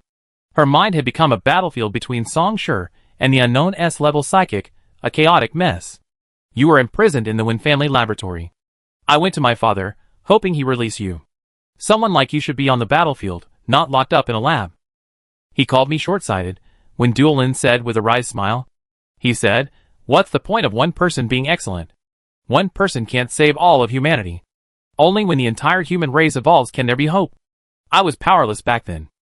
2 months, and Wenduohai, who he had high hopes for, hadn't come up with anything. TSK, my 2 brothers, each one more useless than the other. Wenduolin's rationality snapped, and she poured out her deepest thoughts. They looked down on me, a violent type. They call me just as violent and heartless as my mother, and say I sooner or later bring shame to the Wen family. I've been told not to lose my temper since I was little, or I go without food for 3 days. They've been strict with me, yet you've taken advantage of your father's age and fought fiercely for the family inheritance. Now, to achieve something, you've teamed up with Song Yi, completely disregarding the Wen family's reputation. Wenduolin, wake up. Song Shi, realizing what Wenduolin was about to say, interrupted her heartfelt words. They have recorders on them. Everything they say will be recorded. After what happened today, the recorders will definitely be studied carefully when they return. Wenduolin wasn't sober yet, her voice slurred, like someone drunk and about to fall asleep. Why do they treat me so badly? I have Wen family blood in my veins, and I can do it too. Songshur raised his sword and struck Wenduolin's neck cleanly. Wenduolin fainted. Songshur forcefully rebuffed his unspoken words. I can also inherit the Wen family. Chapter 327. Get some sleep. Songshur, expressionless, slung Wenduolin onto his back and dashed through the tunnel. More and more people caught up. Songshur kicked open the vent and leaped onto the floor. He came face to face with a patrol team. The leading captain shouted, "Catch them!" The combat uniforms made it difficult to distinguish between men and women. Songshur rushed in, carrying Wenduolin on his back. A group of ordinary people, in a moment's silence, lay sprawled on the ground. Songshur bent down, ripped off the captain's helmet, unhooked the headset they used for internal communication, and roughly stuffed it into his own helmet. The voices inside were cacophonous. Team 2, copy and paste. Where's Team 1? Where's Team 1? Report your location. This was the internal channel of the ordinary patrol team, and the chatter was limited to the ordinary teams. They couldn't hear the movements and arrangements of the awakened team. Something was better than nothing. Songshur climbed back into the tunnel, carrying Wenduolin on his back. By the time the two awakened teams received the order to jump out of the pipe, they had just missed Songshur. Sly fellow. A member of the awakened team vented his anger by kicking a patrol member lying on the ground. Running aimlessly like this wasn't the solution. Songshur leaned against the dimly lit pipe, sweat already beading on her forehead. She glanced around, trying to locate the alien beasts held captive in the laboratory. The alien beast's black energy would aid her. Songshur selected the nearest alien beast and ran along the pipe toward it. The voice in the headset continued. Team 6, Team 9, quickly support Area 008. A space-type awakened has invaded. Songshur stumbled. A space-type awakened? Alien Team 02 Sankinki needs support. All our awakened teams, head to Sankinki immediately. A mutated silver wolf is destroying the outer wall. This is the leader's order. A gruff voice shouted over the channel. Shortly after, a female voice, with the same urgency, declared, Area 009 needs support. All patrol teams from our hospital, immediately come to Area 009. Songshur is in Area 009. Songshur, now in Area 015, responded with a chuckle. Tang Yu's imitation of the patrol team's roaring plea for help on the radio channel was a perfect imitation. Thinking of Tang Yu shouting into her headset, even caught between the lines of pursuit, Songshur couldn't help but burst into laughter, his chest vibrating. Tang Yu continued, the experimental product in Area 013's A3 lab is missing. The experimental product in Area 013's A3 lab is missing. Tang Yu repeated this seemingly insignificant sentence twice, but compared to her previous attempt to direct all patrol teams to Area 009, the momentum of this statement was diminished. Most people wouldn't notice. Songshur caught it clearly. This was Tang Yu's signal. Area 013's A3 lab. Tang Yu was waiting for her there. Songshur had passed through Area 013 before. Laboratory A3 held several children aged 5 or 6. Songshur remembered the route. It was on the first floor, just 2 blocks away from her current location. She followed the pipes into the spacious main tunnel and sprinted towards Area 013. She had arrived. There was a narrow branch pipe on the left. Exiting through this branch would lead her to Laboratory A3 in Area 013. Songshur didn't rush in. Instead, he pulled out his 3-wire system and stared into the dimly lit pipe. Come out. 5 members of the awakened team, lying in ambush, ducked and scrambled out. The first was a tall, handsome man. He stared at Songshur with a smile, removed his gloves, and said in an ambiguous tone, "We finally caught you." Songshur's face was icy as he thrust his knife into his chest. The man didn't dodge or block, but met the blade with his bare hands, his movements effortless. Gold element. Iron palm. Songshur watched, his left hand flipping, and a virtual blade condensed, replacing the 3-element trajectory and piercing his palm. The man's smile froze, and he looked down in disbelief at his right hand, pierced and bleeding. Iron palm, an S-grade iron palm. Any weapon with more than 10% metal content will be absorbed and melted by the iron palm upon contact. Even a spiritual weapon forged from the bones of a golden bone whirling tiger has a metal content of over 10%. Why? Song Sher's fingers, gripping the virtual blade, suddenly opened, and a ball of blazing blue flame erupted from his palm, illuminating the entire pipe, including Song Sher and the man's face. The man stared at the few eyes visible through his helmet. Their corners were slightly raised, their expression cold and disdainful, as if he loathed the entire world. Suddenly, his memory rekindled with a pair of eyes he remembered. He had gone to the leader's office to report on the progress of a mission, and the leader was staring at a photo. The girl in the photo. It was her. Blue flames transformed into an infinitely extending blade, piercing the man's chest. Psychic power radiated from the blade, igniting a fire within his internal organs. Song Sher kicked him in the knee, sending the man crashing to his knees. Behind him, the pipes were still blocked by 4 teammates, suffering from Song Sher's psychic attack. Song Sher's infinitely extending virtual blade pierced their chests one after another. It hadn't hit him. It didn't matter. Once the virtual blade entered the body, her psychic power remained within, and the organs near the wound would feel like they were being roasted, fried, or boiled. Song Sher sheathed his 3 weapons, and dragged them out of the pipe one by one. Aside from the healing weapon, the other 4 were dead. Song Sher delivered another blow, picked up Wendelin again, and squeezed into the pipe, which smelled of burnt protein. He reached the end of the pipe. Song Sher didn't rush down, but glanced at who was down there. Tangyu was leaning against a wall. 4 children, about 5 or 6, were sleeping peacefully on the floor at her feet. She stared up at the ventilation fins, her brows etched with anxiety. Suddenly, her eyes met Song Sher's, and Tangyu's pupils widened as she straightened. What's going on? What happened? Are we moving again? Wang Xiaoman, sword in hand, rushed in front of the 4 children in a defensive stance, peering around furtively. Tangyu shook her head, finger to her lips, silencing Wang Xiaoman. Wang Xiaoman realized it belatedly, and looked towards the ventilation panel, where she saw a figure crouching. Startled, she quickly covered her mouth. There were psychic awakeners in this lab. The psychic awakeners hadn't noticed their presence yet, believing them to be the staff in charge of Lab A3. Song Sher would draw the psychic awakeners' attention here. If they discovered they were in cahoots, it would be difficult for them to escape. Tangyu raised her headset to her lips, cleared her throat, lowered her voice, and mimed giving a command. Support has arrived from Lab A3. 5 seconds after she finished speaking, a spatial portal appeared before her, and Qiu Ruijian emerged. Looking up at Song Sher overhead, Qiu Ruijian renewed his seals, and opened another spatial vortex. The 4 of them remained silent throughout the entire process. Tangyu and Wang Xiaoman, each holding 2 sleeping children, hurried inside, with Qiu Ruijian following suit. Bang, bang, bang. Footsteps echoed through the pipe. Another awakened team was in pursuit. Song Sher kicked open the ventilation flap, leaped down with Wendelin on his back, and quickly slept through the spatial portal. The spatial portal vanished. The psychic awakener closed his eyes, and tried to locate Song Sher's coordinates, but couldn't. Is he dead? He wondered. Qiu Ruijian placed Song Sher and the children in the woods 30 kilometers from Sanqing Pond. He opened the spatial portal again and left. He returned once more, meeting Jiang Qifeng, whose head and face were covered in blood. Jiang Qifeng looked at Song Sher and opened his mouth to say something, but Qiu Ruijian silently opened the spatial portal and shoved Jiang Qifeng inside.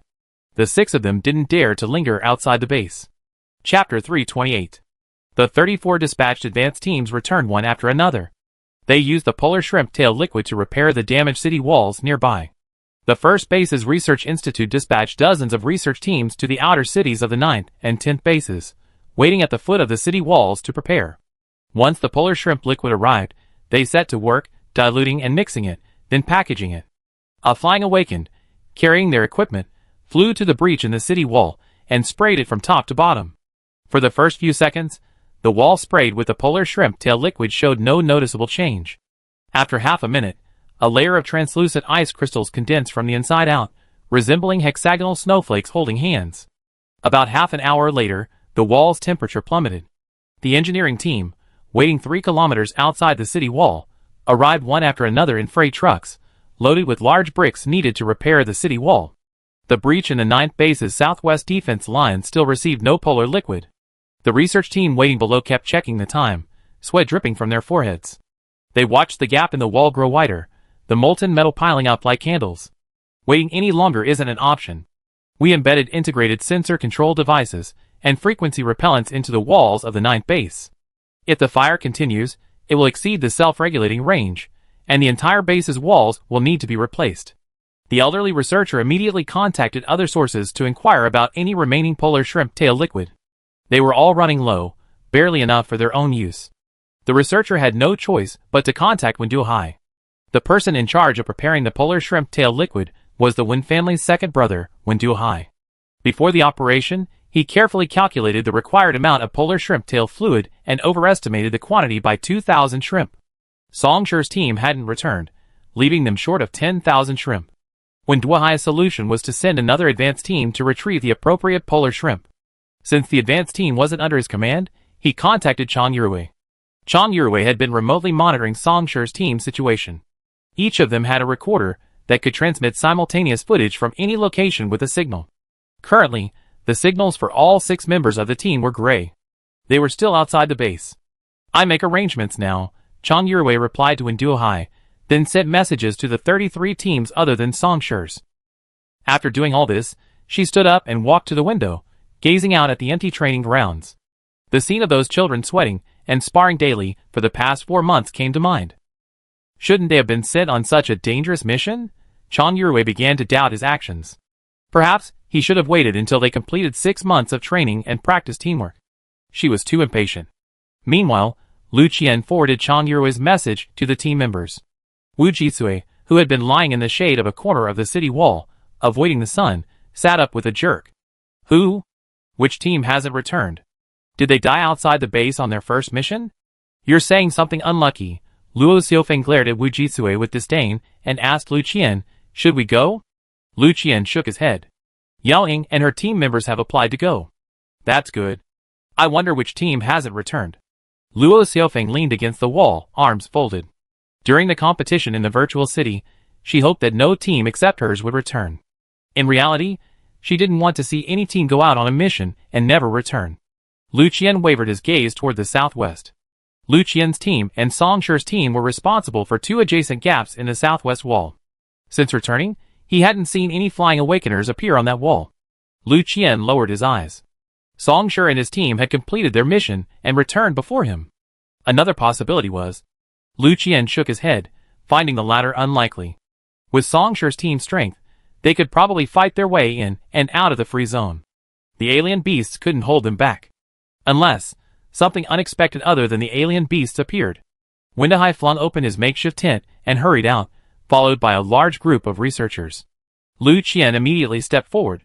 "The wall has been repaired. Is Dean Wen returning to Base 1? Wenduohai sneered. "Song Shi and his team haven't returned yet. If we delay any longer, the southwest wall and the systems embedded within it will be damaged. I go find a remedy." Luo Xiaofeng was incredulous. How could it be Song Shi's team? She had considered every possibility, even Lu Xing and Wu Jilu, but she hadn't considered Song Shi's team missing. Wenduohai sneered. "Performing well outside of base doesn't guarantee good performance outside of base." Tit for tat.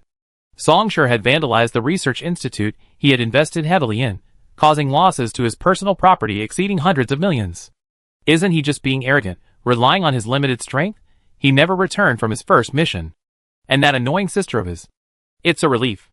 Leaving a message, Wenduohai led the researchers into the SUV and headed for the nearby city wall. When Wu Jisui heard it was Song Shi's team, she rolled over and found a comfortable position. Luo Xiaofeng stood there, distraught, motionless. Wu Jisui raised an eyelid and glanced at her, with the air of a seasoned veteran. "You worry about the other teams, but Song Shi and the others? You can rest assured. With so many monsters gathered together, they can't die. I guess they were so engrossed in killing monsters outside the base that they forgot about the mission." The taciturn Zhang Wenjing shared the same opinion. "Let's go next door." Lu Qian raised his hand to stop an SUV and took the passenger seat.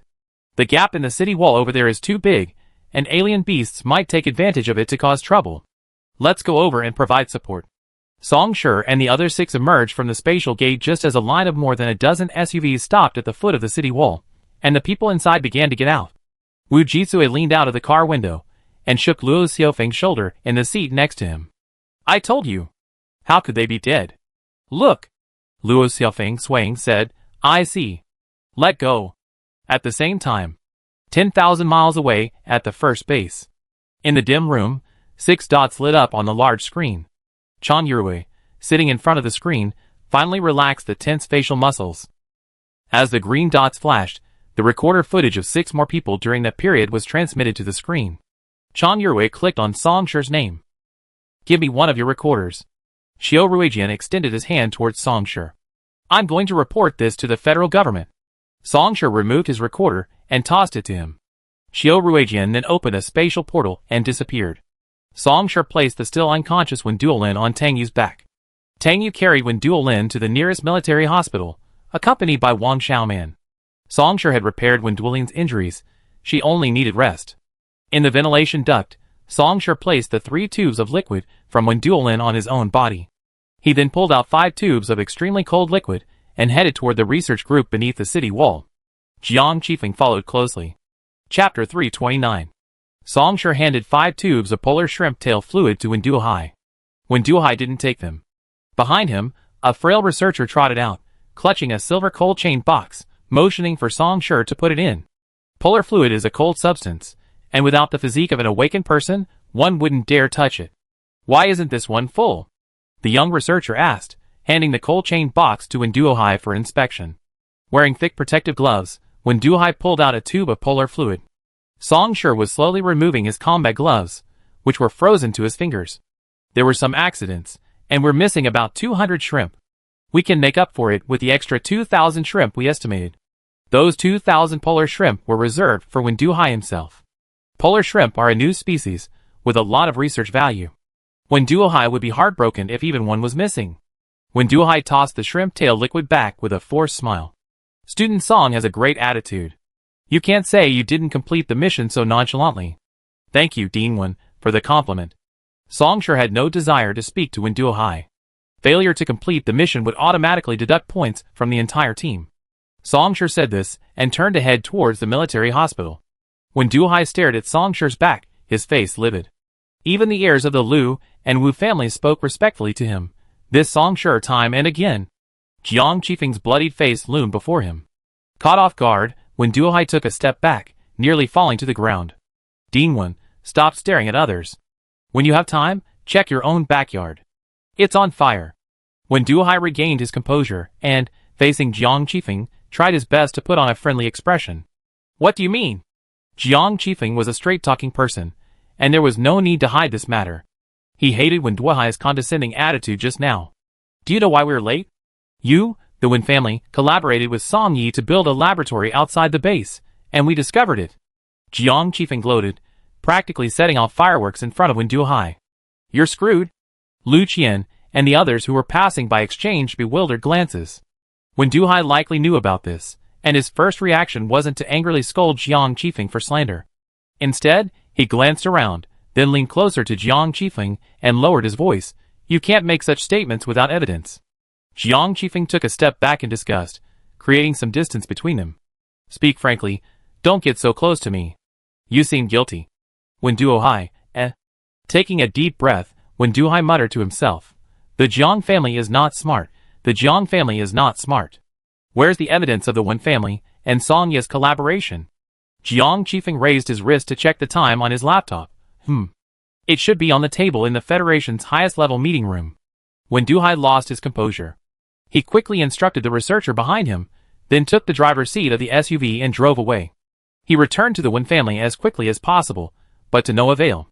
That night, Wendelin, resting in his hospital bed, was picked up by a space-based awakener sent by the Wen family. An hour later, Chang Yurui personally arrived from the first base, hurriedly picking up the 4 children brought back by Tang Yu. The 4 children were sleeping soundly in their beds, covered with blankets. Song Shi and Wang Xiaoman had examined them thoroughly, and they had no injuries. Song Shi read the red dots in their memories, but found nothing. These 4 children had grown up without experiencing any emotional fluctuations. After taking them as witnesses, where will the instructor send them? Tang Yu stood in front of Chang Yurui, demanding to know the children's future. These 4 children had been taken from Song Yi's laboratory. The terrifying results Song Yi had discovered cast a shadow over everyone's perception. These 4 children were not ordinary people, they were highly valuable for research. Chang Yurui stared at Tang Yu quietly. "You've always been a thoughtful person. When you brought them back, you should have anticipated what they would experience." Tang Yu said helplessly, "I thought there might be a glimmer of hope if they returned to the Federation." When Tang Yu and Wang Xiaoman arrived at Lab A3, the 4 children lay in agony on the lab beds, tubes plugged into their bodies. Blood flowed through the tubes, mingling with their blood. Tang Yu couldn't help but think of herself. If they have no research value, they be sent to an orphanage. If Song has performed some form of modification on them, they stay in the lab until they're fully understood. Chang Yurui walked over to the bedside, reaching out to touch a little girl's cheek, but abruptly stopped himself. His hand hovered in midair for a moment before retracting, folding it behind his back. He looked at Song Shi, who was leaning against the window with his arms folded. You've been through this, so I thought you understand the process. Wasn't Song Shi's situation similar back then?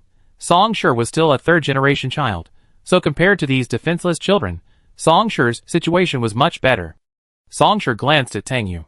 She lowered her head, a wisp of hair covering the corners of her red eyes. Having read Tang Yu's memory, Song Shi knew exactly why she was acting so irrationally today. Tang Yu was abandoned in the orphanage at the age of 5 or 6. The fact that Song Shi could read Tang Yu's experiences in the orphanage speaks volumes about the depth of her emotions at the time. Song Shi sighed, straightened, and asked Chang Yurui, with the Wen family now facing internal problems, which research institute will this research project be assigned to? The hunting group applied for this project, Chang Yurui said without hiding anything. During the city wall rescue operation, the hunting group proposed a polar shrimp firefighting solution and provided the specific locations of the polar shrimp, which enabled the wall to be repaired so quickly. The federal government agreed to award the project to them as a token of their gratitude. Hunting group. Song Shi had an idea. Finally, Chang Yurui led the 4 sleeping children into the spatial portal. Wang Xiaoman comforted Tang Yu. Jiang Qifeng was washing himself vigorously in the bathroom, the sound of running water wafting out, accompanied by the sounds of a nursery rhyme, 1 little yellow duck, 2 little yellow ducks. Song Shi leaned back on the bed and sent a message to Xiao Haitang, asking about the follow-up arrangements for the 4 children and the situation at the Wen family. Xiao Haitang was probably busy and didn't reply immediately.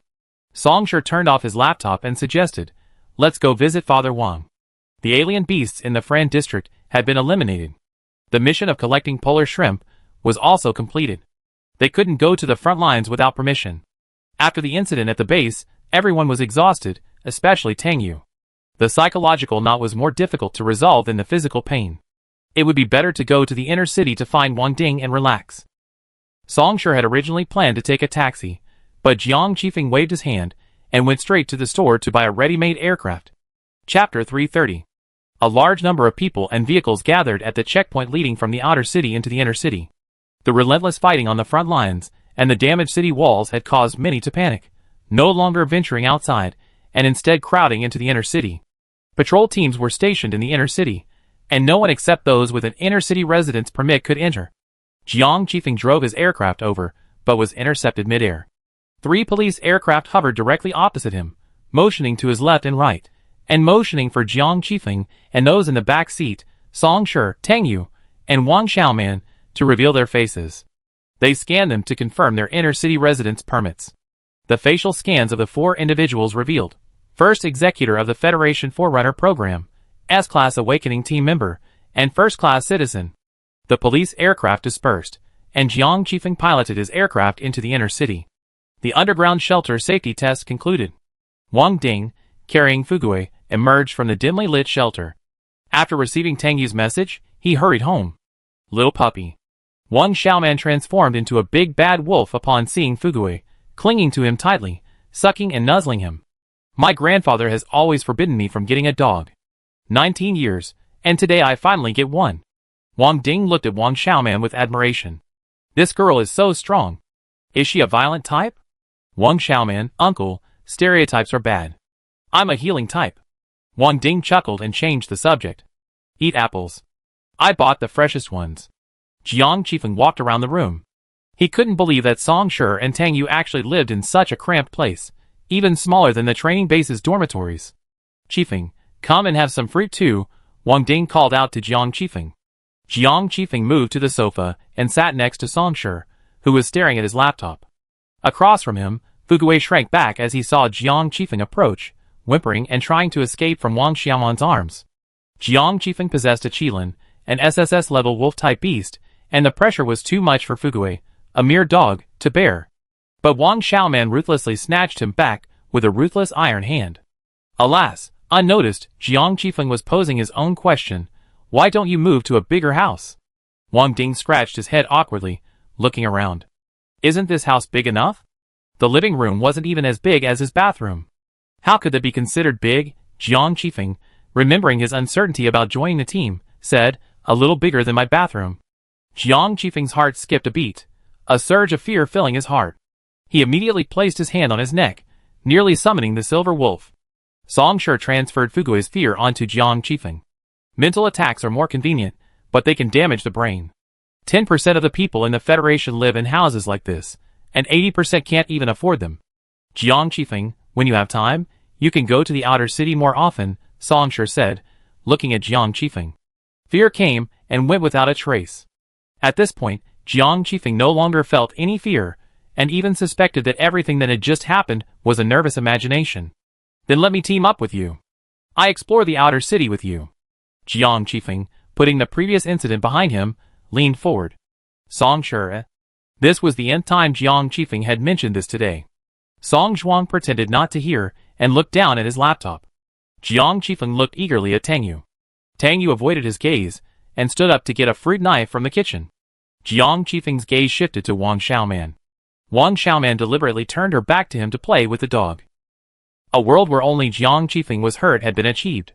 He slumped gloomily on the sofa, snorting a little.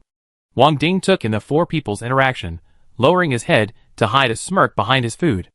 Wang Ding didn't know much about awakening, but he was a good judge of character. At base 11, he interacted with all kinds of customers every day. He could tell a person's character from their face, speech, and behavior. Jiang Qifeng was a man of noble character but not ambition. He came from a good family. He was able to team up with Xiao Yuzi when they were young, and his abilities weren't bad either. His gaze was unfocused, a bit indifferent to everything, not like someone with lofty ambitions. Currently, he was completely focused on teaming up with Xiao Shi. His thoughts were clear on his face, and he didn't think much. Xiao Yuzi and Xiao Shi both liked people who spoke their mind. Most importantly, this kid listened to Xiao Shi and Xiao Yuzi, and wasn't the brainless, stubborn type. In Wang Ding's limited understanding of team formation, someone who was capable, obedient, and had few ulterior motives made a good teammate. Furthermore, if Xiao Yuzi and Xiao Shi hadn't agreed to Jiang Qifeng joining, they wouldn't have brought him here. With just one look from Jiang Qifeng, Xiao Yuzi and Xiao Shi knew what he was going to do. This tacit understanding had already formed, and they were at least 80% convinced he was a teammate. Jiang Qifeng didn't think as much as Wang Ding did, and he didn't dare relax until Song Shi and Tang Yuzi gave him a clear answer. There were still 10 days left before the 1-month deadline, and 10 days left before the observation period. The more anxious and restless one became, the more likely one's true inner thoughts would be exposed. Song Shi and Tang Yu were both waiting to see how Jiang Qifeng would perform in his final 10 days. That evening, after dinner, Wang Ding, as usual, turned on the evening news. Song Shi and Tang Yu sat on either side of him, while Jiang Qifeng dozed on a separate sofa on Song Shi's side. Wang Xiaoman cradled the dog in the kennel, playing with it. The first news item was about the repairs to the walls of the 9th and 10th bases. A female reporter stood on a ladder, microphone in hand, with the repaired walls in the background. 34 advanced teams collected a total of 340,000 polar shrimp tail fluids from the free zone in just 6 hours. The illustration showed the advanced teams emerging from the space gate. Wang Ding noticed something, craned his neck, and leaned closer to the news feed. Belatedly, he realized, "You went to the free zone today?" Tang Yu nodded. Wang Ding suddenly stood up and walked around the sofa. "A free zone? That's a free zone. You came back from the free zone and acted like nothing happened, not even telling me." Tang Yu explained to him. Song Shi was completely absorbed in the news. Until the very last second. The news didn't mention a single word about the discovery of the Wen family and Song Ye's laboratory outside the base. Unexpected, yet expected. Exposing this matter to the public is of no benefit. The aristocratic families must resolve this privately. With the Wen family now exposed, who can guarantee that the other families are clean? The results are in. The eldest brother of the Wen family has been removed from his position as director of the First Base Research Institute. The positions of some of his followers have also been revoked. The Wen family was forced to relinquish some of the Research Institute's ownership to preserve Wen Duoyan. Wen Duoyan will no longer be eligible for the position of head of the Wen family. Xiao Haitang sent a message. Delegating power can alleviate disaster. These aristocratic families in the Federation are rotten to the core. Those 4 children have been sent to the group. The chairman guessed that you have something to talk to her about. She will be there all day tomorrow, and you can come over anytime. Chapter 331. There are no missions tonight, so there's plenty of free time. Qin arrived at the 9th base an hour ago for an internal group meeting. Song Shi arranged to meet tonight. That evening, Song Shi, Tang Yu, and the other 2 checked into a hotel near Tomorrow University, less than a kilometer from Wang Ding's residence. The 4 of them strolled along the brightly lit streets. Wang Xiaoman and Jiang Qifeng, experiencing street vendors up close for the first time, wandered around curiously. Song Shi glanced down at the time on his laptop. It was half an hour before the agreed time of 12 o'clock. I have something to take care of. You guys go ahead. I'll be back in about 2 hours, and we'll meet you directly at the hotel. Jiang Qifeng and Wang Xiaoman, who were walking ahead, turned back simultaneously, only to see Song Shi's back disappear into a narrow alley. Song Shi arrived at Yizue Bar right on schedule. Xiao Haitang was waiting for her at the bar entrance early this time, leaning against the shimmering purple sign that read Night's Intoxication. He casually greeted passers-by and invited them in. Seeing Song Shi approach, Xiao Haitang paused to chat with a handsome man. Little Shi, I'm coming to pick you up personally. Isn't that sincere? He leaned over, trying to put his arm around Song Shi's shoulders. Song Shi quickened his pace, slipping through the door and dodging his advances. Don't keep Director Qin waiting anxiously. The blaring music in the bar was deafening, and Song Shi rubbed his ears. Xiao Haitang followed Song Shi in. At the sound of the music, his DNA moved, swaying in time to catch up with Song Shi. With a graceful movement, he pressed the elevator button before Song Shi could. The world inside the elevator was silent. What is Director Qin planning to do with those 4 children? Song Shi pleaded. Xiao Haitang stroked his chin. Maybe they be sent to a lab for research, or maybe to an orphanage. All 4 children's parents are deceased, but the specifics of how they be handled will depend on Director Qin's mood. After several interactions with Qin, Song Shi had probably figured out her style. She was a visionary and foresight businesswoman. It wouldn't be difficult to get Qin to release the 4 children. All he had to do was offer her a higher value than the 4 children themselves. The elevator reached the 64th floor and, with a ding, slid open.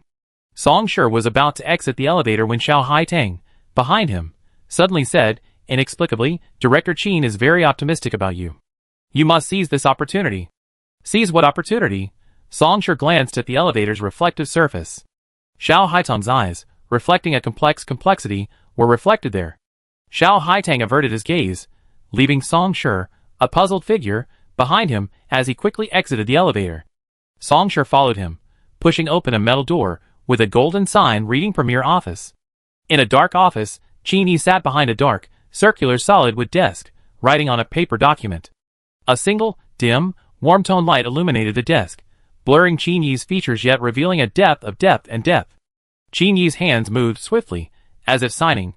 Song Shi wondered if she could even read the document. The moment she entered the office, Song Shi began to survey her surroundings. To the side of the curved desk, Ying Qiao, wearing a pink ponytail and a lollipop, stood casually, watching Qin, her eyes as hostile as ever. The window to the right of the desk was draped with dark gray silk curtains. A man in a suit and tie, wearing sunglasses, stood respectfully by the window. In the dim light indoors, wearing sunglasses, Song Shi averted his gaze. Besides Song Shi and Xiao Haitang, who had just entered, there were only these 2 people guarding Qin in the office. Song Shi used his mental power to sense the office's front and back rooms. There were no fewer than 20 awakeners. The awakener wearing sunglasses possessed abundant mental power. He might be a psychic awakener. Qin paused, gently snapping the cap of his pen shut. He gazed at Song Shi with admiration, as if witnessing a seed he had planted sprout and grow into a towering tree. You've changed drastically since I first met you. Qin first met Song Shi at the stimulation experiment base. Newly arrived in this world, Song Shi was like a frightened bird, fearful of everyone, constantly in trepidation, cautious in everything he said and did. Song Shi today, a combination of berserker, healing, and psychic, a unique example in Federation history. It's not like she can do whatever she wants, but at least she doesn't have to worry about anyone's feelings. Qin couldn't have imagined that the person she casually rescued at the stimulation base had so much potential. If saving Song Shi was an investment, she made a killing. In Song Shi's eyes, Qin didn't actually ask her to do much. She'd just gone on a mission outside the base to hunt the Iron Armor Ice Scythe. She killed 3 awakened teams, but only 1 remained after she returned. It's been almost 2 years, and a lot has happened. It's normal to change, Songshur smiled. If I still been as timid as I was when we first met, I probably wouldn't be here now. Face to face with the chairman of the Federation's largest corporation. The two exchanged a few pleasantries. Qin suddenly broached the topic of his ideals. When I was 8, I dreamed of starting a large company, one on par with the federal government. After inheriting my mother's trade company and my father's mercenary enterprise, I merged them and expanded upon their foundations, establishing what is now the Federation's leading hunting group. Qin twirled his pen between his slender fingers. After founding the group, I began to wonder, when would humanity defeat the alien beasts, and when would the alien beasts become extinct? I established the hunting group's scientific and technological subsidiary, recruiting researchers from across the Federation to discover the weaknesses of the alien beasts. I shared these findings with the federal government without reservation. Humanity has indeed made some progress, but it's still too little. Facing the alien beast tide, relying solely on the few awakened ones is simply not enough. Songshur pondered Qin Yi's meaning. Relying solely on the awakened ones isn't enough. Except for the awakened ones, that's ordinary people who haven't awakened. But ordinary people are powerless against alien beasts. What did Qin Yi mean by this? Her next life goal was to make ordinary people stronger. Song Yi modified the genes of ordinary people, incorporating alien beast genes into them, forcing those unable to awaken. This also falls under the category of making ordinary people stronger. Is Qin Yi following Song Ye's path? Songshur raised his eyes and stared at Qin Yi. Song Ye's path of transforming ordinary people comes at the cost of their lives. Humans cannot withstand the surging power of alien beast genes. Those who undergo genetic modification will either die or have their lifespan shortened. Few people survive without side effects. Qin Yi smiled calmly at Songshur's questioning gaze, and Songshur's heart sank. What does Miss Song want most now? The groundwork had been laid. Now Qin Yi had to see Songshur's attitude. Songshur said expressionlessly, I want to take those 4 children with me. Chapter 332. Qin Yi's eyebrows twitched at the unexpected answer, and he made a split-second decision, looking at Ying Xiao. Ying Xiao, receiving Qin Yi's message, reluctantly made a call. Ying Xiao instructed someone named Aku to deliver the 4 children they had just brought home to an orphanage. The process must be kept as secret as possible, as a mysterious sponsor, so as not to let anyone else know the children's identities. After giving her instructions, Ying Xiao hung up the call. Ying Xiao didn't want to talk to Songshur and remained silent. Ying Xiao only displayed such pettiness around Songshur. Qin Yi's particular attention to Songshur made Ying Xiao feel threatened.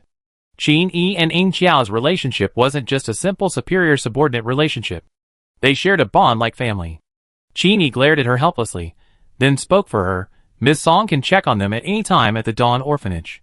Dawn Orphanage, if Songshur remembered correctly, was next door to Tomorrow University, and was the best orphanage in the 9th base. Most of the children at the Dawn Orphanage have genetic differentiation scores above 20%. Their food, clothing, housing, and transportation are covered by Tomorrow University until they awaken. Their only requirement is that they attend Tomorrow University after awakening. With Tomorrow University backing them, and the chairman of the hunting group personally delivering them, the aristocratic families wouldn't dare to go so far, or perhaps it wouldn't be worth offending Tomorrow University and the hunting group for 4 experimental subjects of unknown value. The safety of these 4 children is guaranteed. Tang, you can rest assured. Now that this has been accomplished, what are Miss Song's next life goals? Qin, he asked casually. The airtight room made her feel a little warm. She slowly rolled up the sleeves of her black silk shirt, revealing a glimpse of her forearm. The pale skin of her forearm contrasted sharply with the darkness behind Qin Yi, drawing Songshur's attention there. Qin Yi wore a silver mechanical watch on her wrist. The dial faced Songshur. The silver second hand ticked away. Click, click. Songshur stared at the second hand, and a string in his mind snapped silently, without even realizing it. The 4 children are safe. What is Miss Song's next goal? Qin Yi's voice was soft and lingering, like a whisper from ancient times, piercing Songshur's soul. Kill Song Yi, Songshur murmured, for the original. Songshur's voice gradually faded, until it was almost inaudible. Qin Yi focused on the first half of the sentence. Killing Song Yi wasn't the answer she wanted to hear. What other goals are there? Songshur shook his head. Song Ye's death. Qin Yi tried to guide Songshur, a longer-term goal, like saving humanity and helping it evolve. Song Shi was persistent. No, I just want Song Yi to die. Xiao Haitang, standing behind Song Shi to the right, couldn't bear to watch this and covered her forehead.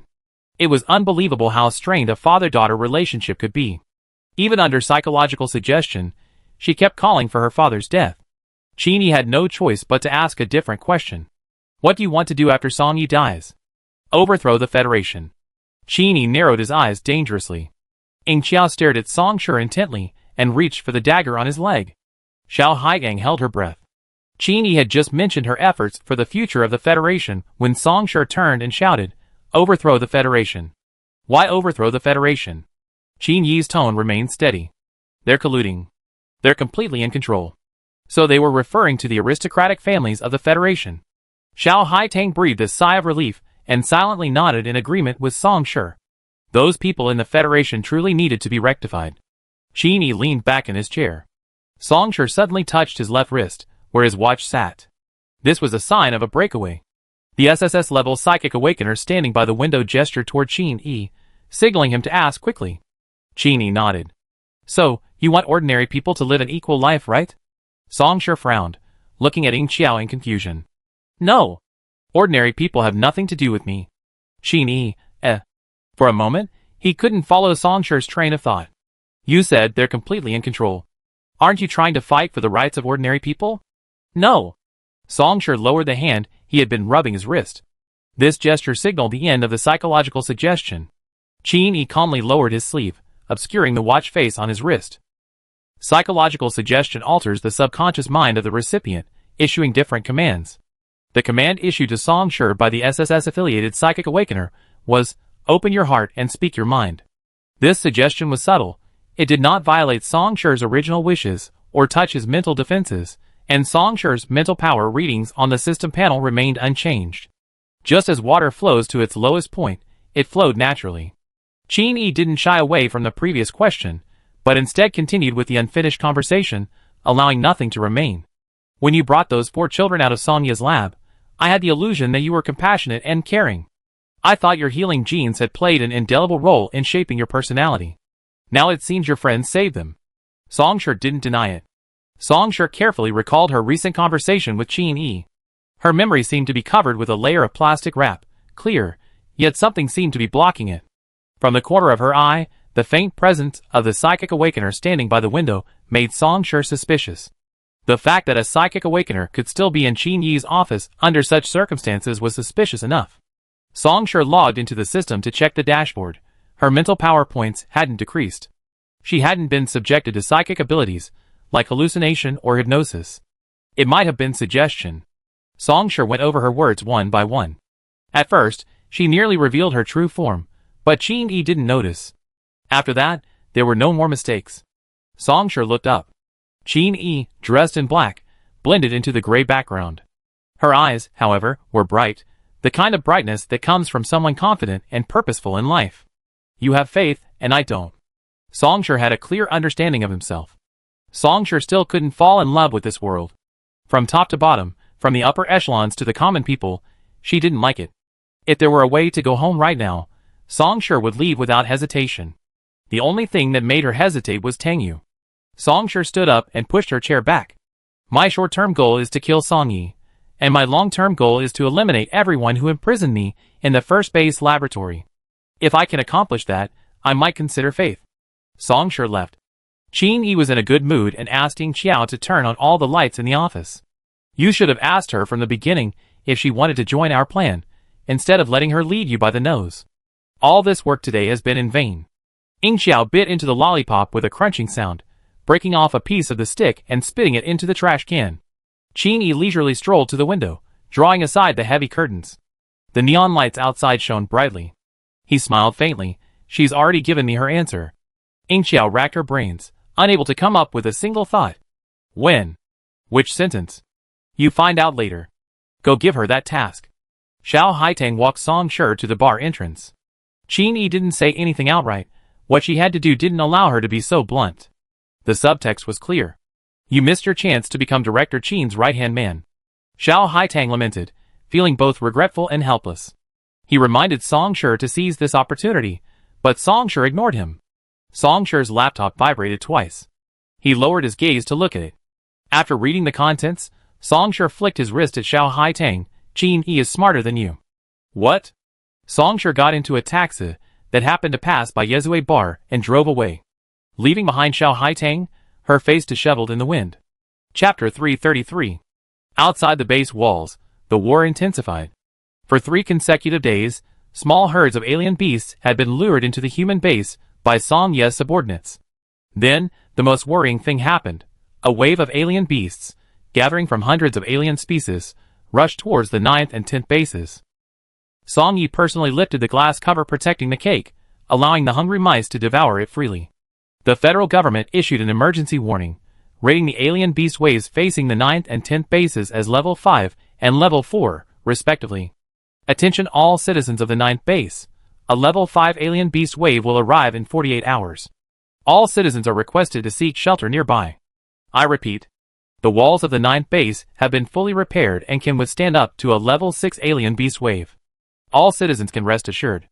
Awakened teams will patrol the upper and lower districts 24 hours a day to eliminate infiltrating alien beasts. Citizens who, for personal reasons, have not yet taken refuge in a shelter and encounter a monster beast should immediately call XXXX. The nearest awakened team will rush to rescue them. The shelter is fully stocked with food, daily necessities, and medicine.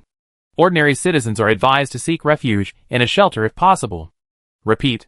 The blaring of mechanical announcements and the sirens blaring only in the event of a major disaster filled the streets of Base 9. The news of the impending monster beast wave came suddenly. Pedestrians paused in bewilderment at first, then, after a moment of bewilderment, they rushed home, gathering their belongings and heading for the shelter. At the same time, a similar announcement sounded at Base 10. The monster beast wave facing Base 10 was a Level 4, not as dangerous as Base 9. The federal government in Base 10 only ordered citizens living near the city walls to seek shelter. The major military regions dispatched troops to support the 9th and 10th bases. A large number of awakened teams from the first base also rushed to the battlefield, and those on leave were urgently recalled. The 1,000-strong advance team received their first order, address the root cause of the alien beast tide. This mission was issued by the federal government. After the previous incident where Song Shi's team failed to return in time, Chang Yurui reflected on himself and concluded that the advance team needed strengthening and that it was premature to send them to the battlefield. The sudden onset of the alien beast tide disrupted Chang Yurui's plans. The situation was urgent, and the federal government directly ordered the advance team to dispatch. Address the root cause of the alien beast tide.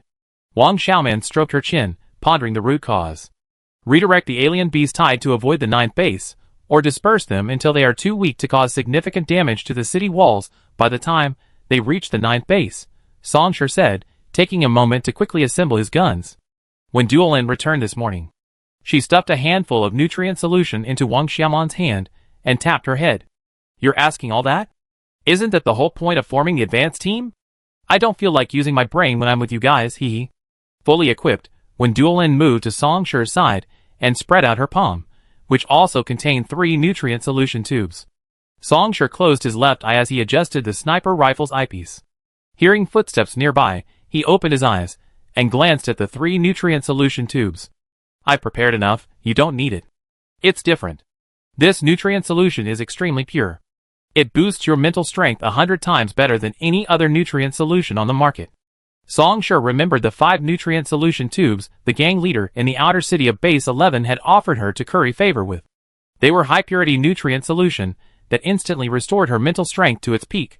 Later, Song Shi asked many people about this high-performance nutrient solution, but no one had heard of it. You normally engage in 3 types of energy simultaneously during combat, which consumes a lot of mental energy. These 3 nutrient solutions can quickly restore some of your mental energy. Take them, just in case. When Duolin proactively stuffed them into Song Shi's combat uniform pocket. In the equipment room, besides their own team, there were other teams heading to intercept the alien beast tide. The alien beast tides from the 9th and 10th bases were not the same. On the Federation map, the 9th base was in the southeast corner, and the 10th base was in the northeast corner. The alien beast tide was divided into 2 groups, and the advanced teams to intercept them also had to split into 2 groups. 600 advanced teams intercepted the alien beast tide from the 9th base, and 400 were responsible for the alien beast tide from the 10th base.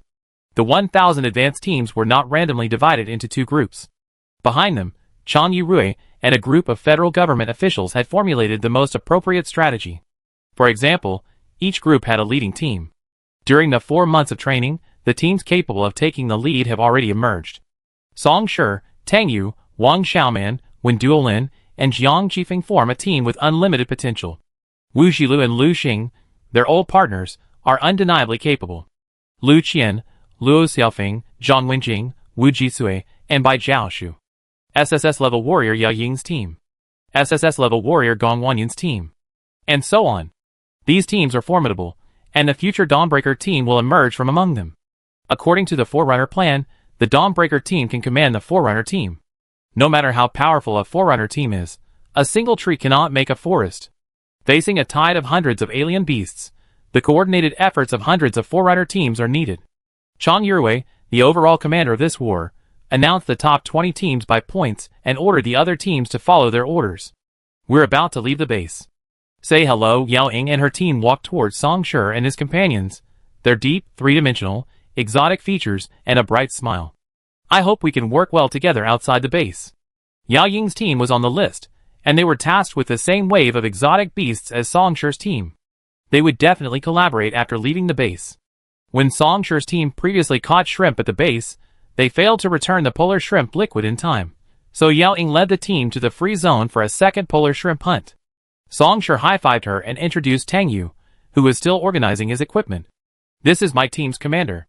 Tang Yu, please discuss any cooperation outside the base with her. Yao Ying and Song Shi had crossed paths before. During the 4 months of training, they had generally been opponents or teammates. Remember? You set my hair on fire in the virtual city? Tang Yu had a good memory. Seeing the name badge on Yao Ying's shoulder, she recalled everything that had happened. Tucked her short hair behind her ears, Tang Yu put on her helmet, unobstructing her vision. From within, a sweet voice rang out, "Remember you attacked me." Yao Ying laughed heartily. She was very friendly, and put her arm around Tang Yu's shoulders. "This time, I won't attack you. I attacked the beast." Following Yao Ying's team, 10 more teams arrived.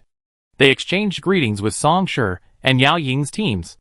After a brief exchange, they got to know each other, and put aside the unhappy experiences of their previous competition. They then joined forces on the battlefield. Chapter 334. After everyone was dressed, the formation set out. The Space Transfer Department dispatched Qiu Ruijian. Qiu Ruijian's gaze swept over the sea of Vanguard members before him. Their uniform black combat uniforms and helmets revealed only their eyes, a majestic and oppressive presence. Even when Qiu Ruijian was performing a spatial portal before the heads of the Federation's aristocratic families, he had never been so nervous. It was like a mouse being stared at by 100 cats, trembling as it performed a backflip. Qiu Ruijian didn't even realize he was comparing himself to a mouse. He silently recited the coordinates, formed hand seals, and opened a spatial portal, quickly pulling it open. A deep blue spatial vortex, wide and long enough for 2 people to enter side by side, formed. Qiu Ruijian didn't dare breathe heavily, holding steady as he waited for the entire vanguard to enter. Song Shi and Yao Ying's teams passed by Qiu Ruijian on his left and right, respectively. They entered first, confirming the situation on the other side of the spatial gate. 15 seconds later, Song Shi's voice rang out from the spatial gate, "Safe." The nearly 600 advanced teams that followed ran and sped through. Only after the last team left did Qiu Ruijian's grip loosen, and the spatial vortex shrank until it vanished. At this point, the 600 advanced teams already in the wilderness were methodically going about their business. There was a strange beast called the Kikafeng in the wilderness, and the first 50 advanced teams spontaneously cleared it. Another 50 advanced teams dug pits at the edge of the wasteland, with Earth-type awakeners as the main force. In less than 10 minutes, they had dug more than a dozen massive pits, each 30 meters deep, with at least 2 kilometers between each pit. After slaughtering all the people on Chiso Peak in the wasteland, the Awakened worked together to dump their bodies into the pit. They didn't bury them. Many flying Awakened, carrying a box-like device on their backs, flew over the pit and sprayed a red liquid from the box. They moved like farmers spraying pesticide on their fields, leaving no corner of the pit untouched. All flying Awakened worked simultaneously, with a dozen or so flying over each pit. After about 5 minutes, the spraying was complete. They tossed their boxes into the pit and quickly flew away. As they left, a thick red mist erupted from below the pit. Like a rocket ignited, The blood-red mist filled the entire wasteland in a mere minute, blending with the crimson sunset on the horizon. The world in front of the Forerunners' eyepieces was ablaze red. The enhanced air purification system in their helmets activated, blocking the blood mist from entering. If anyone removed their helmet at this moment, they could smell the overwhelming stench of the blood mist. The vegetation near the pit gradually blackened and withered under the intense fumigation. This wasteland was the path the Super Brain Awakeners had precisely calculated for the alien beast tide. The Flying Awakeners were spraying a liquid made from red seal shrimp. The red seal shrimp were the very culprits that Song had placed in a bomb and launched onto the city wall, causing the base's walls to burn for 2 days. In those 3 days, the federal government and the hunting group had jointly refined this liquid into an incendiary agent capable of completely burning a substance, so completely that it could be compared to burning its molecules. The alien beast tide was approaching. Spraying this liquid on the bodies of alien beasts creates a bloody scent that can waft over a 50-kilometer radius. Alien beasts seek advantage and avoid danger. Upon sensing the death of one of their own kind, they have a certain probability of avoiding it. This effect works for alien beasts that are natural enemies, but it won't repel all of them. If this scent could truly dispel a massive wave of alien beasts, humanity wouldn't have fallen to this point. This is just the first step. Setting up the battlefield. The battlefield has been laid out, and the 600 advanced teams are no longer grouped together. Yao Ying led 20 advanced teams, returning according to the alien beast waves route mapped out by the Super Brain Awakeners before the mission. These 21 teams included flight-type awakened ones. They soared high into the sky, their vision spanning the desolate plains and through the forests, searching for the precise traces of the alien beasts. The forest in the distance was in turmoil, trees being trampled one after another. The entire forest seemed to be driven by a divine harvester, with stout trees snapped in half wherever it passed. The alien beast tide has arrived at the route marker A11-2 predicted point. The distance is 20 kilometers, the widest diameter is 7 kilometers, the speed is 40 kilometers per hour, and the predicted trajectory is off by 4 degrees. A series of messages came from Yao Ying's team. Yao Ying had an awakened super brain in her team, and Song Shi, who was staying put, also had an awakened super brain. They established contact and relayed information back. At the same time, the awakened super brain in the advanced team was also in contact with the awakened super brain in the human base, providing constant guidance. That's right. At their current speed, they should be here in an hour. Let's be prepared, Tang Yu said. The 580 remaining troops were divided into 3 groups. They were ambushed at 3 different points. The 3 points, when connected, formed a roughly isosceles triangle, mirroring the formation of the alien beast tide. Then there was a matter of silent waiting. The sky had merged with the crimson mist, making it impossible to tell whether the red was the setting sun or the mist. The ground began to shake. At first, it was a slight tremor, then it shook like 1,000 troops crossing a wooden bridge. Everyone held their breath, gripping their weapons tightly. The 21 teams that had left to scout, including Yao Ying, came rushing in like the wind, disappearing into the 3 corners of the triangle. Yao Ying and her team stopped beside Song Shi, her chest heaving violently. She clutched her hand to her chest, shielding her eyes with her sword-gripping hand. As if in some religious ritual, she devoutly chanted, "May the alien beasts be defeated, may I succeed." The moment she finished her words, the vanguard of the alien beast tide entered the triangle. Calm down, calm down, calm down. It's not time yet. Wang Xiaoman, crouched in the center of the purification disc behind Song Shi, also muttering nervously. The beast tide continued to advance, and no one moved until it completely entered the triangular encirclement. The advanced team's deployment position was like a pocket, and at that moment, the pocket tightened. Charge. The advanced teams at the 3 locations simultaneously charged into the beast tide. Their mission was to become 3 blades, slicing the beast tide into 3 parts. The ideal outcome would be for this level 5 beast tide to split into 3 parts, each moving in different directions, disintegrating into 3 level 2 waves, weakened and posing no threat to the human base. Song Shi's position was directly facing the beast tide. Song Shi charged in first, slaying the first Wonka Python, then the second, and the third. Song Shi was the vanguard of this section of the team. She was responsible for carving a bloody path. Chapter 335. Berserk System Upgrade Progress, +2. Berserk System Upgrade Progress, +4. Berserk System Upgrade Progress has reached its limit today. I keep working on it tomorrow. In just 5 minutes, Song Shi's mental power upgrade progress was fully completed. Now only 13% remains, allowing Song Shi's Berserk system to reach SSS. The preset repellent traps had taken effect. The bloody scent of Chisao Peak had caused some alien beasts to flee in fear, but not many escaped the beast tide. 12 groups of alien beasts that competed with and preyed on Chisao Peak were affected by the bloody scent and separated from the main beast tide, scattering eastward. The Ultra Brain Awakeners, scattered across the team, shouted simultaneously. The Ultra Brain's combat helmets had an additional function, amplification, making it easier for them to transmit messages on the battlefield. Songshur severed the cervical vertebrae of a group of violent beasts with a single strike. The giant beast collapsed to the ground with a thud. Standing atop its 3-meter-tall body, Songshur drew his 3 systems and raised his eyes. The boundless wilderness was filled with a sea of exotic beasts. The departure of 12 species of exotic beasts was insignificant compared to the populations of over 200. Nature-type awakeners would occasionally rush ahead of Songshur, using their immense natural power to destroy large swarms of exotic beasts, allowing the team to advance a significant distance. But these large-scale damage skills consumed an equally significant amount of mental energy. Most nature-type awakeners, after unleashing their ultimates, immediately retreated behind Songshur. Songshur was more of a defender of the territory than a pathfinder.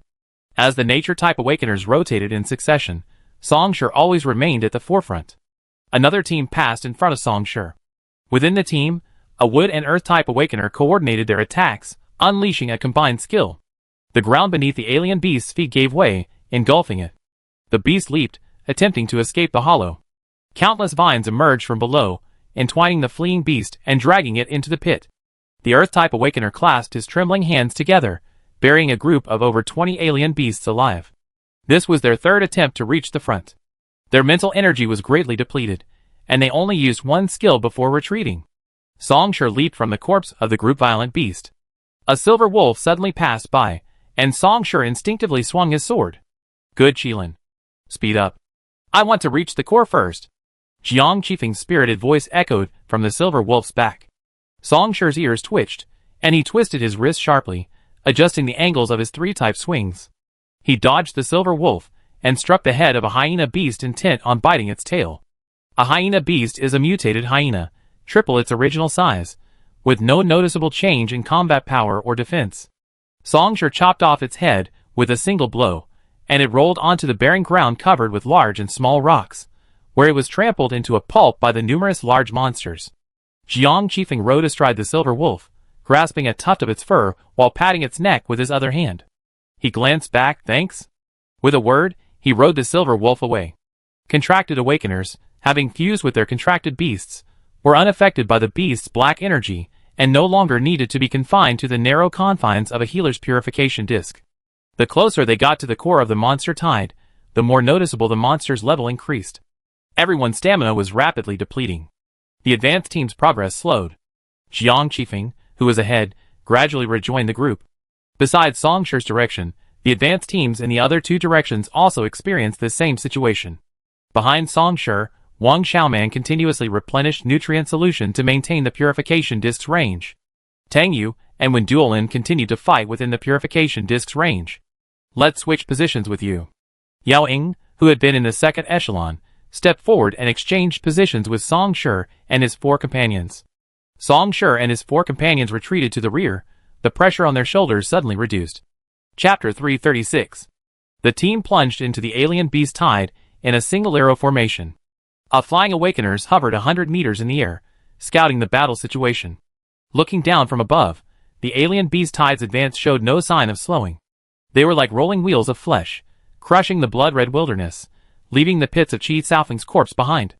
Some alien beasts stepped into the pits of Qi Xiaofeng's corpse, contaminated by the red seal liquid. At first, they felt nothing. The alien beast's hides were thick, and the red seal liquid corroded slowly, requiring time for the pain nerves to corrode. But during this time, the red seal liquid continued to spread through contact. Soon, more than a dozen previously half-filled pits were filled by the alien beasts that fell in. The first alien beasts to fall and finally had their skin and flesh corroded through by the red seal liquid.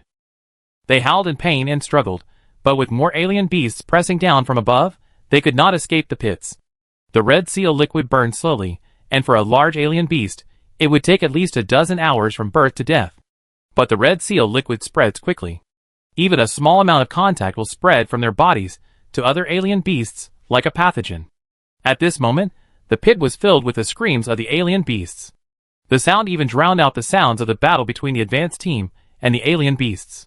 Some of the alien beasts of the same species were frightened away by the miserable cries. Tang Yu said between curling her long whip, "The Red Seal liquid's burning power is so strong that it will surely become a powerful weapon for killing alien beasts in the future." Wendelin and Tang Yu stood back to back, nodding in agreement. Song Yi has done a good thing too.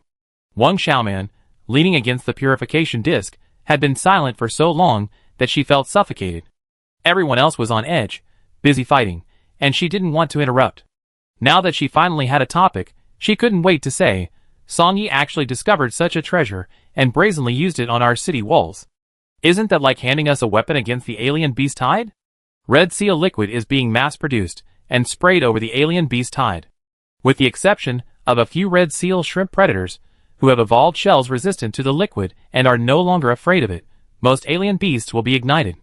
Wang Xiaoman was excited just thinking about it. Song Shi retreated from the front, resting briefly, and overheard their conversation. Song Shi didn't think Song Yi was so foolish as to hand over a weapon to someone else. To light a fire, you have to control it. The Federation today can't control the burning of Red Seal liquid. For example, right now, the alien beast tide is less than 48 hours away from the human city walls. If the alien beasts are ignited, word will spread from 1 to 10, and from 10 to 100. It's inevitable that some of them will survive and reach the city walls. To prevent this from happening, the base had just dispatched a group of flying awakened individuals. They sprayed polar fluid on the struggling beasts in a dozen or so pits, curbing the spread of the fire. Tang Yu had just released a fire dragon, devouring all the beasts within a 30-meter radius. Her mental energy was greatly depleted, and she retreated wearily. The only thing capable of blocking the Red Seal shrimp's eternal flames now is polar shrimp. Polar shrimp are rare, having only been found in the few areas we visited last time. When the Research Institute can artificially breed polar shrimp or develop a substitute for polar shrimp fluid, we can consider spraying Red Seal liquid on a large scale. Song Shi glanced at Tang Yu's expression, unfolded a small purification disc, silently wrapped Tang Yu in it, and used his enhanced skill to restore her mental energy. As when Duolin slew the incoming monsters, he said, "The Research Institute is already working on it. It shouldn't take long." Song Shi disagreed. Song Yi's subordinates possess superior scientific research capabilities compared to those at the Federal Research Institute. Song Yi had confidently delivered the Red Seal fluid to the base, likely because they hadn't yet developed a viable control method. The federal government was hopeless. In the air, there were not only flying awakeners, but also bone-armored awakeners. The bone-armored awakeners were aerial warriors tasked with combating flying monsters. The battle in the air was just as intense as on the ground. Flying monsters constantly fell from the sky, crushing the ground-based monsters. The flying awakeners hid behind the bone-armored awakeners, observing the battle and reporting promptly to the super brain on the ground, which then transmitted the information back to the base. Thoughts were synchronized. Everything they saw was transmitted back. Inside the base, projections of the top brass from various military regions surrounded the conference table, making it seem as if they were all seated together. Their eyes were fixed on the conference room's giant screen. Below the screen, at the center of the oval conference table, sat a young woman. The young woman was the only real presence at the entire conference table. Her eyes were tightly closed, her expression peaceful, as if she were asleep. A helmet-like device was attached to her head, connected by several wires to a giant electronic screen behind her. The screen was divided into 8 panels, each showing the battle between the Vanguard and the alien beast tide from different perspectives. Due to the influence of the alien beast's black energy, all electronic equipment was inoperable. Transmission of these images depended entirely on communication between the awakened super brain system on the battlefield and the woman. Not just any 2 awakened super brains can transmit images. The first discoverer of this super brain skill, and currently the only one capable of using it, is this woman, entrusted with a significant mission by the federal government. In the field of super brains, she is a genius comparable to Song Shi. The military leaders stared at the images. Behind them, officers at all levels busily searched for the best attack points based on the battle situation. This was humanity's first attempt to halt the alien beast tide. Humanity had waited 200 years for this, diligently striving for it. If successful, it would be epic-making. Those seemingly calm and dignified military leaders were actually experiencing a wave of emotions fluctuating with the performance of each awakened team on the battlefield. The advanced team steadily advanced toward the alien beast core, bringing immense peace of mind. Song Shi was ambushed by an SSS-class Earth-burrowing alien beast that emerged from the ground, endangering his life. Some of them were so nervous they stood up. Song Shi was rescued by Yao Ying, and they sneaked back to their seats, while the others weren't paying attention. In addition to the ground-level perspective, the first image in the upper left corner is a bird's-eye view, seemingly from above, as seen by a super brain system being carried aloft by a flying system. The 200 advanced teams, led by Song Shi, were the vanguard, firmly positioned at the front, like a sharp axe, automatically splitting the incoming wave of alien beasts in two. The axe's blade was the key to dividing the wave of alien beasts, and also the position of greatest pressure. This position was rotated among the 8 advanced teams nominated by Chang Yurui. The axe's back was also crucial. The 192 advanced teams stood shoulder to shoulder, forming 2 human-shaped walls. The opening of the human continued to widen, ensuring that the waves of alien beasts, split in two by the axe tip, would not reunite after passing through. This process was extremely difficult, and the pressure was felt only by each member of the human wall.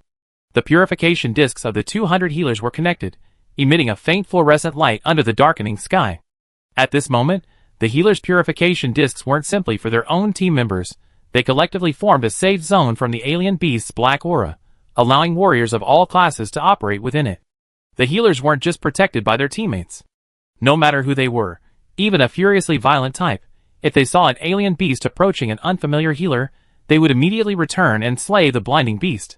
There were 200 advanced teams on each side, each responsible for relieving the pressure on the vanguard teams.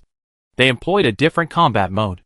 Because the alien beast tide was constantly moving forward, they were destined to be unable to penetrate the core of the alien beasts like the vanguard teams could.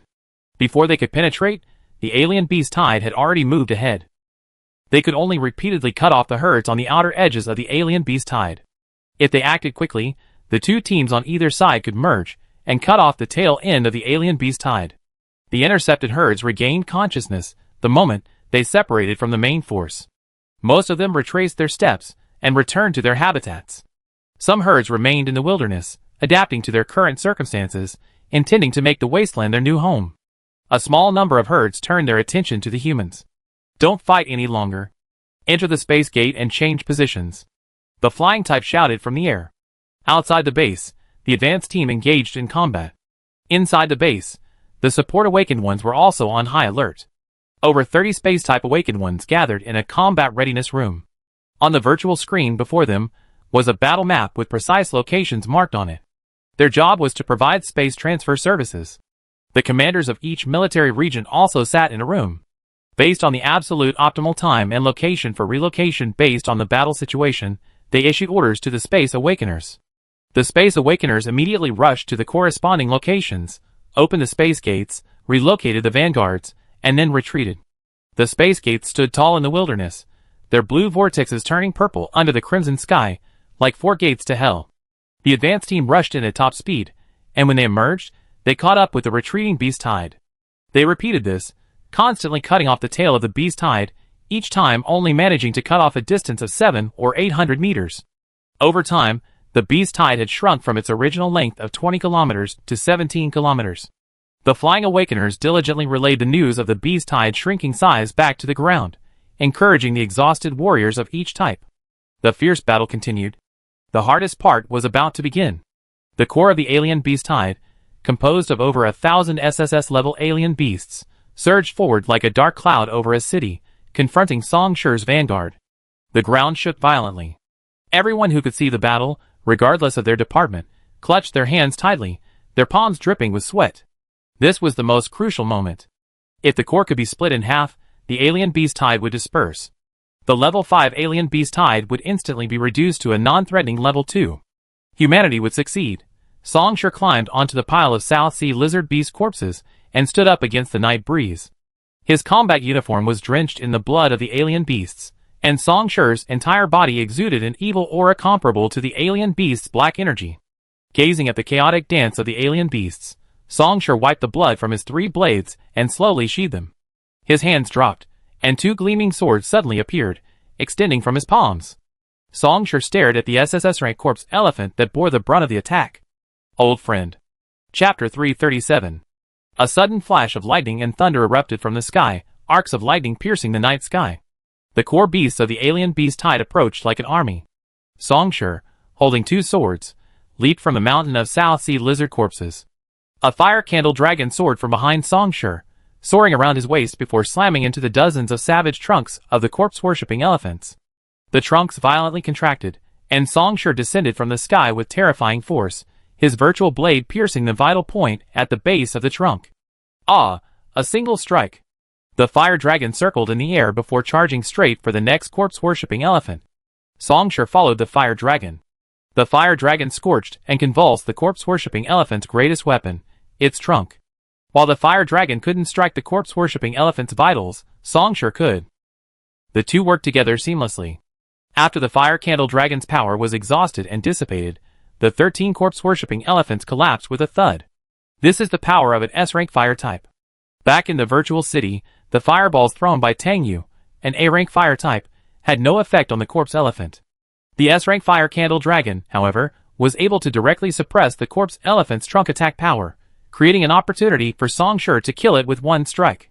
The corpse elephant's trunk was soft and elastic, like a tentacle, with dense suction cups that absorbed everything it touched. Faced with the corpse elephant, the melee-type awakeners were helpless. They decisively gave up and sought other SSS-rank exotic beasts, leaving the difficult corpse elephant to the nature type. Nature types have limited mental power. Over the previous 6 hours of battle, their mental power had been largely depleted by unleashing their ultimate attacks. Nutrients were constantly being opened and consumed, leaving countless bottles of nutrient solution scattered across the wilderness. For months ago, Songshur announced how to use the enhancement skill. Over the past 4 months, all the healers in the advanced team have learned this skill, and now they can perform it consistently. However, the healers had already consumed a lot of their mental energy before this, so they would inject enhancement into the purification disc every half hour to restore some of their teammates' mental energy. The corpse elephant's defense was maxed out, its only weakness lying between its encircling trunks. The nature type's wide area damage skills, combined with Songshur's 3-element physique that allowed him to infiltrate the alien beast tide alone, were the perfect combination to kill the corpse elephant. More nature types converged on Songshur. Wood-type vines rose from the ground, entangled in the trunks of dozens of corpse elephants behind him. Songshur! Go! 3 jagged voices shouted. Songshur heard it. Giving up on the formidable thunder-pattern tiger in front of him, Songshur leaped over a dozen living and dead alien beasts, deep into the heart of the alien beast tide alone. Songshur found the group of corpse-worshipping elephants whose trunks were restrained, and he plunged his virtual swords, blazing with a faint blue spiritual energy, into the bases of their trunks one after another. Songshur's sword swung with lightning speed, and in a split second, he had slain all 20 or so corpse-worshipping elephants. After finishing this one, Songshur didn't even bother to turn back. 5 fire dragons circled in the sky, their flames each with a different brightness. A fire type could only summon 1 fire dragon at a time. Songshur, over there. Someone else shouted, both a man and a woman. Songshur followed the 5 fire dragons. Where the fire dragons passed, not only the corpse-worshipping elephants, but also the close-range hallucinogenic red-tailed solitary bear, the masterful underground sneak attack, and other SSS-level exotic beasts that humans couldn't defeat in close combat were burned, temporarily curbing their fighting power. Songshur galloped past, slaying them one by one. Songshur, Songshur! Here! And that! Sister Song, hurry! 10 Wuya dragon colts. Very important. 7 Shalifei. The night was completely dark. There was no lighting in the wilderness. In the human battle line, the brilliant light of Nature Awakener's skills illuminated the team with a vibrant riot of color. Deep within the monster tide, however, was darkness as an abyss, with only the monster's light bulb-like eyes gleaming with a murky, ferocious yellow light. Songshur's figure was hidden within. The virtual blade in her hand, like a nighttime will-o'-the-wisp, darted through the monster tide. The vanguard couldn't see Songshur's figure, only to see where the will-o'-the-wisp had gone. Only occasionally would a fire dragon appear, illuminating the depths of the monster tide, allowing them to see Songshur dashing among the monsters, slaying them with all her might, and drinking nutrient solution. It was past midnight. Rage upgrade progress, plus 3%. Songshur paused, as he slew the Wuya dragon horse, his momentum doubling. Rage upgrade progress, plus 4%. Jiang Qifeng rode a silver wolf through the exotic beast core, finding Songshur amidst a group of Sharifi. The captain asked me to take you back. Songshur thrust his virtual blade into the cervical vertebrae of a wild horse-like exotic beast. With a crackling sound, Song Shi drew his virtual sword. No need. Rage upgrade progress, +3. Then I stay and help you. Jiang Qifeng controlled the silver wolf to bite Sharifi's neck. Song Shi didn't try to persuade him to leave, focusing on killing the exotic beast. Finally. Congratulations. The final rage upgrade, upgraded level, SSS. System subtitles appeared before Song Shi, this time with a background of fireworks. Song Shi's body suddenly radiated with light, radiating outward from her center. The entire wilderness was as bright as day. Jiang Qifeng, the closest, was blinded by the glare. The silver wolf, unaffected, relied on its sense of smell and seized the opportunity to pounce on the surrounding beasts. The advanced team, holding their ground in a V-shaped formation, was stunned. Upgrade? Upgrade in such an unstable situation? Upgrade while consuming so much mental energy. Is he a human? But which level is he upgrading? Song Shi's two swords merged into one, sweeping out with overwhelming force, severing the three nearest Sharifis simultaneously. Everyone had the answer. Upgraded to the Berserk level, SSS level. I just realized that Song Shi's Berserk level was always SS level, someone exclaimed in surprise. Song Shi's strength was so great that it was overlooked that her Berserk type was only SS rank before today. If an SS rank could charge through the tide of monsters, then what about an SSS rank? His. Thinking of this, everyone was stunned by Song Shi's terrifying strength. Tang Yu looked in Song Shi's direction and whispered softly, "Congratulations, you've grown stronger again." The voice was drowned out by the helmet, so no one could hear it. The battle continued. Song Shi forcibly cut a path through the core of the SSS rank monsters. The V-shaped formation advanced nearly another 1,000 meters. Song Shi had mostly dealt with the difficult SSS rank monsters in the core. The remaining monsters were dealt with by the cooperation of the advanced teams. Dawn broke over the horizon. The stubborn core was successfully split, dividing into two. The SSS level monsters separated, and the lower level monsters behind them naturally split into two groups, following the SSS level monsters in two different directions. The awakened flying type excitedly reported the situation. The level 5 monster tide has been diverted. The left branch passes through route marker B9 dashing past predicted point 9, with a predicted trajectory offset of 35 degrees from the 9th base. The right branch passes through route marker A6 dashing past predicted point 0, with a predicted trajectory offset of 41 degrees from the 9th base. They will pass the 9th base at a minimum distance of 102 kilometers, 93 kilometers. Humanity's first attempt to intercept the monster tide has been successfully completed. The news of the successful interception was simultaneously transmitted back to the 9th base. The radio in the streets and alleys played a looping account of the Pioneer team's heroic feat of splitting the level 5 monster tide, which took a day and a night. In the dim shelter, the half-asleep crowd huddled together was awakened by the sudden sound of the broadcast. They took a moment to react, sleepy-eyed, incredulous. Someone asked, dazed, "So, the monster wave won't pass through our 9th base?" The officer maintaining security at the shelter shook his hand and nodded excitedly, "Yes. The advanced team has separated them. They're now a level 2 or 3 monster wave. Even if they pass through, we're not afraid." In the shelter, cheers were followed by tears. The suppressed emotions that had been pent up all day erupted. An hour after the 9th base broadcast, a corresponding announcement came from the 10th base, revealing that the advanced team, tasked with intercepting the monster wave at the 10th base, had successfully completed their mission. The advanced team's plan proved to be both feasible and wise. Chapter 338. Residents of the 9th base spontaneously took to the streets to welcome the return of the vanguard. Banners, light billboards, and everything in between, cheers and applause echoed. Giant billboards in the plazas and buildings of each district played a looping video of the vanguard's heroic efforts to cut through the tide of alien beasts. At the end, they returned from the space gate, helmets removed, their faces both young and weary. I've only seen scenes like this during their collective protests. From the huge floor-to-ceiling windows of a building in the upper district of the 9th base, Qin Yi, holding a goblet, surveyed the sea of people below. Across from the building, a giant close-up of Song Shi appeared on the big screen. Thunder and lightning flashed in the sky, and Song Shi stood alone atop a mountain of alien beast carcasses. Before Song Shi, the overwhelming tide of alien beasts stretched endlessly. Behind him, thousands of young awakeners stood with unwavering eyes, unflinching. In this frozen moment, the vanguard's heroic and fearless spirit was vividly displayed. This image resonated deeply with the public, becoming a promotional image for the base's recruitment drive, inspiring many young people to join the front lines. Tomorrow University specially commissioned craftsmen to carve this image onto the stone wall next to the school gates. It was engraved on the gates of both bases, visible to everyone passing through Tomorrow University. Tomorrow University also meticulously painted over Song Shi, the figure at the center of the image, with a special paint and inscribed this as Song Shi's alma mater.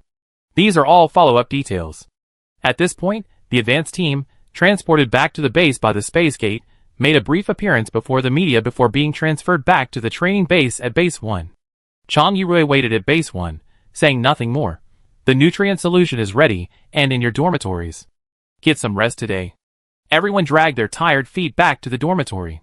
Jiang Qifeng followed Song Shi and the others to the 5-person dormitory. His room had only a single bed, but Jiang Qifeng didn't care. He laid down on it and slept soundly, fearing that Song Shi and the others would kick him out. Each single dormitory had its own private bathroom. After showering, Song Shi lay down on the bed. His combat uniform was a sticky pile on the floor. Someone would collect it later. Song Shi checked the system panel. Berserker level, SSS. Healing, SS. Talent 1, Healing. Skills, Self-Healing, SS. Repair, SS. Soothe, SS. Purify, SS. Shadow Clear, S. Enhance, SS. Talent 2, Destruction. Skills, Mind Play, SS. Create Patient, S. Psychic Attack, SS. Illusion Despair, S. Virtual Weapon, SSS. Psychic Points, High, 900/10,000. Healing Upgrade Tip, your psychic points have never been fully maxed out. You need to experience the feeling of full psychic power. Undoubtedly, upgrading the healing level to SSS requires 10,000 psychic points. Song Shi, having just experienced a fierce battle, now has very little psychic power left. Song Shi couldn't sleep yet. Song Shi found the invitation Qin Yi had sent him the night before he left the base, downstairs at the Yezui bar. Qin Yi invited Song Shi to visit the hunting group's lab and help screen a batch of experimental subjects. The time was 12 o'clock noon today. Located in the inner city of the second base. I'm back at the training base. How do I get there? Song Shi typed the next line. Qin Yi replied faster than Song Shi expected. At 11:30, I'd be inviting a group of forerunners to visit the hunting group laboratory. You're on the list. At 11:30, Song Shi glanced at the time on his laptop. 9:40, leaving him with nearly 2 hours of sleep. Song Shi, slipping into his slippers, walked to the table, where a bottle of nutrient solution lay. It was one of the 3 bottles Wen Duolin had given him, 2 of which he had consumed on the battlefield. Song Shi uncapped the bottle, drank it all, and then lay back on the bed, looking forward to her increased mental strength upon waking. The alarm clock, set in advance, rang, and Song Shi rolled out of bed with renewed energy. On the laptop was a private message from Chang Yurui, sent to Song Shi a minute earlier, asking him to prepare and meet her in her office in 10 minutes. Nothing else was revealed. Song Shi quickly packed up and pushed the door open. In the living room, Wen Duolin was bending over to put on her shoes. The two exchanged glances, and Song Shi silently walked over to change his shoes as well. The doors of the other 3 people's rooms were closed, indicating that Chang Yurui had only called them. Song Shi and Wen Duolin rushed to the meeting room and saw several familiar figures. Wu Jilu, Wu Wanyun, Wu Jisui, 3 Wu family healers, Gavin from the skeleton department, Karashok from the healing department, and a few others whose names Song Shi couldn't recall. Everyone's here. Chang Yurui walked in, followed by a space instructor. Chang Yurui briefly explained the reason for calling these 10 people, and stopped in front of Song Shi. You used to be a hunter for the hunting group? A quick search revealed this information. Song Shi had no need to hide it. He nodded yes. For money? Chang Yurui, having researched Song Shi's high school life, knew that Song Shi was so broke at that point that he ended up living on the streets. Chang Yurui had originally intended to hold Song Shi's mother responsible for abandonment. Investigations revealed that Song Shi had been unlucky enough to be kidnapped on a bus, and all his rent money went to the local black market. Yes, for money. Song Shi touched her laptop, the huge figure reassuring her. Have you contacted the chairman of the hunting group? Chang Yurui stared at Song Shi and demanded. Song Shi's guard rose, recalling his meetings with Qin Yi, where only a few people were always present. Song Shi calmly replied, No, I can't contact the chairman. But why do you ask? Chang Yurui evaded the question. You need to devote yourself to the Forerunner program. I've already applied for a reward for you. You don't have to worry about the money. Song Shi keenly sensed something unusual. Chang Yurui indirectly reminded her not to have too much contact with the hunting group. Is there a rift between the federal government and the hunting group? Chang Yurui instructed several people to go to the hunting group's experimental base, and be careful not to touch any experimental subjects, or be curious about any experimental equipment. He then instructed the Space Awakener to open the space gate and escort the 10 people away. Chapter 339. Hunting Group Laboratory. A spatial portal appeared in the corridors separating the lab areas, 2 meters high and 1 meter wide. Song Shi was the first to emerge, observing his surroundings calmly. Front and side by side were lab rooms separated by frosted glass. Within the rooms, figures could be vaguely seen, but their specific activities were unclear. In the corridors, covered in pure white flooring, researchers in lab coats hurried in and out, their eyes fixed on the virtual screen projected by their computers, ignoring the sudden appearance of the spatial portal. Xiao Haitang waited outside with 8 researchers. Xiao Haitang had shed his flashy shirt and exaggerated earrings for the day. He now wore a white research coat, black framed glasses, and a badge on his chest, appearing rather serious. This seriousness lasted only a second. The moment Song Shi glanced over, Xiao Haitang winked. Song Shi looked away expressionlessly, walked to the side, and waited for the other 9 people from the spatial portal to emerge. The 10 people stood still, and Xiao Haitang introduced himself. He invented the identity of researcher Tang. Come with me. Xiao Haitang led the 10 people through a door and into a compartment. The space inside was much larger than Song Shi had imagined, filled with instruments. The instrument in the center looked strange, resembling the skull of an alien beast, with weeds filling the gaps between the bones. The liquid inside the instrument was even stranger, a turbid green bubbling. 3 researchers stood on a ladder, holding a stick resembling an animal bone, thick at the ends and thin in the middle. They stirred the liquid with a grunt. The scene looked like a wizard in a fairy tale, brewing poison. A pungent smell filled the air. The 10 visitors were all high-level awakeners with exceptionally keen senses of smell, and they all covered their noses simultaneously. Xiao Haitang shrugged, detecting nothing. This is the Red Seal liquid project being researched jointly by our group and the federal government. Xiao Haitang continued to play his role conscientiously. The current research potential is enormous. Xiao Haitang gazed up at the device before him, having memorized the information thoroughly beforehand. He explained with ease, this skull is from a Wanshanjia, the only exotic beast material discovered so far that can permanently store Red Seal liquid. The plants filling the gaps are derived from seaweed found in the habitat of polar shrimp. Xiao Haitang continued his introductions, then suddenly mentioned the Wen and Wu families. Both the Wen and Wu families have proposed collaborations with us. We'll be holding a Red Seal liquid research sharing session in 2 days. Are you interested in attending? Xiao Haitang glanced at the 4 pioneers from the Wen and Wu families present. Wen Duolin, Wu Jilu, Wu Jisui, and Wu Wanyan. Among the Federation's aristocratic families, the Wen family holds the largest share in research, with the Wu family ranking second. The Wu family is a family of healers, prioritizing the purity and uncontaminated nature of their bloodline to ensure the high talent of the next generation. The Wen family is the only one of its kind that does not rely on awakeners for inheritance. The Wen family's descendants are very few in number. Unlike other families whose bloodlines are pure and fixed in their awakening, like the Liu family, whose members awaken either the Berserker or Warrior type. The Wen family's awakened types are diverse, and their talents vary widely. For example, Wen Duolin possesses an extremely high talent for the Berserker type. The Wen family's rise to prominence wasn't entirely due to ordinary people. The Wen family once produced a unique awakening department, the Scientific Research Department. A natural-born scientist, she had numerous research achievements.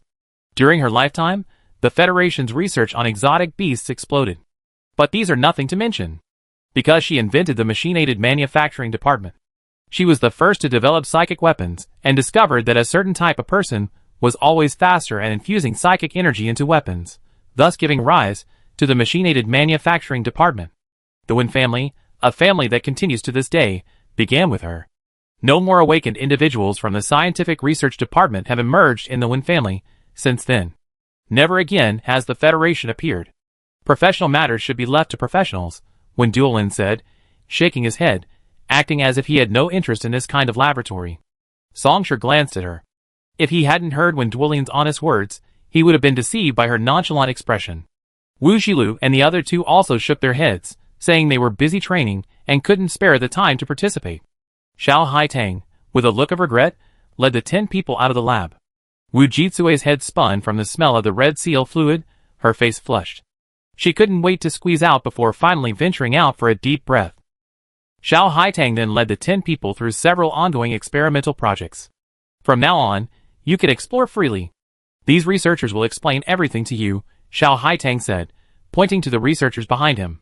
The researchers behind him stepped out and escorted all the awakeners except Songshi. Sure, let's go. Let's go somewhere else. Xiao Haitang lowered his voice and approached Songshi. Using the excuse of showing Songshi around, Xiao Haitang led him into a lab, where a long-awaited spatial awakener was waiting. The awakener opened a spatial portal and escorted Songshi and Xiao Haitang away.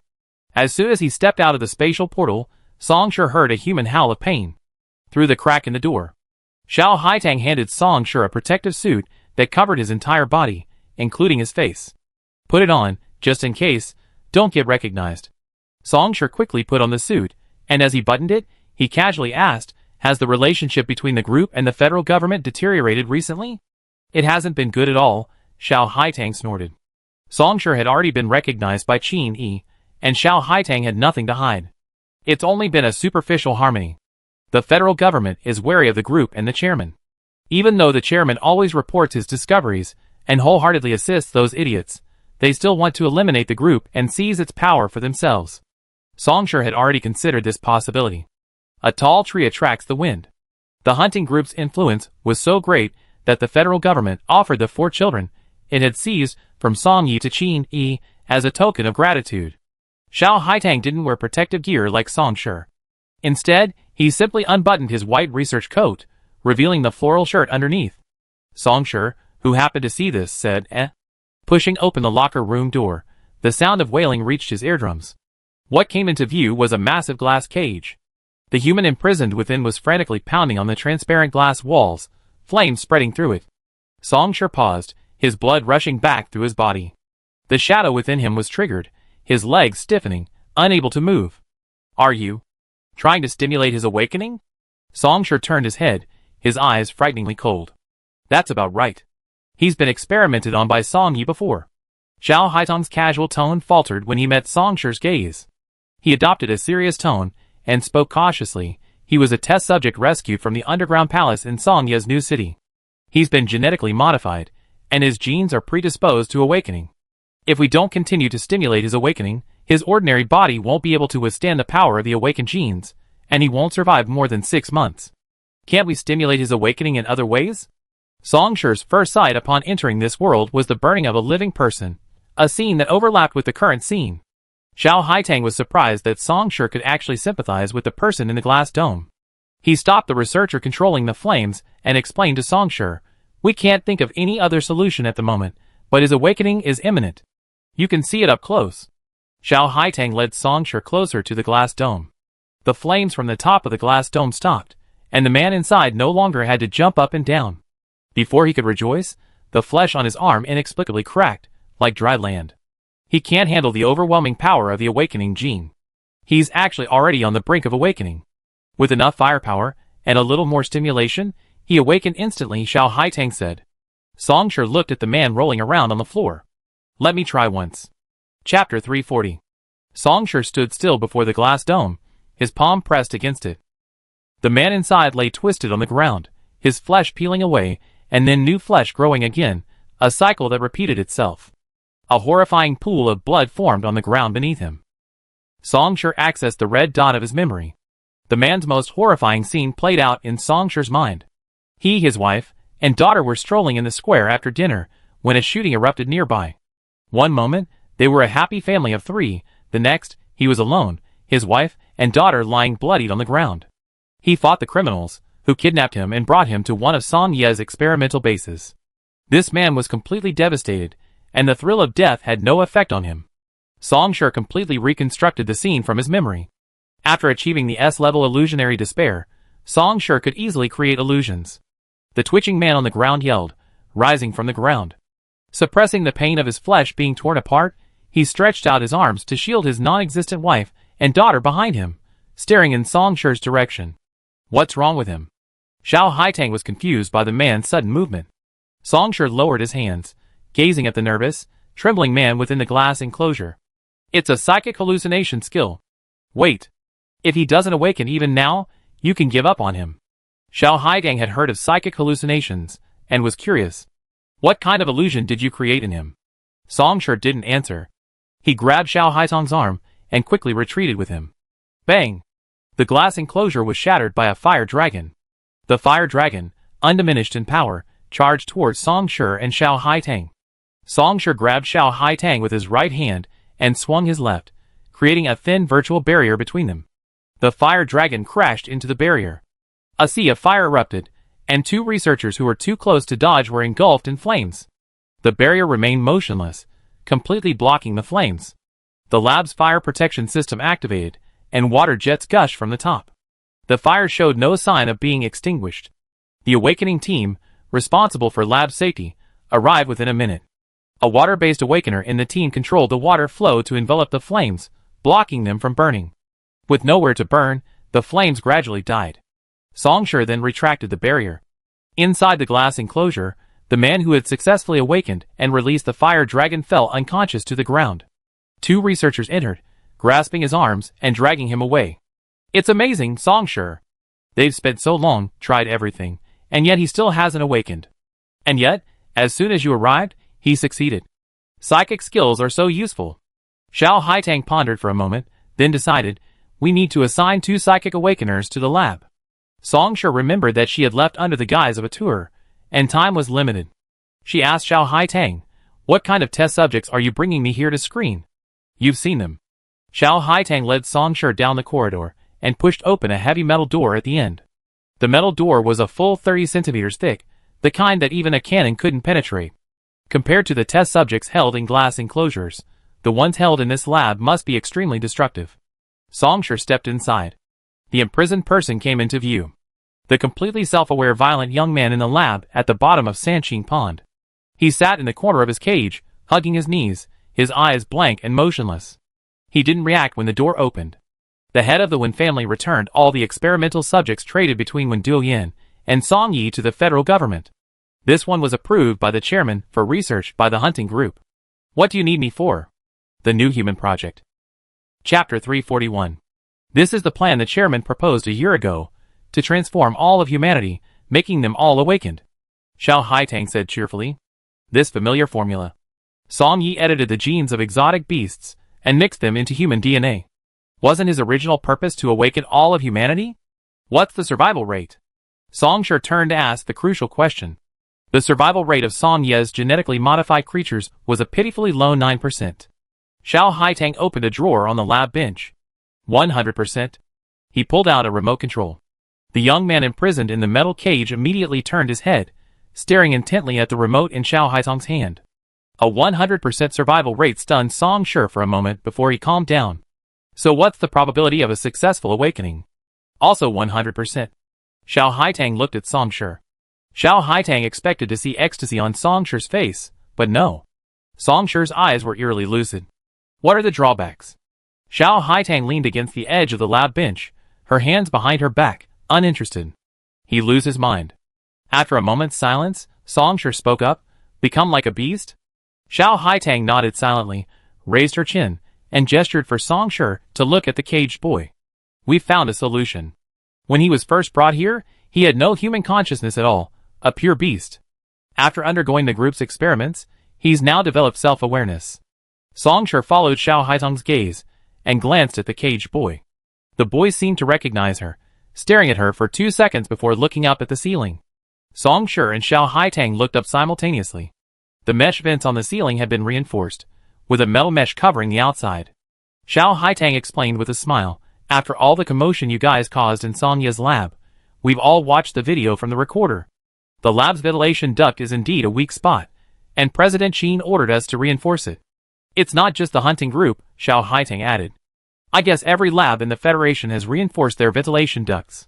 Song Shi approached the metal cage and sensed the boy's red memory dot, but nothing came of it. You know me? You saw me hiding in the duct. The boy didn't answer, but crawled forward 2 steps, tilting his head to examine Song Shi, like a pet cub, curious about everything, seeing humans for the first time. Song Shi frowned. At the bottom of Sanqing Lake, in Song Ye's lab, This berserker, though violent and irrational, had once acted like a human. Now, he was no different from a beast. Song Shi pointed at the boy and turned to ask Xiao Haitang, "What's going on with him now? Are you sure he's become self-aware?" Xiao Haitang, also a little puzzled, walked over. He's been behaving like a normal human before. He could express his needs, play peacefully with animals like cats and dogs, and hasn't shown any aggression towards humans. Why is he like this now? Be careful. Xiao Haitang's pupils shrank. She looked at Song Shi's back and shouted, reaching for the pistol at her waist. Song Shi turned her head, and the boy lunged at her with a fierce glare. It had all been a disguise, but when Song Shi was caught off guard, the boy's true form was revealed. His hands pierced through the metal bars and grasped Song Shi's arms, his nails piercing the protective suit and digging deep into her flesh. "Come in! Come in!" The boy tore at Song Shi, trying to drag her into the cage, shouting frantically, his voice hoarse and age beyond his years. Song Shi didn't even frown. His torn left hand grasped his right arm, and his right hand grasped his left arm. He stepped back, kicking the ground and somersaulting. The violent type's arms were instantly twisted into knots, bones broken, but he remained silent. Song Shi released him, and the boy immediately retreated to the corner of the cage, twisting his arms and snapping them back together, staring at Song Shi fiercely again. Song Shi stood outside the cage, slowly adjusting the protective suit on his torn left arm. Xiao Haitang had barely drawn his gun, and before he could even aim, everything was over. It was too fast. Xiao Haitang blinked, silently tucked the gun back in, and adjusted his shirt to cover it. He's fused with the genes of a desert rabbit. I've only ever seen his gentle side, but today is the first time he's shown his cunning and treacherous side. Xiao Haitang felt a tinge of fear. Luckily I met you today. If it were any ordinary researcher, he would have torn me apart and dragged me in. How are your injuries? Do you want to go out and see? They've healed. Song Shi lowered his arm, looking up at the boy huddled in the corner, his innocent and harmless demeanor restored. Why did you bring me here? Oh, that's right. The biggest challenge facing the new human project right now is his poor emotional control. As Subject B2, he's the first human to undergo the group's consciousness recovery and emotional control project. The group needs to verify his level of emotional control. Xiao Haitang operated the control panel on the lab table, which projected a 3D image. Song Shi walked over, and the image flashed across various uncontrolled humans. Their destructive power was immense, and they flattened and rounded metal rods thrown in like jelly beans. Throw in a white feathered chicken, and they immediately pounced on it, tearing it apart like a starving beast, fur and blood all to devour it alive. Song Shi couldn't confirm whether the people in the video were still human. They seemed to have the souls of wild beasts encased in human skin. Although they were tearing at animals, would they let them go if those animals were humans? Normal humans, even when mad, wouldn't devour living creatures like chickens, ducks, pigs, or dogs. Xiao Haitang turned off the projection and turned to look at the cage. Song Yi conducted experiments similar to the new human project. Subject B2 is the product of Song Ye's failed experiments. Song Ye's subordinates were incredibly capable in scientific research. What Qin Yi could imagine, Song Ye's subordinates could also, and they had begun their experiments before Qin Yi. These days, the competition among factions isn't about how many awakened individuals they have, but how many they can create in the future. When he loses control of himself, he's no different from a beast. Humans hold a fatal attraction for him, and he eats them when hungry, Xiao Haitang said, feeling a slight nausea. We detected some undigested human bone fragments in his excrement. Song Shi realized belatedly, was he trying to eat me? Xiao Haitang, not really. He's still in a state of control. He's just catching you because of his violent genes. He's just being a jerk. He hasn't eaten for 3 days. Go in and beat him up. See if he loses control and turns into a beast. Xiao Haitang picked up the remote, his finger hovering over the red button. Subject B2 is too powerful. Anyone else going in will only get beaten. Song Shi nodded and approached the metal cage. Chapter 342. If the teenager remains undeterred even in extreme circumstances, the emotion control experiment can be considered a success. If he loses control and behaves like a beast, such as biting Song Shi or biting the caged chicken, the emotion control experiment needs improvement. Before Song Shi entered, a dozen researchers entered the lab and installed a series of unfamiliar devices around the metal cage to monitor the teenager's overall physical condition. For comprehensive considerations, Song Shi was not given weapons. Instead, he was given a form-fitting protective suit to protect him from bites. The protective suit did not cover his face.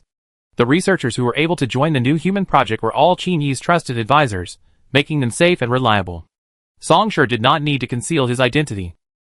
Experiment B2's Berserk level is assessed as SSS level. They're worried that if he takes his weapon, it could be used against you, Xiao Haitang explained. You can use your virtual weapon freely. These people are reliable. There's no need to worry about them discovering your identity. Song Shi nodded, tied her hair tightly, and stood at the cage door.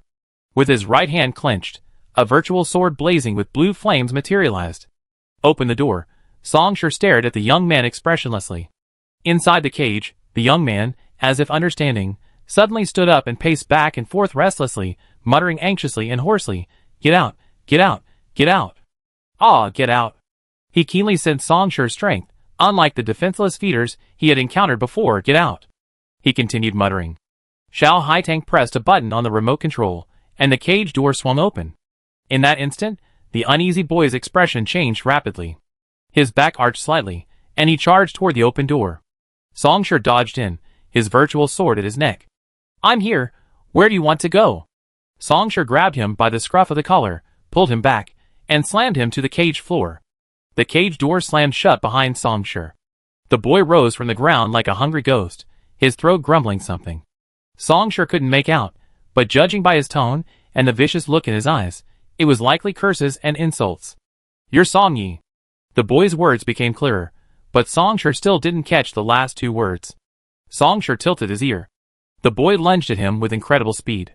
He always tried to let his enemy down before striking. Song Shi swung his sword, striking him in the face, not with a cut, but with a swat, using the palmwood blade like a fly. Song Shi remembered that his primary goal was to make the enemy lose control of their anger, not to kill him. The young man sat on the ground, his hands covering his face. When he removed his hands, his pale cheeks were stained red, with dark bruises along the edges. From the moment Song Shi struck him with his sword until the dark bruises disappeared, less than 50 seconds had passed. The young man rose from the ground, his cheeks restored to their former paleness, the paleness of years without sunlight. He charged at Song Shi again. Song Shi struck again. This time, the young man learned his lesson and dodged to the left. Song Shi raised his left arm, and another sword materialized, swinging it at the young man's waist. The young man sat on the ground, his hands covering his waist. The young man had a strong talent for berserk, but he had no systematic training. He had no techniques, and everything was based on instinct. Facing Song Shi, who was experienced, had excellent berserk instincts, and was aided by items, it was a complete dimensionality reduction attack. He stood up again, took 2 steps towards Song Shi, feinted a punch, and when Song Shi swung his sword, he immediately retreated to a safe distance. Thinking Song Shi wouldn't hit him, he nearly jumped in excitement. Instead, Song Shi's sword stretched infinitely, from 1 meter to 3 meters, and struck him across the face as usual. The young man sat there motionless. Song Shi retracted his sword, counting inwardly 15 seconds, 14 seconds, 3 seconds, 2 seconds, 1 second. "He'll kill you." The young man used his hands and feet, crawling shadowily across the ground like a strange beast. The scene was eerie, and Song Shi took 2 steps back. When he was just a meter away from Song Shi, he leaped up and pounced on him. Song Shi and him grappled. The young man's strength had increased after his frenzy, and Song Shi was no longer as comfortable with him as before. His long sword transformed into a short blade, slashing at him one by one. The cage shook violently, clanging and clattering as Song Shi and Subject B2 fought from front to back, from top to bottom. The boy's pure white lab coat was stained with blood. Song Shi hadn't injured him vitals, and his superficial wounds healed quickly, leaving him in no danger of death. The boy was the one injured from beginning to end, unable to reach Song Shi. His breathing was erratic, veins bulging on his forehead as he glared at Song Shi, his heavy breathing filling the entire lab. After 30 minutes of one-sided abuse, the boy's eyes had turned blood red, and a venomous aura, one that wanted to chew Song Shi up and devour him, filled the lab. "Song Shi, get ready as agreed," Xiao Haitang shouted from outside the cage. Song Shi remained expressionless as he approached the metal door. "Fire!" Dozens of laser beams shot through the cracks in the cage, piercing the boy's face. He quickly raised his arms to shield his eyes. The cage door opened, and Song Shi slipped away, closing in a fraction of a second. The boy, hearing the noise, slammed against the door, causing the cage to tremble violently. "Die, die! Die!" He gripped the bars and shook them vigorously, ready to burst free and continue his fight with Song Shi. Song Shi took a live chicken, bound by its hands and feet, from the researcher and handed it to the boy. The boy tore it apart in a few seconds and tossed the carcass back at Song Shi's feet. The smell of chicken blood filled the air. Song Shi retreated. Among the researchers, a psychic awakened approached, clutching a humanoid doll. Using the psychic skill hallucination, he altered the boy's vision, shaping the doll into the shape of Song Shi and handing it to him. The moment he caught the doll, he grabbed its head and ripped it off, sending cotton scattering across the floor. Not satisfied, he proceeded to rip off its limbs. A rumbling sound echoed from his stomach. After 3 days without food, he was starving. The boy glared at the cotton doll's arm. A dozen pairs of eyes stared at him. "Don't eat it."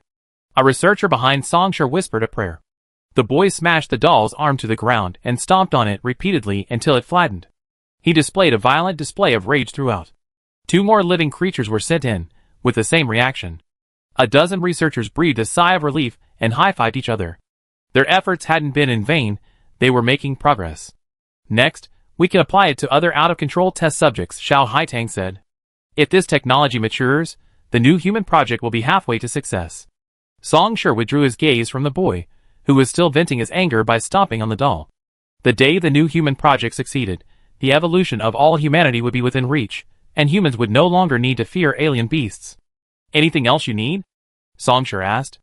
"Not for now. I see you off." Chapter 343. Returning to the experimental base through the spatial portal, Song Shi and Wu Xilu met.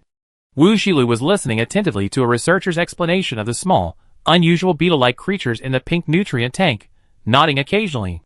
Song Shi walked over and stood with her. The offspring of the amethyst beetle inherit half of its memory. "Song Shi?" Wu Xilu glanced at the amethyst beetle as he observed it. He glanced over at a dark figure. "When did you get here?" "Not long ago," Song Shi said calmly. "My researcher's experiment had an accident, and he's gone to clean up the mess. Do you mind if I listen with you?" Wu Xilu stepped back, offering the best view. "No problem, we listen together," the researcher continued. Song Shi listened absent-mindedly for a moment, then wandered aimlessly around the lab. Passing by a lab where an autopsy was in progress, a line of blood splattered on the glass, resembling a murder scene.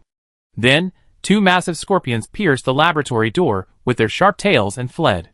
Song Shi, quick-witted, drew the dagger from his waist and stabbed them in the neck. The researcher pushed open the door and chased after him, thanking Song Shi profusely. He then covered the scorpions with 2 transparent glass covers and brought them back to the laboratory.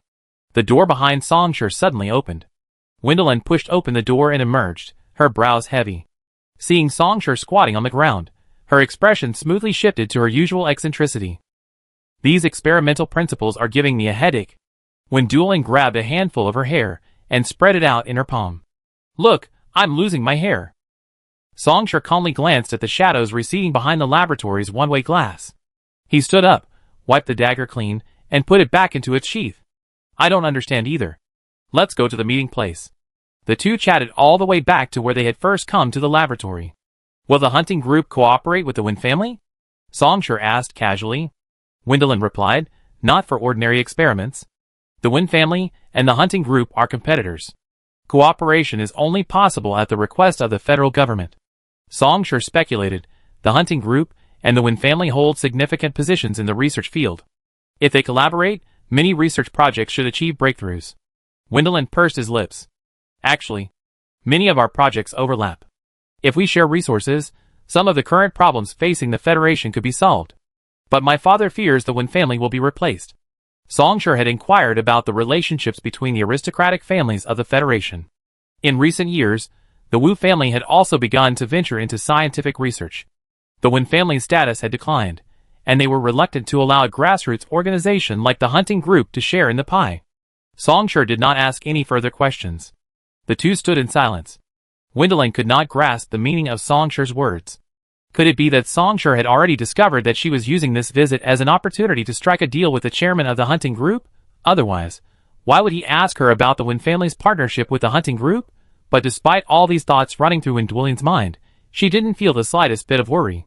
Song Shi was on her side. Song Shi already knew her ambitions, and he had even helped to cover them up last time in the ventilation duct. If it weren't for Song Shi, The recorder would have exposed her true thoughts, and her father wouldn't have confided in her. When Duolin thought about this, and continued to joke with Songshur. Our vacation is almost over, when Duolin supported Songshur's shoulder, wiping his face sadly. Back at the training base, we have to face Chan Yurui's brutal training every day. Only 2 months left. Songshur thought about the current progress of the Pioneer Project. We should start team training when we get back. When Duolin thought of Jiang Qifeng and tapped Songshur's chest with a curled finger. Jiang Qifeng, are you planning to stay or kick him out? Songshur had no idea. That depends on Xiuyo's opinion. Xiaoyu always listens to you, when Duolin muttered. The other 8 pioneers, who had been touring the area, also returned one after another. A researcher named Zhang came out, smiled, and said some polite words, then escorted the 10 people into the space gate. The exit of the space gate was still Chan Yurui's office. How was your tour? Chan Yurui scanned the faces of the 10 people one by one. Wu Xilu said, some of their research projects overlap with the research institute, and their progress is slightly faster than the institute's. It goes without saying who owns the research institute. Wendelin lowered his eyes and remained silent. The others also shared their thoughts, and Chan Yurui told everyone to go back and rest. The next day, all training returned to normal. Starting today, we will conduct joint team training. The main goal is to strengthen your team's cohesion and the coordination between the various departments within the team. Team combination skills will also be taught to you one by one. Chan Yurui reminded, the later you go, the higher the cost of swapping teammates. After this operation against the Beast Tide, you had plenty of time to get along and have some friction with each other. If you feel that a team member isn't a good match, it's best to swap them in the next few days, and try not to delay until later. Many people immediately raised their hands, demanding team members be replaced. Wang Hao isn't cooperating. Su Zhou's skills keep accidentally injuring us. Wang Yan keeps charging forward recklessly. We can't catch up to her. Zhao Shuzhua won't protect me. Change teammates. The training ground was filled with noise. Many people had been pent up with anger over the past few days of field training, but due to the seriousness of the monster tide, they had been holding back until now. Chan Yurui wasn't surprised by this scene and handled it calmly. Those who are dissatisfied with the current team, stand to my left. I collect your preferences and reassign you to new teams. Those who are satisfied, stay where you are and await the next training schedule. Hundreds of people marched in unison to Chan Yurui's left. Jiang Qifeng covered his ears with his hands. You must be satisfied with me, right? I'm performing so well, I don't even need to go over there. Wang Xiaoman rubbed her chin. Can you hear us with your ears covered like that? Jiang Qifeng shook his head, like a cat frantically shaking its head after a bath. I can't hear you, I can't hear you. Wang Xiaoman, Stay here, Tang Yu said. You have good taste. Jiang Qifeng lowered his hand from covering his ears. Wang Xiaoman said softly, I can't hear you, can I? Jiang Qifeng was understanding. I follow the orders. Wang Xiaoman clutched her chest, wounded. It was because she wasn't at the right level. Chan Yurui, seemingly casually but with a clear purpose, walked towards Songshur's team.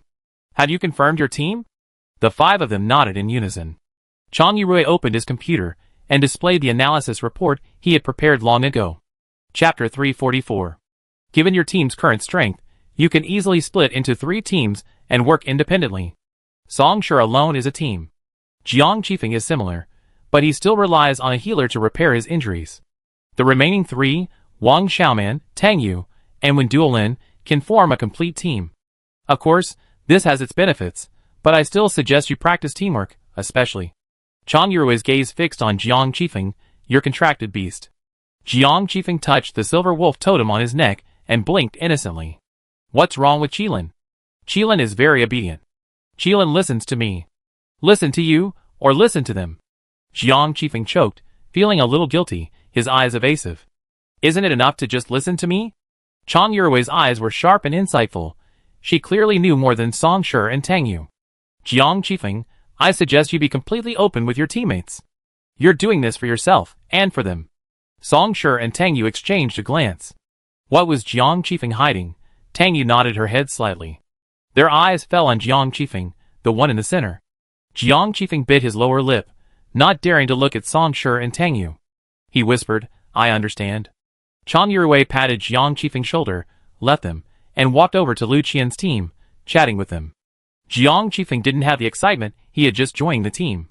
His ears drooped, and he remained silent, his face gloomy. Wang Xiaoman opened her mouth to ask what he was hiding, but Tang Yu grabbed her arm and shook her head, signaling her not to ask. Since they accepted Jiang Qifeng as a teammate, they just wait for him to speak up. Tang Yu believed the team could afford the risk of Jiang Qifeng's secrecy in the short term, so she planned to give him a week. Wendelin stood aside with his arms folded, saying nothing. Having grown up with Jiang Qifeng, Wendelin knew a few things about his secrets. As the five of them walked to the training room, Wendelin nudged Jiang Qifeng's arm and lowered his voice. If you told them earlier, they have been prepared. If you kept delaying, you know the pain when your Qilin was pinned down and beaten by Song Shi. Jiang Qifeng pursed his lips, watching Song Shi's steady stride forward, a difficult decision brewing within him. Inside the team's separate training room, Song Shi and Tang Yu clashed, Song Shi wielding the three elements whip, Tang Yu wielding the feather flame whip. The long whips ripped through the air, cracking and slamming onto the floor, leaving it ripping apart. A faint stream of flame streamed from the whip, and Song Shi nimbly dodged the dense, lightning-fast attacks. Often, just as Song Shi dodged one blow, another would strike from the opposite direction, demonstrating his immense speed. Eventually, Song Shi's three spiritual energies were entangled, his mental power tangled with Tang Yu's. If the whip were entangling a beast, Tang Yu could use fire-based abilities, like Fire Dragon, to devour it. This was just indoor training. Using fire-based abilities would have incinerated the entire training room. Song Shi suddenly tugged at the three spiritual energies, and Tang Yu's whip flew out of his hand. In close combat, Song Shi triumphed. But that couldn't be said of Tang Yu. Wang Xiaoman trotted over and handed towels to both Song Shi and Tang Yu, enviously saying, "Little Yuzi, you've improved again." Tang Yu walked off the stage, towel in hand. "Next, we test your recent progress," she said, sitting cross-legged on the ground.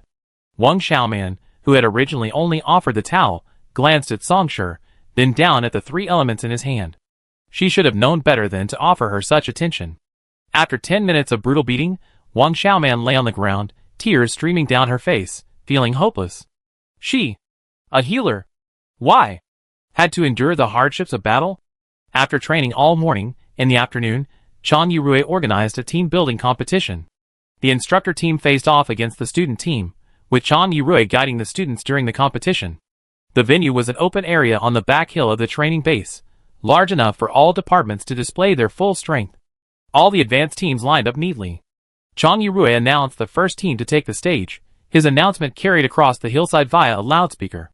Song Shi, Tang Yu, Wendelin, Wang Xiaoman, Jiang Qifeng. Neither randomly nor by team number, the first call of the five, Song Shi, was made, a testament to their special status in the chief instructor's eyes. Song Shi and the other five walked into the center of the square, facing countless gazes. They stood in formation, a simple one, Song Shi at the front, Tang Yu and Wendelin on either side, Wang Xiaoman in the middle, and Jiang Qifeng at the rear.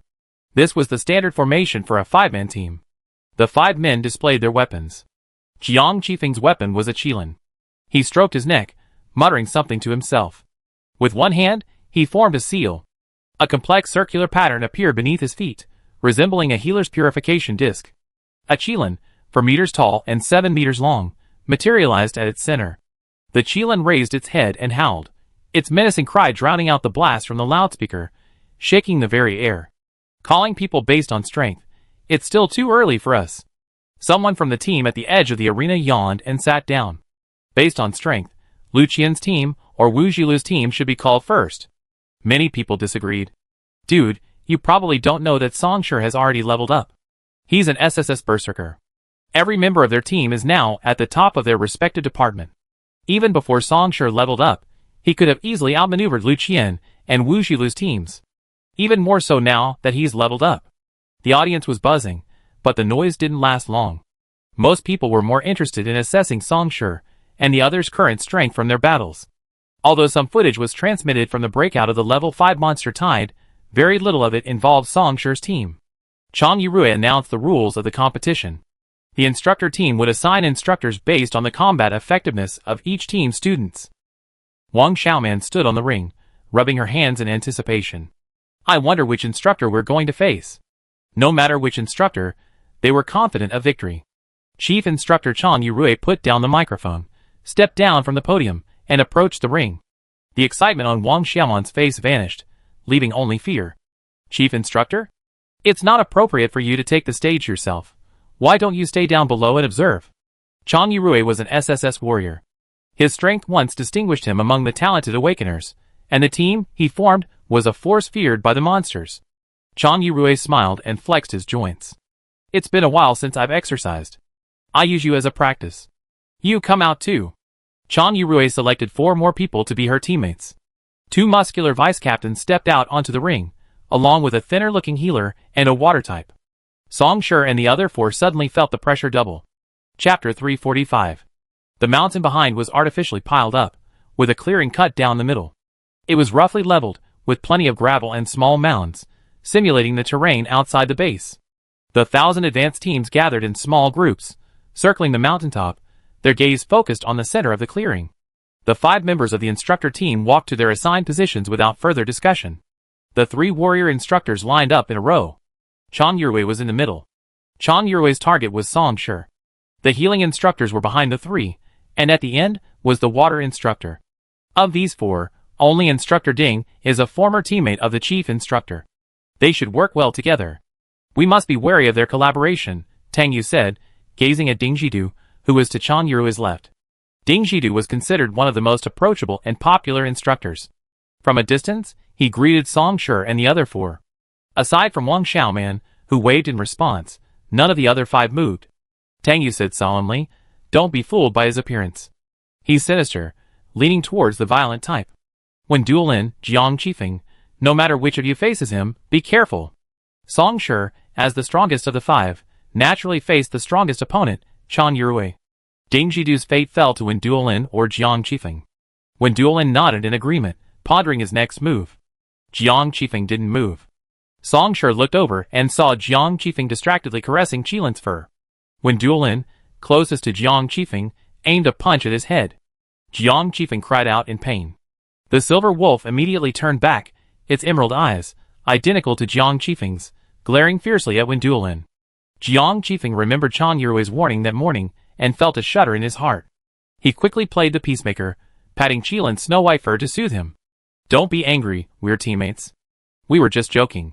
Qilin's suspicious gaze flickered between Wen Duolin and Jiang Qifeng, but he finally shook the hair off his chest, raised his head proudly, and ignored him. "Wendelin, you're sick," Jiang Qifeng muttered, covering his mouth, so Qilin wouldn't hear. From time to time, gusts of wind suddenly rose from the field, stirring up dust. Song Shi's long, tied-up hair was tousled in the wind. Pulling out the 3 series, Song Shi asked, "Chief Instructor, are we about to begin?" The other side didn't move. Chang Yurui's voice drifted over the wind. "Song Shi, if you use psychic skills, I need another psychic awakener." Song Shi. Wang Xiaoman stepped out from behind Song Shi, facing the instructors, counting on her fingers and complaining, "We have 5, you 6, and Chief Instructor, not only are you not giving us any concessions, but you're also adding 1 more person. Isn't that a bit shameless?" Ding Jidu smiled. "Student Song can be used as 3 people. Even if we add another psychic, we're still shortchanged." Wang Xiaoman crossed her arms and sighed. "You're so strong, yet you're still so fussy?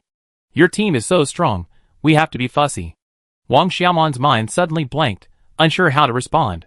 This sentence sounded strangely pleasant. Overly flattering, blatantly flattering. Wang Xiaoman didn't notice.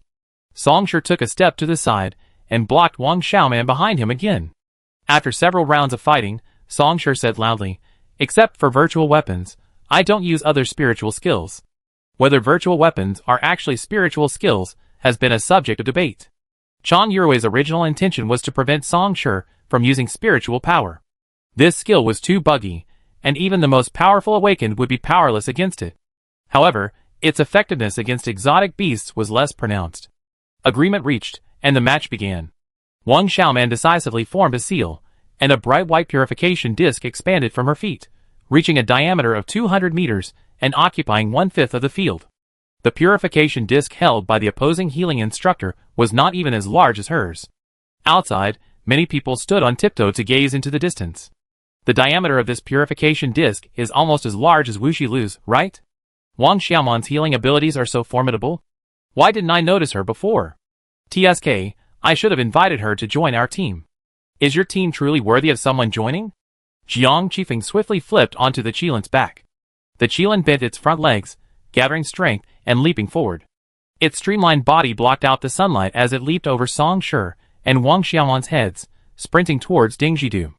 Jiang Qifeng chose Ding Jidu, while Wen Duolin charged towards another warrior instructor. Tang Yu, remaining, watched the battle face to face with the opposing Water Awakener, wary of their opponent's every move. Clang! Suddenly, a sharp clash of golden swords clashed, and a powerful mental force surged, sweeping across the entire arena. The weeds sprouting from the cracks between the sand and gravel were cut off at the roots, and the audience leaned back, shielding their faces with their arms. My face is cut! Shioka, help me fix it. After the strong wind, many people's faces were left with scars because they couldn't dodge in time. The spectator seats erupted in a clamor, everyone asking their team's healers to repair their facial injuries. Lu Xing and Wu Jilu stood in the southeast direction, the only two members of the team. The moment Lu Xing sensed danger, he turned his back to Wu Jilu and hugged her.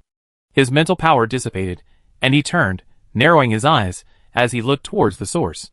Song Shi and Chan Yurui clashed swords, their upper bodies pressed close together. Their grips on their blades and swords trembled slightly, as they competed with each other. Vast swathes of mental power emanated from them, distorting the air. The upgraded Song Shi faced Chan Yurui head-on, and was undefeated. And he, facing Chan Yurui, had to avoid his sharp edge. Lu Xing's towering figure swayed for a moment, causing Song Shi and Chan Yurui to collide again after rapidly separating. As their mental power radiated outward, Lu Xing forgot to react. Wu Jilu grabbed Lu Xing's wrist and pulled him back, blocking him. He activated his self-healing power, healing the tiny wounds left by the mental attack. Shilu Yu. Lu Xing was at a loss. Wu Jilu's clear eyes were firm and gentle, making Lu Xing unable to resist, unable to escape. Lu Xing, we will no longer fight alone in the future. We have such strong teammates. I will be confident in leaving my back to them. What about you? Lu Xing stared into Wu Jilu's eyes, his arm tightly clasped by hers. The warmth of her palms transferred to his body. Lu Xing nodded slowly but solemnly. I am confident too. Clang. Song Shi turned and swung his sword, striking Chan Yurui repeatedly. Chan Yurui's hands went numb, and he took several steps back. Song Shi, with his SS-level self-healing ability, felt no numbness, and his strikes were swift and fierce. Clang. Chan Yurui had no time to recover, and gritted his teeth as he braced for Song Shi's next attack. As an SSS-level berserker, Song Shi's speed, strength, and reflexes reached unprecedented levels. You should know that even at SS level, Song Shi could successfully outmaneuver Chan Yurui, even outlasting him by 100 blows. After upgrading to SSS, Song Shi's strength clearly surpassed Chan Yurui's.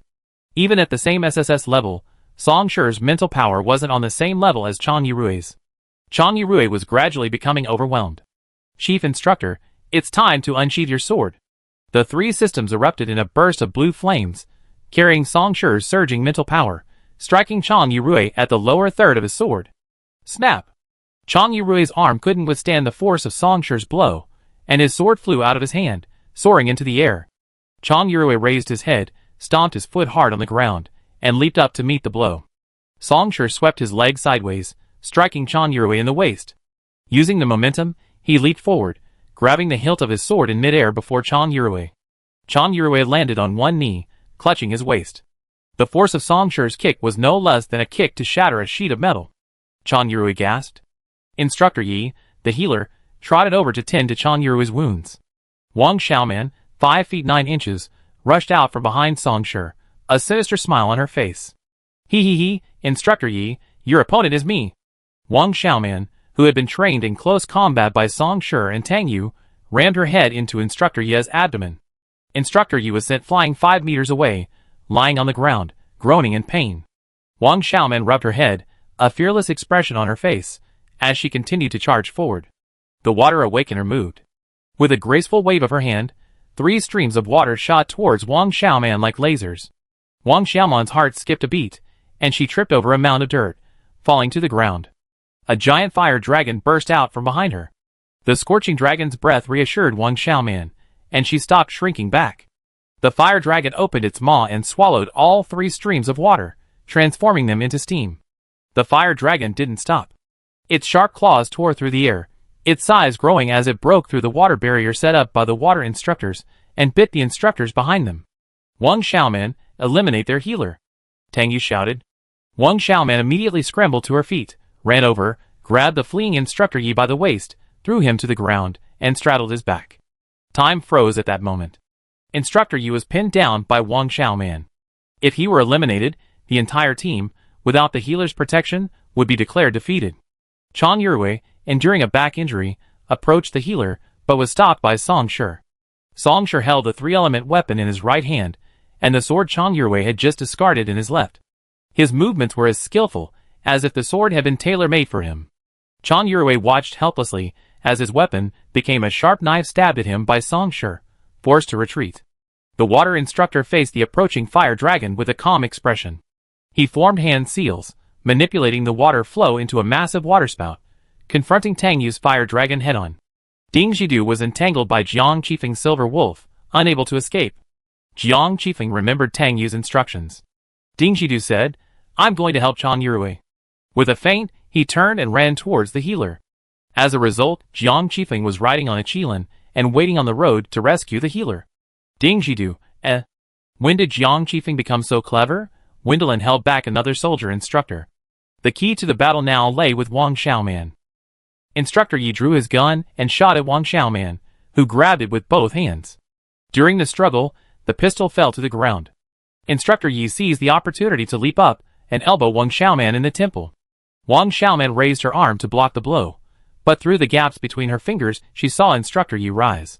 She lunged forward and grabbed his legs. With a thud, Instructor Yi stumbled and fell into the pit, his face scraped by rocks. He recovered at a visible speed. "I'm sorry, Instructor.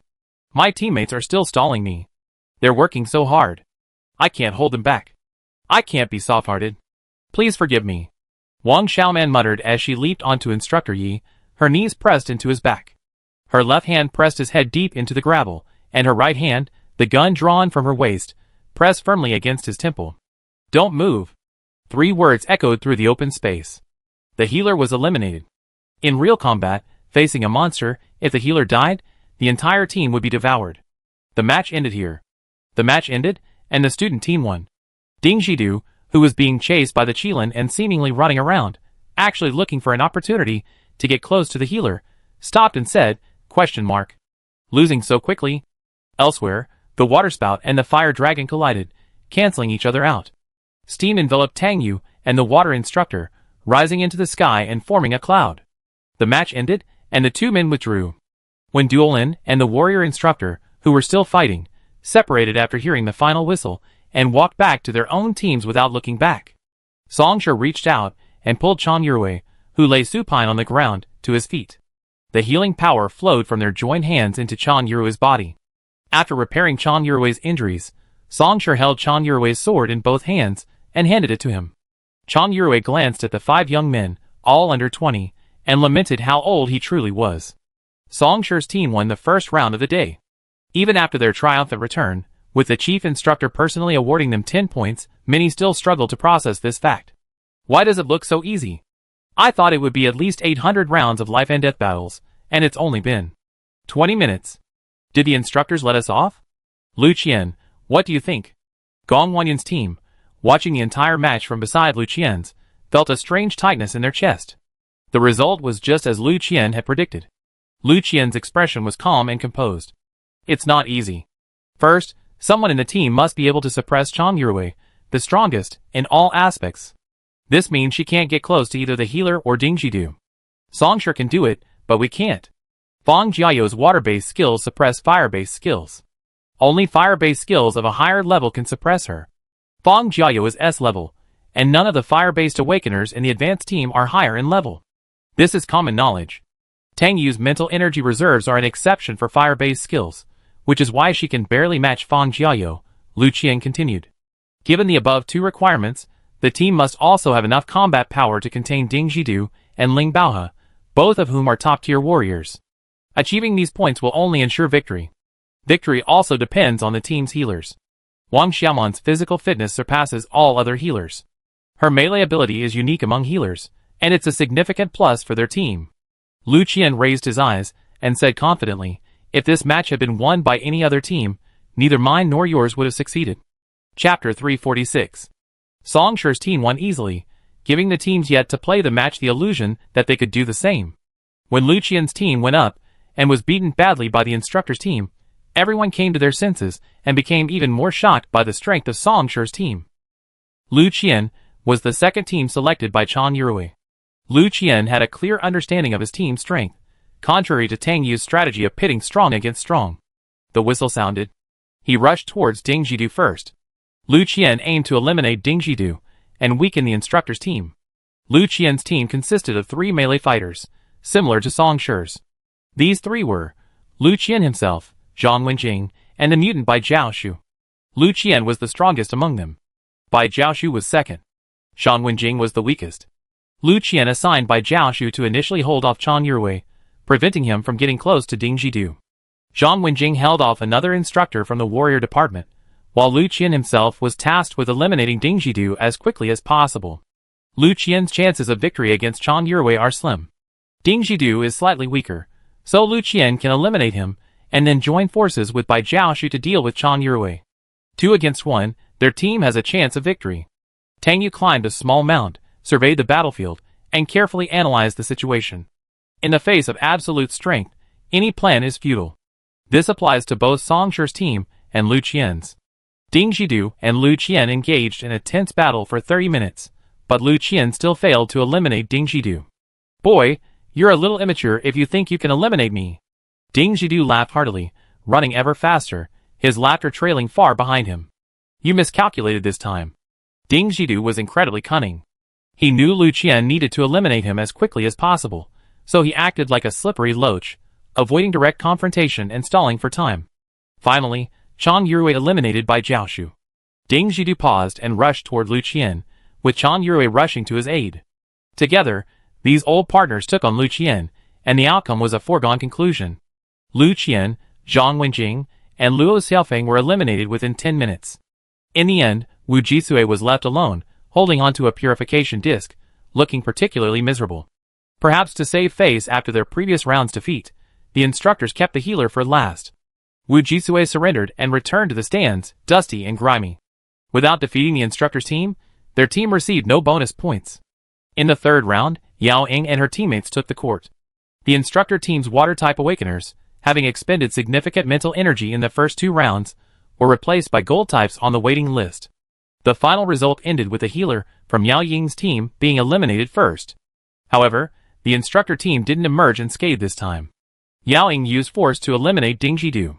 Game after game, the top 20 advanced teams took turns, and with the exception of Song Shi's team, no one was able to gain points from Chen Yurui.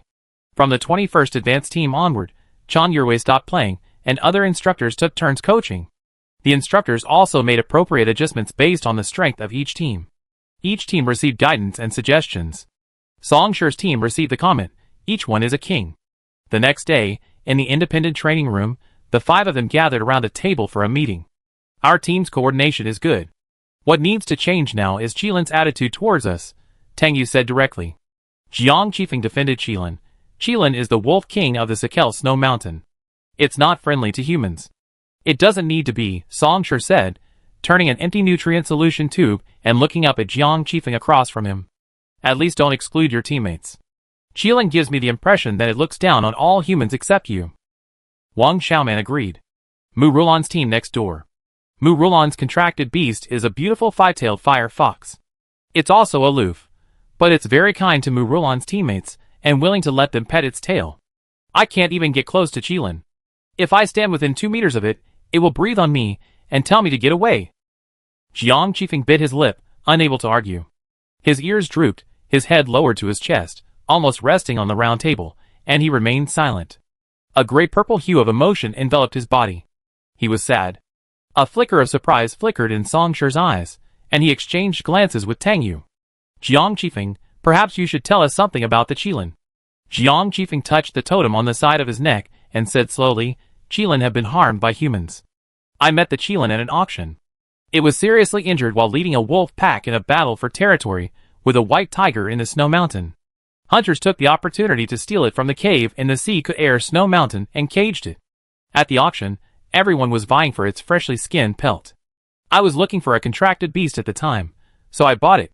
It was already seriously injured, and because it was caged, it refused to eat or drink, and those people wouldn't treat it. By the time it was brought back to my home, it was already dying. I cared for it for a month. It had always been reluctant to form a contract with me. It was the Wolf King of the Sea could air Snow Mountain, and I was an SSS-level contracted master. We were clearly a perfect match, but I couldn't wait, so I forced the contract. Songsher's eyes flickered at the thought of a forced contract. This was beyond her expectations. The Qilin was particularly protective of Jiang Qifeng, giving no sign of having been coerced. Jiang Qifeng twisted his fingers. Once a beast is contracted, its soul becomes unconditionally bound to the contractor. It will be uncontrollably close to me, even if it hated me when the contract was first made. For 5 years, my mental power has been influencing it daily, and it has forgotten its original hatred. It diligently protects me and fights for me. After hearing this story, Songsher thought that Qilin's dislike for humans wasn't without reason. Qilin has become much friendlier towards humans in recent years. Wenduolin can attest to that. Wendelin, who had been munching on a handful of sunflower seeds while listening to the story, suddenly heard Jiang Qifeng mention them. He tossed the seeds back into the drawer and clapped his hands. In the first year, the Qilin had to be cleared before it was released. No other humans besides Jiang Qifeng were allowed, otherwise it would go crazy. Sometimes Jiang Qifeng couldn't control it and had to take it back. Wendelin and Jiang Qifeng grew up together and knew both of them intimately. Over the years, Qilin has been assimilated by Jiang Qifeng. His temper has improved a lot. He no longer snaps at people for no reason. Of course, if the person is against Jiang Qifeng, or if Jiang Qifeng dislikes them, that's another matter. Jiang Qifeng nodded in agreement, signaling Wenduolin to speak more. Wenduolin glanced at Jiang Qifeng speechlessly, then leaned back, resting his arms on the chair. He spoke slowly. If we want Qilin to be approachable, we have to start with Jiang Qifeng. Jiang Qifeng and Silver Wolf share a common emotional system. Whoever Jiang Qifeng is close to, Silver Wolf will be close to. This isn't the complete Qilin storyline. There's more to it, but now's not the time to discuss it. It's not a reversal, but they each have their own struggles. Chapter 347. Jiang Qifeng suddenly felt embarrassed. Because of Qilin, Jiang Qifeng had no close friends in recent years, and he disdained to make friends. His father had secretly signed him up for the pioneer program, worried that he had no friends at such a young age. Even someone like Lu Xing had Wu Xilu by his side all day. Jiang Qifeng had no hope of successfully forming a team. At worst, he could form a team on his own. Lu Xing and Wu Xilu could form a team. Although he was alone, he wasn't afraid of the alien beast's black energy. He was also more powerful than Lu Xing, so he could certainly form a pioneer team on his own. Unexpectedly now, Jiang Qifeng shyly looked across, and suddenly, he felt a heavy pat on his shoulder, causing his furry ears to pop. Wendelin! Be gentle! Jiang Qifeng yelled, hugging his shoulders. I'm used to it. Who made you so fragile? Wendelin said perfunctorily, leaning closer to Jiang Qifeng. Qilin always treats me like an enemy. You have a grudge against me, don't you? Jiang Qifeng snorted and glanced at Wendelin with a glare that looked like he was asking for a beating. You just realized that? Wendelin. Wendelin swung his fist to strike Jiang Qifeng, but Jiang Qifeng was prepared, skillfully dodging it by leaning back and swatting Wendelin's fist away. You use that move every time. I can dodge it with my eyes closed. Songsher and the others stopped fighting. Jiang Qifeng, get your Qilin to accept us as soon as possible. It doesn't need to be too close to us. Just when you're in trouble and can't issue commands, your Qilin will obey us, rather than taking the opportunity to turn its fangs on us or run away on its own.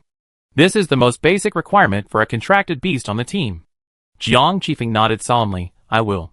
We go to the field for training later, Tang Yu said. You can let Qilin out more often. We have some proper communication with it. It's part of the team, so it needs to participate in daily training.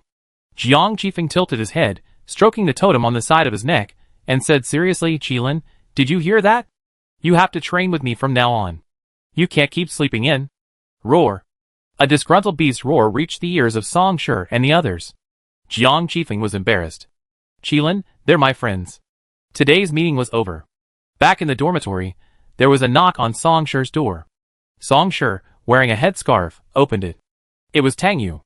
Songsher knew Tang Yu would come to see her. With Jiang Qifeng in the meeting room today, Qilin, in Jiang Qifeng's body, could hear their conversation, so there were many things she couldn't say. All the contract departments have been called in by the head instructor for additional training in beastmanship. Tang Yu sat on the edge of the bed. Songsher leaned against the desk, slowly drying his hair. It will take a long time for Jiang Qifeng to subtly change Qilin's attitude towards us. It could be years, decades, anything. Tang Yu agreed with Song Shi. I plan to take the initiative and gain Qilin's trust as soon as possible. Qilin hates humans. Jiang Qifeng has said so much today. Humans haven't done a single good thing for it. Besides, wolves naturally hold grudges, so it's not easy to let go of them. Though the situation was urgent, Tang Yu showed no sign of anxiety. An alien beast's emotions are much simpler than humans. They either like or dislike us. Its dislike for us stems from the fact that we are human. After all, we weren't the cause of Qilin's suffering. Changing its attitude towards all humans is difficult. Excluding the four of us from its range of dislike is easy. Song Shi stared at Tang Yu for a moment, then pursed his lips and smiled. Tang Yu could easily grasp the emotions of a human, let alone a beast. Using her against Qilin was a complete waste of talent. Song Shi put down his towel. Before Jiang Qifeng returns, let's come up with a plan. Tang Yu nodded. At that moment, Jiang Qifeng, who was learning how to better control his contracted beasts with a group of contracted masters, rubbed his nose, wanting to sneeze, but held it back. A sudden itch on his neck, Jiang Qifeng carefully sensed it and, surprised, asked, Qilin, did you just sneeze? Roar. Jiang Qifeng muttered, did someone scold us? Roar. It must have been. 2 days later. At the morning meeting, the chief instructor announced the rules for a new round of competitions. The competition involved rescuing hostages from the ruins of Base 11, which had been overwhelmed by the wave of beasts. The prizes for this competition included not only points, but also a premium SSS-level contracted beast enhancement fluid and a high-purity awakener nutrient solution. SSS-level contracted beast enhancement fluid? Jiang Qifeng's eyes suddenly lit up. Wendelin, when did your family develop SSS-level contracted beast enhancement fluid? Wendelin rolled his eyes at him. If my family had developed it, I have boasted to you long ago. This isn't mine, it's sponsored by the hunting group. That's true, Jiang Qifeng leaned closer to Song Shi. If we win, will we choose the nutrient fluid or the exotic beast enhancement fluid? Song Shi glanced at the side of Jiang Qifeng's neck, where the black totem seemed to glow. Nutrient fluid. Roar! Song Shi heard the Qilin's disgruntled roar. Qilin desperately needs the enhancement fluid. Previously, Qilin only drank SS-level fluid, which had little effect on its abilities. If it can drink SSS-level fluid this time, its strength will definitely be taken to the next level. Jiang Qifeng argued on Qilin's behalf. Song Shi said hesitantly, little Yuzi is at a critical stage of upgrading again. If she drinks this level of nutrient solution, she might be able to upgrade directly to SS level. You know the power of SS level fire types, and how much they can help our team. Song Shi reluctantly pondered for a moment. Of course, whether it's given to Qilin or Tang Yu, it will be a great contribution to our team, so it all depends on your contributions in this operation. Tang Yu's tone was firm, determined to win. Song Shi, I do whatever you say in this competition. The nutrient solution is mine. Jiang Qifeng drooped his ears, too embarrassed to refuse Tang Yu. If you want it, I give it to you. Roar, roar, roar. Qilin, trapped within Jiang Qifeng's totem seal, was furious and on the verge of bursting out to argue with Tang Yu.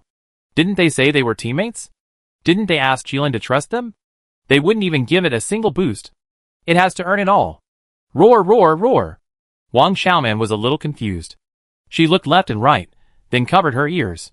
She couldn't understand why they hadn't said yesterday that Qilin would trust them, but today they were fighting with Qilin for nutrient solution. This style of action didn't seem like Song Shi and Tang Yu at all. The only clear-headed person was Wendelin. At this moment, she was furiously complaining about the lack of advance notice. She was a great actress, but she kept a calm demeanor. After everyone was equipped, Chang Yurui announced the start of the competition and used the space gate to send 1,000 advance teams into Base 11. The hostages were arranged by Chang Yurui, and Base 11 had also implemented area restrictions. They were safe within the restricted area. Chapter 348. An SSS-level Space Awakener was stationed at Base 11, cordoning off a quarter of the inner city and a ninth of the outer ground. Song Shi received a map with the active areas marked on it. The advance team was sent to various locations at Base 11. Song Shi and his 4 companions emerged from the spatial portal, facing a vast expanse of collapsed ruins.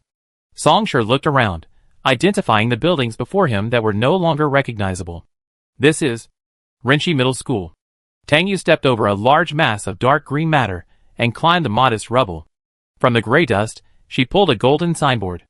A layer of dust covered the signboard, and Tang Yu shook it, and the bold, square characters on it became clear. Renchi Middle School. Is this the high school you attended? When Duolin looked around, seeing vast expanses of charred wreckage. Back then, many military factories, before leaving, used all their hot weapons, which they couldn't move in time, on the monster wave. Judging by the state of your school now, it must have been bombarded with quite a bit of artillery. Tang Yu carefully placed the school sign in front of a stone, secured it, and returned to the group. Let's go look for clues. In a hostage rescue mission, the team that finds the hostages first and safely delivers them to the location of the Space Awakener wins. The hostages are concentrated in 3 areas, not marked on the map. Clues to their location are hidden in intact buildings. We need to keep an eye on any uncollapsed buildings we pass by and search them for clues leading to the hostage's location. Tang Yu briefly recounted the rules of the game. The instructors are suited to making games. There's sure to be a hit, Jiang Qifeng grumbled. This kind of hostage rescue training is the first time I've experienced it, Wang Xiaoman said, feeling strange. We're dealing with monsters in the restricted area, and there are no hostages in the restricted area. They just tell us where the restricted area is and how many monsters there are, and then we just charge in. I don't understand. The reason for this training method isn't hard to guess. There aren't just alien beasts outside the base now, Song Shi snorted, turning his head. There's also Song Yi. Wang Xiaoman suddenly realized. Song Yi's new city power now poses as much of a threat to the Federation as the alien beasts. Now, the advanced team must be accompanied by an SSS Space Awakener when training outside, fearing Song Yi might cause trouble again. Without Song Yi, the advanced team's training would be much easier. Thinking of this, Wang Xiaoman couldn't help but hate Song Yi, the wanted criminal, even more. The 5 of them searched the nearby buildings one by one. After the onslaught of alien beasts and the repeated barrage of firearms, most of the buildings were reduced to rubble. Those that barely survived were now teetering on the brink of collapse. The elevator was unusable, and the stairs had been broken by the alien beasts, leaving gaps between floors. The 5 of them needed to use eagle claw ropes to climb up. If Chang Yurui placed the clues in a place like this, he'd be a complete wretch. Jiang Qifeng tugged at the rope, his face flushing red. He had just stepped on a flimsy piece of concrete, sending a large chunk plummeting to the ground floor. Now he was suspended in midair, swinging back and forth like a swing. Without a foothold, he couldn't climb up. Jiang Qifeng looked down at his feet. The water seemed bottomless, and he immediately clung to the rope even tighter. Song Shi climbed to the 12th floor first, grabbed Jiang Qifeng's rope, and easily pulled him up. Chang Yurui might not have placed the clues here. Ding Shidu couldn't say for sure. Song Shi led the way toward the 12th floor.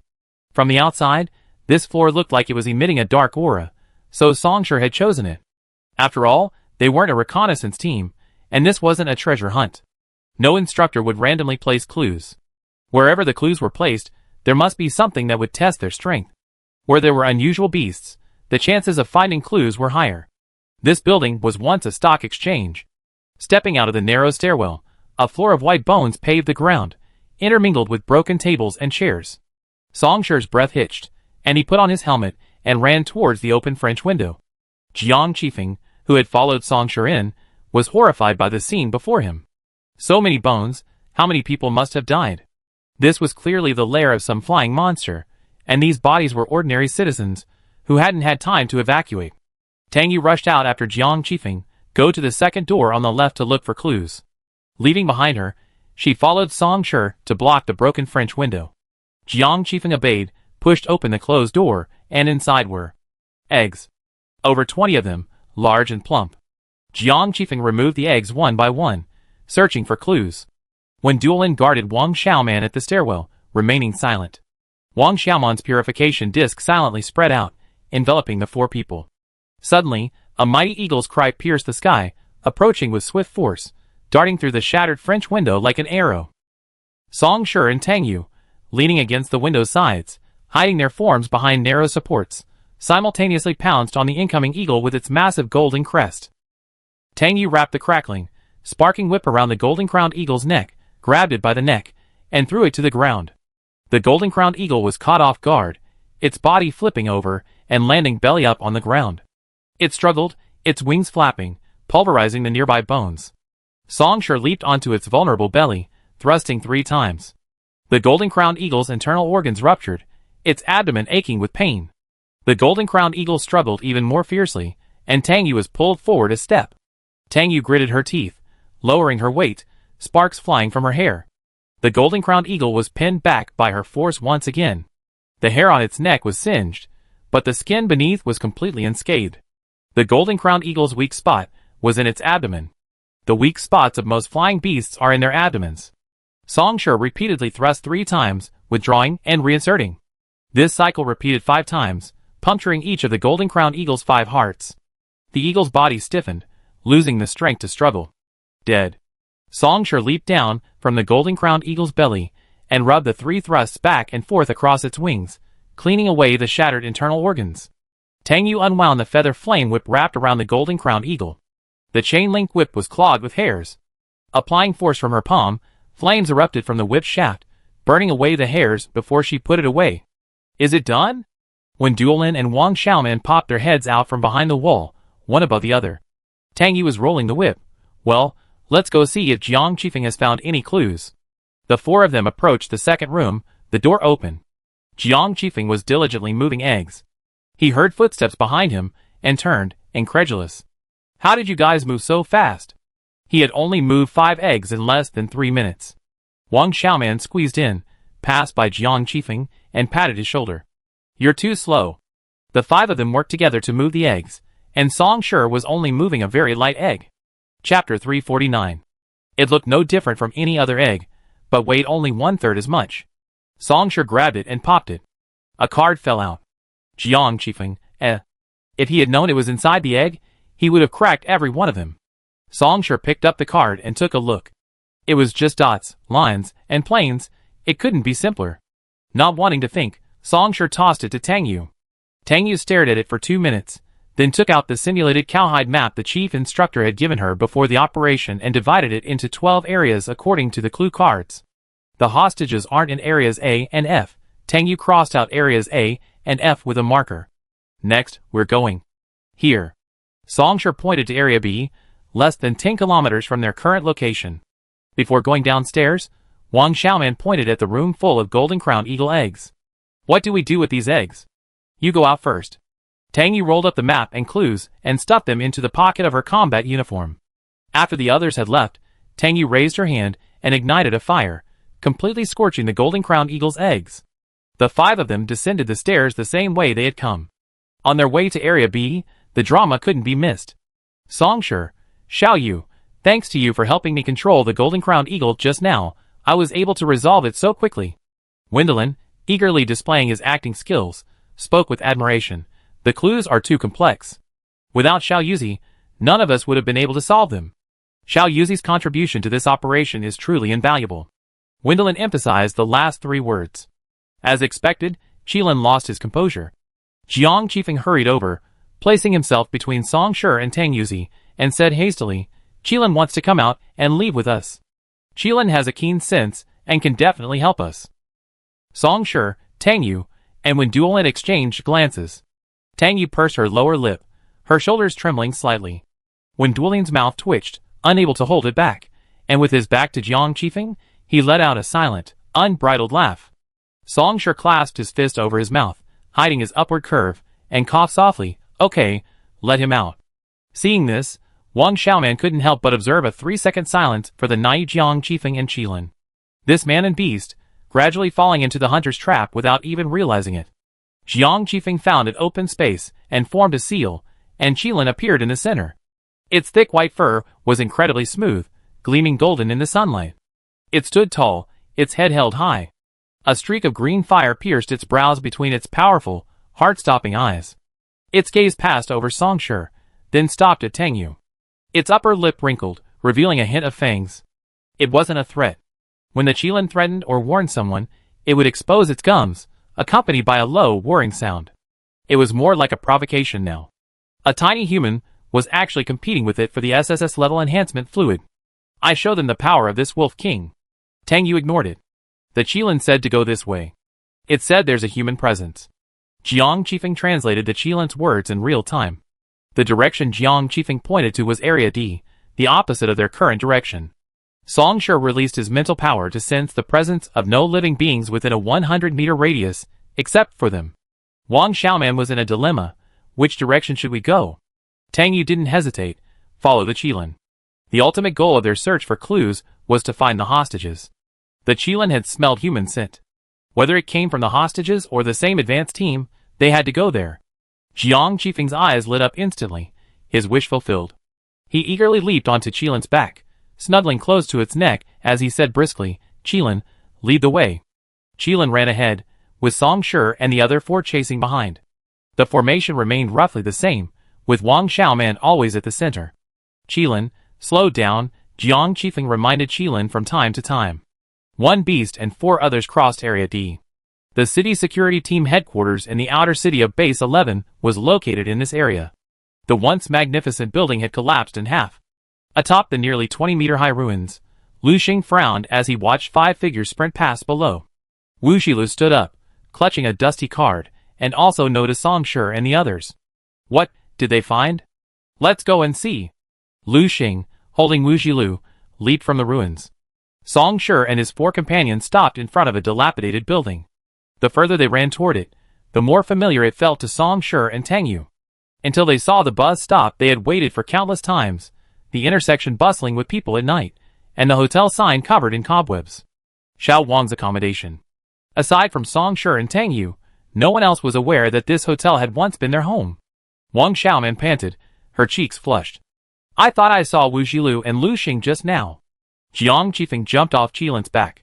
No wonder you're a healer. We just passed not only Lu Xing and Wu Shilu, but also Lu Qian and his team, and Yao Ying and her team. Jiang Qifeng praised his own acumen. Wendelin, someone followed us here. Who? Jiang Qifeng turned his head and looked around, but saw no one. Song Shi said, ignore them, Qilin. Why stop here? Qilin raised his head, staring at the second floor with a fierce look, his throat rumbling. What's on the second floor? Song Shi used his telekinesis to detect 5 humans. Their telekinesis was very weak, so they must be ordinary people. Could they be hostages? Did Qilin find the hostages directly? But how could the chief instructor arrange for ordinary people to be held hostage in a place where strange beasts are lurking? Qilin said the people in there smell a bit bad, Jiang Qifeng said, pinching his nose. Song Shi frowned and pressed, smelly? What do you mean? Jiang Qifeng explained in simple terms. In the Qilin's olfactory system, the scent of exotic beasts is stinky, the scent of humans is sour, and the person above is both sour and stinky. Song Shi thought of a possibility. I go in, you wait outside, Song Shi said, stepping forward. Wang Xiaoman, closest to Song Shi, worriedly grabbed his arm and peeked inside. This place is pitch black and feels dangerous. Let's go in together. Song Shi helplessly said, it's crowded inside. If so many of us go in, we won't be able to escape if danger strikes. Wang Xiaoman, sensing a sense of reason, released his hand. Wendelin sensed something was wrong. How do you know it's crowded? Song Shi had already stepped into the hotel, and Tang Yu answered for him. We used to stay here. A place like this? Wendelin and the other 2 were stunned. Song Shi entered and checked the door light to see if it was still on. Sure enough, it wasn't. Across the street from this shop was a building more than 30 stories high, blocking out all natural light. Without artificial lighting, the place was completely dark.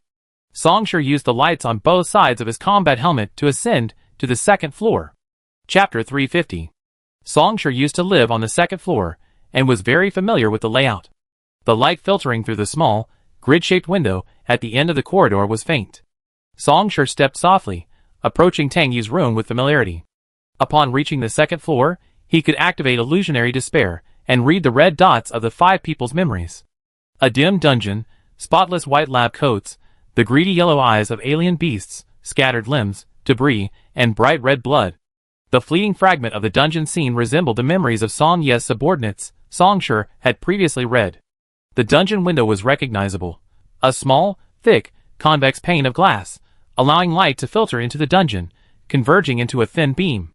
These 5 people were most likely from Song Ye's dungeon laboratory. Now appearing in Base 11. Song Shi sensed their location in the room. They were all huddled in the bathroom. No one was lying in ambush at the door. Song Shi pushed open the door, carrying the 3 items, and moved to the bathroom. 5 people huddled together under the sink, shivering and breathing heavily as they stared at Song Shi. They could no longer be called human.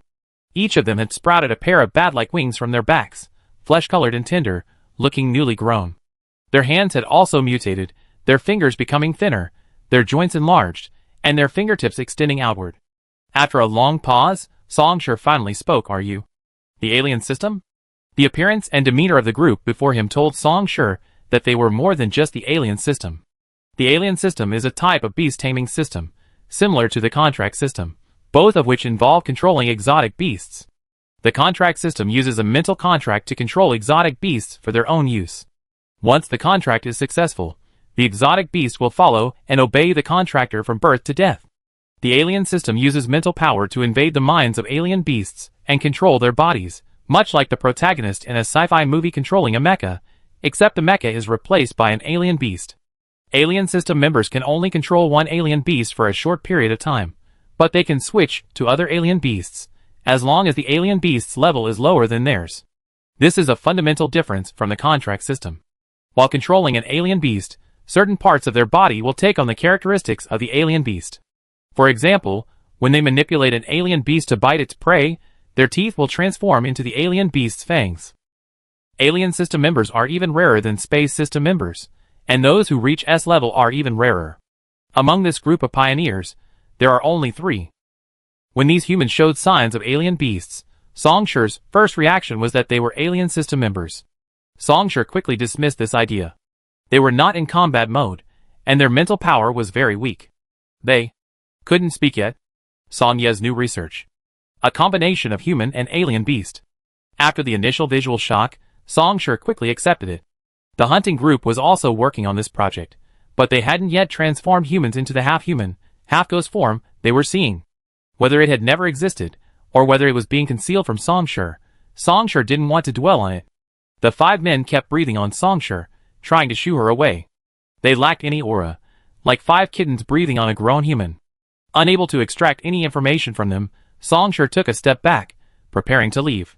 The 5 people in the bathroom suddenly screamed in terror. At the same time, Songshur's emanating mental energy detected over 20 people running towards the building with a clear purpose. Seeing the 5 men's expressions, as if they had seen their natural enemy, Songshur turned and ran downstairs. What's going on? Tang Yu, who was waiting outside, came over. Songshur grabbed her arm. Someone's coming, everyone hide. They ran to the half-collapsed building across the street. Wendelin immediately grabbed Wang Xiaoman's arm, whose reflexes were quick, and followed Songshur. Jiang Qifeng performed hand seals as he ran, retrieving the qilin. The shop door had an electronic lock. The city had been without power for a year, but the battery still had some charge left. It indicated a stranger had opened the door. Songshur didn't forcefully kick it open. Instead, he used his mental power to form a thin blade and cut directly through the electronic lock along the crack. The cut was neat, and after the 5 men entered and closed the door, the gap in the lock was completely invisible. A dozen seconds later, through the dusty glass, 20 or so people could be seen stealthily approaching the hotel. Their conversation could be faintly heard. This inn is where Ghost Blade mentioned. You guys go in, quick. Ghost Blade has already escaped, and we have to leave. That group of awakened ones are afraid of running into the advanced team, so why aren't we afraid? Wang Xiaoman stared out the window and whispered to Songshur, I don't think I've seen their combat uniforms before. Who are they? Back in the Mirror Labyrinth, Songye's subordinates wore this style of combat uniform. Songye's men. Wendelin turned his head. Why would Songye's men risk coming here? This area of Base 11 has been sealed off by the instructor team space-based Awaken. What's upstairs? Half of the 20-plus remained outside to guard the door, while a dozen or so entered the inn with guns drawn. After a moment, the green dots of spiritual energy representing the 5 people huddled together in the bathroom vanished from Songshur's range. The 5 people were eliminated. They were test subjects for one of Songye's experiments. They escaped from the new city and were killed by this group, Songshur explained briefly, unhooking the recorder from his collar. The group gathered downstairs, looked around, and after making sure no one had noticed them, they returned in formation. Less than a minute after they walked, black smoke billowed from the hotel's 2nd floor. 3 minutes later, flames engulfed the entire building. Tang Yu felt downcast as she watched her former home burn to ashes. These test subjects must be very important. Song Yi was afraid the advanced team would discover them and hand them over to the research institute, so he risked sending someone to destroy them before we did. What exactly were those test subjects? Wendelin stared at Songshur. Songshur placed the recorder in Wendelin's palm. Give this to Chang Yurui. It has everything I saw. With that, Song Shi removed his helmet and placed it on the ground. When Dueling grasped the recorder, unsuspecting Song Shi's movements, he keenly noticed, "Where are you going?" "This is an opportunity." When Dueling was puzzled. What opportunity? From the moment Song Shi began to remove the recorder, Tang Yu understood what he was up to. This was an opportunity to reach Song Ye's new city. The group must have arrived at Base 11 through a portal. Disguised as them, they blended in and entered the new city through the spatial portal. A chance to meet Song Yi. Tang Yu knew better than anyone what Song Shi's life goal was. Perhaps many people assumed that Song Shi fought so hard in every match because he wanted to be a member of the Dawn team for the honor of first place. But Tang Yu knew that this was her goal, not Song Ye's, and that Song Shi was willing to accompany her to achieve it.